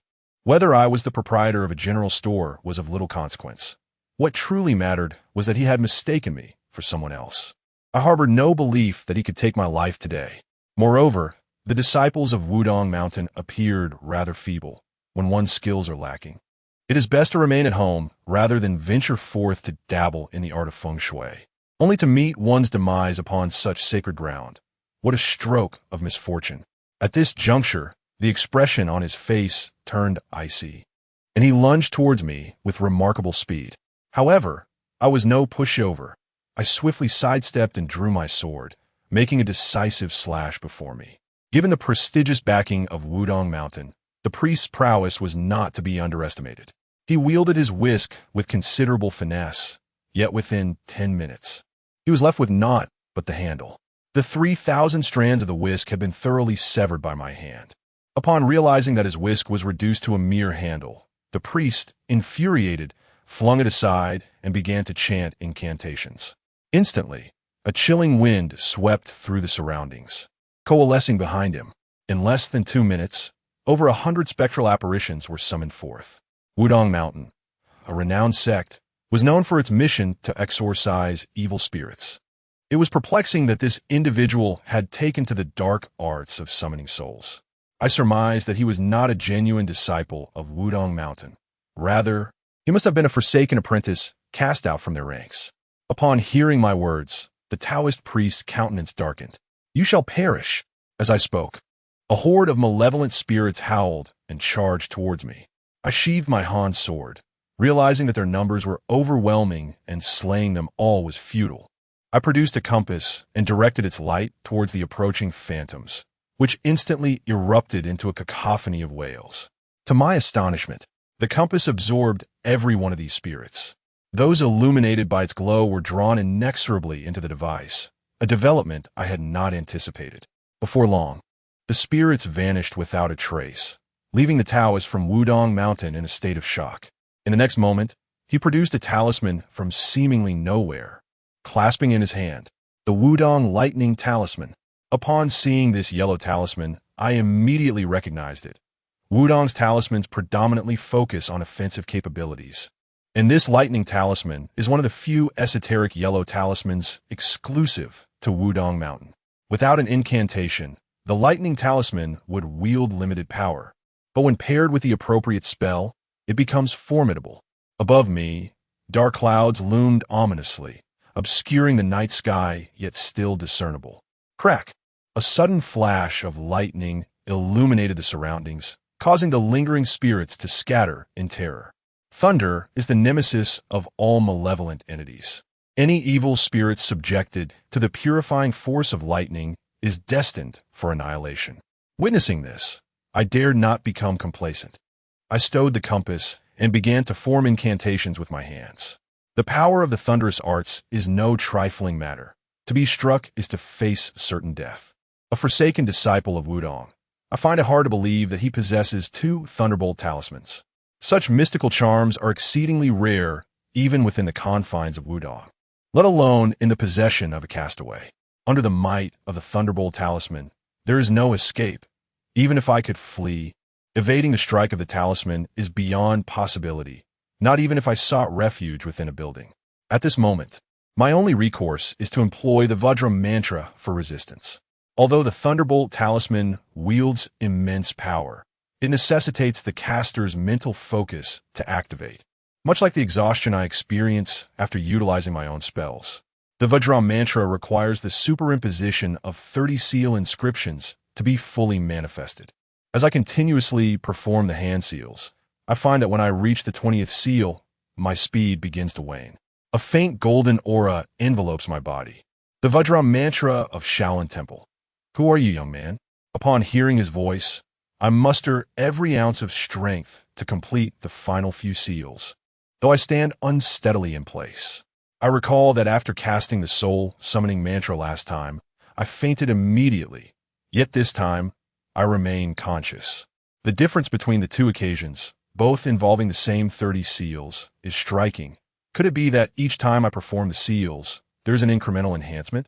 However, now is not the time for such reflections. Thunder strikes. With a crack, a bolt of thunder descends directly upon me. With a tremendous bang, I am hurled away, and at the moment of impact with the ground, the Vajra seals around me shatter, plunging my world into silence. I can no longer hear any sound around me. I spat out a mouthful of blood, instantly feeling as though my internal organs had been struck violently, a pain so excruciating it felt as if it could be fatal. As for that forsaken disciple of Wudong, he was not in a much better state, his face smeared with blood. Before I could rise, he fled. At this moment, I felt a sense of relief wash over me. I retrieved a vial of medicinal liquid, the sole one I possessed, and downed it in one gulp. Gradually, my strength began to return, and my hearing gradually restored. After more than half an hour, I managed to stand, only to realize the formidable power of the Thunderbolt talisman was beyond my expectations. Regrettably, the technique to draw the talisman was overly intricate, and with my current capabilities, I was unable to replicate it. However, given some time of practice, I believed I could master it. Alas, I had now exhausted my last precious vial of medicine. Returning to the general store, I sat in a chair to slowly recuperate. The after effects of the incantation were indeed overwhelming. Should I encounter a true adversary, I would likely find myself at a severe disadvantage. Chapter 63. A visitor. As the clock struck 10, I exhaled deeply, contemplating before dialing Li Hong's number, requesting his presence at the grocery store. Given my current abilities, if I were to draw talismans, even with flawless execution, I could manage no more than 3 a day. Thus, at times, I must resort to incantations. Simple spells, such as those reinforced with 20 inscriptions, are manageable. However, more complex ones like the Vajra mantra require 30 inscriptions, and invoking such a spell depletes my entire mental fortitude. Consequently, after employing these incantations, I must restore my vitality with traditional herbal remedies. The cost of these herbs alone is beyond my means, and when compounded with the necessity of multiple varieties, a single dose can amount to tens of thousands. Presently, devoid of any income, acquiring these herbs is an impossibility, and fortune does not simply descend from the heavens. Brother Xiao, what brings you to me? Upon hearing Li Hong's inquiry, I found myself at a loss for words, hesitating before finally speaking. The matter at hand is rather delicate. I sought you out due to your extensive connections, hoping to inquire about the customary fees for addressing supernatural occurrences encountered in the field. At this, Li Hong appeared momentarily taken aback. You see, in our line of work, as you are aware, we often traverse unconventional paths. While we possess some knowledge of feng shui, those with genuine skills typically align themselves with influential figures, be it in the political arena or the business world.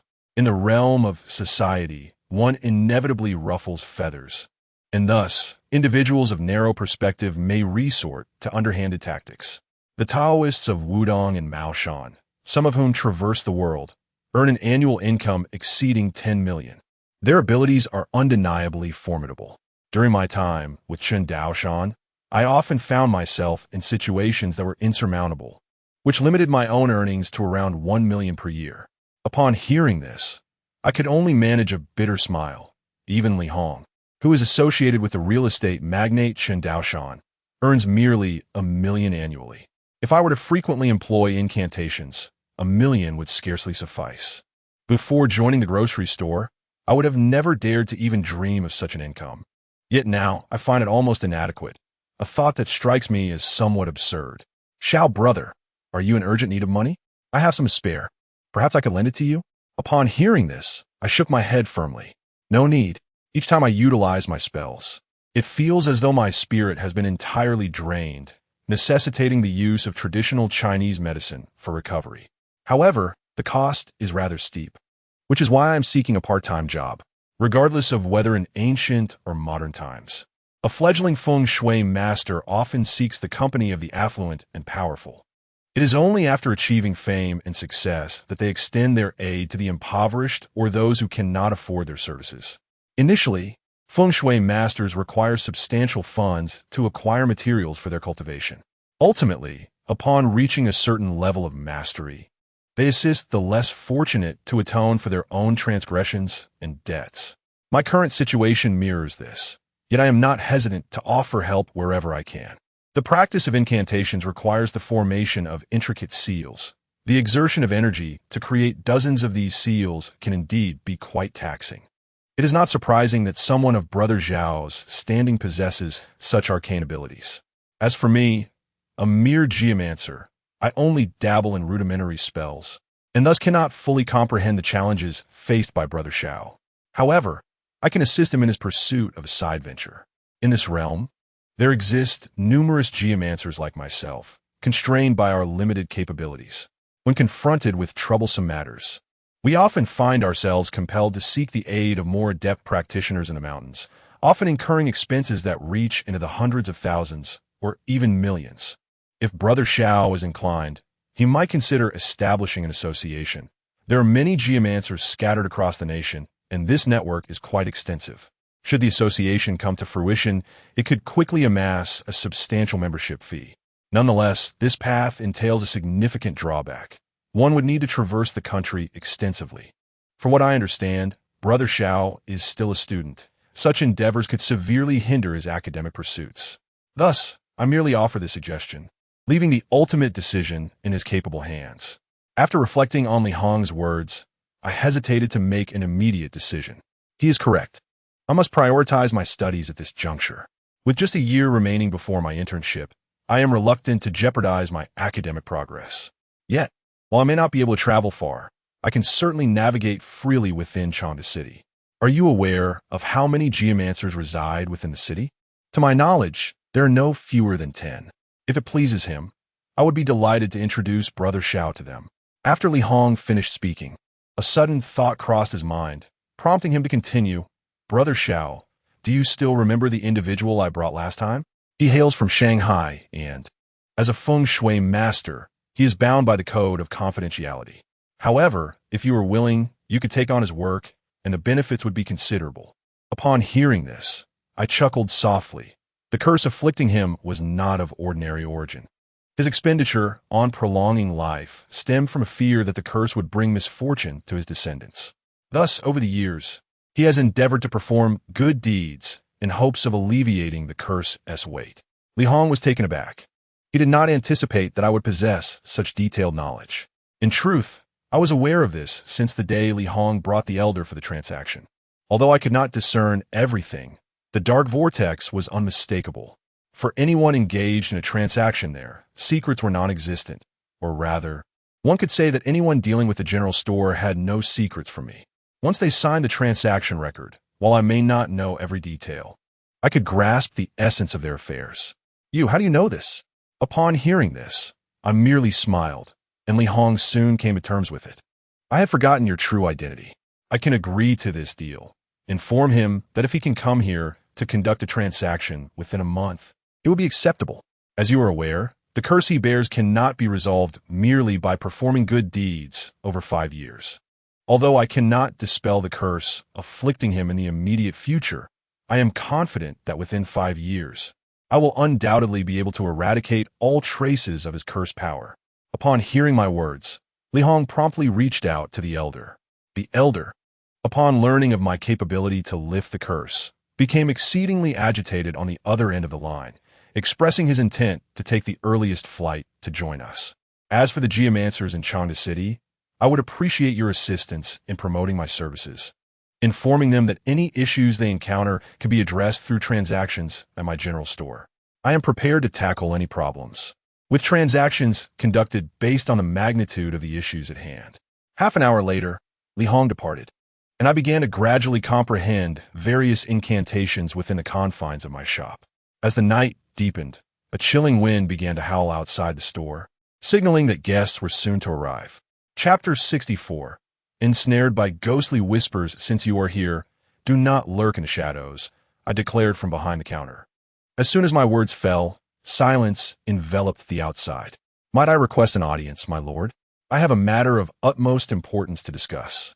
Upon hearing that dulcet voice, I was momentarily taken aback. Typically, specters speak in chilling tones, yet this one was remarkably different. My curiosity piqued. What manner of spirit possessed such a sweet voice? Since you have a request, do step forward. It is customary, I continued. After my statement, the voice fell silent, and for a moment, I believed the entity had departed. However, the enchanting voice returned. I beg your pardon, my lord. My fate has always been frail. Since you refuse to emerge, I shall speak from here. I remained silent, choosing instead to continue my practice of incantations. I implore you, my lord, to release my mother. If it pleases you, I would willingly serve you in my next life as a humble beast of burden. I was taken aback. Had the young lady mistaken me for someone else? You seem to have the wrong person. I have not captured your mother, I replied. Fear not, my lord. It is common for the esteemed to forget. Just days ago, you wielded the Bagua mirror and seized my mother as spirit. This is all a misunderstanding. My mother and I are but wandering souls, initially residing in the dilapidated quarters, awaiting the appointed time to depart with the help of the Yin envoy. Alas, recently, a Taoist appeared and captured many of my kind. At that time, in her endeavor to protect me, my mother was also captured by the Taoist priest. That very night, the young master engaged in a battle of sorcery with the priest, while I, a mere girl, witnessed the entire spectacle. Eventually, after much searching, I located the young master, and the appointed hour for my mother and me was to arrive during the midnight hour. As the time approached, I could not abandon my mother to traverse the netherworld alone. Upon hearing this, I gazed at the compass in my hand. When I took it out, it indeed captured the surrounding malevolent spirits, though I had not anticipated that the mother of the girl outside was also present. After a brief moment, I inscribed a name upon the compass with incense, ash, and water, causing a wave of dark energy to emanate from the mirror and materialize before the counter. Take care, young master. I shall repay your kindness in my next life. However, you must also exercise caution. Behind that priest lurks a mysterious figure, the identity of whom I cannot discern. Upon hearing this, I smiled faintly and resumed practicing my talisman drawings. The sounds outside fell silent, and after a gust of chilling wind, all traces of the commotion vanished completely. By morning, I yawned and glanced at the clock, realizing it was already 6:30. I tidied up a bit, locked the door, and departed. Upon returning to the dormitory, I succumbed to slumber. I was roused from my sleep by the commotion of Zhao Bo and the other two arguing over some unknown matter, their dispute escalating to the brink of violence. Having shared a dormitory since our entrance into the university, we had never quarreled until now. And yet here they were, on the verge of a physical confrontation. However, the sight of their faces startled me as well. Enough. Upon hearing my voice, the three of them abruptly ceased their quarrel and turned their gazes towards me. I descended from the bed and delivered a sharp slap to each of them, which instantly roused them from their stupor, leaving them with expressions of sheer horror. What transpired? As they began to speak, I exhaled in relief and produced a mirror for them to behold. Each of them gazed into the mirror, their faces ashen and darkened. To state it plainly, their countenances resembled those of individuals who had just emerged from a coal mine. Upon witnessing their own pallid reflections, they fell silent, their eyes fixed upon me, bewildered by the turn of events. What could have possibly happened? Hearing Zhao Bo's voice, I scrutinized the three of them, realizing that something must have transpired in my absence the previous night. Where did you go last night? In response to my inquiry, they wasted no time and recounted the events of the night with clarity. They had ventured to an internet CAF and did not return until past 1 in the morning. The male dormitory is not as strictly monitored as the female dormitory, so they managed to enter despite their late return. However, on their way back, they encountered a blazing fire at a crossroads, and in a moment of mischief, they carelessly tossed their unfinished drinks into the flames. Up until that moment, they had perceived nothing unusual. As I observed the trio, I noticed that Wang Ming had a ghostly banknote partially protruding from his pocket. One by one, they retrieved numerous ghostly banknotes from their pockets, and it startled not only me, but themselves as well. How could this be? Just last night, they had clearly picked up real currency. Upon hearing this, I let out a cold laugh. They were clearly bewitched. I, too, found myself at a loss for words. A crossroads at midnight is inherently a gathering place for sinister entities.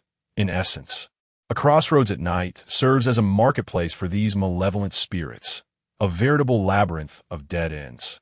After midnight, the crossroads become particularly ominous.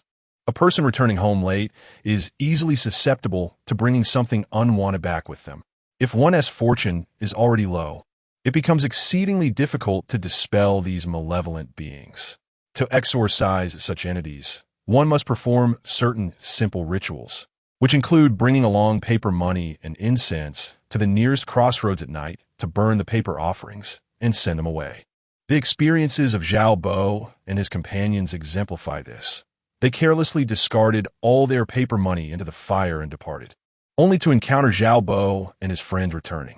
Had they not acted so recklessly, this matter would have had nothing to do with them. Yet they chose to be indiscreet. Brother Wu, what should we do now? Please don't frighten us, they pleaded, trembling in fear. At that moment, Li Hong's call came through, stating that a certain individual had arrived and wished to see me. Glancing at the clock, I realized it was already past 3 in the afternoon. After informing Li Hong that I had important matters to attend to, and advising him to meet me at the grocery store at 11 o'clock that evening, I ended the call. As the saying goes, it is easy to invite a spirit, but difficult to send it away. Coupled with Zhao Bo and his companion's circumstances, it would require considerable effort to rid ourselves of this malevolent presence. We decided on a division of labor. I would facilitate the departure of the items that had returned with you later that evening. I instructed Zhao Bo to promptly purchase incense, candles, and paper money from the funeral home, while Wang Ming was sent to the cafeteria to procure some meat and vegetables. Meanwhile, Lu Qingyun and I retrieved several bottles and ventured to an ancient well behind the schoolyard to collect a few jars of well water. By 5 o'clock in the evening, everything was ready at last. The three of them huddled together, appearing rather cold, though it was unfortunate for them to encounter such a predicament during a low point in their fortunes. In the dormitory, I observed them until 10 o'clock, at which point I prepared some talismanic water for them to wash their hands and faces. Once finished, the four of us set out with our supplies and found ourselves at a crossroads. Given that it was still the heart of winter, the streets were nearly deserted. I crouched by the roadside, using chalk to draw a circle, leaving a gap facing westward. Chapter 65. Unearthing the Ancient Tomb Now. Zhao Bo and his companions placed all the items they had brought onto the ground. In front of the gap in the circle lay the offerings of meat and vegetables procured from the canteen. Subsequently, the three of them crouched down to prepare for the burning of paper offerings. As a sheet of joss paper was ignited, several more were set alight. However, just as they placed the flaming paper on the ground, a sudden chill swept through, extinguishing the fire in an instant. Again, Zhao Bo exclaimed, reigniting the lighter, but as soon as he released the paper money, it was snuffed out as if an unseen force were present, extinguishing it the moment it touched the ground. Once more, on the third attempt, the same outcome ensued. The moment the joss paper fell, a gust of cold wind passed, and the flames were extinguished. Suddenly, a loud crash echoed as all 3 porcelain bowls placed outside the circle shattered. Observing this, I drew my Han sword, brandishing it fiercely and driving it into the ground beside the circle with a firm thrust. Refusing the toast and accepting the penalty, I declared, "You reject my offerings, do you? If you wish to resist, very well, I shall match your defiance. Do you believe I won to excavate your ancestors' ancient tomb by tomorrow?" With that, I advanced and kicked the offerings outside the circle away. I withdrew my Han sword and plunged it directly into the circle. In an astonishing turn, the previously extinguished flames roared back to life at that moment. Truly, a pack of ungrateful wretches, refusing the toast and accepting the penalty. Observing Zhao Bo and his companions as they continued to burn paper offerings, I refrained from uttering a word, merely standing by until the last of the paper money was consumed by the flames. I then seized 3 bottles filled with ancient well water and poured their contents over the trio, drenching them thoroughly. Having arranged to meet Li Hong, I escorted them to their dormitory, issuing a series of warnings before I made my way to the general store. Upon arriving at the entrance, I noticed a vehicle parked outside the alleyway, which belonged to Li Hong and the elderly gentleman. As they spotted my arrival, both promptly followed me inside. "Brother Xiao, can you truly dispel the curse that afflicts me?" the elder inquired. I chuckled softly in response. "Complete dispelling will require time. While I am uncertain of the identity of your curse's originator, it is evident that they are no ordinary person. My abilities are limited, yet I assure you that within 5 years, I will successfully rid you of this curse." Upon hearing this, the elder appeared elated. "However, you are aware of my profession.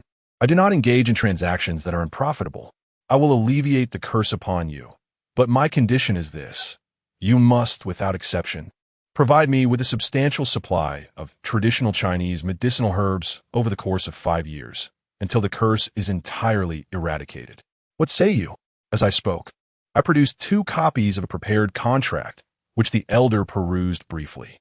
The terms were explicit, detailing 8 specific herbal ingredients, each an esteemed remedy in its own right. The prescription given to me by Liuli comprises over a dozen herbs, and it is imprudent to reveal the entirety of it at once, lest I encounter those with ulterior motives who might scrutinize it. Thus, I shall divide the herbs, reserving the remainder for future transactions. "Very well," I acquiesce. Seeing my counterpart sign with alacrity did not surprise me. Initially, I intended for him to procure the herbs with his own funds, but upon reflection, I decided it was best for him to provide them. As Li Hong and the elder departed, I presented him with a crimson pill, extracted from the depths of the black vortex, designed to alleviate the effects of the curse. After bidding them farewell, I sent the transaction record into the swirling abyss. Upon returning to the general store, I was greeted by the incessant ringing of my phone left on the counter. A glance at the caller ID revealed it was Zhao Bo Wuge. "That thing has returned. Where are you? Hurry back. The dormitory is filled with paper ash." Hearing Zhao Bo's voice, I summoned the black vortex. "Provide me with 2 vanquishing talismans, and I shall return them in a fortnight." Whoosh! 2 yellow talismans flew forth, which I grasped in my hand before promptly closing the door and departing.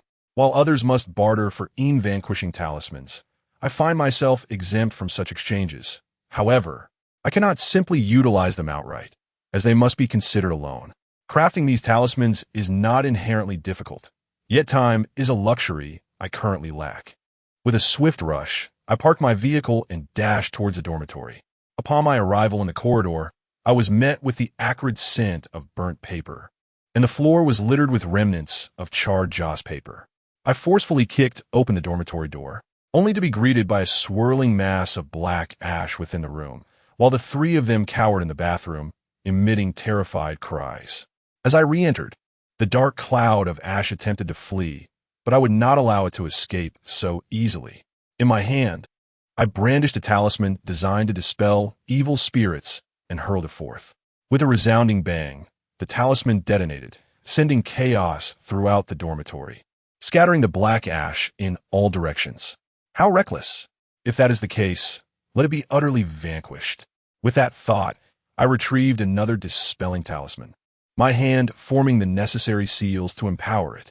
There are 3 methods to activate such a spell. The first is to use the talisman directly, which possesses modest power sufficient only to repel malevolent spirits. The second method involves chanting incantations to amplify its strength, capable of inflicting serious harm upon the spirits. The final approach, employing seal techniques, exponentially increases the power, delivering a blow that could obliterate the very essence of the spirit. Yet, this audacious entity dared to return, leaving me no choice but to eliminate it. "Break!" I intoned with a fierce whisper, as the talisman erupted, engulfing the entire dormitory in a tempest of purging energy. With a muted explosion, the air resonated with an almost imperceptible thud, and aside from the scattered ash that blanketed the floor, nothing remained. "Come forth." I began to speak just as the three of them emerged from the restroom, with Xiaobo inexplicably wielding a wooden sword. "All good?" Upon hearing this, I nodded. However, their astonishment was evident as they beheld the state of our dormitory. After tidying up, it was already past 2 in the morning. At dawn, I attempted to call Li Rong, but she did not answer. My messages went unanswered as well. I found myself a loss for words. There truly was no opportunity for an explanation. The thought weighed heavily on me. Had I not been so benevolent in assisting Yang Hui that morning, perhaps this misunderstanding could have been avoided. After finishing my morning routine, I purchased breakfast and made my way to the entrance of the girls' dormitory. My confidence had grown, and unlike before, I no longer felt ashamed to linger in this vicinity. I now stood there, reluctant to depart. "Excuse me, could you assist me by delivering this to XX dormitory?" I approached a female classmate, but she merely smiled at me and replied, "You should deliver it yourself. You're straddling 2 boats." I felt a wave of embarrassment wash over me. What did she mean by straddling 2 boats? I approached several more female classmates, yet none were willing to lend a hand. As I gazed at Li Rong's dormitory, I noticed 2 individuals standing by her window. Just as I was about to call out her name, my phone rang. Chapter 66. Did you ever imagine this day? After concluding the phone call, I gazed at the window of Li Rong's dormitory, placing my breakfast on the ground before departing.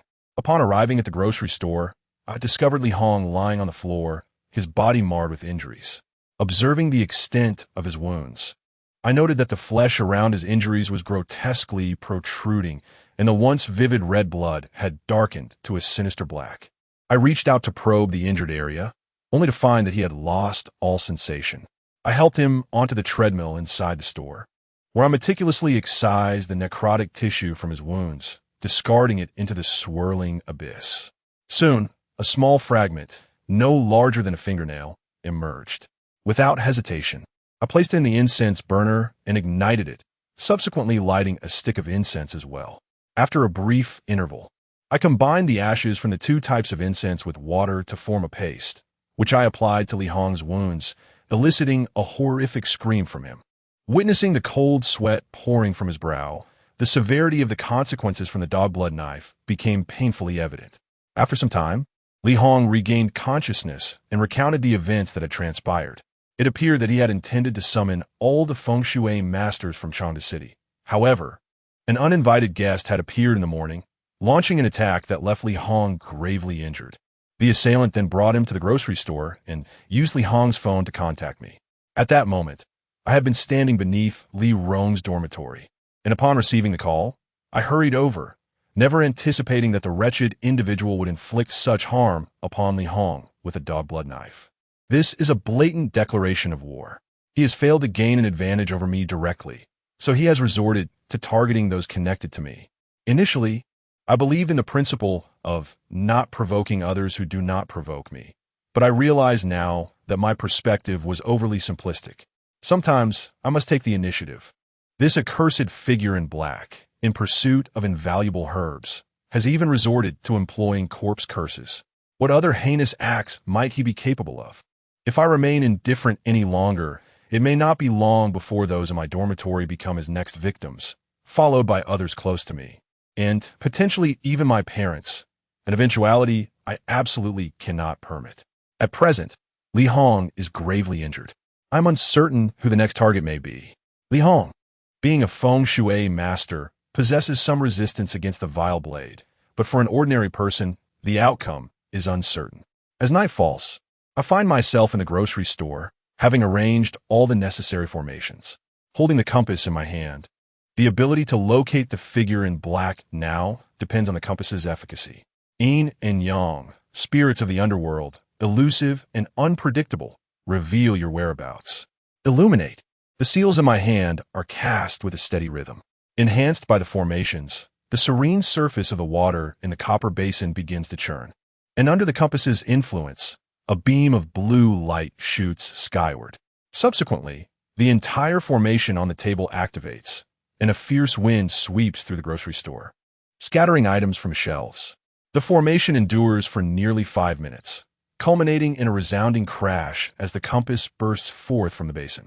I grasped the compass and stepped out of the general store, lifting my gaze to the sky. Soon, a streak of light descended from above, landing directly within the city of Changde, and immediately, the compass began to shift. I took out a vial of elixir and drank it to restore my vitality. After locking the door, I ventured forth with the compass in hand, observing the needle as it directed me toward another part of the city. The method of locating individuals was not absent, but I preferred not to employ it unless absolutely necessary.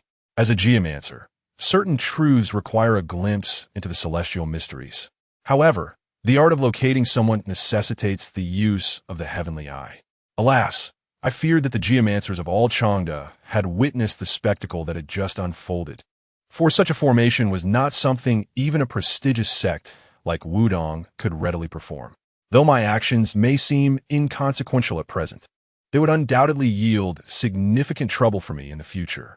I observed the compass needle as it incessantly altered its direction within the city. Where could this shadowy figure be hiding? A blind search would yield no results. Yet today he had made an attempt on Li Hong's life, crossing my threshold of tolerance. At any time, for any matter, I am prepared to confront those who wish to settle scores with me. However, encroaching upon my circle without my consent is a transgression I cannot abide. Even a clay Buddha possesses a temper, yet in my case, it is magnified sevenfold. I had hoped that allowing the dark-clad figure to escape would lead to a period of tranquility, but it seems he has chosen a path of self-destruction. As the compass needle finally came to a halt, I found myself gazing at a towering edifice before me. The Allure group? Gazing upon this name, a peculiar sense of familiarity washed over me. Upon further contemplation, it dawned on me that the head of the Allure group frequently graced the television screen. Previously, I had not given it much thought, but since acquiring a fragment of the memories bestowed by Luo Fei, I recalled having read an article about the leader of the Allure group. In my leisure moments, aside from delving into the study of feng shui and the principles of yin and yang, I also occupied myself with face reading. Although the leader of the Allure group presents a benevolent visage, the true nature of his actions remains shrouded in ambiguity. Gaining entry into the Allure group is no trivial endeavor. After meandering around the vicinity for a while, I became convinced that the figure in black was indeed within the confines of the Allure group. After a considerable time, numerous individuals traversed in and out of the establishment, yet the shadowy figure remained elusive. It appeared that the black-clad individual had taken note of my earlier deployment of the formation. Although many are aware of the existence of such a formation, the most crucial aspect lies in that final beam of light descending from above. Only the practitioner can perceive it, while others remain oblivious. Even if the figure in black had witnessed it, he could hardly deduce that I was the one seeking him. At that moment, a group of individuals clad in suits emerged from the building, among whom was a person in a gray Taoist robe, trailing behind a corpulent gentleman. Upon witnessing this scene, I confirmed my suspicions. Indeed, it was he. It seemed my conjecture held true, as the entanglement of interests was evident. The Allure group, having been established for less than 5 years, had experienced an astonishing rate of growth, even with all the favorable circumstances at its disposal. It is improbable for a single company to navigate such waters with unbridled ease. As I observed a group of individuals clad in suits departing, the president of the Allure group and a man in black entered a vehicle and drove away. I trailed behind them, unhurried and unperturbed by the possibility of being discovered. After all, a monk may flee, but the temple remains. I had completely grasped the movements of the man in black. His escape was no longer feasible. Before long, they became aware of my pursuit, prompting the vehicle ahead to accelerate. Upon reaching the outskirts, I pulled over to the side of the road and focused intently on my compass. Come forth. A monk may flee, but the temple is inescapable. After exiting my vehicle, I spoke aloud, fully aware that he could hear me, for he was concealed somewhere along the roadside. Today, we shall bring this matter to a conclusion. When you severely injured Li Hong, you must have anticipated that such a day would come. Chapter 67. The extermination of the 5 ghosts. I stood in the middle of the road, gazing at the compass needle that now pointed towards a dilapidated brick house nearby. Spirits and phantoms, the 5 ghosts shall be vanquished. Upon completing the incantation, the yellow talisman in my hand soared skyward, while a chilling wind swept through, causing the trees on either side to sway violently. Soon, the air was filled with the piercing wails of vengeful spirits. As I pursued the cloaked figure, I was far from unprepared. The talisman of the 5 ghosts was not to be trifled with. I was acutely aware of the formidable strength of the dark-clad adversary. But through our recent encounters, I had gleaned insights into his true capabilities. While he was indeed powerful, he was not overwhelmingly so. My advantage lay in my multitude of strategies, a luxury he lacked. Go! At my command, 5 spectral entities of varying hues surged towards the abandoned house, whereupon the howling winds intensified, encircling the structure. Standing on the road, I could sense the tumult within, fully aware that my opponent had likely prepared contingencies.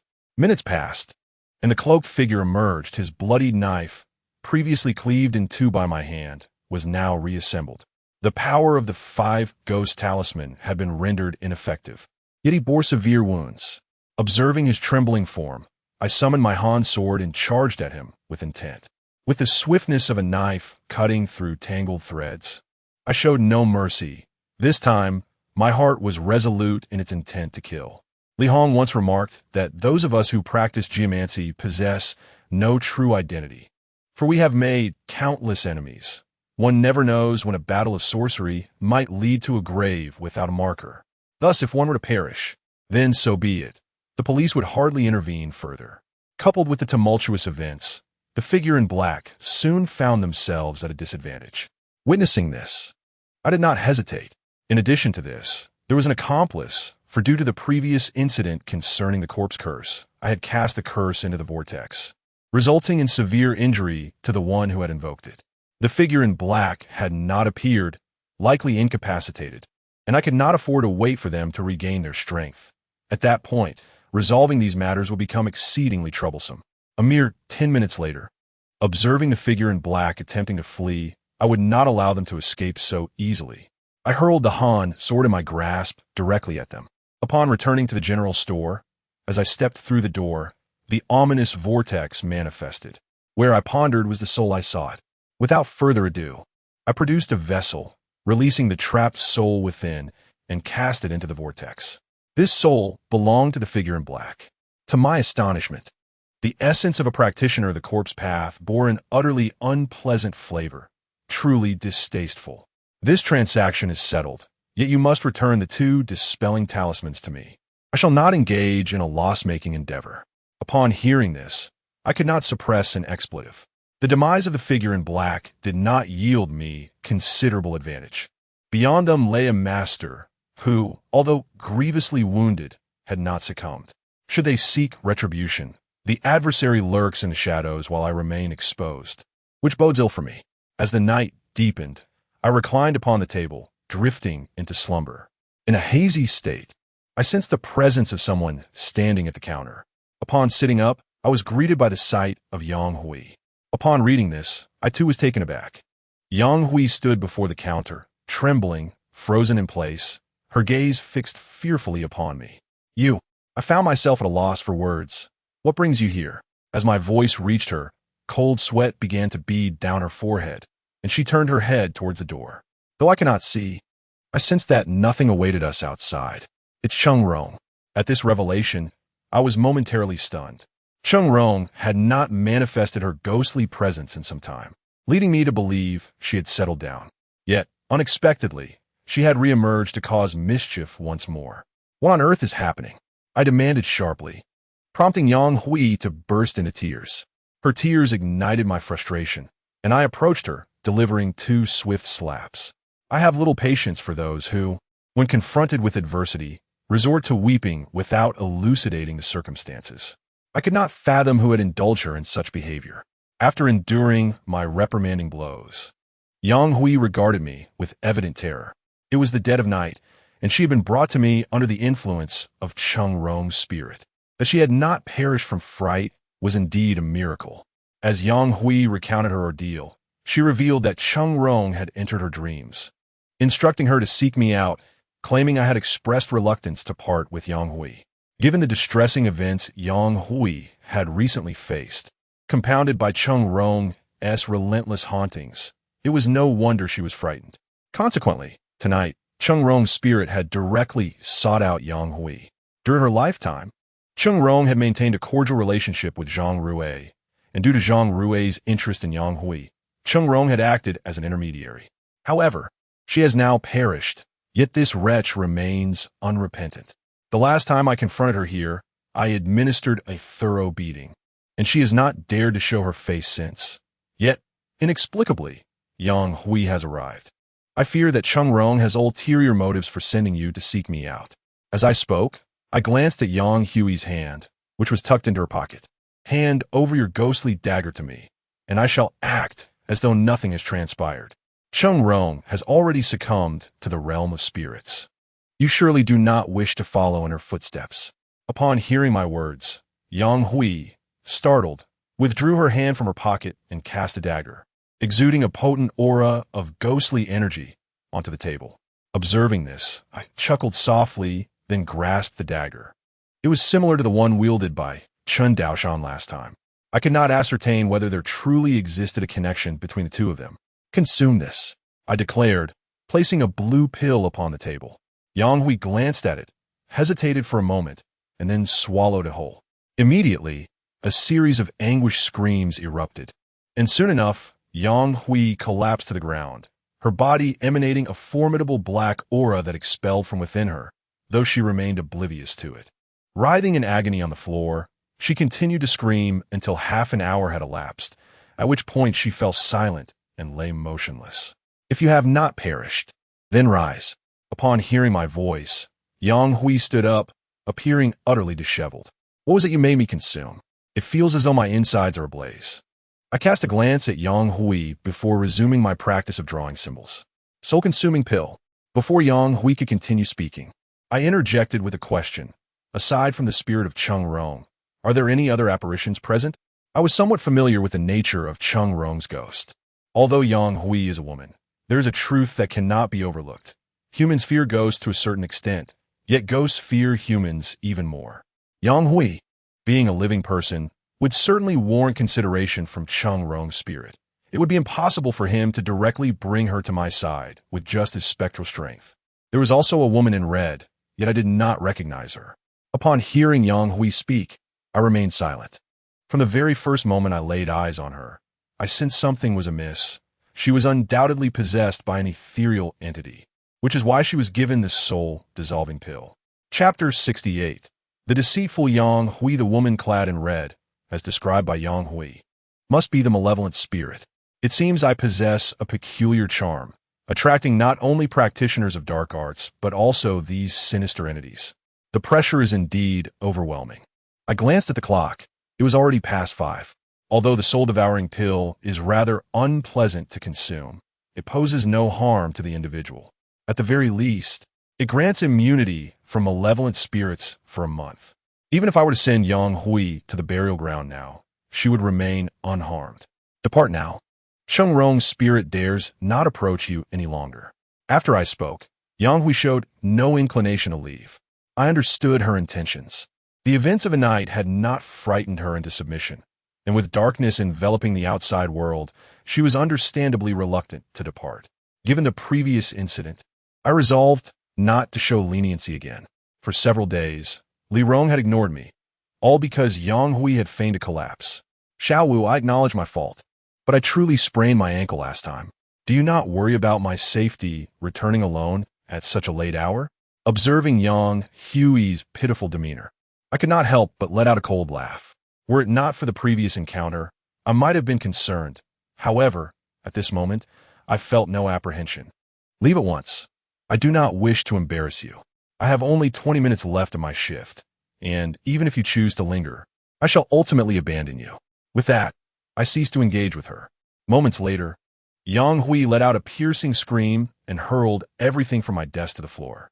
"Xiao Wu, I never anticipated you to be such a cold-hearted and unfeeling individual. Very well, since you seem to have an affection for Li Rong, I shall deliberately prevent you two from uniting. Just wait and see. I will ensure that the entire school is aware of your true nature." With that, Yang Hui slammed the door and departed. Witnessing this, I couldn't help but snort in derision. It was utterly incomprehensible. Resuming my work, I continued to draw talismans, and to my delight, I successfully completed a charm in a single stroke on the scrap paper. With a renewed mindset, I retrieved the finely ground vermilion and yellow paper, chanting the incantation quietly. My hand deftly moved as I formed the gestures, pouring my essence into the creation, culminating in a seamless execution of the spell. Gazing at the yellow talisman on the counter, I breathed a sigh of relief, astonished that the earlier moment of enlightenment had allowed me to craft the talisman in such a short span of time. Observing the first successful destroying talisman, I realized my dwindling energy was insufficient to create a second one. After consuming a vial of elixir, I regained my composure half an hour later. Once more, I chanted the incantation and executed the strokes with precision, culminating in the successful completion of the spell. Now, with two destroying talismans in hand, I felt a sense of debt repaid. A dark vortex materialized, and I cast the two talismans into its depths. I had now mastered the creation of the destroying talismans, but I still needed to craft a 5 ghosts extermination talisman. However, the creation of this talisman proved to be more challenging than the destroying variety. And given the ample time frame of 1 month to settle my debts, I was confident I could achieve it. Glancing at the clock, I noted the time was already 7:40. After a brief tidying up, I prepared to take my leave. At that moment, Wang Ming's call came through. Upon answering, I was met with malicious laughter on the other end. "Wu Ge, you're quite impressive now. You become a celebrity at school. Speak plainly, and let your thoughts flow freely." I snapped back, but my instincts warned me that this was far from a trivial matter. One thing puzzled me. How could someone like Li Rong, such a wonderful girl, be disregarded while he still harbored feelings for Yang Hui? Just as Wang Ming was about to elaborate, I abruptly ended the call. I had already gathered some information about the unfolding events. This morning, my demeanor towards Yang Hui had been exceedingly poor, and judging by her attitude as she left, I knew she would seek revenge. I had not anticipated her swift retaliation. She had previously asserted that she wouldn't allow me to be with Li Rong, which left me anxious that she might cause trouble for her. At this point, Yang Hui seemed to have abandoned all restraint. As a university student, she possessed little leverage, with her only asset being her body. Outside the campus lurked numerous ruffians and scoundrels, many of whom could exchange something for favors. My greatest fear was that Yang Hui might resort to compromising herself to incite harm against Li Rong. Such incidents were not unheard of within the school. I drove back to campus, bypassing my dormitory, and headed straight to the girls' dormitory. I began calling Li Rong, but she refused to answer. Undeterred, I persisted with the calls. After a dozen attempts, each one merely ringing once before disconnecting, I seethed inwardly. That wretched woman, Yang Hui. I truly must have been blind to have ever been drawn to her. Now, Li Rong does not answer my calls, and I can only communicate with her via WeChat. To my dismay, I discovered that we were no longer friends on the app. Upon realizing this, I immediately returned to my dormitory. Just as I alighted from the vehicle, I noticed people pointing and whispering about me. I rushed inside, where Zhao Bo and the others were engrossed in a game. Without hesitation, I seized Lu Qingyun and demanded to know what had transpired. Upon seeing the cold indifference etched on my face, Lu Qingyun was taken aback. It was evident this was the first time they had witnessed me in such a state, as I typically refrained from fighting or cursing. It was Yang Hui who had returned in disarray that morning, accusing me of assaulting her. Initially, I was stunned, but then I let out a chilling laugh. What a wretched person. I had anticipated she might fabricating malicious tales about Li Rong, yet I never expected her to turn the narrative onto herself. Claiming I had assaulted her, sitting on my bed, I chuckled coldly. I had previously reserved a sliver of sympathy for her, but now she was cornering me into a desperate situation. Li Rong was already in a foul mood, and now, with the news of Yang Hui's allegations spreading throughout the school, how could Li Rong remain unaware? It is inconceivable for a girl to slander her own purity. Now, everyone believed this incident to be true. I could say that even if I were to plunge into the Yellow River, I would not be able to clear my name. "Brother Wu, are you all right?" One of them inquired. I remained silent and grabbed Zhao Bo's phone, attempting to call Li Rong. However, upon recognizing my voice, she hung up immediately. Similarly, when I dialed using Wang Ming's phone, it yielded the same result. By the time I attempted to call with Lu Qinyan's phone, Li Rong's device had already been powered off. As I set my phone down, feeling utterly at a loss, it vibrated unexpectedly. A new task had arrived. Burn paper the crossroads, 100,000 in total, 10 packets, 500 each, all under the name of Li Rong. As soon as the red envelopes were released, they were swiftly snatched up. Those fortunate enough to secure one were instructed to gather at the crossroads tonight at midnight, promising a warm welcome upon their return. Witnessing the mysterious figure dispense a staggering 100,000 in red envelopes, the luckiest individual managed to seize over 30,000, while the least fortunate still obtained several thousand. It seemed as though this individual was intent on opposing me. I promptly tagged the mysterious figure, cautioning that one should not be overly clever, as it could lead to undesirable consequences. Upon sending my message, the group fell eerily silent. Not a single response emerged. As I searched through my friends for this enigmatic person, I discovered that they did not exist. They had previously initiated a private conversation with me. Chapter 69. The reappearance of WeChat tasks. Setting aside my phone, I stepped out of the dormitory. Beneath the building, a number of men were gathered, and upon noticing me, they began to whisper and point. As I traversed the campus, fellow students occasionally cast glances in my direction. The events involving Zhang Rui and Cheng Rong had already rendered me somewhat of a celebrity at the school, and with Yang Hui's unscrupulous actions, it was inevitable that I would attract attention. I retrieved my phone and directly dialed Yang Hui. "Xiao Wu, Li Rong will no longer pay you any heed. Your approach has been so ruthless. You deserve this." Upon hearing Yang Hui's voice, I sighed, astonished that she could still find amusement in this situation. "Yang Hui, I shall convey this only once. Listen closely. You have 20 minutes to arrive here from the girls' dormitory, and walking will suffice. Should I fail to see you within that time frame, I will not hesitate to alert the authorities. You claim I assaulted you. In that case, we can all proceed to the hospital for an examination under police supervision. If I truly did assault you, I would willingly accept the consequences, but if not, you ought to know how I will respond." With that, I initiated the countdown. Remember, you have merely 20 minutes.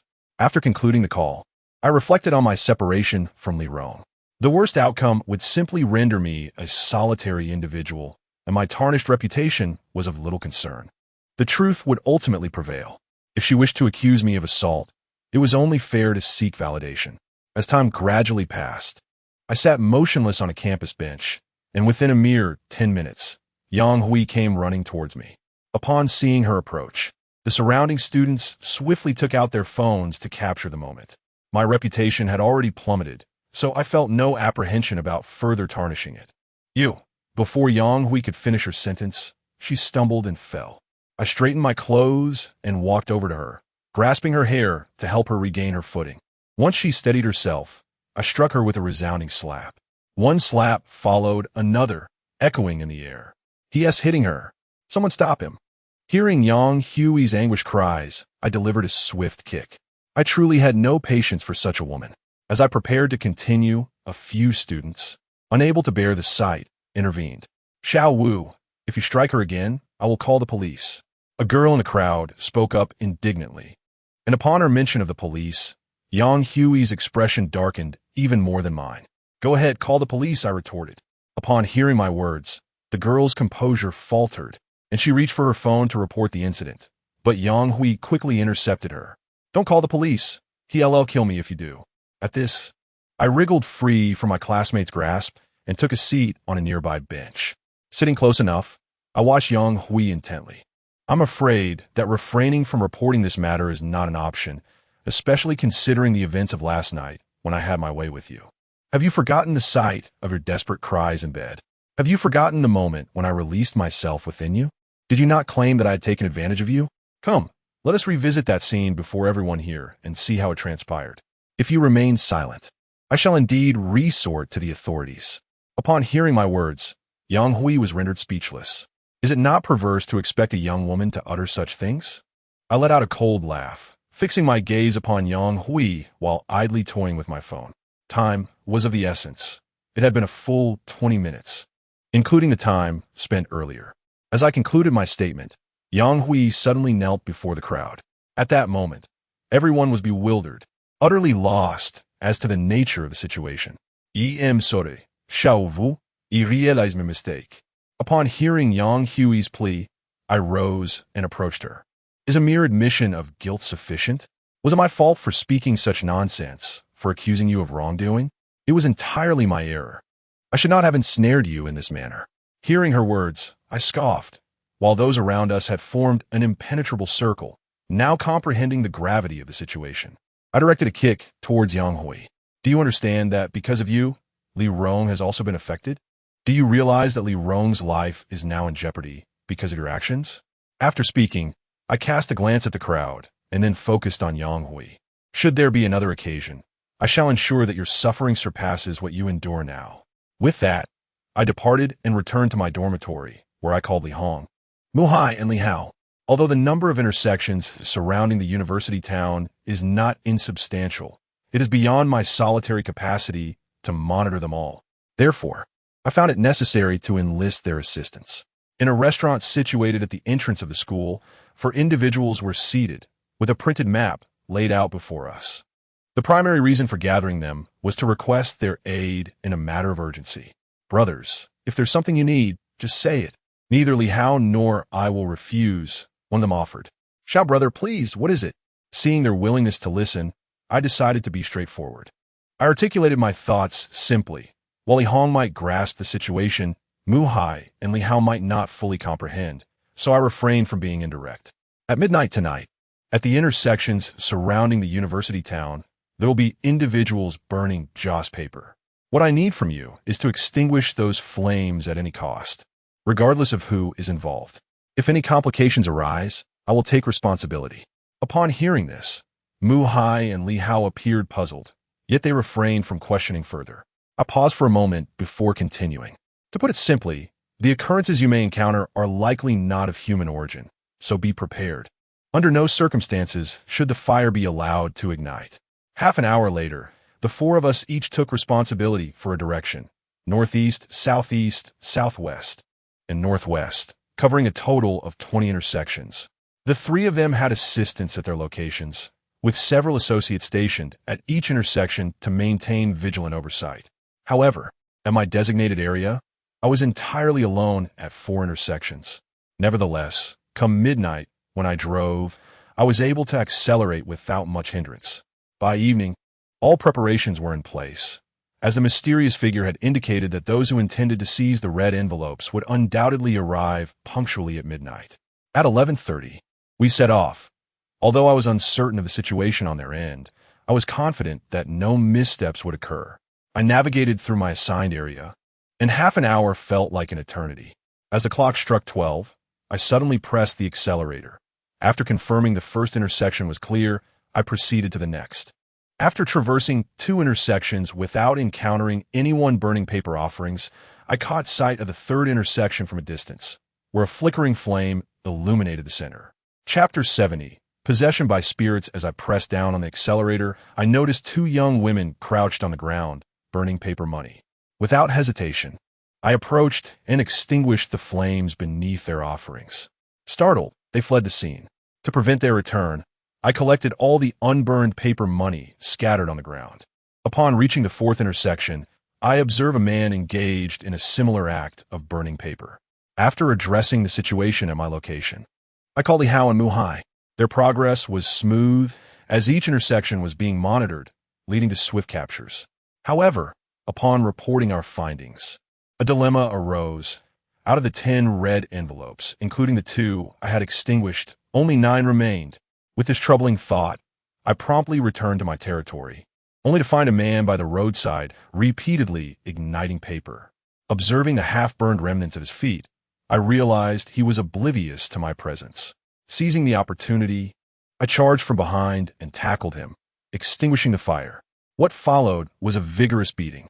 Fortunately, fate smiled upon me, for the paper money he had procured was dampened. After concluding this affair, I sought out Mu-Hai and the others. Now, we were all gathered, and our tasks for the evening had been executed satisfactorily. Yet, uncertainty lingered regarding how our adversaries might retaliate. After bidding them farewell, only Li Hong and I remained. Seated within the convenience store, I glanced at Li Hong's wound, noting it had nearly healed. Recently, Chen Daoshan's ghost has not sought you out, has it? Upon hearing my words, Li Hong replied, no. I have followed your advice and arranged a formation around the house. So even if Chen Daoshan were to come, he would not be able to enter. I nodded in acknowledgement and refrained from saying more. After a brief stay, Li Hong took his leave. Within the confines of the grocery store, I engaged in the continuous practice of drawing talismans. Suddenly, a notification popped up on my phone. I glanced at it. It was a message from that enigmatic individual. Brother, are you aware of the consequences of your actions? Not a single one of the 10 has completed the task. Are you not concerned for their well-being? Upon reading this, I chose to disregard it, putting my phone down. To be honest, I had little concern for their fates. It was not that I was heartless, but those who dare to engage in such actions must bear the corresponding consequences. Those who act boldly yet lack the courage to face the outcomes are better off meeting a swift end. Moreover, even if I were to worry, the situation would not unfold as I desired. Since they are all targeting me, why should I waste my energy on their fates? I have enough to concern myself with. If they wish to kill, so be it. It is of no consequence to me. However, one thing I must make clear is that should they dare to harm those dear to me, I shall exert every ounce of my strength to obliterate them. I sent a reply, and the other party fell silent. At 6 a.m, I promptly closed the door behind me and departed. After purchasing breakfast, I awaited Li Rong beneath her dormitory building. Typically, I found myself powerless when she chose not to come down. But this morning was different, as there was a mandatory class led by our instructor. Thus, I was resolute in my belief that she would eventually descend. At 7:15, Li Rong and her close friend appeared. Seizing the opportunity, I rushed over and grasped Li Rong's arm, imploring her for an explanation. Upon hearing my voice, Li Rong turned to face me, her friend mirroring her gaze. However, an unsettling sensation washed over me. Li Rong felt frigid, her hand as unyielding as iron. In that moment, she broke free from my grasp and fell silent. Recognizing the futility of my pursuit, I then took hold of her friend and led her to my car. What could possibly be amiss with Li Rong? Noticing my icy demeanor, Li Rong's friend regarded me thoughtfully before eventually speaking. We are just as perplexed. I heard about the incident that morning, and since returning to the dorm, Li Rong has been unusually withdrawn. When you called her, she refused to answer, and we remained clueless as to the specifics. Moreover, by nightfall, Li Rong's behavior became distinctly odd, leaving us curious about the underlying cause. When Yang Hui mentioned you, Li Rong appeared unfazed within the dorm, even encouraging us to enjoy ourselves. As you witnessed earlier, we too sensed something was amiss. Initially, we contemplated calling you, but Li Rong forbade it, leaving us with no other recourse. At this juncture, the fury simmering within me reached a boiling point. If they can exert control over Yang Hui, they undoubtedly possess the ability to manipulate Li Rong as well. This issue had slipped my mind. If they intend to harm me, they will not overlook any opportunity. Concern can often lead to confusion. Had I not seized Li Rong's hand moments ago, I might have failed to recognize her predicament.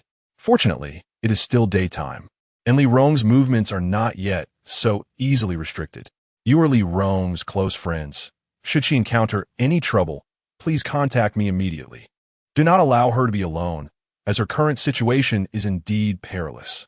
There are classes this morning, and by afternoon, if Li Rong is in the dormitory, I need you to keep her steady while I discreetly infiltrate the girls' dormitory to ascertain what is truly happening with her.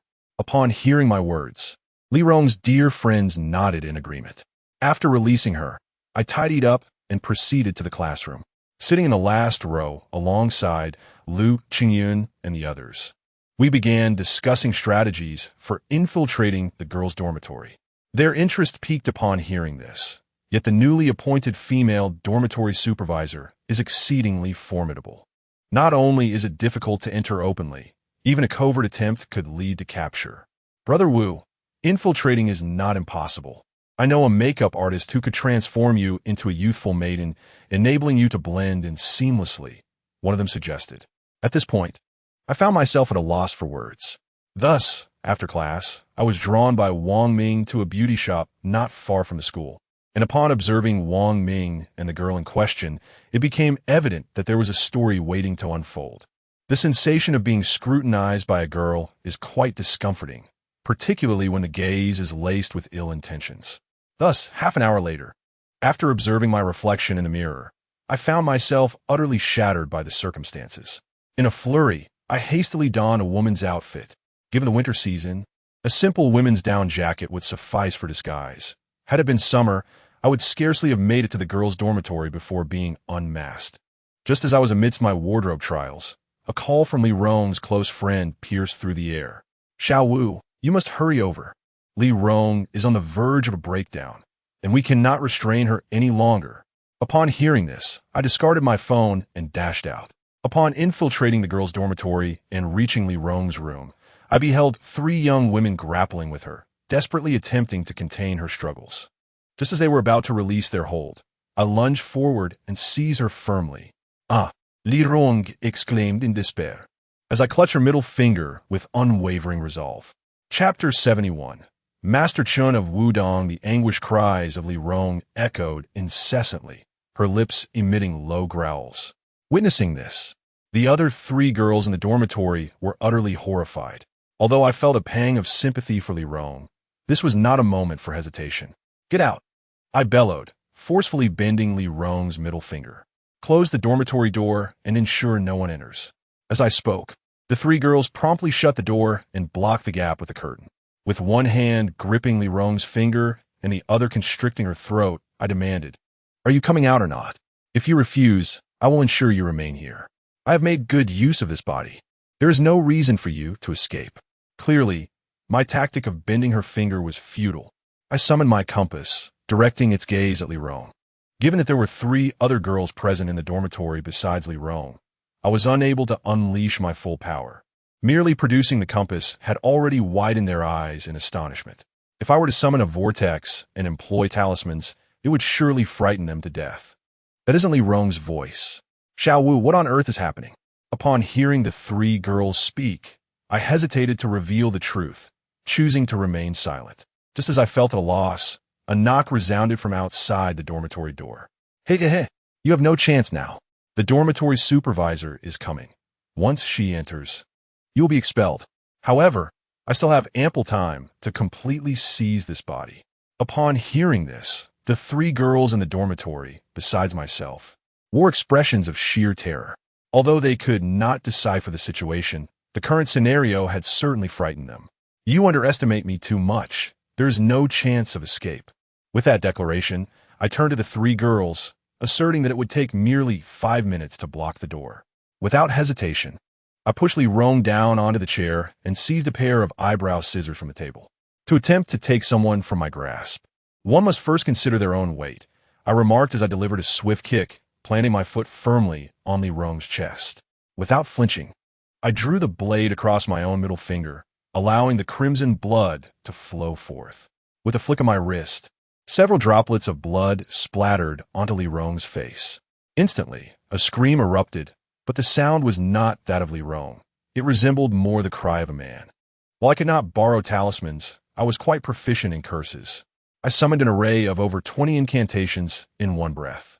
Time was of the essence, and the seals in my hands shifted continuously. Within a minute, I layered 40 incantations. Upon completing the final seal, I formed the Vajra seal and pressed it firmly against Li Rong's face. With a sudden jolt, I pulled back, causing her entire body to lurch forward. Had I not been pressing my foot against her chest, she would have collapsed to the floor. With a violent retch, Li Rong began to heave, expelling a dark, putrid substance that filled the room with a foul stench. The atmosphere became charged with an ominous chill. A yellow talisman manifested before me, as I channeled 15 intricate seals directly onto it. Subsequently, the entire Annihilation Talisman erupted, engulfing the entire dormitory in its wake. Witnessing the dissolution of the malevolent spirits, I succumbed to unconsciousness, collapsing onto the floor. In merely a few minutes, the 55 incantations had drained every ounce of my mental fortitude, and it was a wonder I hadn't fainted sooner. As for the events that followed, I possessed no knowledge. When I regained consciousness, 3 days had already elapsed. Upon opening my eyes, my immediate action was to consume a potion of traditional Chinese medicine. In the final moments at Li Rong's dormitory, I had yearned for a bottle of this remedy, yet I had succumbed to darkness instead. Just as I finished drinking and had yet to set the vial down, Li Rong and her close friend entered. To my astonishment, Li Rong, disregarding her friend's presence, rushed to embrace me, weeping and repeatedly apologizing. This left me in a state of bemusement. After a considerable time, I managed to console her. I truly could not bear to witness it. It seemed our invitation was merely to partake in their romantic drama. Qian, perhaps you should refrain from speaking so much. After all, these two have faced life and death, a comparison we cannot make. Upon hearing this, the group of young women erupted into laughter. When I inquired about the school's response to my intrusion into the female dormitory, Li Rong sighed ruefully and turned to Zhao Qian and the others. You have received a reprimand for trespassing into the female dormitory. The scene at that moment truly terrified us. Witnessing you and Li Rong collapse together was alarming. When the dormitory supervisor entered and saw the disarray, your unconscious form only heightened the panic, prompting us to rush both of you to the hospital. After examination, it was revealed that Li Rong was unharmed, while you were gravely affected by a deficiency of both qi and blood. You remained in a state of unconsciousness for several days, sustained solely by intravenous fluids. We had even contemplated contacting your family if you did not awaken soon. Upon hearing this, I let out a wry laugh. 3 days later, I emerged from the hospital, unsure whether it was the restorative sleep or the effects of traditional medicine. But I now felt invigorated and full of strength. Reflecting on my progress, I realized that I had advanced from being able to conjure merely 15 incantations to an impressive 55. This was indeed a significant breakthrough. I had heard about your situation with Yang Hui. I was taken aback by her audacity to resort to such tactics. It is quite unfortunate for a young woman to leverage her virtue in such a manner. As we walked, Li Rong held my hand and sighed at the thought. Such a woman brings her own misfortune upon herself. I once held a modicum of affection for her, at least considering her a potential friend. But her extreme measures have changed my perception. The last encounter, when I confronted her on campus, served as a lesson for her. I genuinely believed you were upset at that time. Upon hearing my words, Li Rong chuckled softly, remaining silent thereafter. After escorting Li Rong back to her dormitory, I watched her ascend the stairs before turning to leave. By the time I arrived at the grocery store, it was already past 7 in the evening. I parked my car, and beneath the street lamp stood a Taoist priest donned in a blue long robe and cotton coat, wielding a whisk. Upon noticing my approach, he walked toward me. I am Chun, a humble priest, and I pay my respects to Master Huang. The moment I laid eyes on this priest, I felt an overwhelming force emanating from him, and a whirlwind seemed to coalesce around his figure. What brings you here, Taoist Chun? I inquired as I ushered him into the grocery store, offering him a chair. I have always adhered to the principle of non-aggression. Thus, I treat those who approach me with courtesy in return. This Chin clearly exuded strength, and it would be unwise for me to offend him.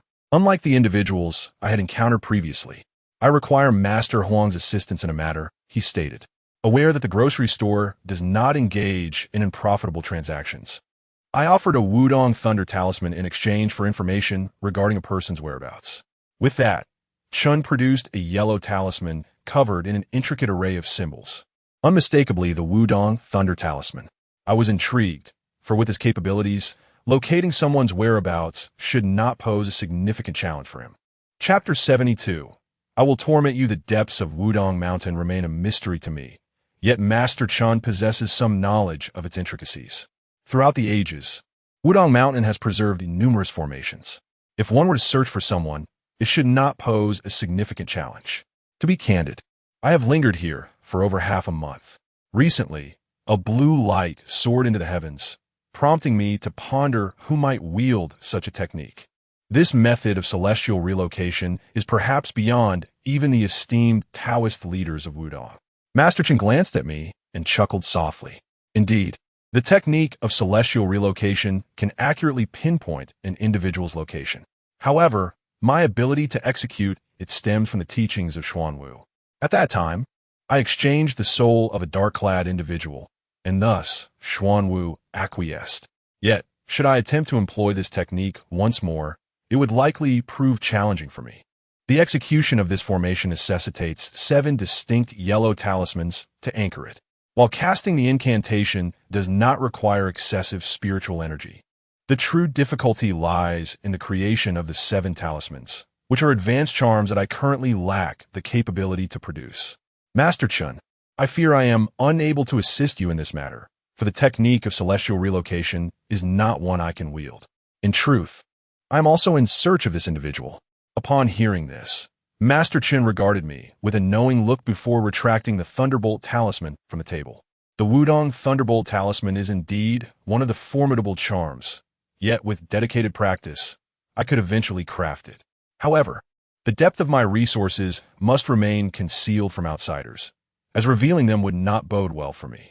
Indeed, I recently observed the Thunder Talisman in the hands of Master Chun. I have witnessed this incantation being employed by someone not long ago, though I remain uncertain whether he was a disciple of Wudong. This individual practiced dark sorcery, commanding dozens of malevolent spirits to assail me. When he found himself unable to overcome me, he resorted to activating the Thunder Talisman against me. Had fortune not favored me, I would surely have perished at his hands. Prior to this encounter, I had met a man in a village who claimed to be a Taoist from Wudong Mountain. He intended to employ a sacrificial ritual to construct a grand bridge. However, after I confronted him, he fled that night, only to fall from the cableway, meeting his demise upon the spectral ground. Initially, I believed this matter would fade into obscurity, considering that many exploit the names of reputable sects to deceive others. Thus, I paid it little mind. Yet upon my return to Changde, I encountered another Taoist, who also claimed to be a disciple of Wudong Mountain. However, based on my observations, it appeared he dabbled in nefarious arts as well, but regrettably, he managed to escape. After I recounted these events, Master Chin's expression remained inscrutable. After a pause, he spoke slowly. These individuals are likely cast-off disciples of Wudong. According to the sect's regulations, those who practice dark sorcery are expelled from the mountain and sever all ties with Wudong henceforth. Upon hearing this, I remained silent. A few minutes later, Master Chen departed, and I refrained from speaking, only exhaling in relief once he had left. To my astonishment, Master Chun possesses such formidable strength. He must undoubtedly be a prominent figure from Wudong Mountain. Just now, I overheard him requesting that I employ the art of astral positioning to locate someone for him. However, as I had no intention of engaging in such a transaction, I refrained from inquiring about the identity of the person he sought. This Master Chun, merely around 40 years of age, has remarkably cultivated a vortex of energy, his prowess inscrutable and profound. Such an individual is one I would prefer not to offend. After Master Chin departed, I took a moment to compose myself. On the table lay several sheets of yellow paper. I recited incantations, formed hand seals, and then inscribed the symbols, concluding the spell with a flourish. In succession, I successfully crafted 3 inextinguishing talismans, after which I collapsed into my chair. Creating these talismans was akin to running a 5-kilometer race. After using one of the inextinguishing talismans, I stored the other 2 away and consumed a vial of herbal medicine. Gradually, I began to restore my vitality, and within half an hour, a warm current enveloped my entire being. As dawn broke at 6 o'clock, while preparing to close the door and depart, I noticed 6 inextinguishing talismans on the table. After drinking another vial of medicine to regulate my breath, I drove back to school. True to my routine, I purchased breakfast beneath Li Rong's dormitory. Upon seeing Li Rong emerge, I stepped out of the car with a meal in hand, when suddenly a vehicle sped towards me. Had I not reacted swiftly, I might have been struck down. Before I could even voice my grievances, a man clad in a rather ostentatious manner exited the car. He appeared to be in his 20s, adorned with tattoos that peeked out despite the winter attire. Blind, are you? Can't you see I'm right here? Upon hearing this, I chose to disregard him and instead approached Li Rong. To my surprise, Yang Hui emerged from behind Li Rong and strode toward that socialite. Witnessing the two of them embracing, with that socialite's hands roaming inappropriately, I felt a wave of revulsion wash over me. By the way, Xiao Wu, there is something I must share with you. In a few days, I'll be dropping out to study abroad for a while. My family has arranged everything for me and has just informed me that I will be pursuing further education overseas. Hearing this, I recognized it as a fortunate opportunity. Like me, I have longed to study abroad, yet the expenses involved are beyond my family's means. Thus, I have extinguished that aspiration within myself. I am unaware of Li Rong's family circumstances, but since she has the chance to study abroad, she must not squander this opportunity. After all, she is not leaving forever. Upon receiving my response, Li Rong seemed momentarily taken aback. Do you truly wish for me to go abroad? I initially thought you would object. In response, I gently patted her shoulder. This is a rare opportunity. It would be a shame to waste it. Moreover, you are not leaving for good. A few years is something I can patiently endure. Li Rong remained silent, and I too refrained from speaking. Though I am reluctant to see her depart, it is a reality we must confront. Given my current experiences, I find myself somewhat unqualified to pursue a relationship with Li Rong. Thus her departure presents me with an opportunity, a chance to strive for a better future. As Li Rong ascended the stairs, I prepared to depart in my vehicle, only to discover that the previous car remained obstinately obstructing the path ahead. Noticing Yang Hui and that unsavory character seated within, it was evident they were deliberately attempting to provoke me. I instructed her partner to move the car, otherwise, I would not hesitate to allow her to experience once more the sensation of Cheng Rong seeking her out. With that, I ended the call. However, much to my surprise, not only did they refuse to move the vehicle, but that unsavory individual also exited the car to confront me directly. In light of this, I resolved to engage with him. Young man, are you aware of whom you are addressing? Do you truly believe that merely driving a Range Rover elevates your status? Do you not fear that I could easily dispose of you? Upon hearing this, I let out a derisive laugh. What are you laughing at? As he spoke, I regained my original demeanor, for my intent is to torment you. Chapter 73. If you dare, come and bite me come, tell me, dear brother, who were you so boldly claiming you could eliminate in an instant? Observing the individual sprawled on the ground, I seized his middle finger and yanked it sharply, resulting in a scream reminiscent of a slaughtered pig. Brother, I was mistaken, truly mistaken. Please forgive my minor transgressions. Upon hearing this, I relinquished my grip. The lad, now enlightened, promptly rose and moved his vehicle. As for Yang Hui, her complexion turned a ghastly shade of gray. My actions had certainly placed her in a precarious position. Upon returning to my dormitory, just as I was preparing to wash up and retire for the night, a call from Yang Hui interrupted me. However, upon answering, I was met with a man's voice. Without a doubt, trouble had arrived. Due to my previous escapade in the female dormitory, the school had intensified its regulations. Non-residents were prohibited from entering. Thus, they resorted to contacting me through Yang Hui's phone. Listen here, either come out immediately or remain hidden in your dormitory forever. Upon hearing this, I hung up and stepped outside. It appeared that reinforcements had been summoned. Had this been the past, I would have certainly stayed inside. Yet now, things had changed. Arriving at the base of the dormitory, within less than half an hour, numerous individuals lay sprawled across the ground in various disarray. Several wooden sticks shattered amidst the chaos. Observing the scene, I rubbed my shoulders and discarded the broken half of the stick I held. Next time you wish to engage, remember to bring a machete. That would be the only way to truly put an end to me. If you lack the courage, then retreat and return to your mother's breast. Do not emerge and disgrace yourself. With that, I retired to my slumber. Just as I was enjoying a peaceful slumber, Zhao Bo and his companions entered, carrying 2 boxes of items, claiming they were for me. Upon unboxing, I discovered an assortment of traditional Chinese medicinal herbs. Notably, the 2 boxes had originated from different sources, one from Bostong and the other from a contact in Shanghai. Glancing at the time, I noted it was already past 4 o'clock, so I decided against returning to sleep. Instead, I arose to freshen up and made my way to the local grocery store. With only a few days remaining before Li Rong's departure, I felt compelled to prepare a gift for her. I pondered what would be an appropriate item for a young woman, something she could carry that would also deter malevolent spirits. As I voiced my thoughts, a moment later, something was ejected from the swirling black vortex. Upon retrieving it, I found it to be a pearl necklace, adorned with purple pearls. The piece appeared quite appealing. After all, girls often have an affinity for jewelry. Although the necklace seemed somewhat aged, it felt warm to the touch. I inquired about what I would need to exchange for it. The vortex responded with a voice, stating, "I require malevolent spirits. You must assist me in capturing some." The last one was far too unpalatable. At this, I felt a flush of embarrassment.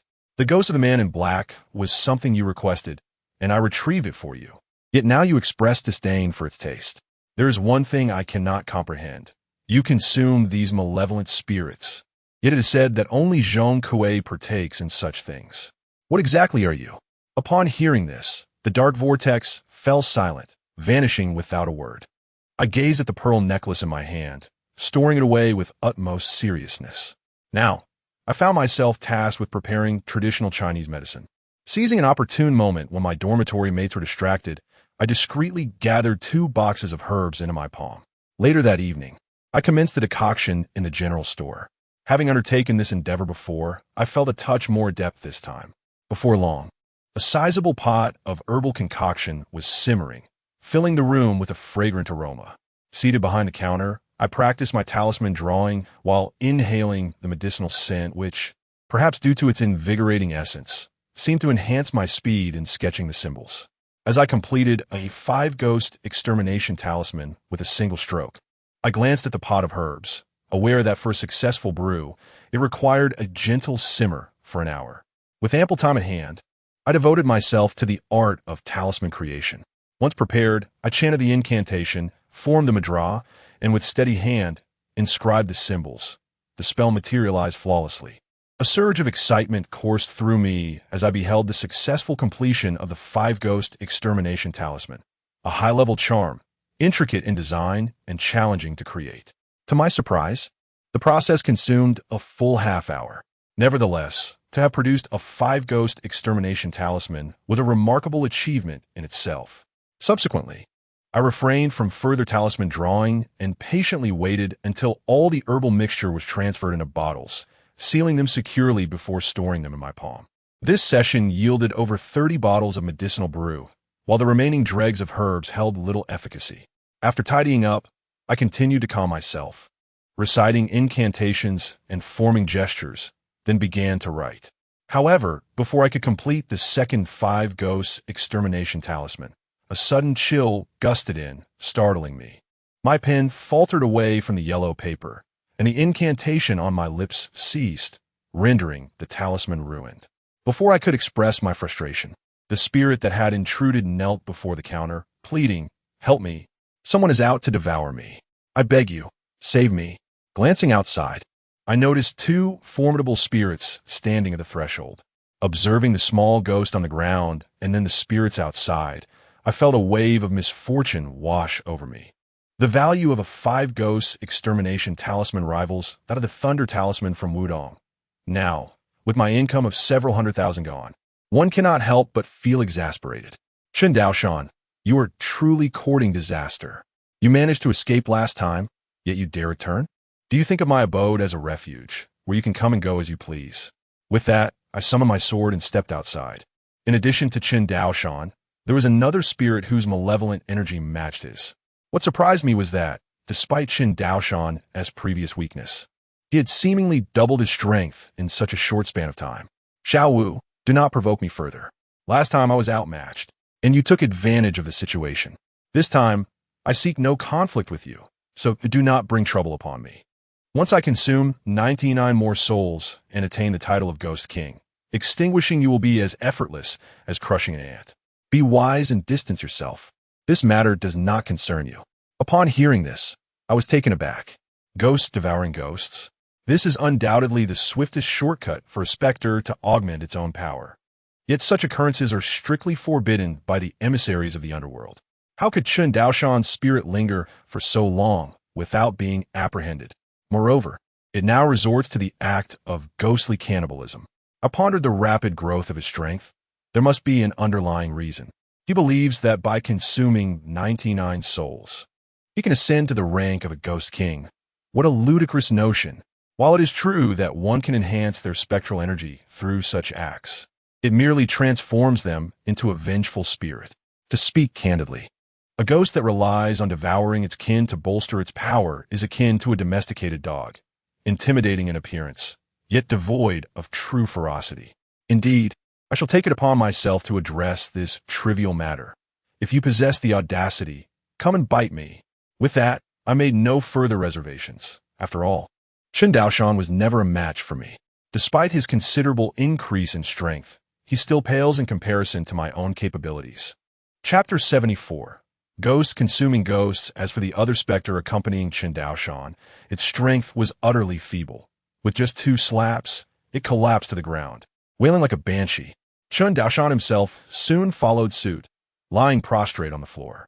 Just as I prepared to extinguish both of them, a chime akin to a copper bell echoed around me, and then a ghastly figure emerged, pallid and clad in a flowing red robe, lunging toward me. Observing this, I wielded my Han sword without hesitation. However, the long hair of my adversary was exceedingly bothersome. It seemed endless and lacking a lighter. I was compelled to engage her in close combat. Yet, she showed no inclination to grapple with me, swiftly seizing one of the distant souls and vanishing from sight. I gazed at the hair in my hand and discarded it onto the ground. Upon returning to the supply shop, the earlier little ghost trembled in the corner, quaking in fear. No need to hide. They have all departed, I called out. Upon hearing my voice, the little ghost scurried towards me, almost clinging to my legs in desperation. Benefactor, I beseech you, save me. I do not wish to perish. The anguished wails were nearly shattering my eardrums. Now, tell me, what transpired? With my inquiry, the little ghost recounted everything in detail. Those who met untimely ends cannot directly report to the underworld. Thus they become wandering souls, awaiting their turn to descend and fulfill their duty. Unfortunately, he caught the attention of Chun Daoshan and was subsequently captured.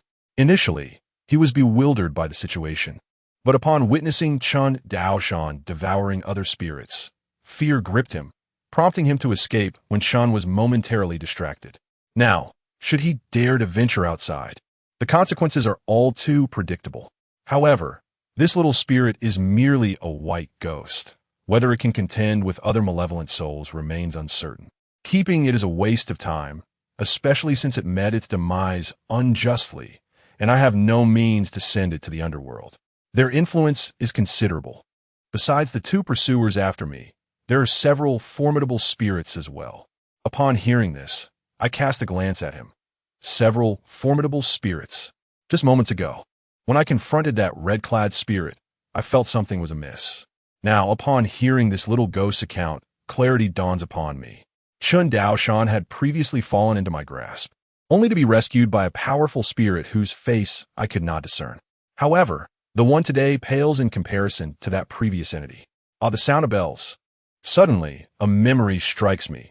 When that black-clad disciple from Wudong attempted to assassinate me in the dormitory corridor, I distinctly heard the sound of bells echoing in the hallway. At the time, I was inside my dormitory, making the sound unmistakable. Could it be that these malevolent spirits are linked to the Wudong renegade disciples? Master Chun once mentioned that those disciples were expelled from the mountain for practicing dark arts, and the method of spirits consuming one another to augment their power is likely a notion exclusive to them. Aside from that hanged ghost, could there have been other formidable spirits lurking in the dormitory that night? Given the recent turn of events, I find myself disinclined to dwell upon them. However, upon reflection, the interconnectedness of these occurrences becomes apparent.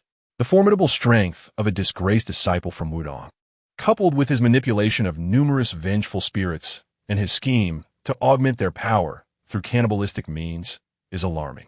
I am amenable to assisting you, provided you divulge all that you know. Upon hearing my proposition, the imp disclosed all that he knew. To my chagrin, the information proved largely inconsequential. consisting predominantly of superfluous details. It seems the vengeful spirits he mentioned had forcibly elevated their power through the consumption of their own kind. I implore you, venerable sir, to deliver me from this predicament. I am loath to be devoured. In a month's time, I am scheduled to report to the netherworld. I beseech your aid. Upon hearing this plea, I sighed, retrieved the transactional ledger, and entreated him to affix his signature. Sign this. I cannot permit malevolent spirits to linger here for more than an hour. If you desire my protection, you must accede to the terms of this agreement. Without hesitation, the imp acquiesced, promptly signing the document. Immediately, a brand manifested upon his person. I found myself at a loss for words, yet I refrained from further comment. For now, he merely needs to remain within the confines of the Emporium for a month before departing. I have no desire to concern myself with matters beyond that. Thus, after a series of admonitions, he busied himself with organizing items at the counter, while I diligently practiced the art of crafting talismans.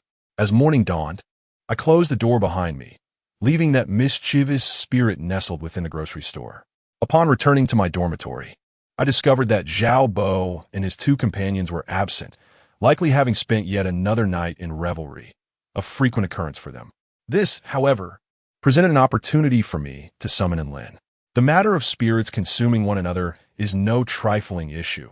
Humans adhere to their own moral codes, while spirits possess their own ethereal laws. Given that such an occurrence has arisen, I could not afford to turn a blind eye. Should this situation escalate beyond control, I would find myself beset by troubles in quick succession. The phenomenon of spirits devouring one another is intricately connected to Chen Daoshan, who himself has ties to the ghost of Cheng Rong. Yet, the circumstances surrounding Cheng Rong's death remain shrouded in mystery. She leapt to her demise clad in my blood-stained garments, and to this day, I have yet to uncover the truth behind her tragic end. Thus, if I can unravel this enigma, I believe the secrets I seek will gradually reveal themselves, leading me to the answers I desire. Enlin arrived at my dormitory. Weariness etched upon her features. Previously wounded by the blood-soaked blade, she had consumed the malevolent spirit in crimson garb, and now, not only had her injuries healed, but her power had also seen a notable increase. I wasted no time with idle chatter.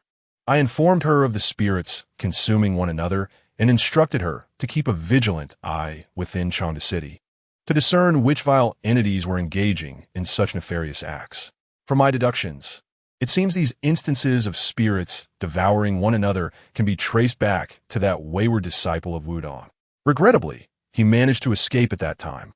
Had I not employed the Vajra incantation to withstand the lightning talisman, his escape would have been improbable. Spirits consuming spirits? Anlin was equally astonished. How did you come to know about this? It's a taboo. There are prohibitions in life, and similarly, in death. If the underworld officials were to discover that a ghost is consuming another ghost, it would result in a descent into the 18th level of hell, with no hope of resurrection. Witnessing Anlin's expression of sheer disbelief left me speechless. Such was the reality of the situation. One merely needed to exercise caution. After bidding farewell to Anlin, I completed my evening routine and was preparing to retire for the night when a phone call interrupted my thoughts. Curiosity piqued upon seeing the unfamiliar number. I answered the call, only to find it was a fortune teller. He did not disclose his name, yet his voice struck a familiar chord, though I could not place it. I slipped into my clothes once more and made my way to a prestigious restaurant in Changde City.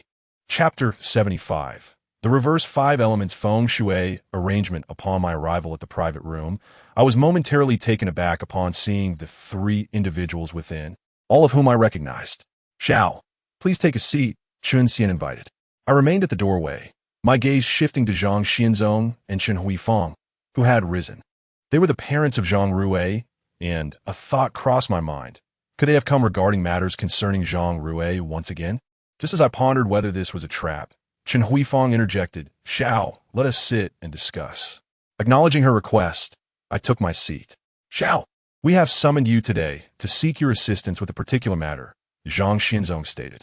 Observing their hesitant demeanor, I spoke directly, please, do not hesitate to express your needs. However, let me be clear, I do not engage in unprofitable dealings. If you believe the value of your request can meet the price I demand, feel free to proceed. My lack of fondness for them rendered me less than courteous at that moment. Noticing the awkward expression on Zhang Xianzong's face, he cast a glance at Chen Xian, who remained silent. After a lengthy pause, it fell upon them to voice their intentions. The situation regarding Zhang Rui is one of our own making. Furthermore, this matter has no connection to you, Xiao. We have unjustly accused you, believing you were at fault, and in doing so, we have provoked your anger. As fellow parents, we implore you to show mercy. Zhang Rui is my sole son and the culmination of our efforts as a couple. With his untimely demise, our lives have been stripped of hope. I have heard from Master Chen Xian that our actions have led to your humiliation, and we have inadvertently cast a curse of childlessness upon Zhang Rui's spirit. Now, we desire another child and wish to request the removal of this curse. Upon hearing this, I remained silent. Their intent was painfully evident as they beckoned me to Zhang Rui's memorial. In a fit of anger, I retaliated by imposing a curse of childlessness upon them. Their desire for another child is nothing short of a delusion. Chen Xian's presence today suggests he has either benefited from this situation or has attempted to break this curse, which is evidently not an easy task, leading us to this current predicament. No one is flawless. Even the most virtuous among us cannot swiftly forgive those they perceive as responsible for their child's death. I recall Zhang Rui boasting of his family's wealth before me, and my separation from my first girlfriend was also due to his interference. If their love were genuine, I would willingly step aside, yet you both know the true character of your son better than anyone. Even Chen Xian appeared thoroughly uncomfortable at this revelation. Just as they prepared to speak further, I interjected, asking what they intended to offer me in exchange. Chen Xian has likely informed them of my profession. After I finished speaking, Chen Huifeng produced a folder and placed it before me.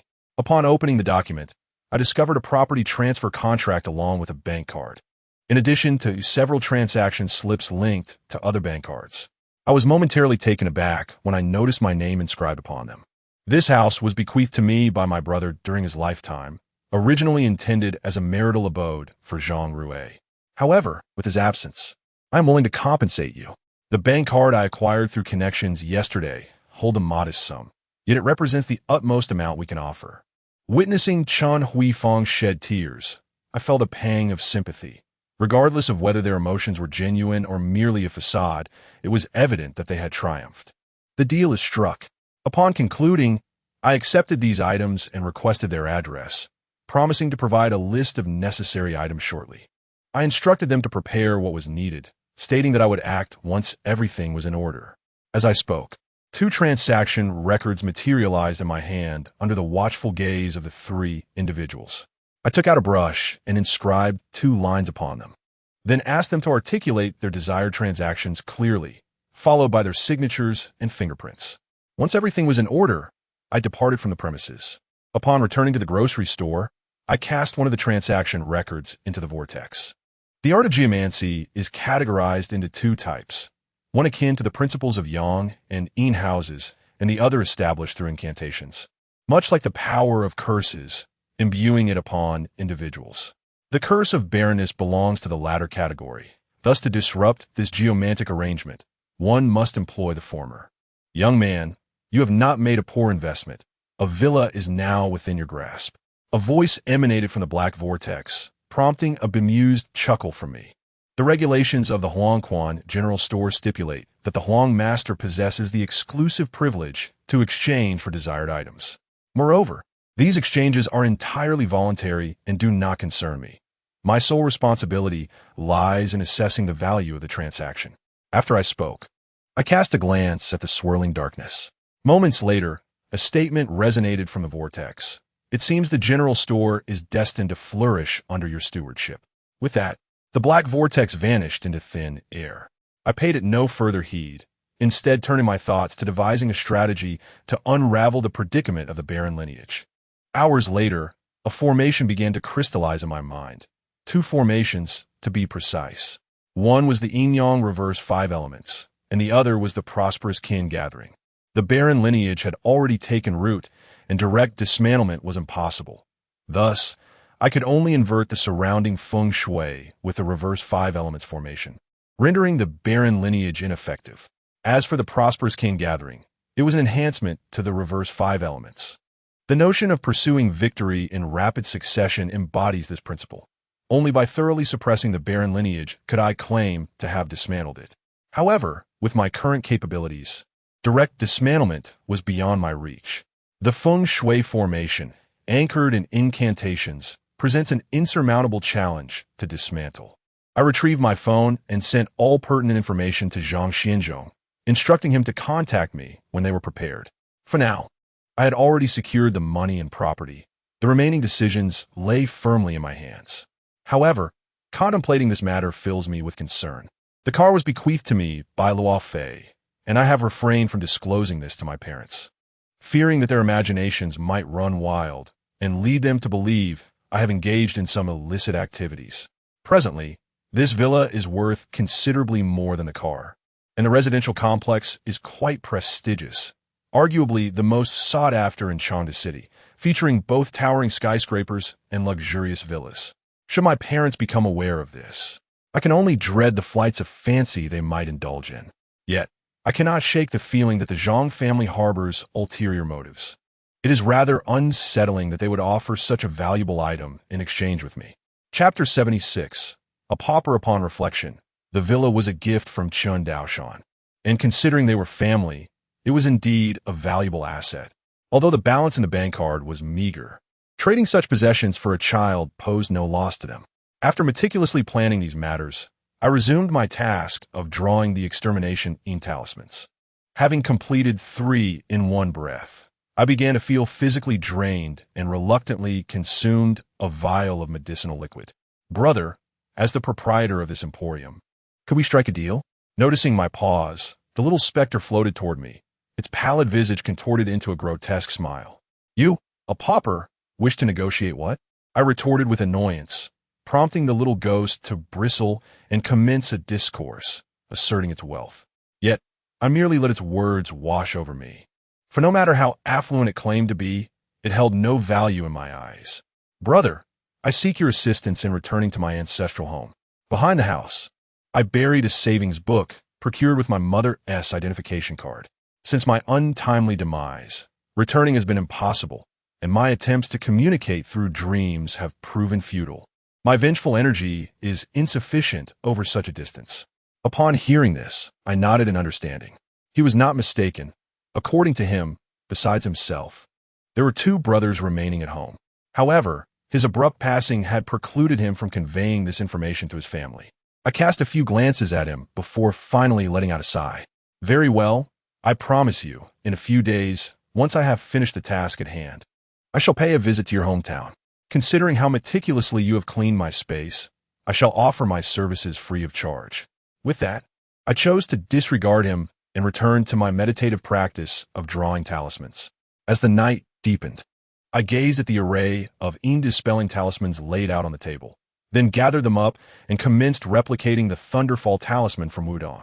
Having witnessed the formidable power of the Thunderfall talisman previously, I realized it surpassed even incantations in potency.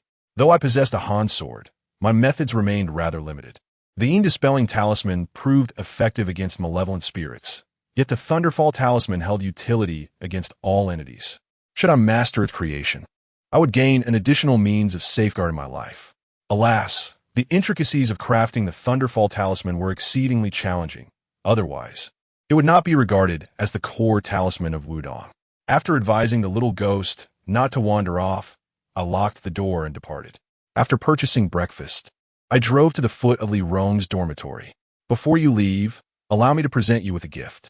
As I spoke, I produced an exquisite box and presented it to Li Rong. She took it in her hands, smiling as she opened it. Upon discovering a pearl necklace within, she paused momentarily, then began to admire it. Where did you acquire this? The craftsmanship and quality appear to be handcrafted, and I have never encountered such a necklace before. It must be quite expensive. Upon hearing her words, I was taken aback, for I had not anticipated her reaction. I entrusted a friend to make a purchase on my behalf, and it was not a considerable sum.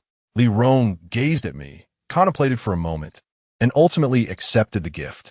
Previously, you were possessed by a malevolent spirit, which is why I sought out this exquisite pearl necklace for you. Upon your return, It is imperative that you wear it continuously. Should you encounter any supernatural occurrences while abroad, I may not be able to assist you. But as long as you adorn this pearl necklace, those vile entities will not dare approach you. After I had spoken at length, Li Rong nodded in understanding and, before my eyes, adorned herself with the necklace. Witnessing this, I refrained from uttering anything further. Without engaging in prolonged conversation with Li Rong, I returned to my dormitory, collected my books, and proceeded to class. During lunchtime, as I sat alone in the cafeteria, a group of young men approached with their trays and chose to sit beside me. I was taken aback to learn that Zhao Bin's gift had indeed been accepted by Li Rong, who now wore it around her neck, a magnificent purple pearl, as large as a marble. This pearl necklace was truly enviable, even to me. What do you know? This is what one might refer to as fate. Furthermore, Zhao Bin is not lacking in status. Although Li Rong comes from a modest background, Zhao Bin's family undoubtedly holds greater influence. Yet, it remains uncertain if Zhao Bin is sincere in his intentions. As I overheard their conversation, my brow furrowed. Li Rong had previously mentioned that a young man from a neighboring college frequently bestowed gifts upon her and had been pursuing her for quite some time, though she had consistently turned him down. However, the mention of the pearl necklace piqued my curiosity. Zhao Bin, over here. While I was lost in thought, a few men nearby suddenly exclaimed. Upon hearing this, I lifted my gaze and noticed that the individual in question was indeed quite handsome, though I could not ascertain his character. Observing Zhao Bin seated beside me, the group began to discuss matters concerning Li Rong. When the subject of a pearl necklace arose, Zhao Bin's expression shifted noticeably. What pearl necklace are you speaking of? He inquired. I intended to gift Li Rong a purple pearl necklace, but she declined my offer a few days ago. The necklace is still in my possession. As Zhao Bin spoke, he produced a jewelry box, which was promptly taken by one of the individuals seated nearby. Upon opening it, they revealed a pearl necklace within. The rest of us were momentarily stunned. Whose necklace was Li Rong wearing then? Could it possibly be one she purchased for herself? Nevertheless, her necklace, albeit appearing somewhat antiquated, surely carried a significant value. Zhao Bin's countenance darkened, and the group fell silent. Just as I was preparing to tidy up my takeout and leave, Li Rong called me, instructing me to come to her dormitories in trance to manage her belongings. Upon my arrival at the dormitory door, I discovered several large boxes left at the entrance, the contents of which were unknown to me. Please find a place to store these items for me. The arrangements abroad have been finalized. I will be able to return in a year and a half. Calculating the time, by the time I return, there will still be a few months left before you graduate. Although students in the computer science department must complete an internship in their final year, they also have the option to continue their studies at the university. Therefore, when I return, you should still be on campus. My home is not in Changda, and transporting these belongings back home will require considerable effort. Upon hearing Li Rong's remarks, I found myself at a loss for words. However, if we were to store them in the dormitory, there would scarcely be enough space. Hence, if we were to seek a place for storage, the villa gifted by Zhang Xianzhong would indeed suffice. After loading all the items into the car, Li Rong and I drove towards the city center. Over an hour later, as we arrived at the entrance of the community, I was momentarily taken aback. This was a prestigious neighborhood, where a single apartment unit could cost millions. Just imagine the price of a villa. However, upon reaching the entrance, we were denied entry. Chapter 77. Exorcising Ghosts. Excuse me, may I see your doorplate? Upon hearing this, I was momentarily taken aback. It was quite apparent that without a doorplate, entry was denied. However, with Li Rong still in the car, an awkwardness enveloped me. I need to access the house at XXXXXXX. As I finished speaking, just as the guard seemed poised to respond, a sudden realization struck him. He hurried to the gatehouse and returned with a booklet. Mr. Xiao Wu, is it? Nodding in affirmation, I listened as the guard continued. I apologize. We had expected you to collect your doorplate and key yesterday. We did not have your contact information when you failed to appear. Here are your doorplate and key. After expressing my gratitude, I drove into the community. To be honest, the area was vast, even larger than our village. Had it not been for a guard guiding me, I would surely have become disoriented within its confines. Arriving at the house, I was momentarily stunned by the sight of the entire villa. It was a 3-story structure, adorned with tasteful landscaping at the entrance. Li Rong, too, was taken aback, rendered speechless as she gazed at the house. Before long, several security personnel approached. With their assistance, our belongings were swiftly transported into the house. Stepping inside and witnessing the luxurious decor left me at a loss for words. I had anticipated a mere shell of a house, but to my astonishment, it was already beautifully furnished. With a sigh, I contemplated this unexpected revelation. Just then, I received a call from Zhang Xianzong, informing me that all preparations were complete and urging me to come over immediately. I placed Li Rong's belongings in the living room without organizing them, and then I took Li Rong back to school. On the way, she inquired about the situation, and I too was curious about the circumstances. However, that question has since lost its significance. After dropping Li Rong off at school, I drove swiftly towards Zhang Xianzong's residence. Upon my arrival, I found Chun Xian already gathering individuals to move items, while Zhang Xianzong and Chen Huifang were lending a hand. Noticing that all the items I needed were present, I retrieved my compass and commenced measuring the orientation of Zhang's household. By nightfall, I had determined the 5 directional points surrounding Zhang's residence. After marking them, I instructed them to begin digging at these 5 locations. The remaining tasks would be addressed the following day. Later that evening, I returned to the general store and requested several talismans from the vortex. It was evident that merely relying on external objects would not suffice for the reversal of the 5 elements. The operation of the counteracting formation necessitated the support of talismans. If the counteracting formation could be sustained for 2 years, and Zhang Xianzong's child was born during that time, then this cycle of barrenness would be broken. Holding the talismans in my hand, I felt their weight. "Brother, someone came here during the day," the little ghost said, startling me. I had closed the door during the day. It was improbable that anyone could have come. "Who was it?" I inquired. The little ghost shook his head. "I don't know." He was lurking outside, as if intending to steal something, but he did not open the door. After the ghost spoke, I sat at the counter, pondering whether it was a thief. However, it is inconceivable that a thief would be so blind as to rob a grocery store, which contains little of value. If one were to steal, it would be far more prudent to target a jewelry shop. Enough of this. Attend to your own affairs and do not disturb me. With that, I busied myself with my task behind the counter.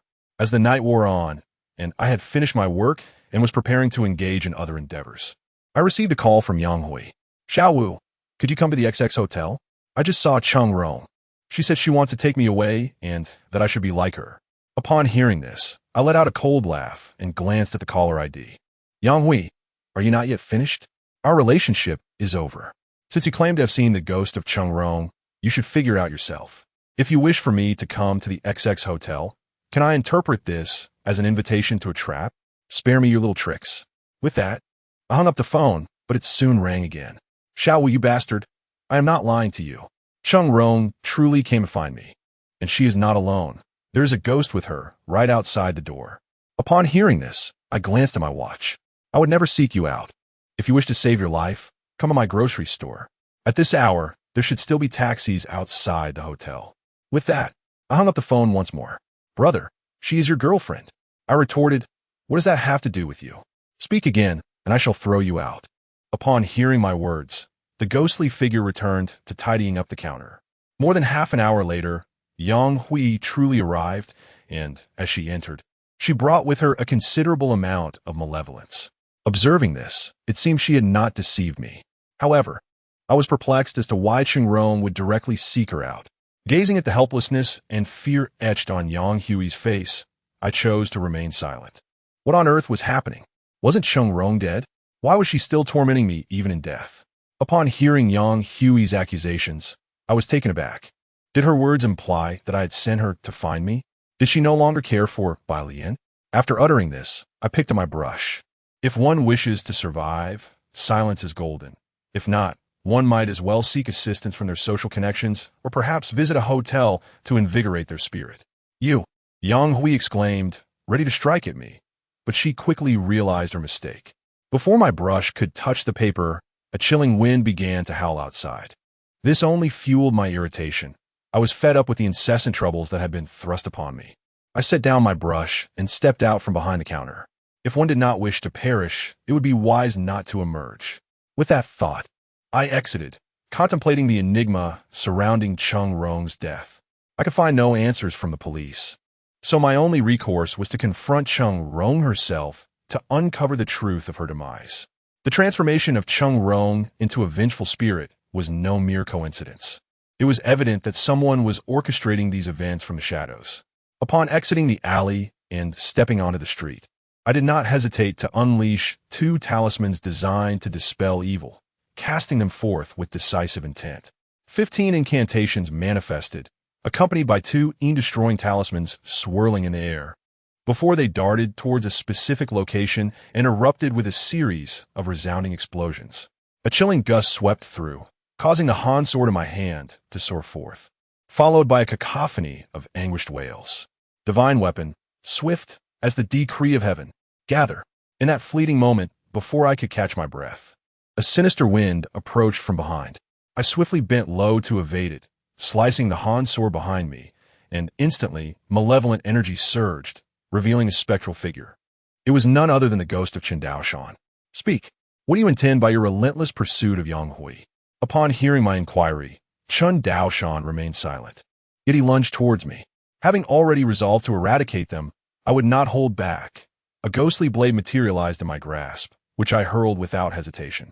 This blade had been acquired after Yang Hui was ensnared previously, and I had since kept it secure within my palm. To my surprise, it now proved invaluable. Chen Daoshan's power, originally amplified by consuming spirits, was rendered feeble in my hands, and coupled with my unexpected assault, he sustained grave injuries. Chapter 78. In the Past Life. Granny Rong, as I raised the Han sword in my hand, poised to strike him down and send his soul into disarray, a formidable chill surged towards me. The speed of this ominous energy was astonishing, swift, and relentless, and before I realized it, it was too late. I crossed the Han sword before me in a futile attempt to fend it off, but my efforts proved utterly ineffectual. The velocity was such that even the thought of invoking the Vajra mantra was rendered impossible. I was hurled backwards, colliding with a nearby wall, and upon licking my lips, I tasted the metallic tang of blood. Suddenly, a crimson figure materialized before Chen Daoshan. Initially, I presumed this vengeful spirit intended to abduct him, but to my astonishment, it struck him with a claw, eliciting a shriek from Chen Daoshan as a spirit was consumed by the malevolent entity. Witnessing this, despair washed over me. After devouring Chen Daoshan's soul, the vengeful spirit turned towards me. I anticipated a horrifying visage, yet to my surprise, it bore no face at all. The spirit remained silent, extending a pallid hand as if demanding something from me. The soul of Chung Rong. As this realization dawned upon me, I swiftly clasped Chung Rong within my grasp. There was no way I could relinquish Chung Rong's soul. Her demise was shrouded in mystery, intricately tied to my own fate, until I unraveled the truth behind these events. The thought of taking anything from me was utterly preposterous. If she desires Chung Rong's soul, then let her reveal her true intentions first. As I spoke, the hand seals I formed swiftly transformed, and I could confidently assert that my speed in executing these seals surpassed any previous attempts. In no time, 30 intricate seals converged to manifest a powerful spell. Descend. A fiery blaze erupted skyward, ensnaring the malevolent spirit within its confines. Observing this, the fearsome specter remained motionless within the circle of flames. I continued to layer the seals in my hands, and soon, 3 vanquishing talismans materialized, descending upon the fiery perimeter. Bang! Before I could complete the incantation to activate the talismans, the entire fire circle erupted violently. The female ghost, clad in red, with elongated fingers and crimson nails reminiscent of blood in the night, soared towards me. At this moment, close combat was inevitable. Minutes later, I found myself half kneeling on the ground. Had I not been propped up on my Han sword, I would have collapsed entirely. The ghost stood before me, extending a hand in my direction. At this sight, I couldn't help but smirk coldly, only to be met with a sudden force that propelled me backward, as though my very essence had frozen. I hastily retrieved a vial of elixir and consumed it. However, the potion provided little solace for my dire predicament. As the vengeful spirit advanced, I prepared to unleash a formidable forbidden technique when a strip of white silk shot forth from the shadows, piercing the spirit's ethereal form. The silk then morphed into a white whip. Crack! The whip struck the red-dressed specter, eliciting a horrifying wail that resonated with an even more chilling intensity. Realizing the peril she was in, the ghost attempted to flee, but escape was not an option for her. To strike someone and then attempt to flee, such a scenario is hardly a stroke of good fortune. Subsequently, a woman clad in a white down jacket emerged, brandishing a long whip. Allure. Upon witnessing her, the malevolent spirit in red began to retreat in haste. What followed was a relentless beating. I couldn't help but chuckle as I gazed upon the white skin lying on the ground. The identity of Allure is shrouded in mystery. Yet I never anticipated her formidable prowess. She effortlessly subdued the red-clad specter, causing the female ghost to shed a layer of her spectral skin. The shedding of skin in snakes signifies a quest for strength, while for ghosts, it represents a relinquishment of power. Had the red-clad spirit chosen not to shed her skin, the outcome would likely have been far more dire than merely losing her abilities. Ghosts are the ethereal remnants of those who have recently departed from this world. Possessing minimal lethality, they cower in the presence of extreme, yang entities, such as vermilion and peachwood. However, some spirits, having met a tragic end, harbor significant resentment and typically exhibit little fear of such protective items. Only with talismans can one deter them from approaching. As for vengeful spirits, their nature is self-evident. I picked up the white skin from the ground. Such an item is not easily acquired. Even if one captures a ghost, they remain elusive entities. And to obtain their spectral skin, it must be willingly shed by them. I never expected you to come to my rescue. I thought my life would end here today.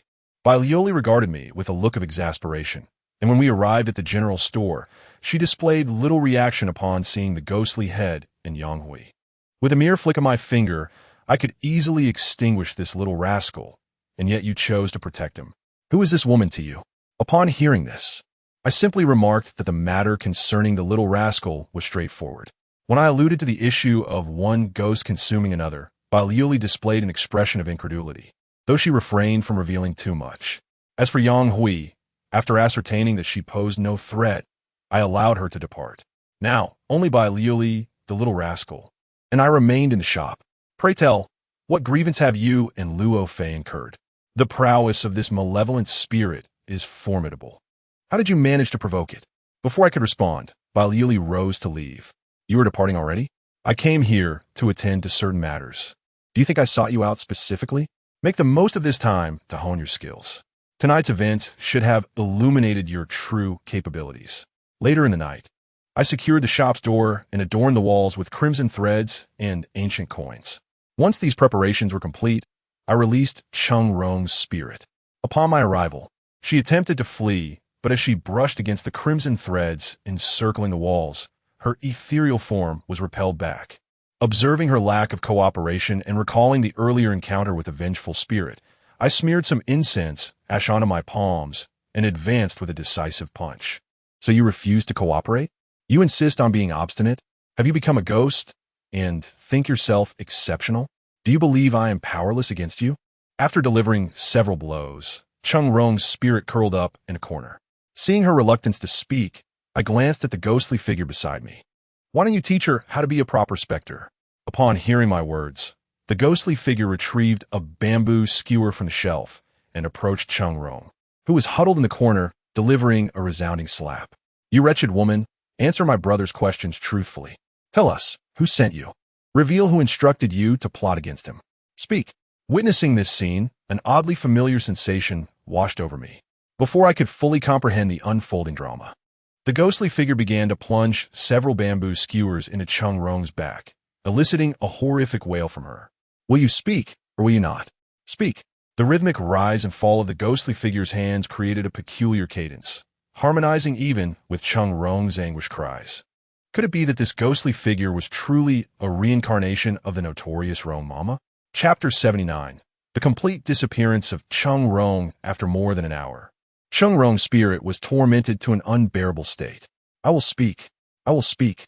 At this moment, the ghostly figure finally relinquished the bamboo stick it held. I lifted my gaze to Cheng Rong and inquired, why did you leap from the building? And why was that bloody garment adorning your body at that time? Upon hearing my questions, Cheng Rong's complexion turned ashen, and she shook her head in ignorance. I glanced at the ghostly figure, who instantly understood my intent, seizing Chung Rong's hand and beginning to prod with a bamboo stick. Answer the questions posed to you. Do not squander the opportunity offered. Such defiance will only bring you misfortune.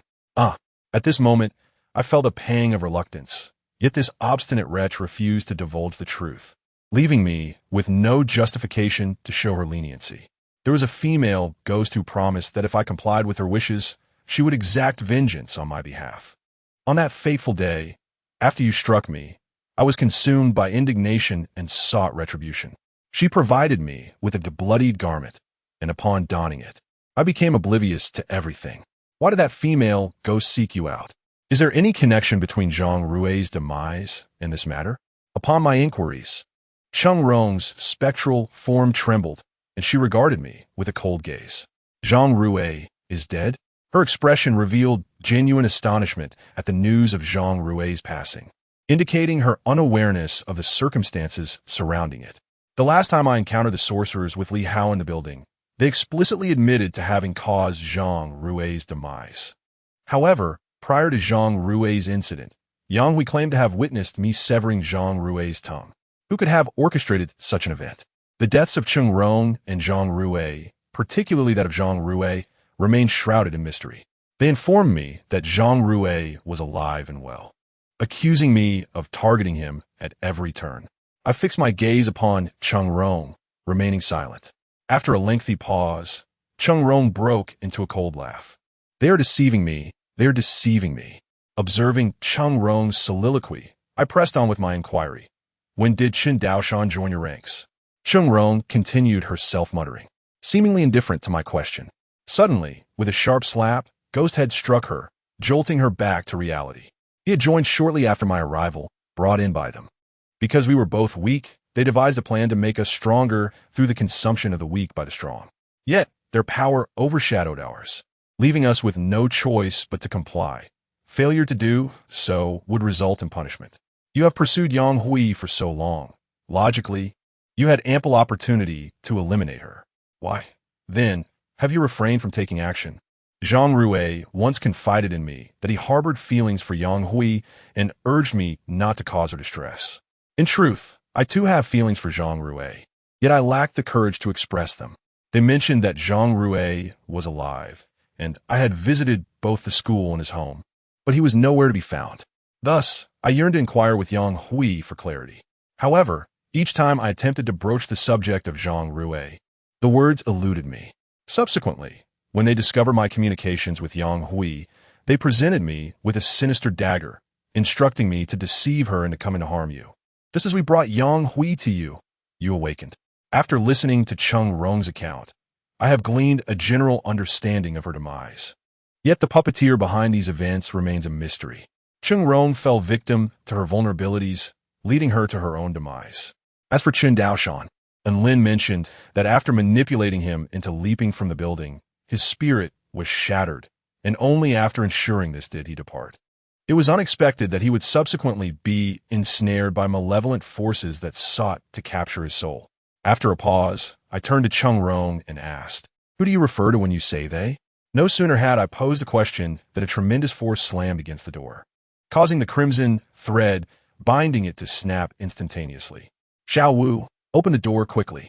A vengeful spirit seeks to kill me."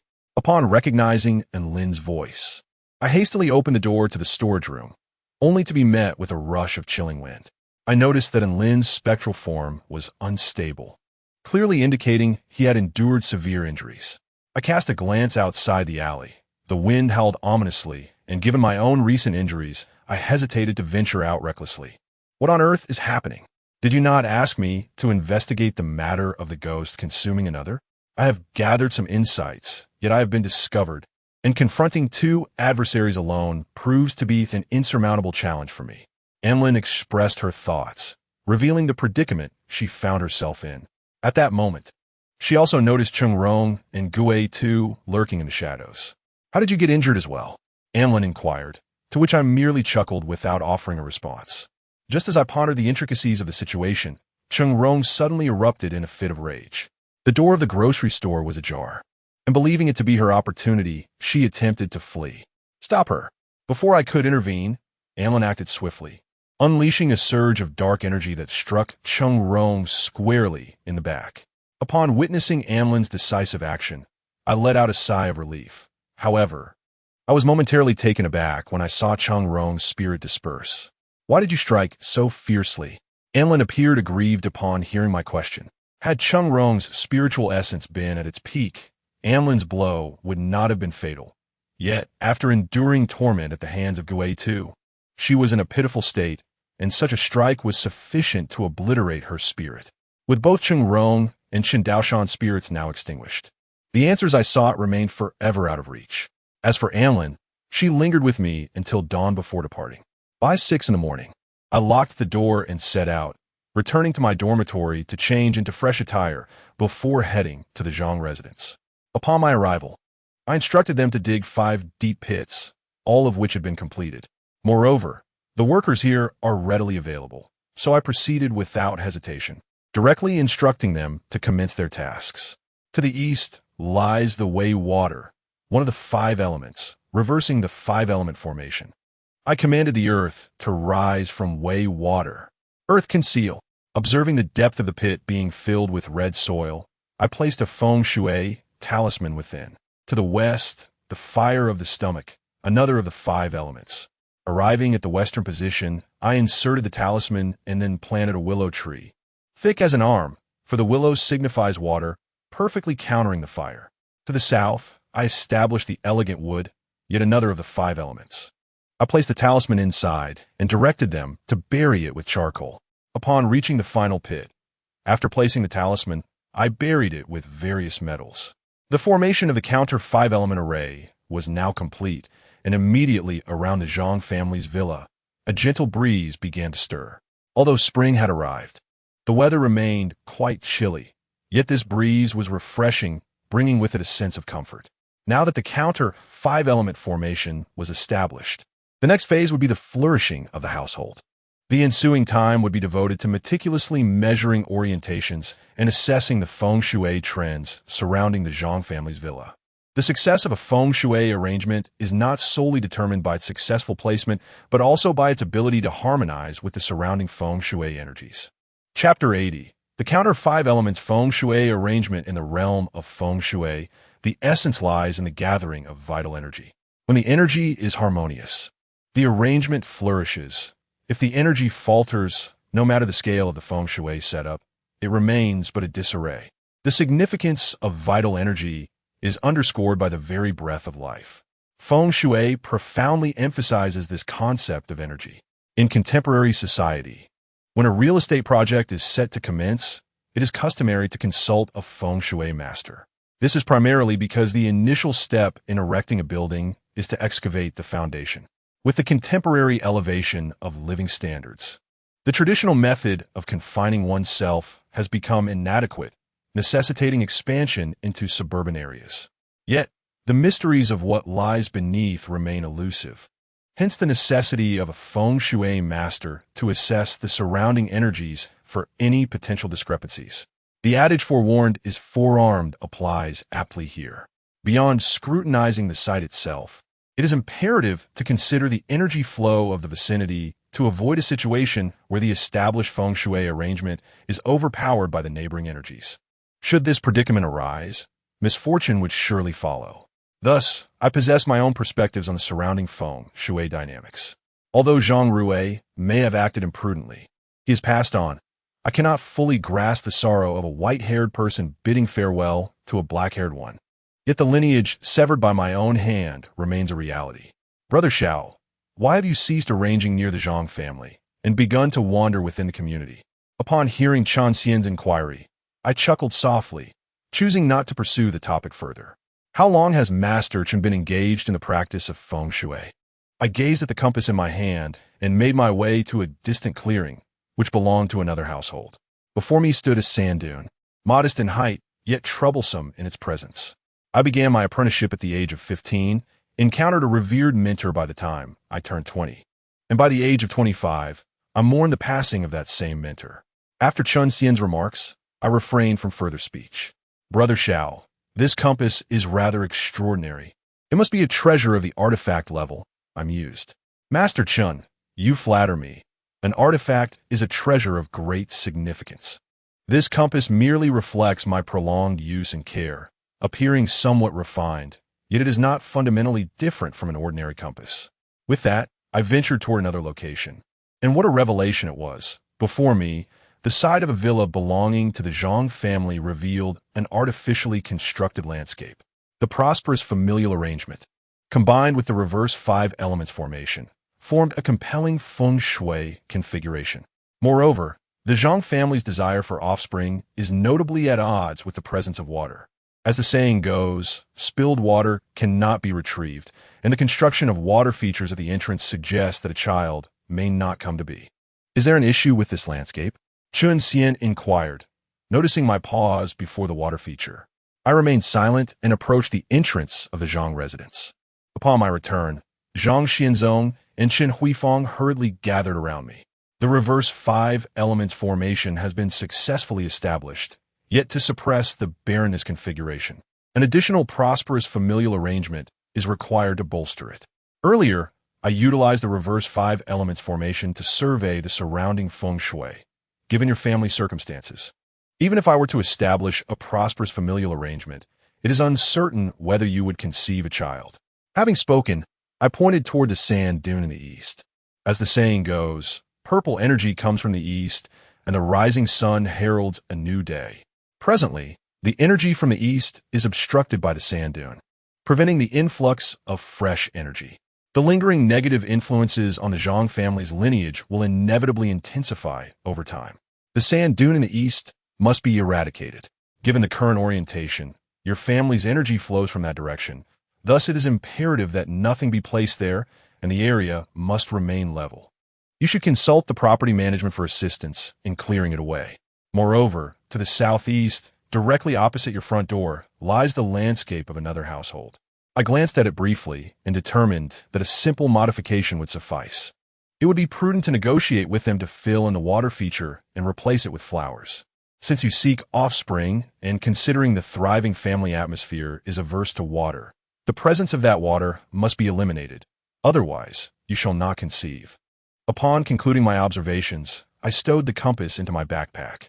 At this juncture, the couple, Zhang Xianzong and his wife, remained silent, but Chun Xian, who stood nearby, spoke up. Brother Xiao, this villa faces south with a flowing water feature to the front and a mountain to the east, creating a highly auspicious feng shui arrangement.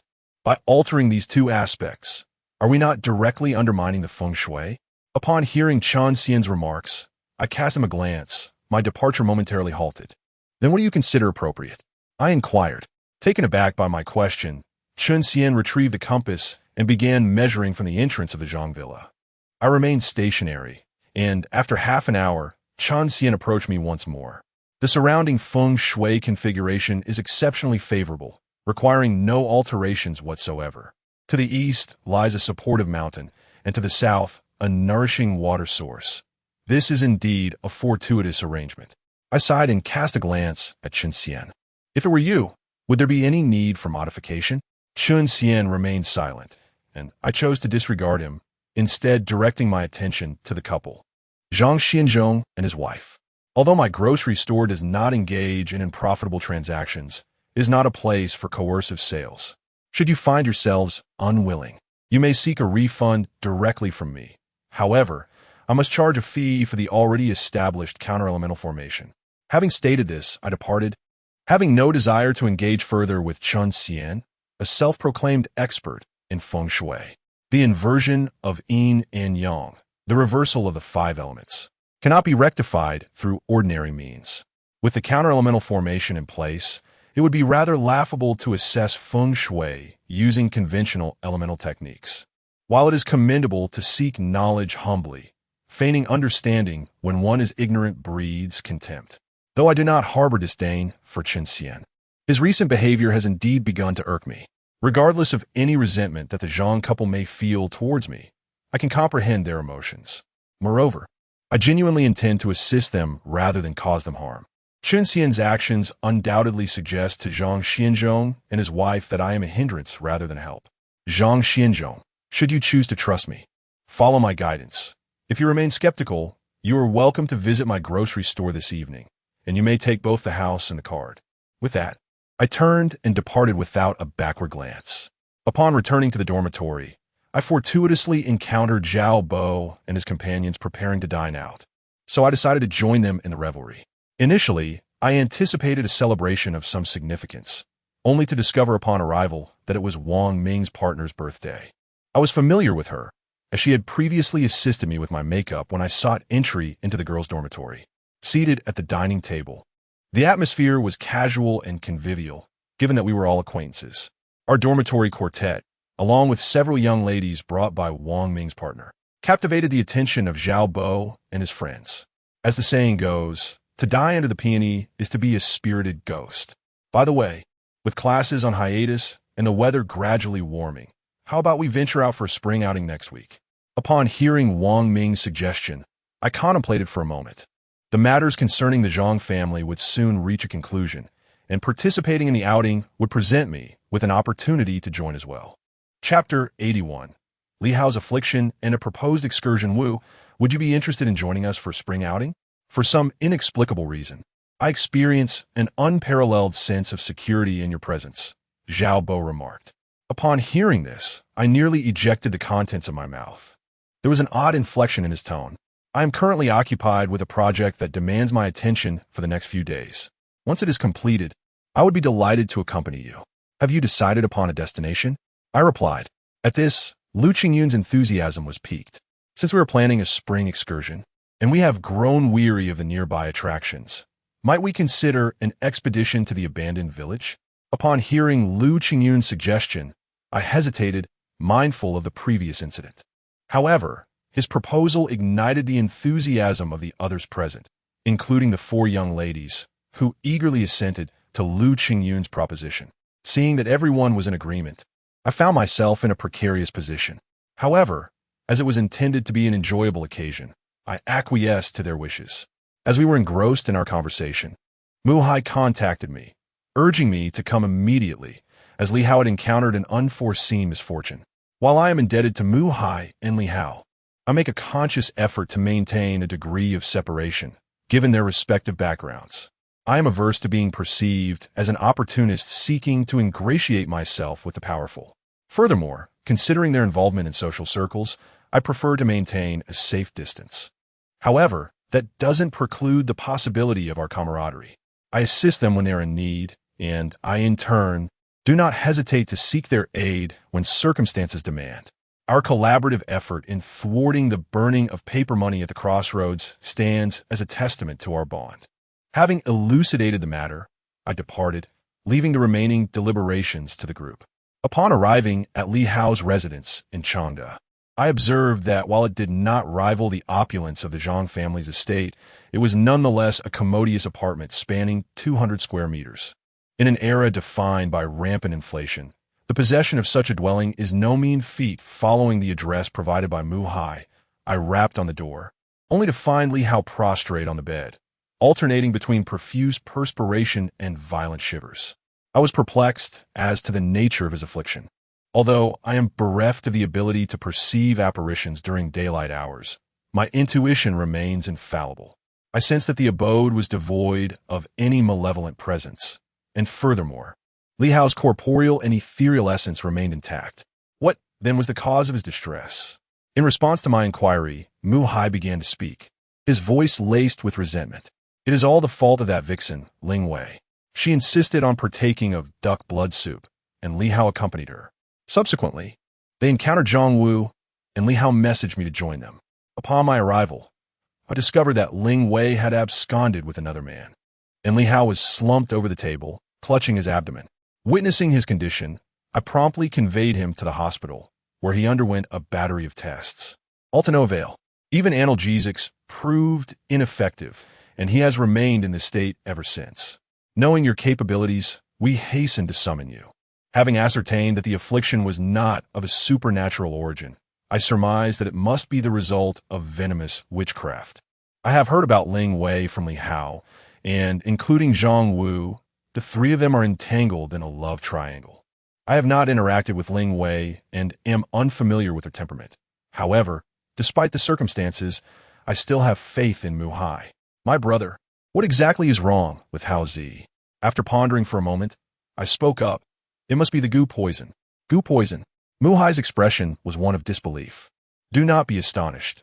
Li Hao had previously been afflicted by goo poison, a deed orchestrated by Zhang Wu, and I too had fallen victim to it. Though goo poison is not without its antidote. Recalling the incident with the night coffin, Zhang Wu had sent someone to walk the night coffin to seize Zhao Bo and Lu Qingyun's fortune. After I located them, I directly smashed the morning hall, and I had instructed Enlin to handle the aftermath. Perhaps she let Zhang Wu off the hook, which has now allowed him to strike again. I lifted the blanket covering Li Hao and removed all his clothing. I instructed someone to procure some mugwort incense and a few fire cupping jars. Having encountered numerous experiences, Mu-hai did not hesitate. He made a phone call to arrange for the items I required. Seeing Li Hao lying on the bed, trembling uncontrollably, I contemplated what kind of goo insect he had been afflicted with. The reason I opted for mugwort incense was to discern the nature of the goo insect within Li Hao. Could it be duck blood soup? I have heard that goo poison is often administered through food. It must have been Zhang Wu's underhanded tactics amidst the chaos. Upon hearing Mu-hai's words, I shook my head in response. Could not be so. It is not always the case. The venom of the goo is required to undergo a period of awakening within the human body before it can truly take effect.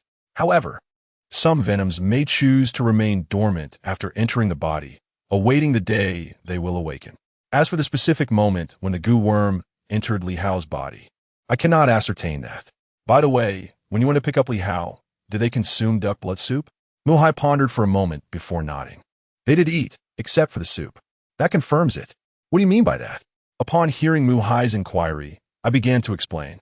The goo venom is not something that any goo master can manipulate at will, much like a primary school student cannot directly tackle problems meant for middle school. I have faced Zhang Wu several times, and his goo venom is rather unimpressive, especially when compared to the techniques of his master, which are significantly superior. A formidable goo master could ensnare you with merely a touch. I suffered this misfortune during my initial encounter with Zhang Wu's master. The venomous goo within Li Hao is likely the work of Zhang Wu. If it were his master, the situation would not be so complicated. Furthermore, considering Zhang Wu's goo venom's lack of potency, it would choose to remain dormant after being ingested, essentially taking advantage of the time it goes unnoticed to grow rapidly. Li Hao being taken by Ling Wei to consume duck blood soup appears to be a calculated move. Although goo venom requires a period of dormancy before awakening, some possess a peculiar trait. They awaken upon contact with blood. Upon hearing this, Mu-hai also began to comprehend. Everything is now clear. Dispatch your subordinates to locate Ling Wei. Justice must be served for Li Hao. As for this minor goo poison, it poses no significant challenge to me. Provided that the old man doesn't intervene personally, I possess the means to eradicate the goo poison afflicting Li Hao. Following my directive, Mu-hai's men promptly delivered the moxa incense and fire-cupping paraphernalia. Mu-hai and I together transported Li Hao to the living room floor, where we ignited the moxa incense around him, instantly filling the entire residence with the fragrance of burning mugwort. I procured a bundle of unprocessed, dried moxa leaves, ignited it, and held it directly under Li Hao's nostrils. After a few moments, Li Hao began to respond, erupting into a violent fit of coughing. Observe his chest, Mu-hai exclaimed in astonishment. Chapter 82. Does it hurt? Even before Mu-hai spoke, I had already noticed something amiss beneath Li Hao's chest. It appeared as if something was writhing. I retrieved a needle, aimed accurately at the swollen flesh, and thrust it indecisively. Then, taking the fire-cupping jar from Mu-hai, I swiftly withdrew the needle, observing the swollen mass being drawn into the jar. It seemed as though something was attempting to emerge. Seizing this moment, I ignited the mugwort and placed it inside the jar, encircling the swollen area with a soothing smoke. In ancient times, one might draw a circle to confine a foe. Now, I employed the art of moxibustion to ensnare the venomous creature. As moments ticked by, the previously agitated creature ceased its struggles. After confirming the situation was stable, I removed the central jar and cleaned the blood from the skin. With a prepared scalpel, I made a decisive incision into Li Hao's flesh. Instantly, a torrent of blood gushed forth. Having just removed the jar, this area became a high-pressure zone. And with the blood concentrated here, it was inevitable that it would spurt. I then acted swiftly, applying pressure, and a blood-red creature the size of a silkworm emerged. We needed to stop the bleeding. However, our efforts were merely to stem the flow temporarily, as the wound measured half a finger in length and required professional medical attention for cleaning and suturing. After dispatching the venomous creature, Muhai and I transported Li Hao to the hospital. It seemed the time had come to address Zhang Wu. I had initially intended to maintain a peaceful coexistence, neither provoking nor being provoked. However, his use of Ling Wei to bewitch Li Hao was simply unacceptable. Upon arriving at the hospital, after a brief period of cleaning, disinfecting, and stitching, Li Hao regained consciousness. I merely fulfilled my obligation as a friend in this matter. Seeing that he was all right, I took my leave, confident that Muhai would convey whatever he knew to Li Hao. As I stepped outside the hospital, a notification of money transfer arrived, leaving me somewhat speechless. While 50,000 yuan is neither trivial nor substantial, it nonetheless felt rather impersonal. I chose not to return to school, but instead sat at a street vendor's stall. Seated by the table, I was intermittently assaulted by a faint yet unmistakable stench. Was it the odor of decay? Pondering this, I inhaled deeply, and I was certain that it was indeed the scent of a corpse. I was left wondering about the source of this foul aroma. Although the weather had warmed somewhat, it was hardly conducive to rapid bacterial growth. Typically, a body can only be left for up to 7 days before decomposition produces such an odor. In this climate, even 10 days would not yield a stench, especially with the availability of ice coffins. The presence of this odor suggested that a death had occurred at least half a month ago. Soon, a steaming bowl of beef noodles was placed before me. "Hey there, I noticed you were sniffing around. Did you catch a whiff of the delicious noodles? My little establishment has been serving the same recipe for 3 generations. Give it a try." The proprietor's cheerful voice broke my contemplation. I took a moment to appreciate the aroma of the noodles. Indeed, they smelled delightful. "Excuse me, but I have a question. Has there been a death nearby? The air is thick with the scent of decay." Upon hearing this, the shopkeeper took a few deep breaths and then shook his head, indicating a negative response. I refrained from saying much in return. After finishing my noodles and settling the bill, I departed. With ample time still on my hands, I decided to take a stroll around the vicinity. Perhaps I was being overly cautious. The faint odor of decay seemed intermittent, and it was possible that I had simply misidentified the source. At 5 o'clock, I drove directly to the grocery store. Before I could even open the door, a call from Li Hong came through. "Brother Xiao, do you have a moment? I need you to come over. I'm dealing with a rather troublesome situation." Just as he finished speaking, I could hear a cacophony of voices in the background. "What has happened?" I inquired. This afternoon, a woman approached me, claiming that her daughter has been behaving oddly. She asked me to investigate the matter. However, before I could ascertain the situation, the woman began to lose control. Now, several men are struggling to restrain her, as she appears to be in a state of despair. "I suspect she may be possessed by a malevolent entity," Li Hong explained. Upon hearing this, I turned back and made my way to the agreed-upon entrance of the residential complex, where Li Hong was already waiting. We hurried along, and as we walked, he briefly recounted the details of the incident. Based on his description, his suspicions seemed accurate. The woman was indeed likely under the influence of some dark force. As soon as we entered, a figure lunged towards us. I swiftly responded with a kick, followed by hurling a handful of grains directly at the girl, causing her to scream in agony. Next, I produced a talisman and affixed it to her body, instantly calming her previously restless demeanor. At that moment, I noticed her eyes had turned a vivid shade of red. Realizing the urgency of the situation, I acted quickly. With 2 fingers of my right hand forming a blade, I struck her throat with precision. For an ordinary person, that move would have been fatal. Yet in this instance, she attempted to bite her tongue to escape. Grab her middle finger with chopsticks, quickly. Her parents were already inconsolable, and if not for the presence of others, the situation could have spiraled out of control. With Li Hong's assistance, everything proceeded smoothly. The girl's middle finger was clamped painfully by the chopsticks, eliciting a series of desperate cries, her voice growing hoarse. "What manner of demon are you? Reveal your name," I shouted, casting the grains aside. Boy, once I eliminate her, you shall witness how I deal with you. At this juncture, a man's voice escaped from the girl's lips, causing me to frown. The situation was evidently more dire than I had anticipated. You are seeking retribution without cause. She bears you no grudge. Why wish her harm? I'm a Taoist, and you have witnessed my abilities. Should you wish to harm her, you must first consider my consent. Upon hearing my words, the other party let out a sinister chuckle.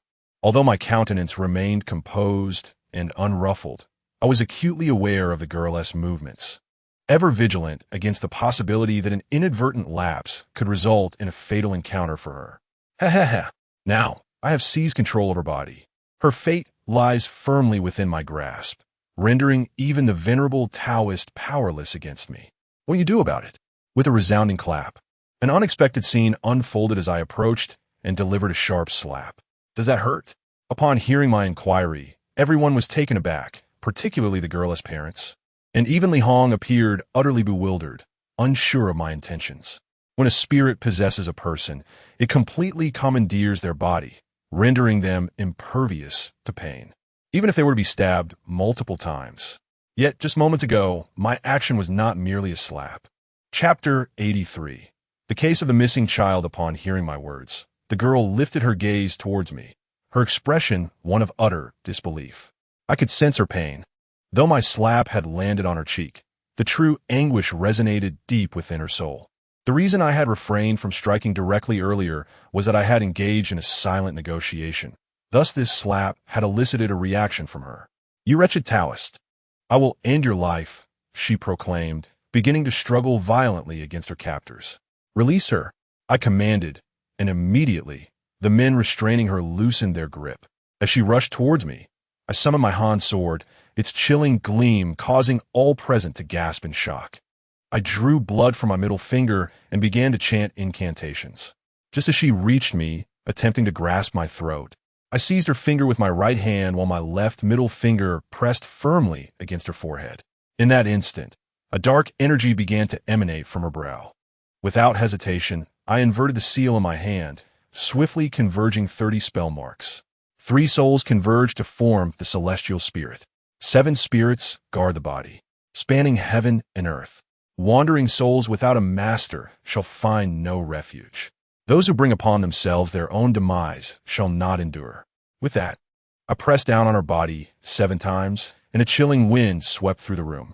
In the next moment, she collapsed, a formidable dark spirit erupting from within her, lunging directly at me. Since my entrance, I had invoked 50 seals. Although she had yet to fall, she was undoubtedly the most vulnerable among the crowd. The spectral entity exhibited a remarkable sense of purpose, soaring directly towards me upon its emergence. Initially, I harbored concerns that it might seek out others. However, since it had chosen to approach me, I resolved not to extend any courtesies. With the vanquishing talisman manifesting in my grasp, I exerted no restraint.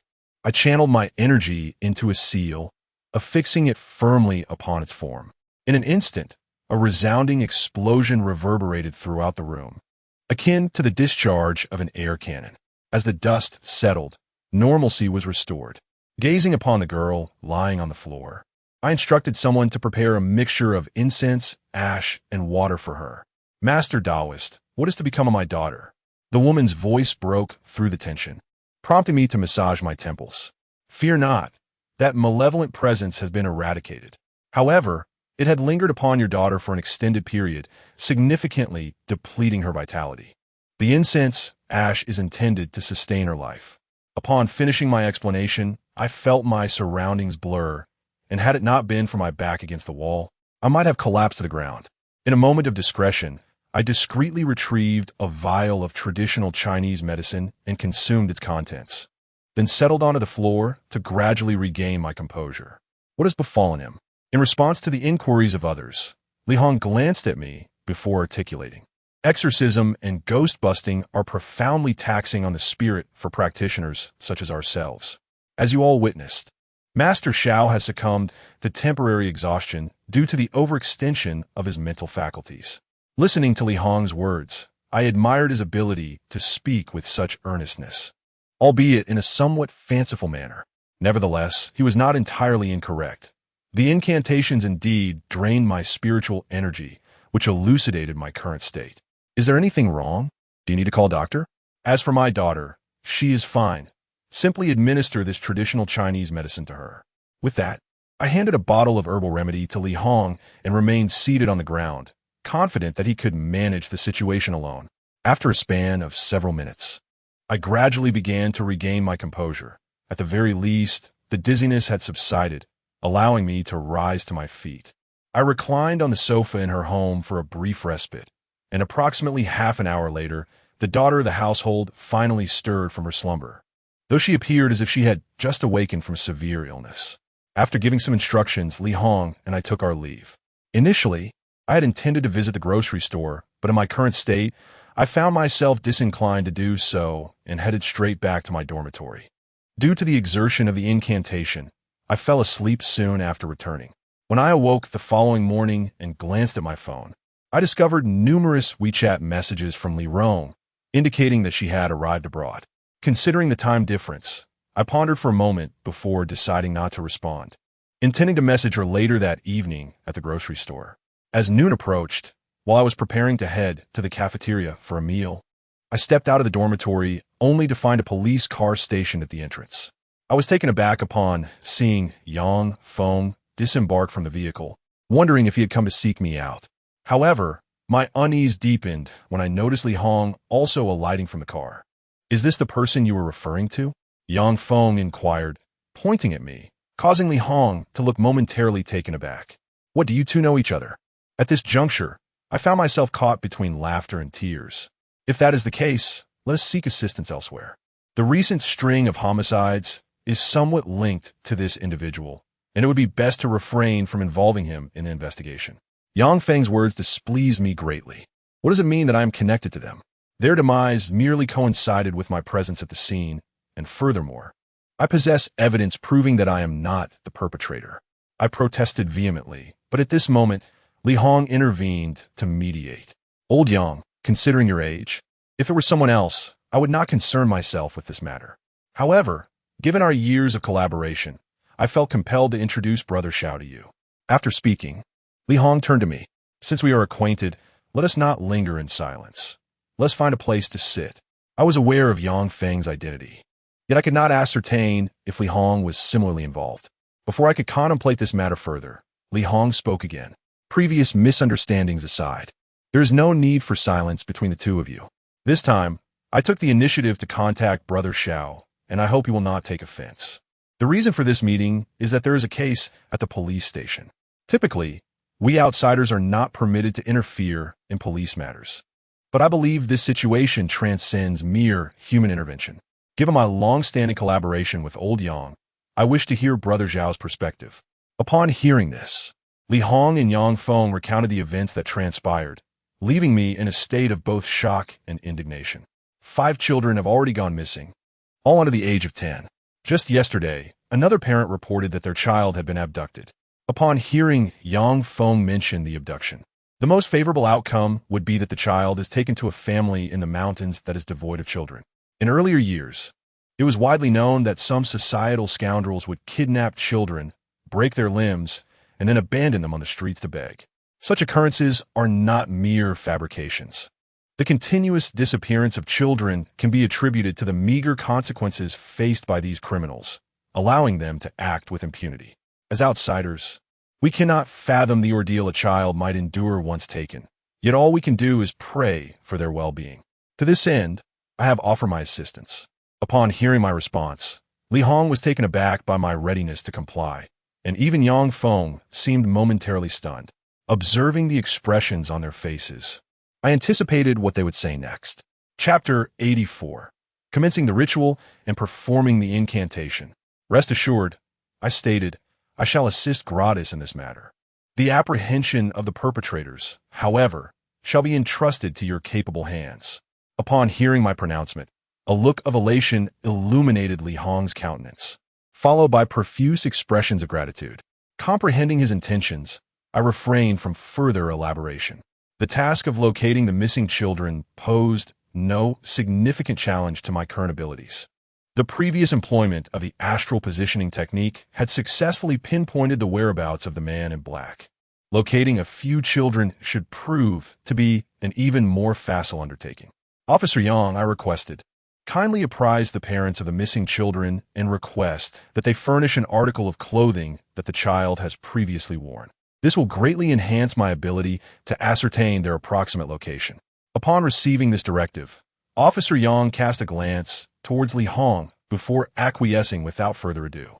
On the previous occasion, I had resorted to the water reflection divination method due to the absence of any personal effects belonging to Yang Gang, the man in black, which rendered the process more arduous.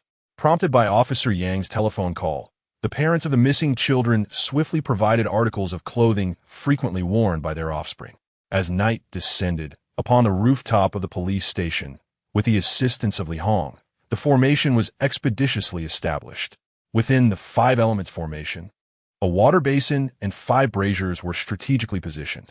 With all the necessary accoutrements prepared, I placed the compass within the water basin and commenced the incantation, gesticulating with arcane hand seals.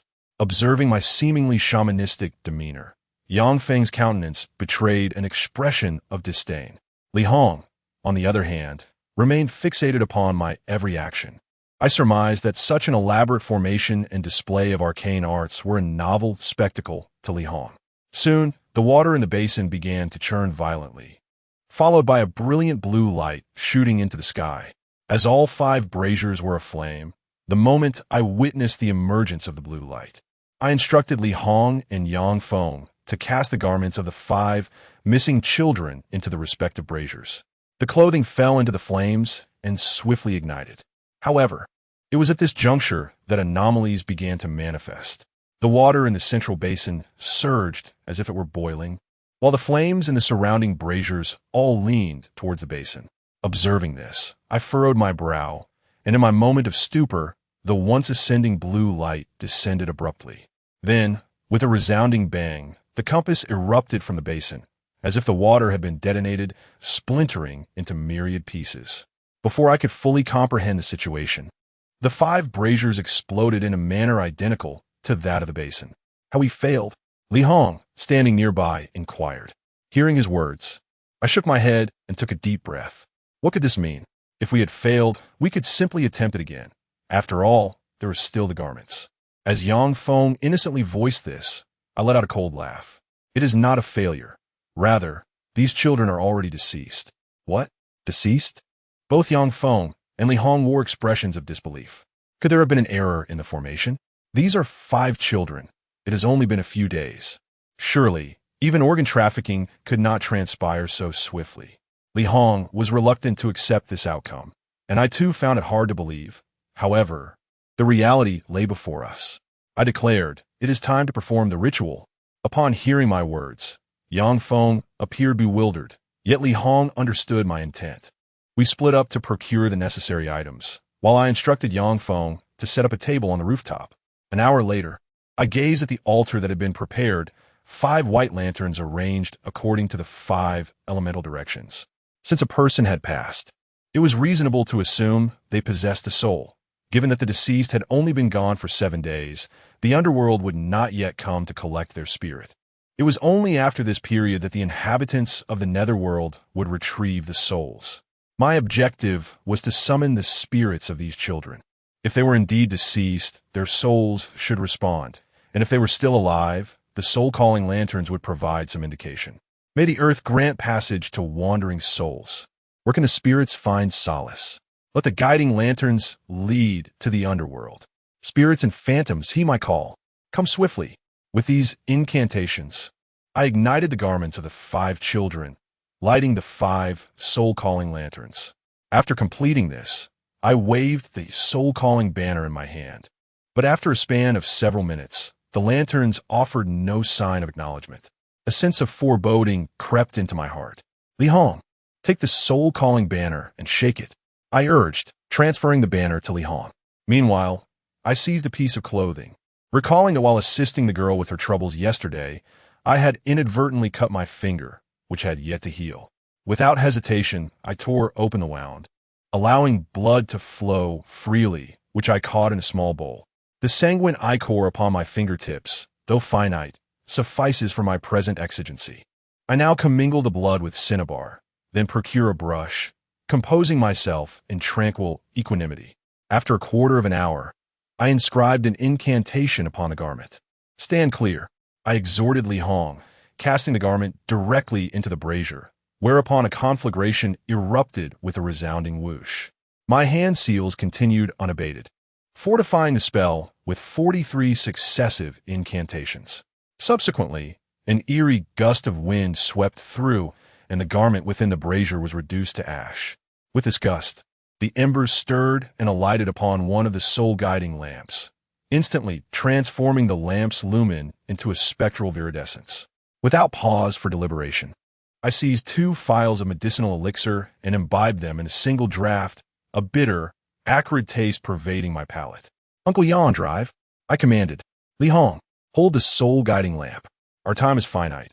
At most, we possess 2 hours. Should we fail to pinpoint a locus within this span, the soul-guiding lamp shall prove ineffectual. This is my ultimate recourse. Should we fail to locate them, I shall be bereft of recourse. Follow the soul-guiding lamp," I continued, "the more verdant the luminescence. The closer we are to the child, conversely, the more distant." Having uttered these words, none tarried. Li Hong, with one hand bearing the soul-guiding lamp and the other assisting me down the stairs, ushered me into the vehicle, whereupon I closed my eyes and commenced recuperation. To ingest 2 phials of traditional medicine in a single draught suggests a disregard for self-preservation. This concoction encompasses ginseng of half a century's maturation, as well as pylos antler and other chi-fortifying substances of considerable potency. Imprudence could result in my demise through sheer repletion. As it transpired, within mere minutes of being in the car, I felt an overwhelming heat engulfing my body, akin to the onset of a high fever. The discomfort was palpable, indistinguishable from the symptoms of a common cold. I endeavored to suppress this intense sensation, sitting in the vehicle, striving not to succumb to unconsciousness. Before long, I found myself drenched in sweat. Both Yang Feng and Li Hong, oblivious to my plight, were engrossed in their respective roles, one behind the wheel and the other in the passenger seat. After a brief interval, I sensed a warm substance trickling down my face, accompanied by a rush of heat emanating from my nostrils. Upon touching my face, I discovered that my hand was smeared with blood. I was experiencing a nosebleed.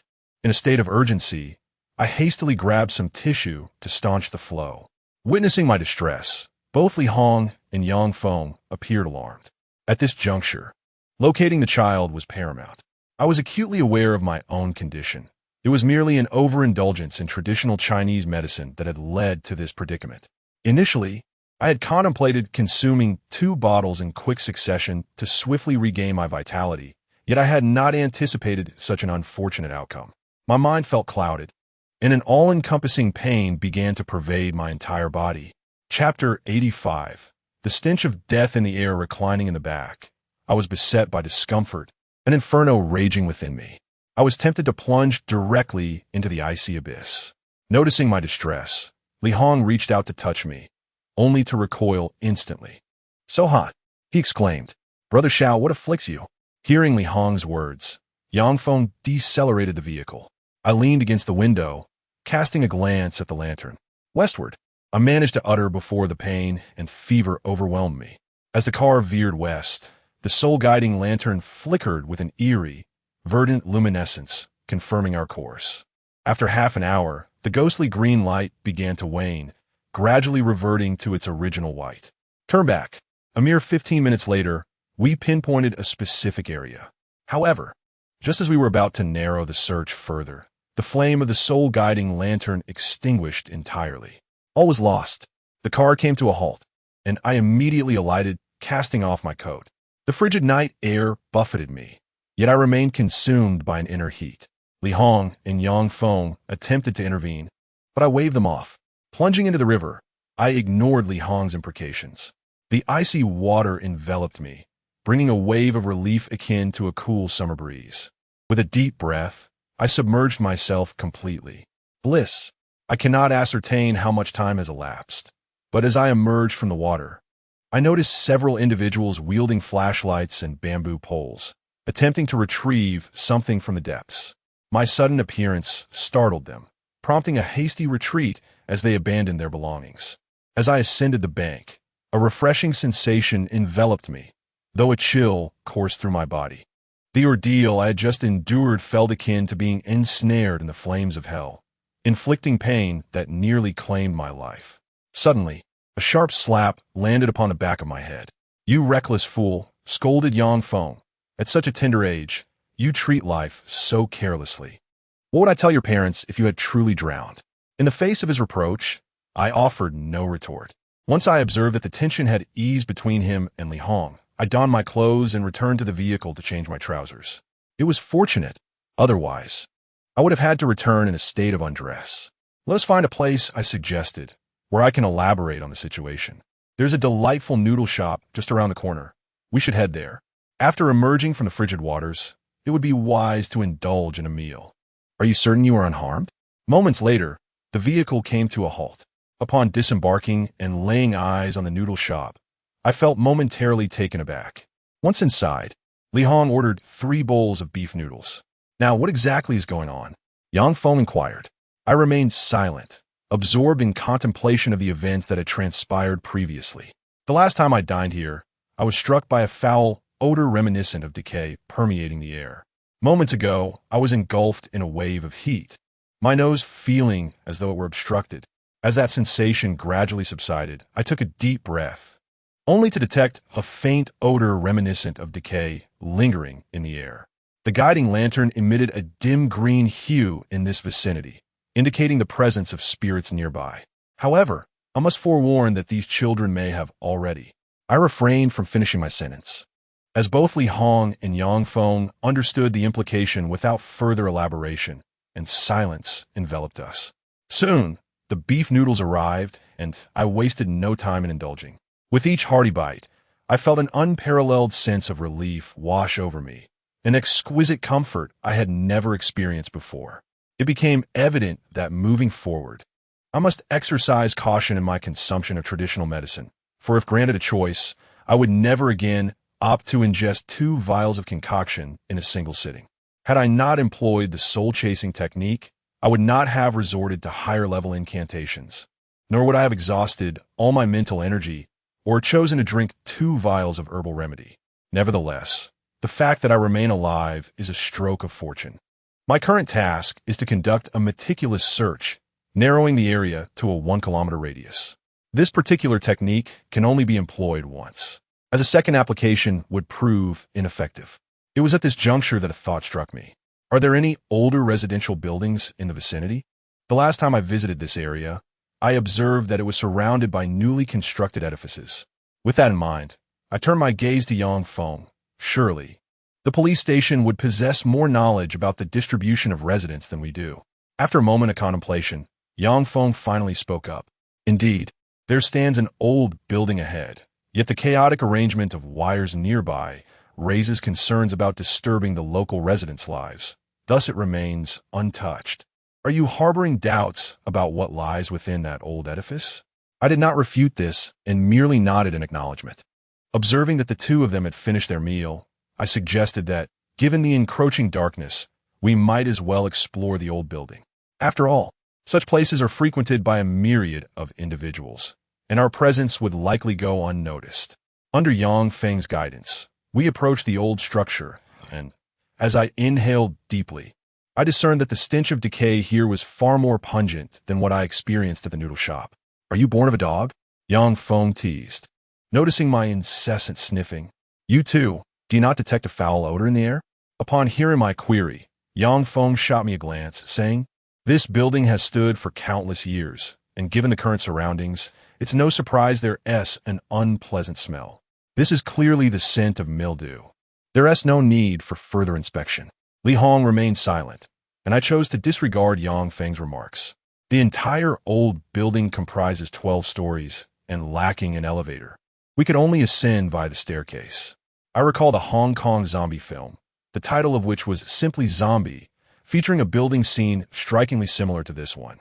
However, in that film, The structure was surrounded on all sides, whereas here it is only one-sided, with each floor housing several tenants and boasting a large balcony.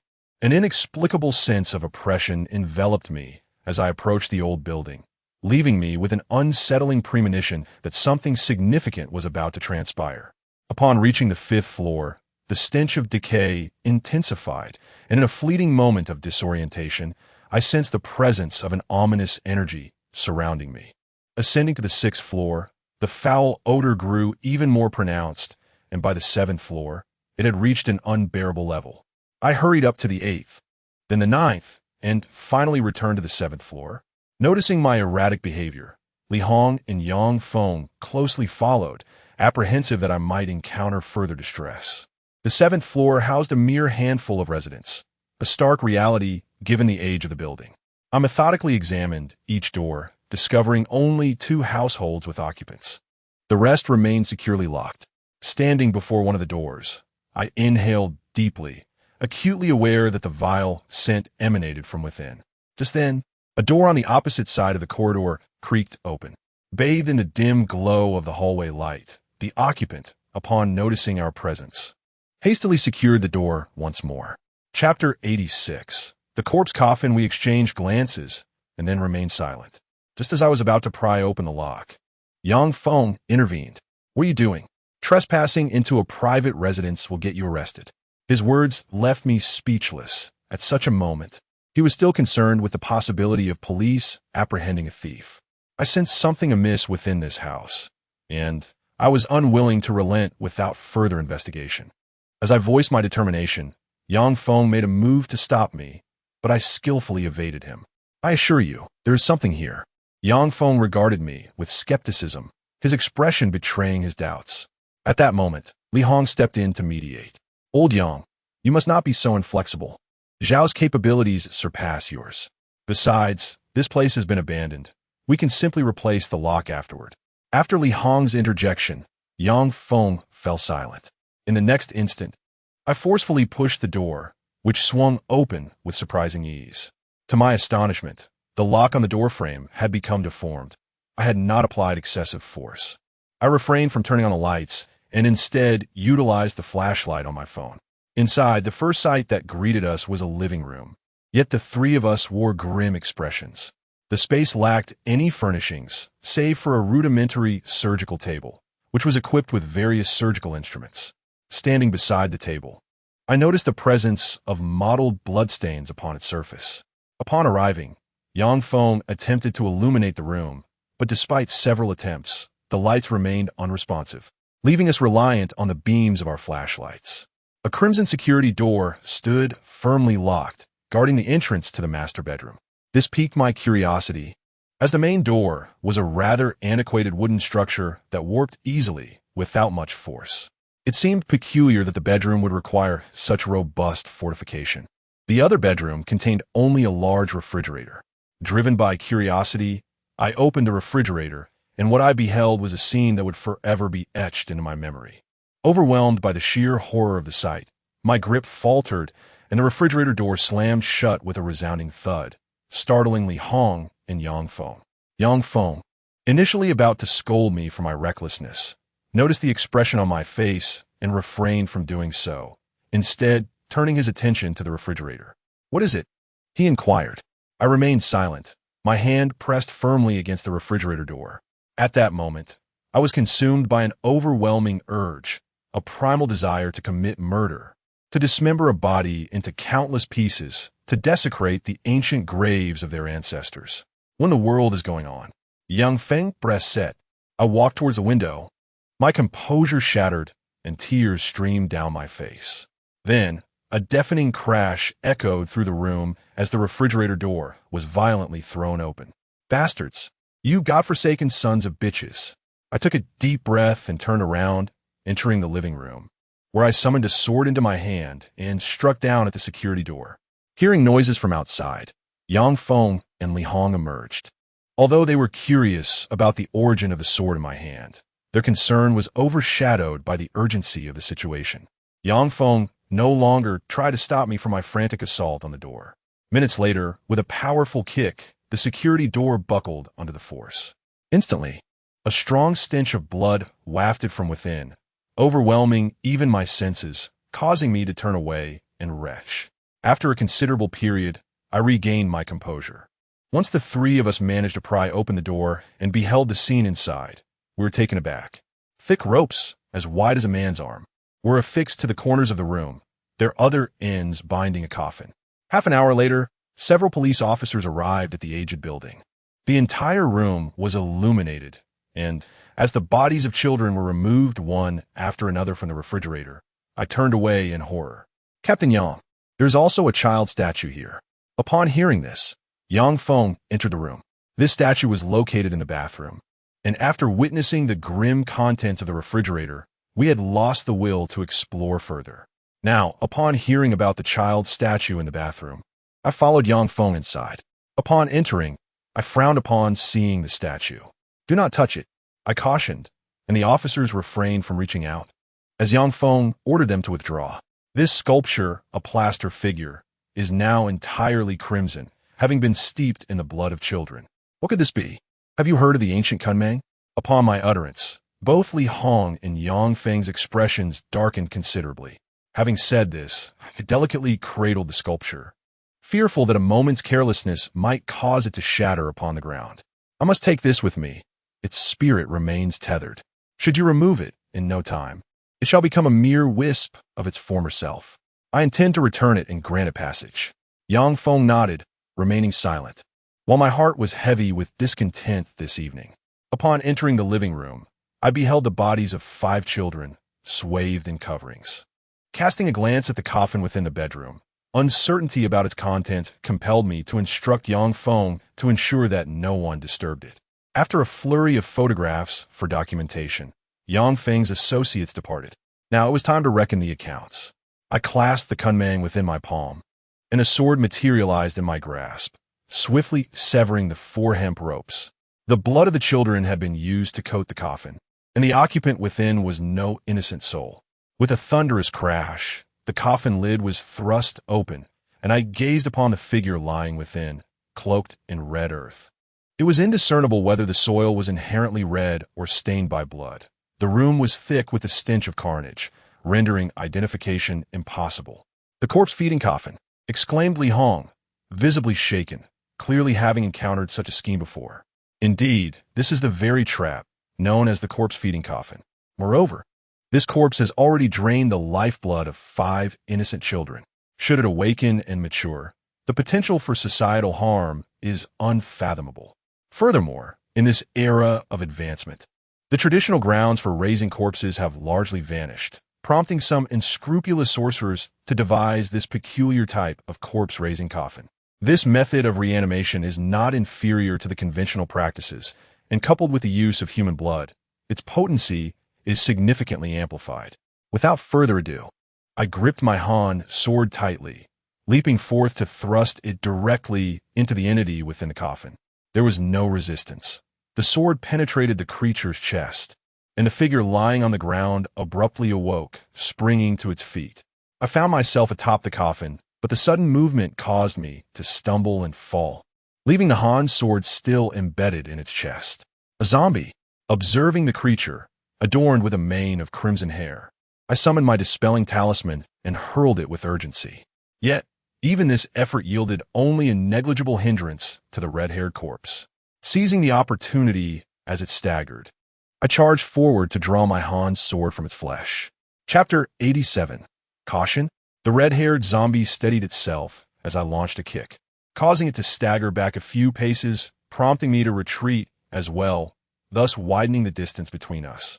I hastily made my exit, pushing the bewildered Yang Feng out of the way. The Han sword slices through iron like mud. If a confrontation were to ensue, it would easily inflict harm upon them. As the red-haired zombie lunged at me, its claw outstretched, I met its advance without hesitation. With a deft maneuver of my Han sword, I severed its claw with precision. A zombie bereft of claws is akin to a tiger stripped of its fangs, destined for a fate of utter vulnerability. I bellowed, my voice echoing with pent-up frustration and discontent, every ounce of my fury channeled into that single strike. As I witnessed the decapitated head of the red-haired zombie, My rage remained unabated, compelling me to dismember its corpse into 8 parts. 5 children, 5 families, 10-year-old innocents had perished because of this creature. Even if I were to rend it 1,000 times over, it would scarcely atone for the wrongs it had committed. I swallowed hard, gathering the dismembered remnants of the red-haired zombie.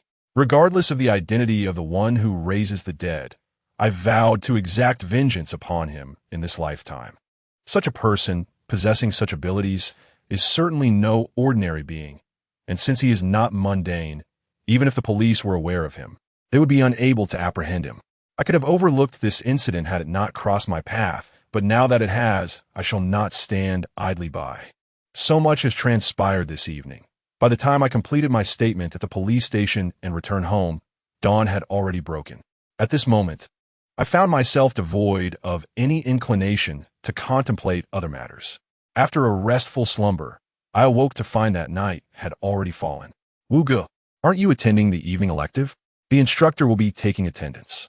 Not going, I responded before hastily departing, accelerating towards the grocery store. Upon opening the door, I was met with a scene of utter chaos, as if a brawl had erupted within. As for Gue too, his whereabouts were unknown.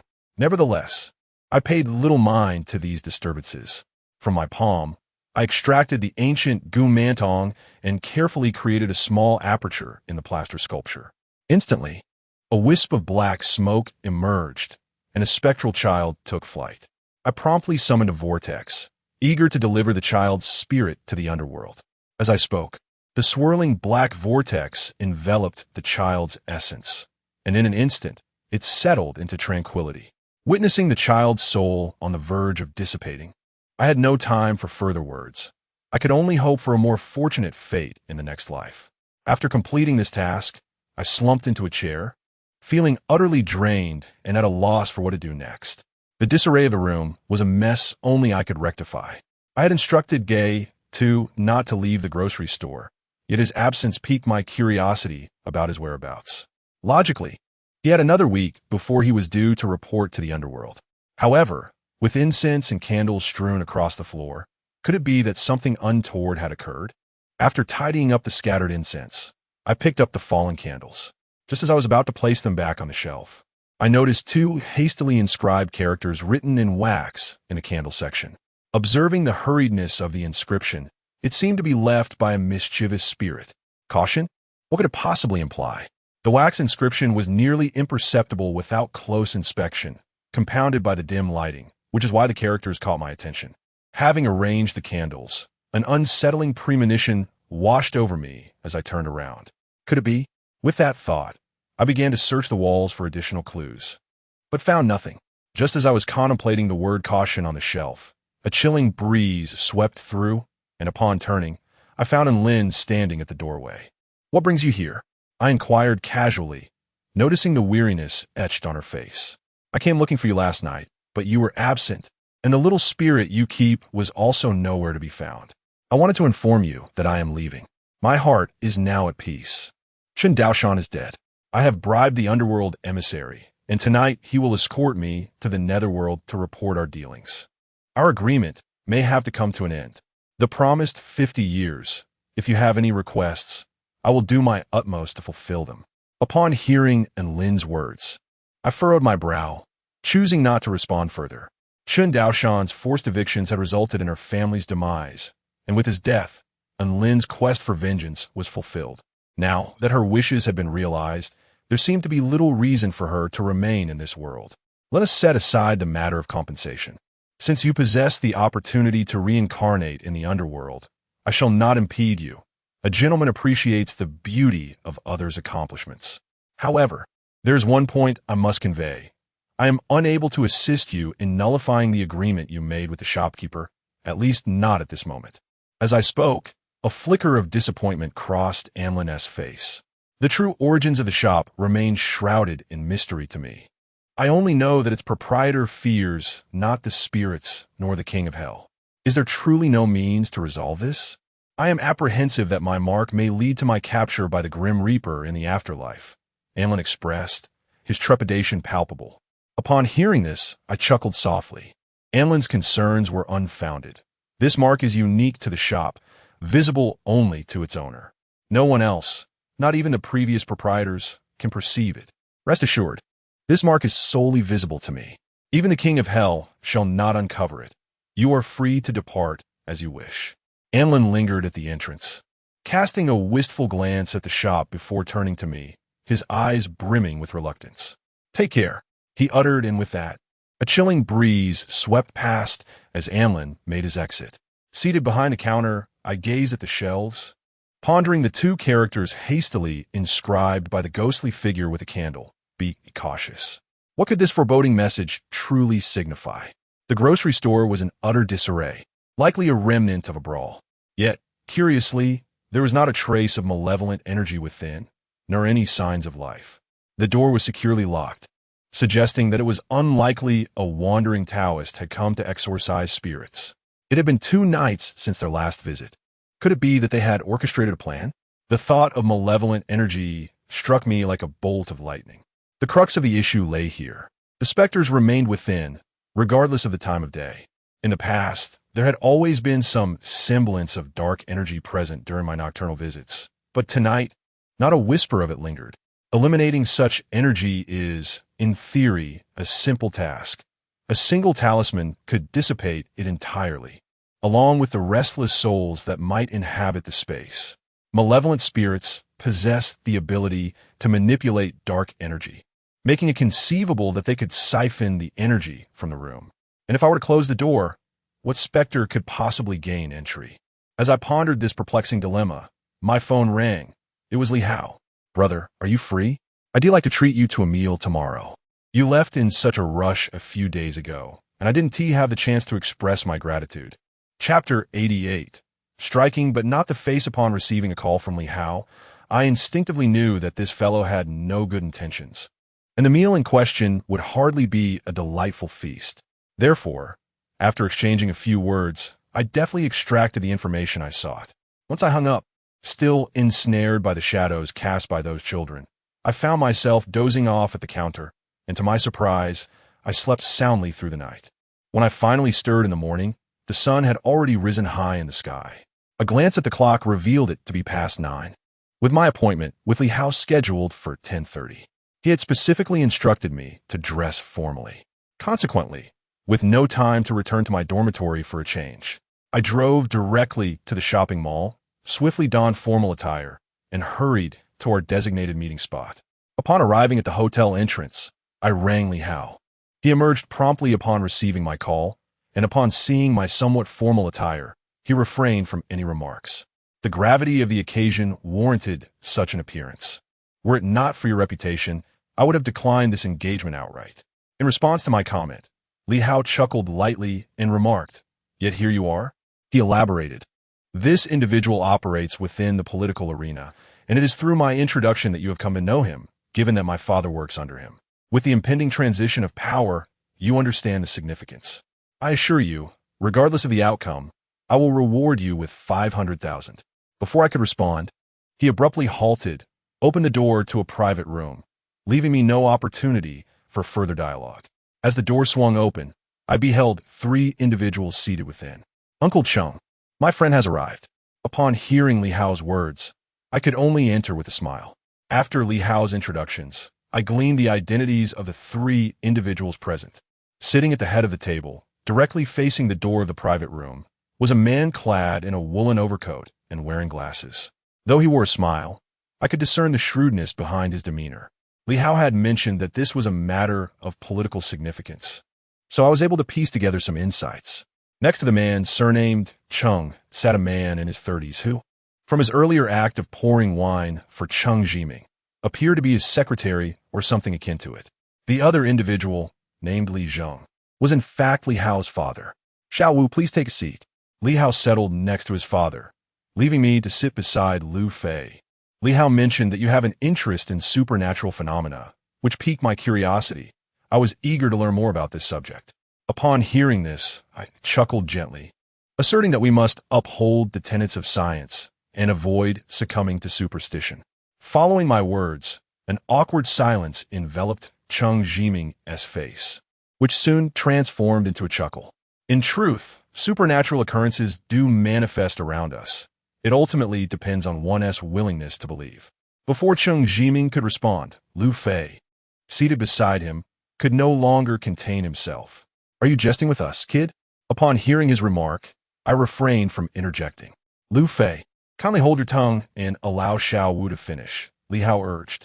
Having concluded his statement, Cheng Jiming awaited my response. I began, firstly, as a member of the bureaucracy, and also as a friend to Li Hao, I must express a candid reservation. Mr. Cheng, your appeal to me stems from your own questionable actions. To feign an interest in the supernatural is akin to inviting misfortune upon yourself. Were this matter to involve anyone else, I would gladly assist, but in your case, I cannot. With that, I rose to depart, willing to offend Cheng Jiming rather than abet wrongdoing. Observing the discomfort etched upon the faces of Li Hao and his father, Li Zhong, I recognized the predicament in which they were ensnared. Just as I was about to exit, Cheng Jiming interjected, Mr. Xiao Wu, please, let us not be hasty. Surely, we can find a basis for negotiation. Li Zhong, perhaps you and Li Hao could excuse us to another room? I wish to speak with Mr. Xiao Wu in private. Li Zhong nodded in acknowledgement, casting a glance at Li Hao, then at myself, his displeasure evident. However, their discontent was of no concern to me. I saw no reason to compromise my principles to appease them. As Li Hao departed, he offered me a subtle wink, his meaning clear. I responded with a slight nod. Mr. Xiao, Cheng Jiming continued, is there truly no room for amicable discussion? You are, as I understand, a university student, likely in your second year. Graduation is but a year away. Surely, you wouldn't wish to jeopardize your prospects. Upon hearing this, I chuckled derisively. At that moment, Lu Fei approached and grasped my hand. Xiao Wu, our deputy director has indeed encountered some peculiar issues. If you could assist us in resolving this matter, I would provide you with a substantial reward of 10,000 yuan. Even if you were to fail your final examination, with just a word from our deputy director, you will be granted passage. However, let me be clear, before Lu Fei could finish his thought, I wrenched my hand free from his grasp. His intentions were unmistakable. If I chose to ignore the situation, they would ensure my ruin. Had it been the old me, I might have acquiesced, but now, the very notion of compliance was utterly preposterous. I stated firmly that I could not assist with this matter. Not only could I not, but neither could anyone else. Similarly, I offered them a piece of advice. Heaven's wrath may be forgiven, but self-inflicted suffering is inescapable. You may think that a single word could dictate my graduation. Yet I must emphasize that my graduation holds no bearing on my future life. As I turned to leave, Lu Fei abruptly blocked the doorway. I was momentarily taken aback. At that instant, Cheng Jiming's demeanor shifted dramatically. Xiao Wu, you are refusing a toast and opting for punishment instead. I will say this one last time. Will you help or not? I will not help. Upon hearing my response, Cheng Jiming's face twisted with anger, and Lu Fei, standing before me, made a move against me. Truth be told, I would not indulge such individuals. If they sought to resort to force, then so be it. Uncertain whether it is the soundproofing of the private room or the fear of Li Hao and his son, the atmosphere inside is now chaotic. Observing Cheng Jiming and Lu Fei lying on the floor, I wiped the blood from my face, surprised to discover that Lu Fei is indeed a formidable opponent.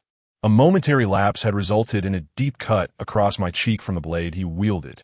Fortunately, it is merely a superficial wound, destined to leave only a faint scar once healed. If you wish to engage, then come forth. If you seek death, I can certainly oblige. My intent to eliminate you far surpasses your ability to do so to me, and I can easily absolve myself of any suspicion. Cheng Jiming, are you not intrigued by the supernatural? Are you not fearful that I might summon spirits to converse with you tonight? With that, I swiftly delivered a resounding slap to Cheng Jiming's face. I am confident in your capability to conspire against me, but before you do, consider whether you possess the power to truly extinguish my life. After a moment, I emerged from the private room and, standing at the entrance, composed myself. Li Hao, out of our friendship, I've intervened to resolve certain predicaments for you. However, I have no desire to involve myself further in political affairs. Refrain from seeking my assistance in such matters henceforth. Furthermore, inform Cheng Jiming to abandon any notions of retaliation against me. convey this message. Should he wish to avoid grievous bodily harm, he would be wise to conduct himself with discretion. Having delivered this pronouncement, I promptly terminated the call and drove back to the university. Upon parking my vehicle in front of the dormitory, I received a call from Chun Xian. After listening to his words, I proceeded towards the Zhang family villa. Upon arrival, I observed that the eastern dunes had been leveled, and the southern waterway had been filled and replaced with floral arrangements. Witnessing this, I remained silent, as the essential elements were still present, facilitating the composition of a prosperous configuration. Brother Xiao, I must express my sincere apologies for my conduct in recent days.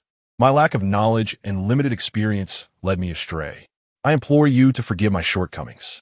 Chun Xian uttered these words, but I disregarded them, deeming it unnecessary to engage with him, given his advanced age. I retrieved my Luo Pan compass, intending to ascertain the orientation, but I was taken aback to find that the needle was spinning erratically. Observing this, I was momentarily stunned and turned my attention to the feng shui surrounding the Zhang residence. Disarray reigned. The feng shui was utterly disrupted. During my previous visit, the feng shui had been stable. Even with the removal of the eastern dunes and southern waterway, it should not have devolved into such a state. Where precisely lies the issue? At this moment, I find myself in a state of confusion, having yet to discern the source of the problem even after a considerable time. What is happening? Could it be that another complication has arisen? After Zhang Xianzong posed his inquiry, I chose not to respond. Since my last departure, has anything transpired in your vicinity? Upon hearing my question, Zhang Xianzong shook his head, asserting that aside from the tasks I had assigned to him, there had been no irregular occurrences. I glanced at Zhang Xianzong, observing that his demeanor did not suggest deceit, and given that this matter pertains to the Zhang family's lineage, it is unlikely he would conceal anything from me. Nevertheless, the geomantic conditions surrounding us have become utterly disarrayed compared to my assessments a few days prior. The cardinal directions have become exceedingly difficult to ascertain. A sand dune and a water pool, even if unearthed and cleared, should not directly disturb the local geomancy. Could it be that the reverse five-element formation has encountered a malfunction? Contemplating this, I proceeded directly to the 5 focal points of the reverse five-element formation. What could be the matter? Is it possible that the reverse five-element formation has also become disordered? As I heard Chun Xian speak, I remained silent, fixated on the compass needle spinning erratically. Indeed, the reverse five-element formation was in disarray. No wonder the surrounding geomancy has been completely disturbed. Upon reaching the reverse five-element formation, I noticed signs of disturbance on the ground. Although I did not personally fill the pit, I had meticulously supervised the workers' efforts.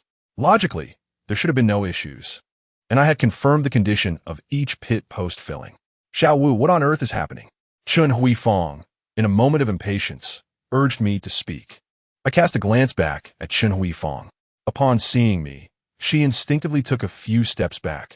Our prior encounters had been numerous, compounded by my previous aggressive actions towards her. Consequently, her tone was laced with fear as I regarded her with an unsettling gaze. What is happening here?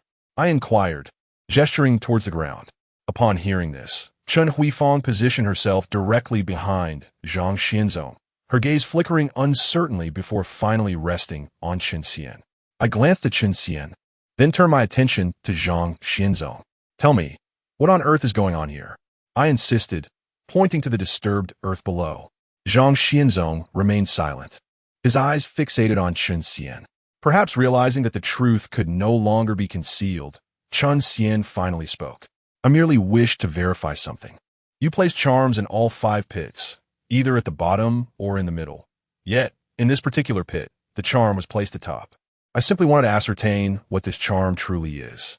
At this revelation, I could not suppress a bitter smile. The couple, Zhang Xianzong and his wife, now regarded me as if I were deranged. What had once been a well-structured reverse five-element formation was now being dismantled by Chun Xian's actions. I found myself at a loss for words. However, before long, a figure staggered back, collapsing to the ground. "How dare you act on your own accord?" I exclaimed, pointing an accusatory finger at Chun Xian. "Who do you think you are, flaunting your meager knowledge of feng shui?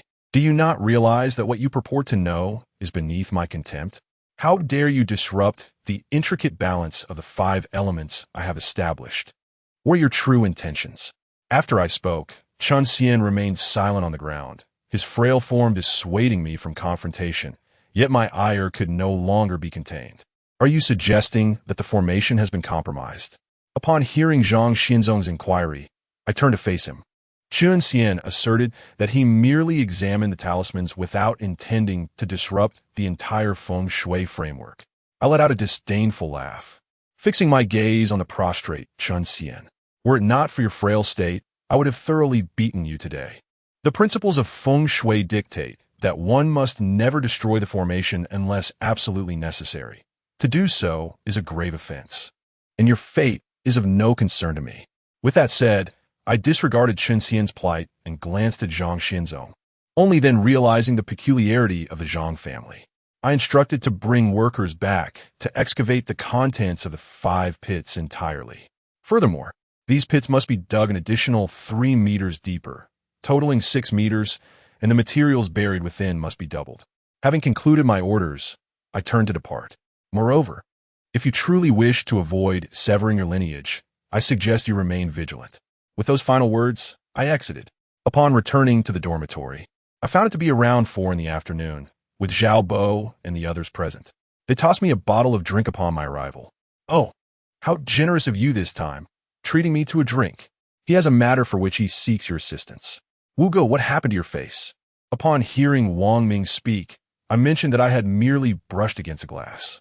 Then, I turned my gaze towards Lu Chengyun, who typically squanders his wealth on courting women. It is a rare occurrence indeed that he is willing to treat me to a beverage this time. Wu Ge, do not pay heed to their nonsensical chatter. However, there is indeed a matter that requires your help. As he spoke, Lu Chengyun pulled me to sit on the edge of the bed, his hands gripping mine. At this sight, I hastily withdrew, wondering if this fellow might have developed an infatuation for me. Just tell me what the issue is. I shall certainly lend my assistance. After stating this, I increased the distance between Lu Chengyun and myself, for in my heart, Li Rong holds the utmost significance. The situation is as follows. On my way back last night, everything seemed ordinary until I reached the school gate. A stranger approached me and asked for a cigarette while I was smoking. He promised to return the favor with a whole box today. I did not give it much thought and handed him the remaining half box, as I do not smoke frequently, as you well know. However, upon waking this morning, I discovered an entire box of cigarettes on my bedside. Chapter 90. The mysterious visitor. Upon hearing this, I too began to feel a sense of curiosity. Among students at school, there are certainly a number who indulge in smoking. When the craving strikes at night and one finds themselves without a cigarette, it is only natural to seek a loan from a classmate. Such occurrences are rather innocuous, and thus, I do not perceive any cause for alarm. Show me the cigarette, I said. After my request, Lu Chengyun pointed to a brown object on the table. I had initially overlooked it, mistaking it for a mere bar of soap, but upon closer inspection, I noticed it bore the traditional character for cigarette. The brand, however, was no longer legible. I picked up the cigarette, examining it closely. Such a specimen is undoubtedly rare in contemporary times. This very pack had rested on my bedside when I arose that morning, clearly a relic from the 1960s or 1970s. It seemed implausible that such a thing could still exist. Lu Chengyun was correct. This object indeed hails from the 1960s or 1970s.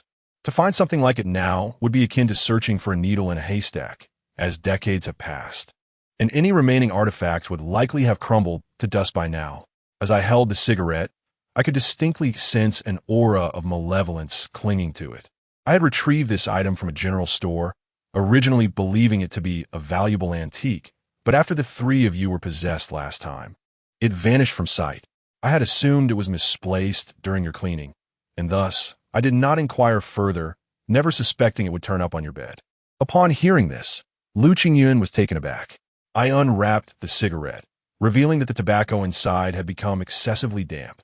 After a prolonged silence, Lu Chengyun let out a sigh, which seemed more akin to schadenfreude. Indeed, this object is a remnant of something sinister. However, the malevolent energy it harbors is minimal. Moreover, Lu Chengyun, with his feeble aura, encountered this entity and, in a gesture of kindness, offered half a pack of cigarettes.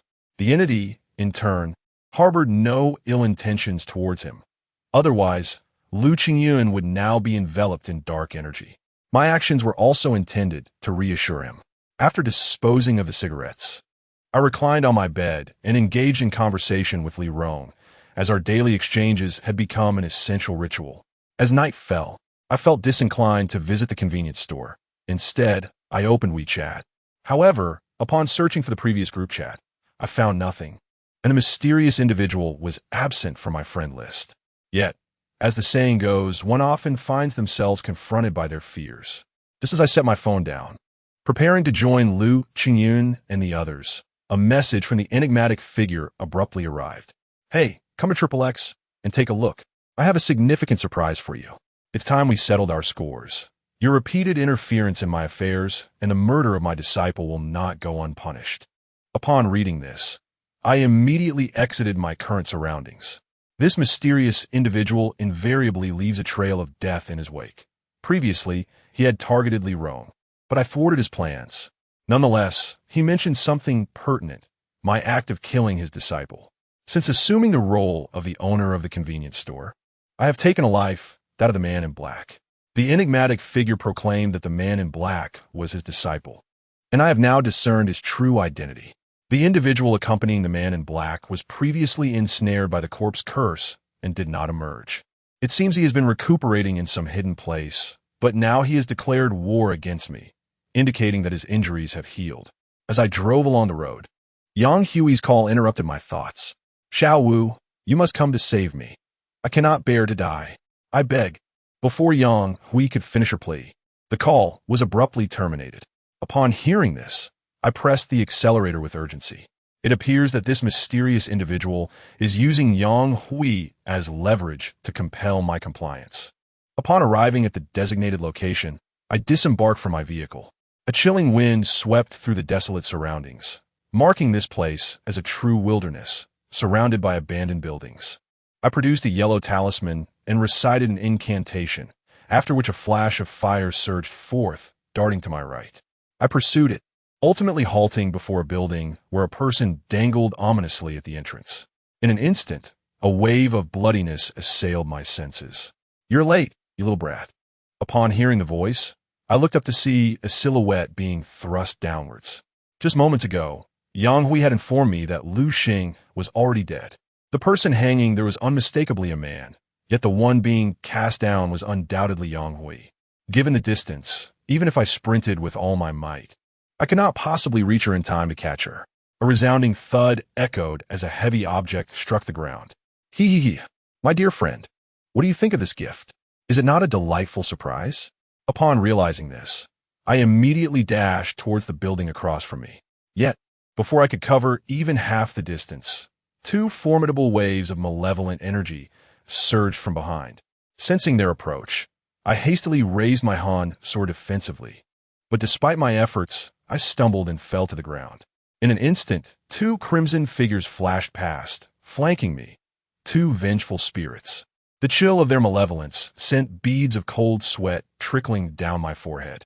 With swift determination, I invoked the ancient incantation, chimeras and phantoms, 5 spirits to vanquish. A yellow talisman soared through the air, summoning 5 spectral entities to ensnare one of the vengeful spirits, while I charged towards the other. Exorcism talisman. Swiftly, the clash that ensued was nothing short of intense, a true struggle of wills. Though the spirit relentlessly pursued me, every strike it made was lethal. Yet, whether I avoided its blows or deflected them with my Han sword, I couldn't help but ponder, had my strength truly grown, or had the spirits merely become more powerful? With a sudden impact, the specter's ghastly hands clamped onto the blade of my Han sword, unleashing a surge of dark energy. The proximity of our confrontation left me feeling as if I were ensconced in a frigid abyss. However, the specter had gravely miscalculated one thing.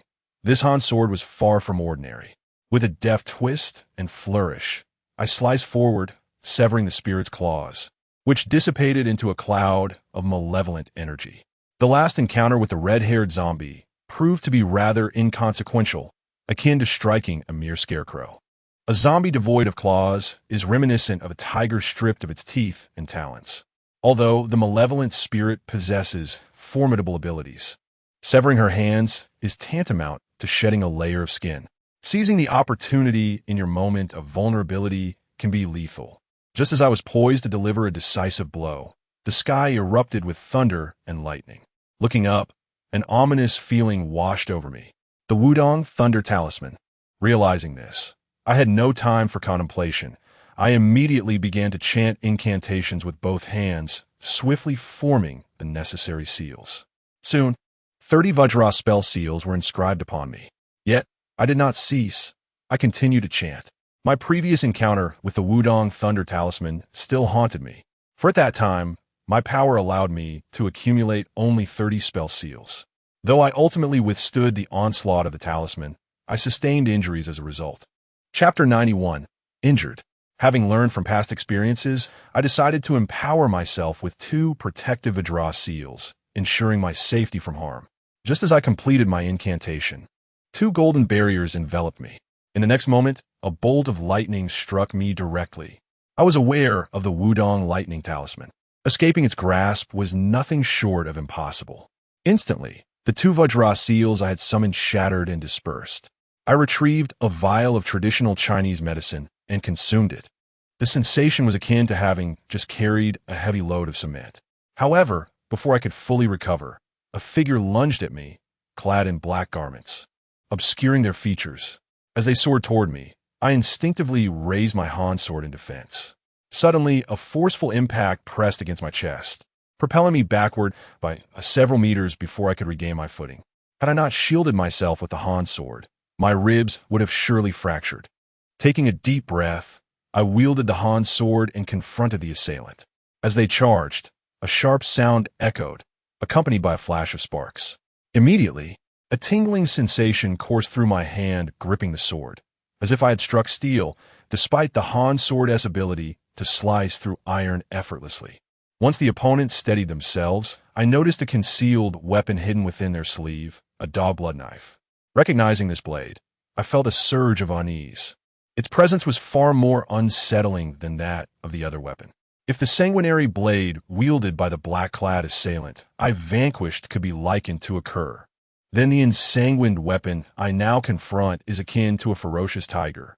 It appears their machinations are deliberate, luring me to this locale, initially deploying malevolent spirits to erode my strength, followed by the renegade Wudong disciple lurking in the shadows, employing the Thunderbolt Talisman. During our previous encounter, the Wudong apostate was privy to the injuries I sustained from the Thunderbolt Talisman. Thus, they have evidently conspired with a black-clad figure, ostensibly the most skilled among them. Emerging to claim my head. Hold a moment, I interjected. I concede to your intent to slay me. Yet I merely seek elucidation on one matter. Were you the architect behind the tiger's maw at the karaoke establishment and the cadaverous sarcophagus in the derelict edifice? Upon hearing this, the black-clad figure chuckled sardonically. The tiger's maw was a scheme meticulously crafted over 5 years, only to be thwarted by you. Even the corpses were exhumed and incinerated. How could I possibly suppress such resentment? As for the affairs at the old edifice, they ignite even greater ire. We were poised at a critical juncture, yet once again, you, the impudent whelp, disrupted my designs. I had already anointed the cadaverous sarcophagus with the blood of 5 children, only for you to dismantle it. Do you comprehend that in merely 2 days my corpse would have been fully refined? It is all you're doing, you scoundrel. Do you realize that I have nurtured this cadaver for 15 years, only for you to obliterate it at the crucial moment? Today, I shall extinguish you, and then utilize your corpse to recommence the refinement process. Upon hearing this, I chuckled sardonically, then cast a frigid gaze upon him. For the demise of those 5 children, even if it costs me my life, I shall exact retribution on their behalf. As I spoke, I gripped the Han sword tightly in my hand. Upon witnessing this, the man in black chuckled mockingly. You truly overestimate your own abilities. Have you not considered your current state? Wishing to kill me? Perhaps in your next life. You think to avenge them? Spare yourself the effort. For the moment you arrived here, your fate was sealed. You are destined not to see tomorrow. As his words fell, He lunged towards me. No longer did I concern myself with the technique. I swung the Han sword wildly, hoping merely to inflict some harm upon him. If I could manage to wound him, I would deem it a victory. Having expended too much energy previously, I felt like a deflated balloon.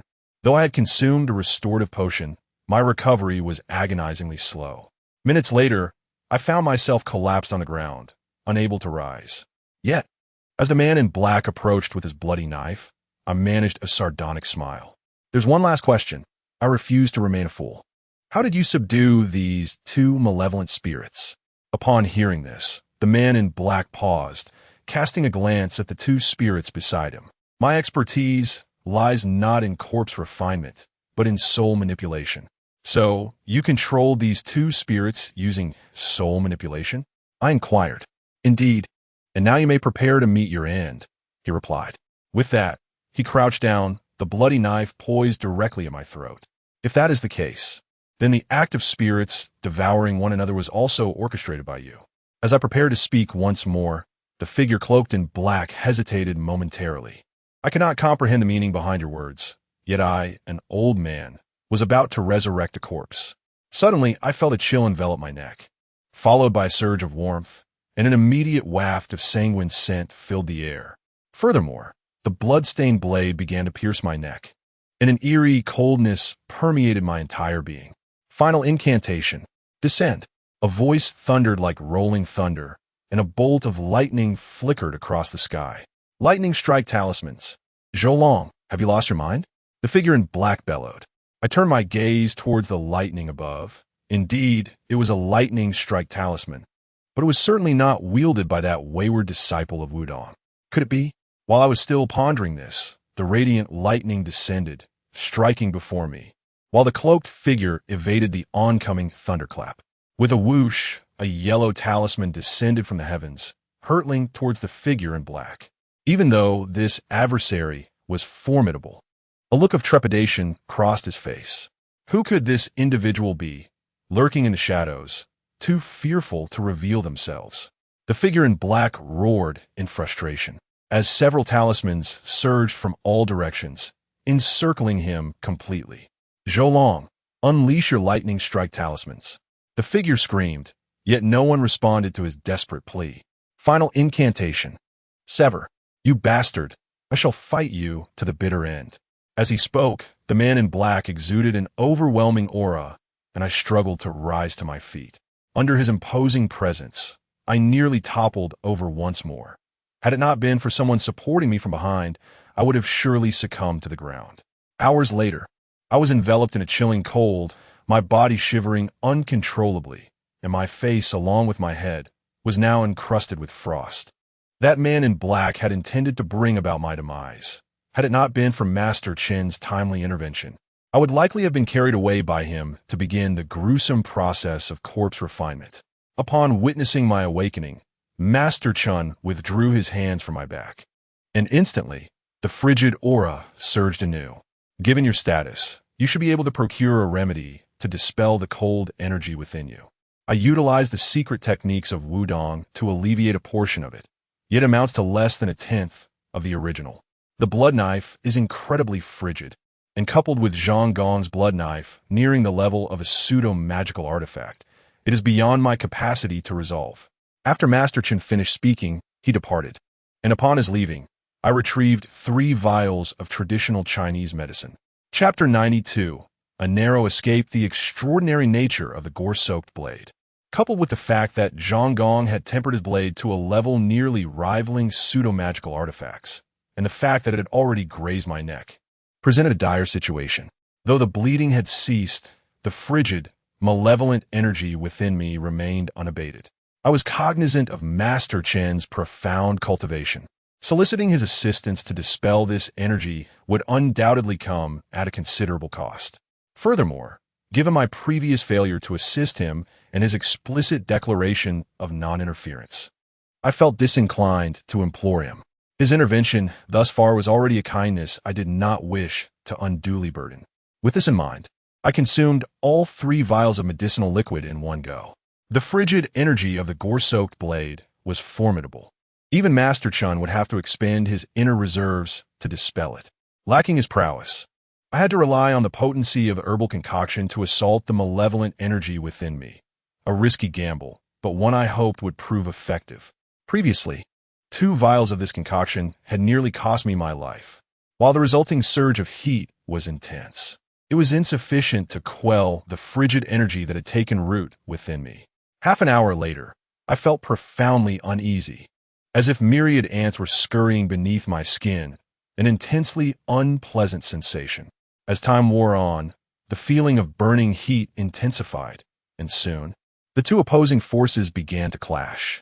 The unfortunate consequence was a cycle of alternating chills and fever, akin to enduring the tortures of both ice and fire. That sensation, though I cannot ascertain whether you have experienced it, is undeniably distressing. Subsequently, I found myself in a state of utter confusion. Upon awakening, I discovered 13 discarded vials of traditional Chinese medicine strewn across the floor. As I rose to my feet, I noticed that, apart from the profusion of bloodstains adorning my body, a foul odor enveloped me. Indeed, the entire grocery store was permeated with a pungent stench. Initially, I intended to check the time, but upon glancing at my phone, which lay shattered on the ground, I realized it had been broken into 2 pieces. The grocery store itself was in disarray, with shelves dismantled and scattered haphazardly. Such a sight left my mind in a haze. I took a moment to assess my condition. I felt remarkably at ease despite the circumstances. I shook my hands, and as if stirred by an unseen breeze, the books on the floor fluttered. I paid them no heed, for it was evident that the contents of the store were irreparably ruined. Clearly, a renovation was in order. With this thought in mind, my immediate priority was to take a shower and procure a new phone. I was apprehensive about being turned away from the large bathhouse. Although I had changed out of my bloodied garments, the lingering sour odor clung to me, compelling me to seek refuge in a smaller bathhouse. After my cleansing, I checked the time and noted it was already past 3 in the afternoon. Coupled with the hunger gnawing at my stomach, I hastily purchased several flatbreads to satiate my appetite. It was not that I could not afford better fare. Rather, without my phone, the cash in my pocket dictated that I subsist on flatbreads. Once I acquired a new phone, I promptly inserted my SIM card. Before I could fully acclimate, a phone call interrupted me, accompanied by a sound of weeping from the other end.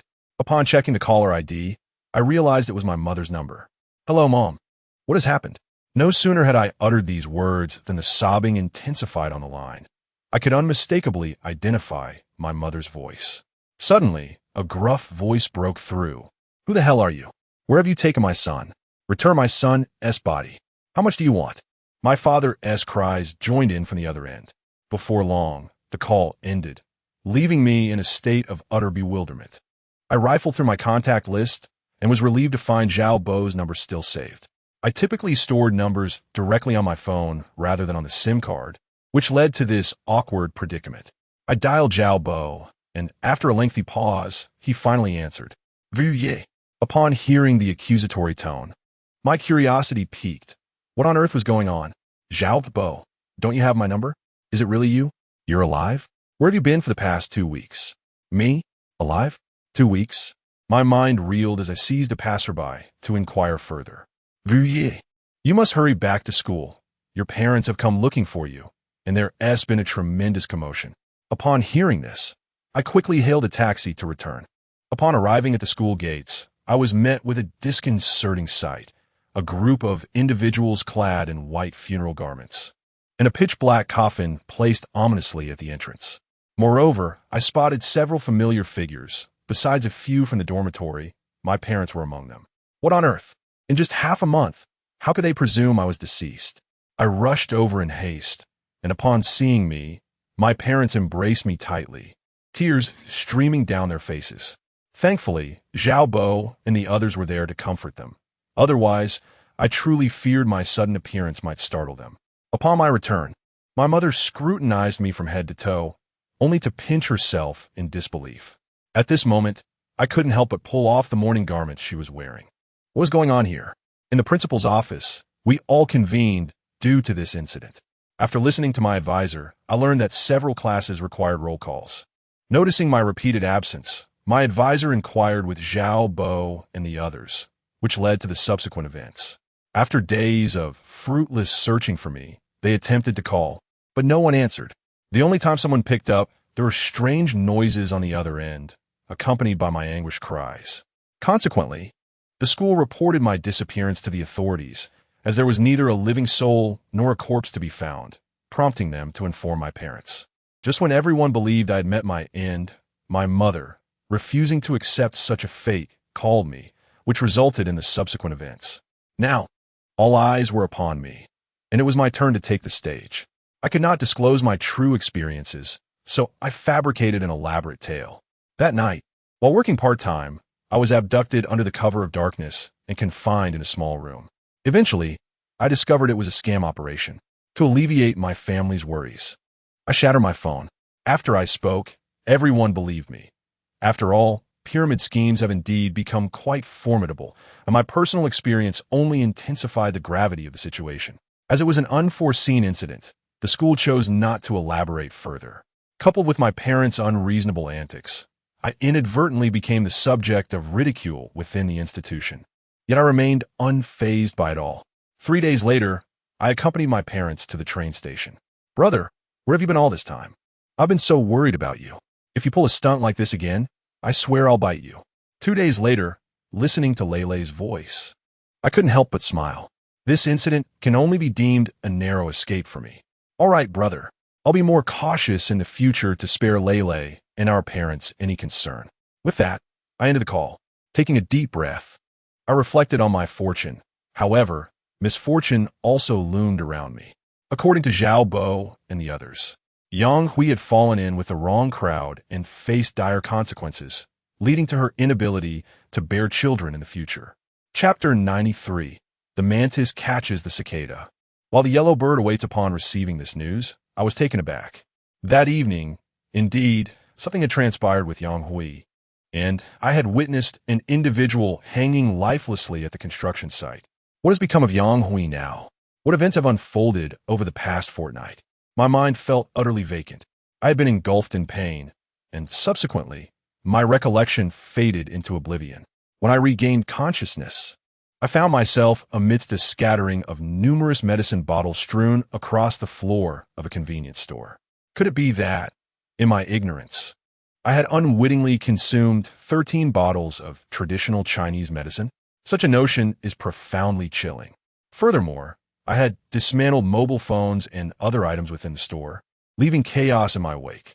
Yet, the most terrifying aspect is that I possess no memory of these occurrences, nor do I comprehend the events that transpired. After listening to Zhao Bo and the others recount the happenings, it became evident that the school had indeed faced turmoil during the past 2 weeks, specifically regarding Yang Hui. If one were to calculate the timeline, it coincided with the day of my own misfortune. In the midst of that chaos, Yang Hui recounted that her boyfriend, a man of dubious social standing, had taken her out that night, after which she inexplicably lost consciousness. By the time she regained awareness, a myriad of events had already unfolded. Subsequently, an unknown assailant had struck her unconscious and abducted her. When she next awoke, it was in an alley near the school. As for her boyfriend, he had tragically met his demise, having been hanged. At that moment, we found ourselves in the outskirts, and to this day, my vehicle remains unreturned. Given the considerable distance, it is implausible for Yang Hui and her companions to have made their way back. The only conceivable explanation lies with Chen Shi. "Xiao Wu, I finally managed to reach you. Where have you been for the past half month? I could not get in touch with you at all." Upon hearing Zhang Xinzong's voice, I replied briefly. I had intended to visit the Zhang residence, but I have been occupied with my parents these past few days, leaving me no time to spare. After more than an hour, I arrived at the Zhang family villa. This time, aside from a few workers, only Zhang Xinzong and his wife were present. I had no idea where Chan Xian had gone. "I sincerely apologize for taking up a half month of your time. I encountered some issues recently, which prevented me from attending to your family's matters. You need to be so courteous. Initially, I could not reach you, and I even inquired at the school, only to be informed that you were missing. Nevertheless, it is a relief to have you back."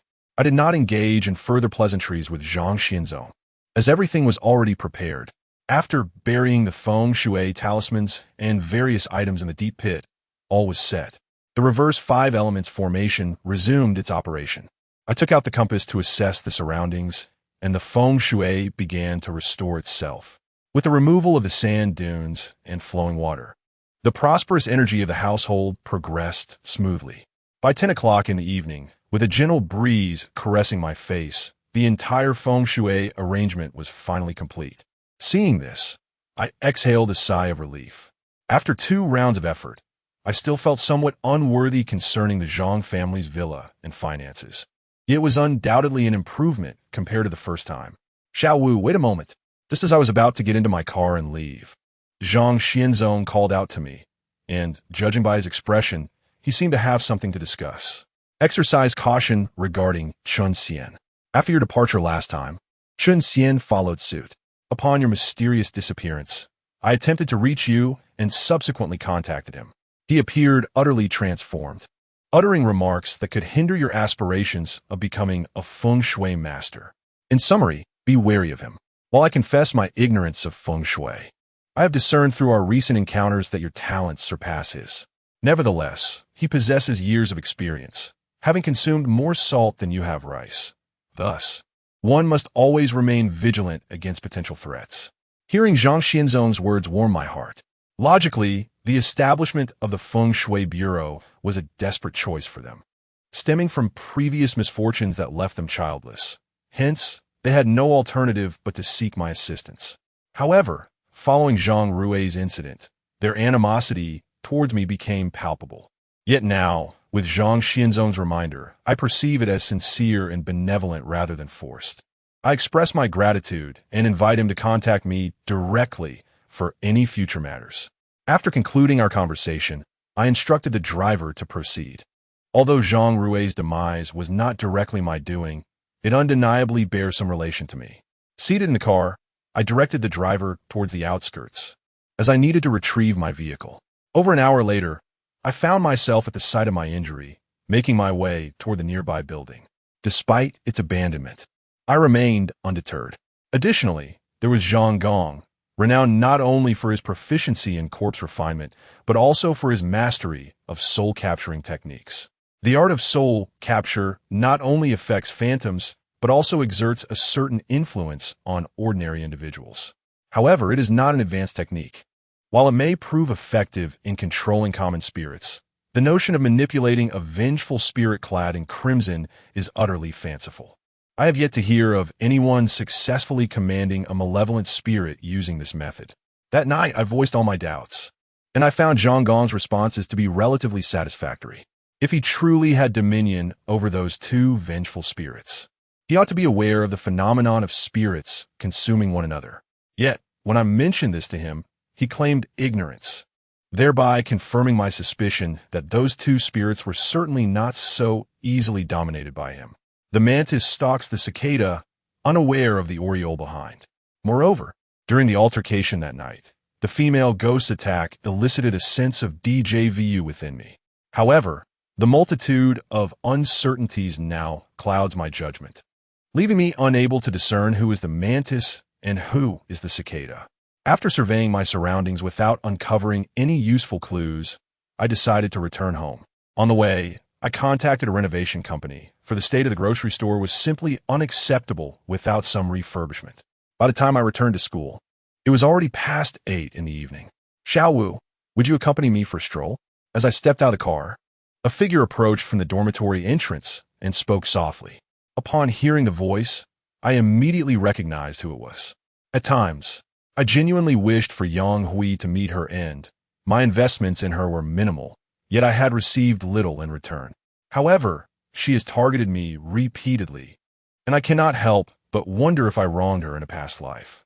With such thoughts, one cannot blame me for being callous. Anyone in my position might entertain similar notions. I have no time for this. With that, I attempted to depart, but Yang Hui grasped my hands firmly. I merely wish to have a sincere conversation with you. I harbor no intentions of harm. Upon hearing this, I swiftly extricated myself from her grip. Let us discuss matters here. I do not wish to squander any more of my time. After I spoke, Yang Hui unexpectedly burst into tears, prompting the male students in the dormitory to regard the scene with disdain. Neither she nor I is willing to concede. and we have both become prominent figures within the school. You may not have seen my face, yet you have undoubtedly heard my name. At this juncture, I desire no further association with Yang Hui. Even the sight of her evokes a sense of revulsion within me. Chapter 94. Desecrating ancestral graves brings divine retribution, Xiao Wu. I simply wanted to inform you that I shall be departing tomorrow. Upon hearing this, a wave of relief washed over me. Then I must extend my sincerest congratulations. You are truly unable to remain at this institution any longer. As I concluded, Yang Hui dabbed at her tears. If only we could revert to former times. I ought not to have terminated our relationship. At this juncture, I inwardly began to curse. Pray, if you will be so kind as to abscond with haste. Is there a genuine necessity for this display of sentimentality? Nay, if I had possessed foreknowledge of the present circumstances, I would have preferred to betray you at an earlier juncture. Now that you have spoken your piece, you may depart. I harbor the hope that you shall reform and rehabilitate yourself within your new environment. Having uttered these words, I ascended the stairs without a backward glance. Verily, I did not desire to treat her in such a manner, yet I was left with no alternative. Around the late hour of 10, I had already ensconced myself within my bedclothes when Li Hao's telephone call reached me. Moreover, he appeared to be in a state of considerable agitation, insisting that I visit him without fail. After some deliberation, I resolved to drive over. In truth, even had Li Hao remained silent, I was cognizant of the situation. It seemed that Cheng Jiming had encountered his just deserts.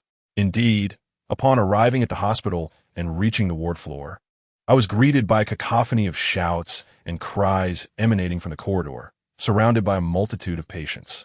The entirety of the hallway reverberated with Cheng Jiming's vociferous exclamations. Upon reaching the doorway of the ward, I observed a multitude of nurses and physicians within, seemingly at a loss as to how to manage Cheng Jiming's condition. Upon reaching this point, I navigated through the crowd and made my way inside. Had it not been for someone restraining Cheng Jiming, I dare say this situation would have spiraled beyond control. Upon seeing me, Li Hao's previously troubled expression transformed, igniting a spark of hope within him. Xiao Wu, what is happening? He inquired. This is self-inflicted. No one else is to blame, I replied, taking my stand beside them as I observed. Lu Fei and Li Zheng, preoccupied with holding Cheng Jiming down, were unable to lend a hand. Let him go. Allow him to wreak his havoc, I declared nonchalantly from the entrance. Yet, Lu Fei and Li Zheng, being subordinates of Cheng Jiming, found themselves in a quandary given the current circumstances. Nevertheless, my words were met with skepticism. Dad, you should listen to Xiao Wu, Li Zheng urged, glancing at Lu Fei and then back at me, evidently awaiting Lu Fei's response. I remained at the door, detached from the unfolding drama, for it was not my misfortune to bear. Since they chose to disregard my counsel, they were free to resolve the matter amongst themselves. After a while, Cheng Jiming, having been sedated temporarily, erupted once more. Nurse, quickly administer another sedative. The nurse's hesitation became palpable upon hearing this. He has already received 10 doses. It is impossible to administer another. I have informed the director, and they will arrive shortly. A doctor stationed near the nurse interjected. It seemed he had never encountered a case quite like Cheng Jiming's, which bore more resemblance to a psychiatric episode. I observed as Li Zheng and Lu Fei struggled to maintain control. As Cheng Jiming broke free and attempted to rush out, I swiftly seized his collar and delivered a resounding slap across his face. The unexpected incident left everyone in stunned silence. Lu Fei, having witnessed my previous display of force in the private room, hesitated to intervene. After receiving the blow, Cheng Jiming fell silent. What now? Are you still causing a scene? I demanded. No, let us return and clarify the situation. With that, Cheng Jiming turned and sat down beside the hospital bed. Observing this, I opened the ward door, allowing the gathered onlookers to enter. With so many witnesses, you may speak now, I stated. At the sound of my voice, confusion swept over the crowd until Cheng Jiming finally spoke, prompting realization among them. While most viewed the matter as trivial, the expressions of Li Zheng, his son, and Lu Fei shifted to one of concern. For it was not Cheng Jiming's voice that filled the room, but that of a woman. After a brief interlude of about 10 minutes, as I listened to Cheng Jiming's account, I remained silent, while Li Zheng and Lu Fei wore grim faces. "All right, you may leave for now. If he does not redraw your tombstone in 2 days, I shall not intervene further. You may do as you please then." Upon my words, Cheng Jiming's body weakened, and he collapsed to his knees. Following this, I instructed everyone else in the room to exit, leaving only a select few of us behind. Lu Fei, upon hearing what Cheng Jiming had to say, expressed disbelief at the audacity of someone who would desecrate ancestral graves, truly lacking any sense of shame. "You people, even in death, are merely a waste of land." After uttering these words, I glanced at Li Hao before departing. Throughout our acquaintance, Li Hao has consistently demonstrated his integrity, and I regard him as a friend. However, I am not intimidated by him. In the past, I would have undoubtedly compromised my principles. But after starting my job at the grocery store, encountering ghosts at night, and having Luo Fei shield me from danger, coupled with my near brush with death not long ago, I have endured so much that, while I may not possess a heart of stone, I am certainly resolute in my convictions now. The last time Cheng Jiming attempted to coerce me into doing his bidding through violence, his reputation in my eyes had diminished to nothing. I refrained from elaborating further. This incident could hardly be attributed to Li Hao, whose father is a political figure. And given that Cheng Jiming is his superior, anyone in his position would likely seek assistance, especially he. As I descended from an inpatient department and stepped out into the night, I noticed an elderly man leaning on a cane and clutching his abdomen, making his way towards me. Initially, I intended to offer him aid, but upon glancing behind him, I spotted a specter lurking not far off. The moment our eyes met, it vanished in an instant. "Grandfather, why are you alone? Where's your family?" I inquired as I approached to support the elderly man. "Young man, thank you for your kindness in coming to my aid," he replied, but soon after, he clutched his abdomen and became unable to move. Upon witnessing this scene, I hesitated to carry the elderly man directly to the outpatient clinic. Just as I was contemplating a solution, he suddenly collapsed. As I prepared to scream for help, a dark vapor escaped from the crown of his head and dissipated into the air. I glanced into his pupils, then reached beneath his clothing to feel his abdomen. Alarmed by what I discovered, I swiftly lifted him into the elevator and transported him to the inpatient department. There were several vacant hospital rooms, making it relatively easy to find one. After placing him gently on the bed, I approached the nurse's station to borrow a needle and thread. Returning to the room, I observed the man's greenish pupils. Moments earlier, he had been clutching his abdomen. A brief examination revealed that his condition stemmed from a state of fright, commonly referred to as being possessed by malevolent forces. Additionally, I recalled seeing a shadowy figure lurking behind him at the entrance, which clarified my understanding of the situation. I began to manipulate his 10 fingers, particularly focusing on the middle finger. Noticing the redness caused by my actions, I plunged the needle into his skin, and dark blood immediately surged forth. If left untreated, his condition could lead to dire consequences. By drawing out the tainted blood, I aimed to expel the malevolent influence before addressing the remaining issues. Chapter 95. The murder in the locked room. Half an hour later, nearly all the dark blood from my 10 fingers had been drained. I inspected the old man's pockets, but found no means of contact. A few minutes later, the elderly gentleman awoke, realizing he was lying on a hospital bed, slowly propping himself up. "Young man, what ailment do I suffer from? What did the doctors say?" I shook my head and replied, "You're not ill, but rather afflicted by a malevolent force.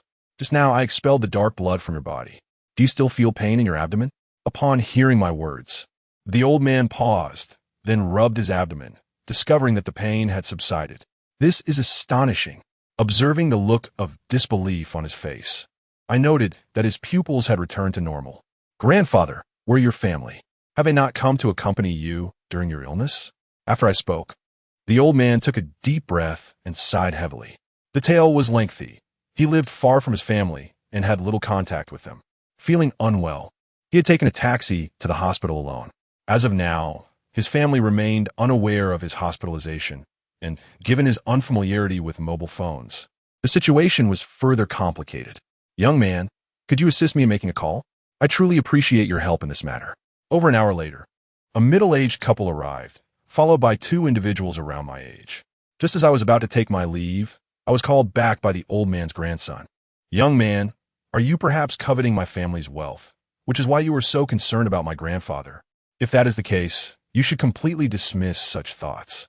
Upon hearing this, I felt a wave of discomfort wash over me. Is it possible that all affluent families harbor a sense of paranoia? I chose to ignore him and departed. As I made my way downstairs, before I reached the parking lot, another grandson of the elderly man hurried after me. My friend, I apologize. It was our mistake. My younger brother speaks without thinking. Please do not take it to heart. I offer my sincerest apologies on his behalf. I chuckled lightly, harboring no ill will. In truth, I should not have been the one to voice these concerns, but leaving your grandfather alone is perilous. It is late at night, and should anything happen to the elderly man, regret would come too late. As for your brother, you ought to inform him to remain indoors for at least the next month, if possible. Having said that, I got into my car and drove away. Whether they heed my words is now in their hands. As I departed, I caught a glimpse of the young man's expression, which was one of sheer disbelief. When I returned to campus, it was already midnight. Stop following me. Come out. I called out, yet the shadow lurking in the darkness did not emerge. Throughout my journey, I felt an unsettling presence, an inexplicable sensation that something was trailing me, though I could not discern what it was. Observing the stillness around me, perhaps I was merely being paranoid. The following morning, Yang Feng's call came through. After exchanging a few words, I learned that this old fellow and Li Hong had ventured to Suzhou, where they had been for quite some time. The purpose of this call was to inquire if I possessed any interest in making a trip to Suzhou. What has transpired? I inquired. Yang Feng sighed deeply. Not long ago, the case we encountered, involving 5 lives, was referred to the criminal police. However, during my current business trip to Suzhou, I stumbled upon a case of a locked-room murder, devoid of any clues. Li Hong has also examined the scene and mentioned an ominous presence. Initially, I had no intention of getting involved, but just yesterday, another locked-room murder occurred, and Li Hong sustained injuries. He is yet to regain consciousness. Thus, I wish to invite you to come. After listening to Yang Feng, I nodded. As for my commitments at the university, with the police department mediating, I should not face any academic penalties. The following morning, my advisor called, granting me a week's leave, which, combined with the weekend, afforded me a total of 10 days off. I purchased a train ticket to Suzhou and, after organizing my affairs here, departed, for I needed to ensure that the renovations at the convenience store were properly addressed, as work was to cease by 6 in the evening. Sunflower seeds, peanuts, 8 treasure porridge, beer, beverages, mineral water. Lift your feet. Hey, lift your feet. Upon hearing the vendor's voice, I opened my eyes to find a woman seated across from me, cradling a child in her arms. The saleswoman nudged a woman, who only then opened her eyes. She appeared utterly exhausted, likely having succumbed to a deep slumber. What is the matter with you? Sleeping so soundly while watching a child? Ensure they are not taken away, the saleswoman kindly cautioned. The woman nodded in acknowledgement, but offered no further response. At that moment, seemingly unaware of her grip loosening, the woman nearly dropped the child. Had it not been for the saleswoman's quick reflexes, the child would have indeed fallen to the ground. Upon witnessing this, the onlookers collectively exhaled in relief. But their expressions swiftly altered upon glimpsing the child's face. It was not that the child appeared particularly terrifying. Rather, the infant's face was marred with an unsettling hue, reminiscent of a corpse. This is a stillborn. Upon hearing the saleswoman's exclamation, the woman hastily cradled the child close to her chest. No, my child is merely ill, not a stillborn. Observing the woman's distress, those around her, having seen the child clearly, could not help but assert, this is indeed a stillborn. If the child has passed, it should be cremated. Why are you carrying around this stillborn? The odor is quite pronounced. With each remark, the crowd chimed in, and I, seated directly across from the woman, straightened my posture and fixed my gaze upon the child in her arms. May I see your child's face? Also, has the child reached the full term of 7 months? The woman regarded me with suspicion before finally responding, it has been 10 months. May I take a glimpse of the child's face? The woman remained silent, and I fixed my gaze upon her, only to find that the vendor was unwilling. Today's youth seem to be keen on observing everything, even a stillborn. I shall inform the train conductor now. You must disembark at the next station. Upon hearing this, I grew impatient and rose abruptly. What do you understand? The child is not deceased, yet you insist on labeling as stillborn. You, a mere vendor, have no business intruding here. After uttering this, I resumed my seat, gazing at the woman, and earnestly stated, if you trust my words, reveal your child to me. Perhaps I can save him. However, I need to ascertain how long the child has been in this condition. Was it born this way, or did it change after a month? Despite my plea, the woman still refused to let me see her child, opting instead to share the basic details of the child's condition, which left me with a grim expression. Chapter 96. The ghostly touch. I remained silent in my seat, listening to the woman recount her tale. The child appeared healthy at birth, but shortly after reaching 1 month, dark spots began to emerge on his skin. Moreover, the child slept soundly during the day and remained wide awake at night. I had already witnessed this lethargy. It truly resembled that of a stillborn. For 10 months, the child had been in this state for 9. Are you a doctor? The woman inquired at that moment. I shook my head in response. Did you carry the child outside when he turned 1 month old? Or did you visit any place imbued with heavy negative energy?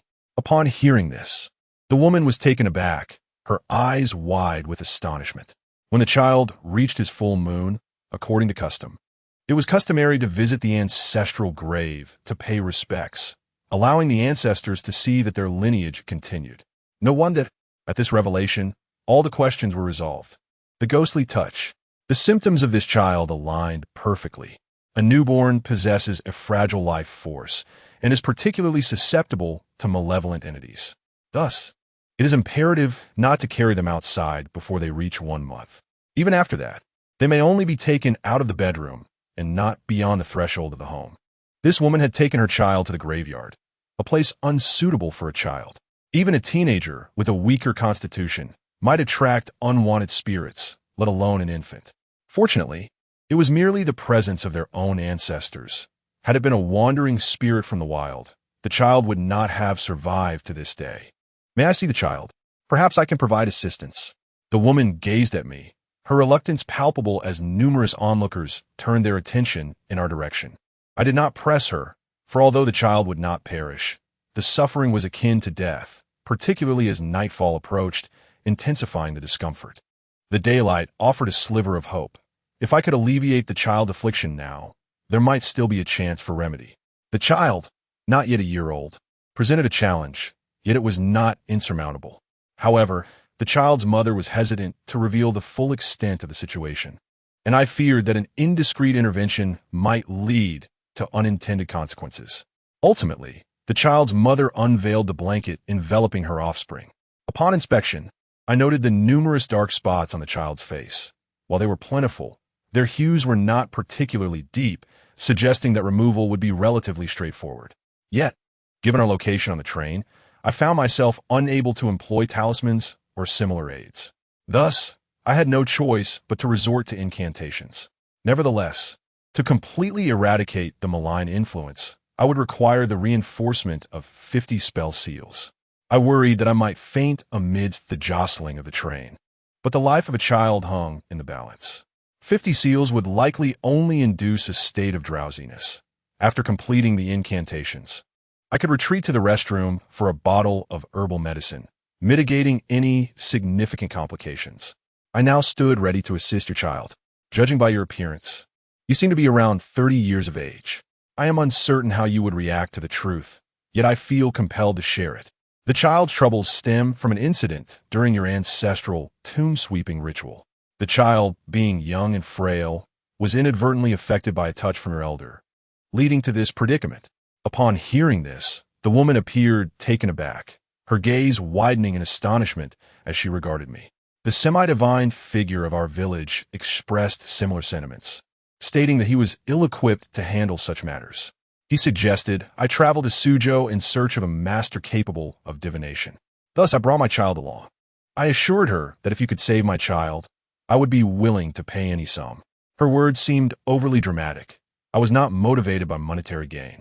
It was disheartening to hear such triviality surrounding what should have been a serious matter. I insisted that no payment was necessary and requested, if possible, to remove the blanket from the child and lay him on the seat.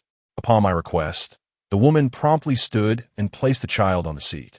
Once the blanket was removed, I beheld the child's body covered in dark patches. Without hesitation, I began to perform intricate hand seals. After layering 10 incantations, I pointed my finger at the child's abdomen, causing the skin to ripple like a tranquil surface disturbed by a dragonfly's touch. The dark spots on the child's body stirred in response to the ripples, eliciting a sense of joy within me, indicating that my approach was indeed effective. With 20 incantations layered, I formed a sword gesture with my hands and pressed it against the child's xiphoid process. The child, lying on the seat, coughed twice but remained unconscious. As I layered 30 incantations, I swiftly formed the necessary seals and simultaneously pressed against the inner thigh of the child. With 40 incantations, I directed my focus to the child's throat, prompting a fit of relentless coughing. "Do not touch him," I commanded sharply as the parents, overwhelmed with concern, instinctively reached out to their child.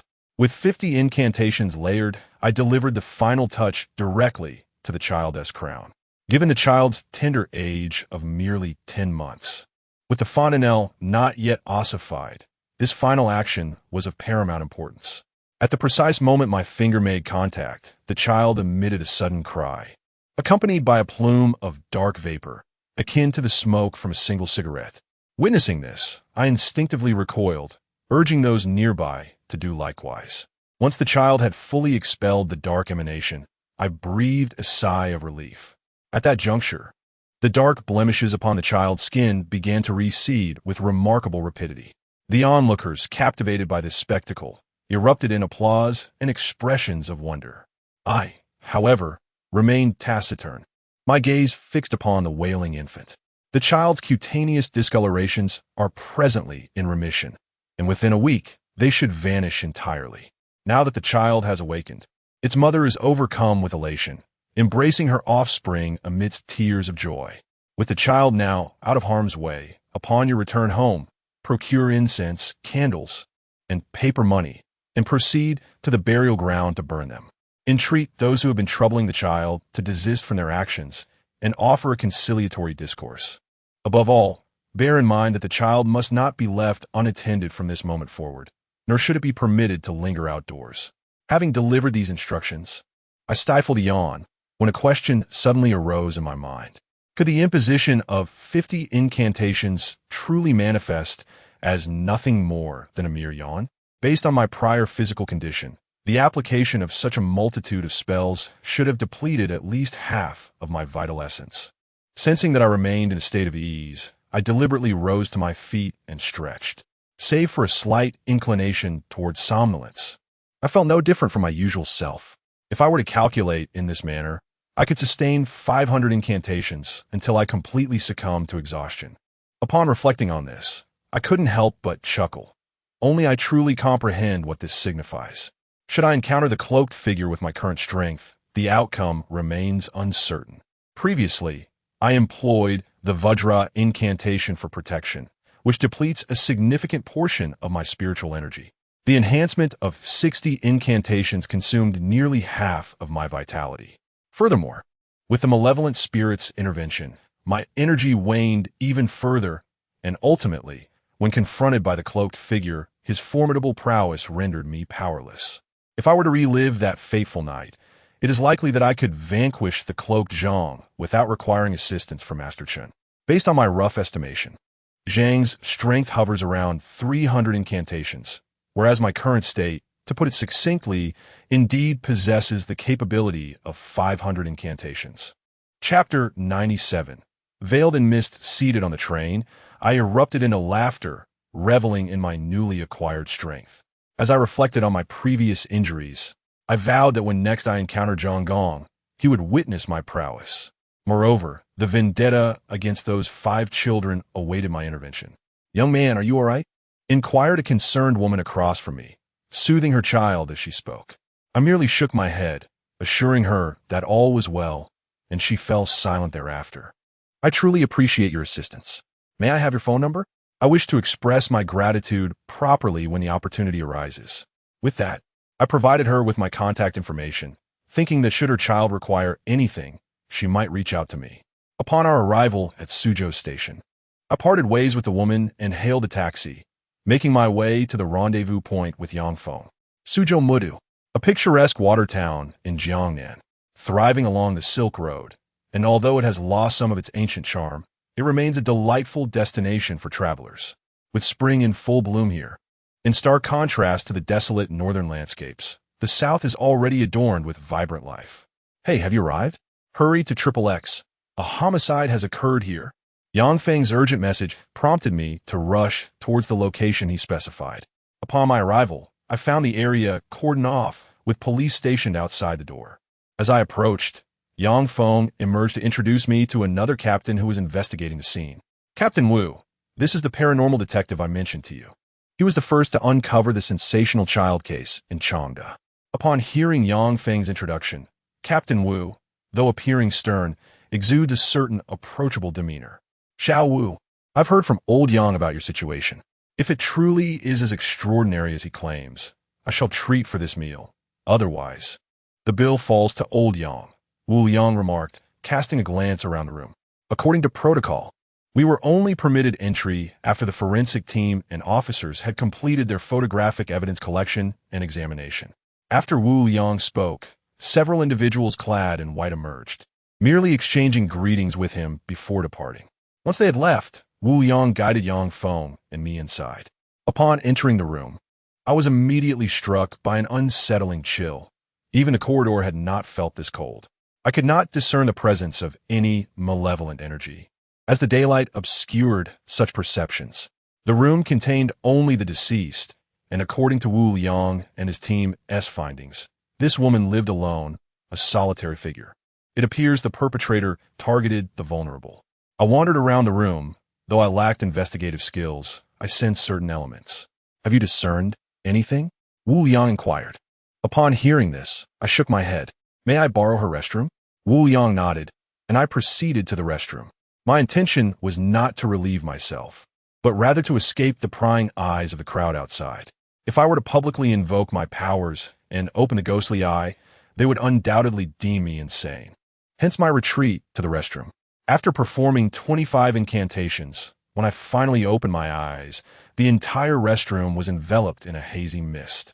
The living room was similarly shrouded in fog. Although it was not malevolent energy, it was certainly far from benign. Upon arriving at the threshold of the crime scene, the bedroom appeared even more obscured. With my ghostly eye activated, it felt as though I were blindfolded, unable to discern the nature of the atmosphere. I wandered around the bedroom, but found nothing of value. Exiting, I shook my head in disappointment. Observing my expression, both Yang Feng and Wu Yang refrained from further comment. During our journey, I inquired about Li Hong, to which Yang Feng replied that Li Hong had uncovered some leads regarding the mysterious murder in the secret chamber, prompting him to investigate the scene that evening in hopes of discovering something significant. However, Li Hong had not disclosed any specifics to Yang Feng, as he was uncertain whether his conjectures held any merit. As night fell and Li Hong had yet to return, Yang Feng attempted to reach him by phone, but there was no response. When he and Wu Yang arrived at the scene, they found Li Hong unconscious on the ground. He was promptly taken to the hospital for examination, where he appeared to be in good health.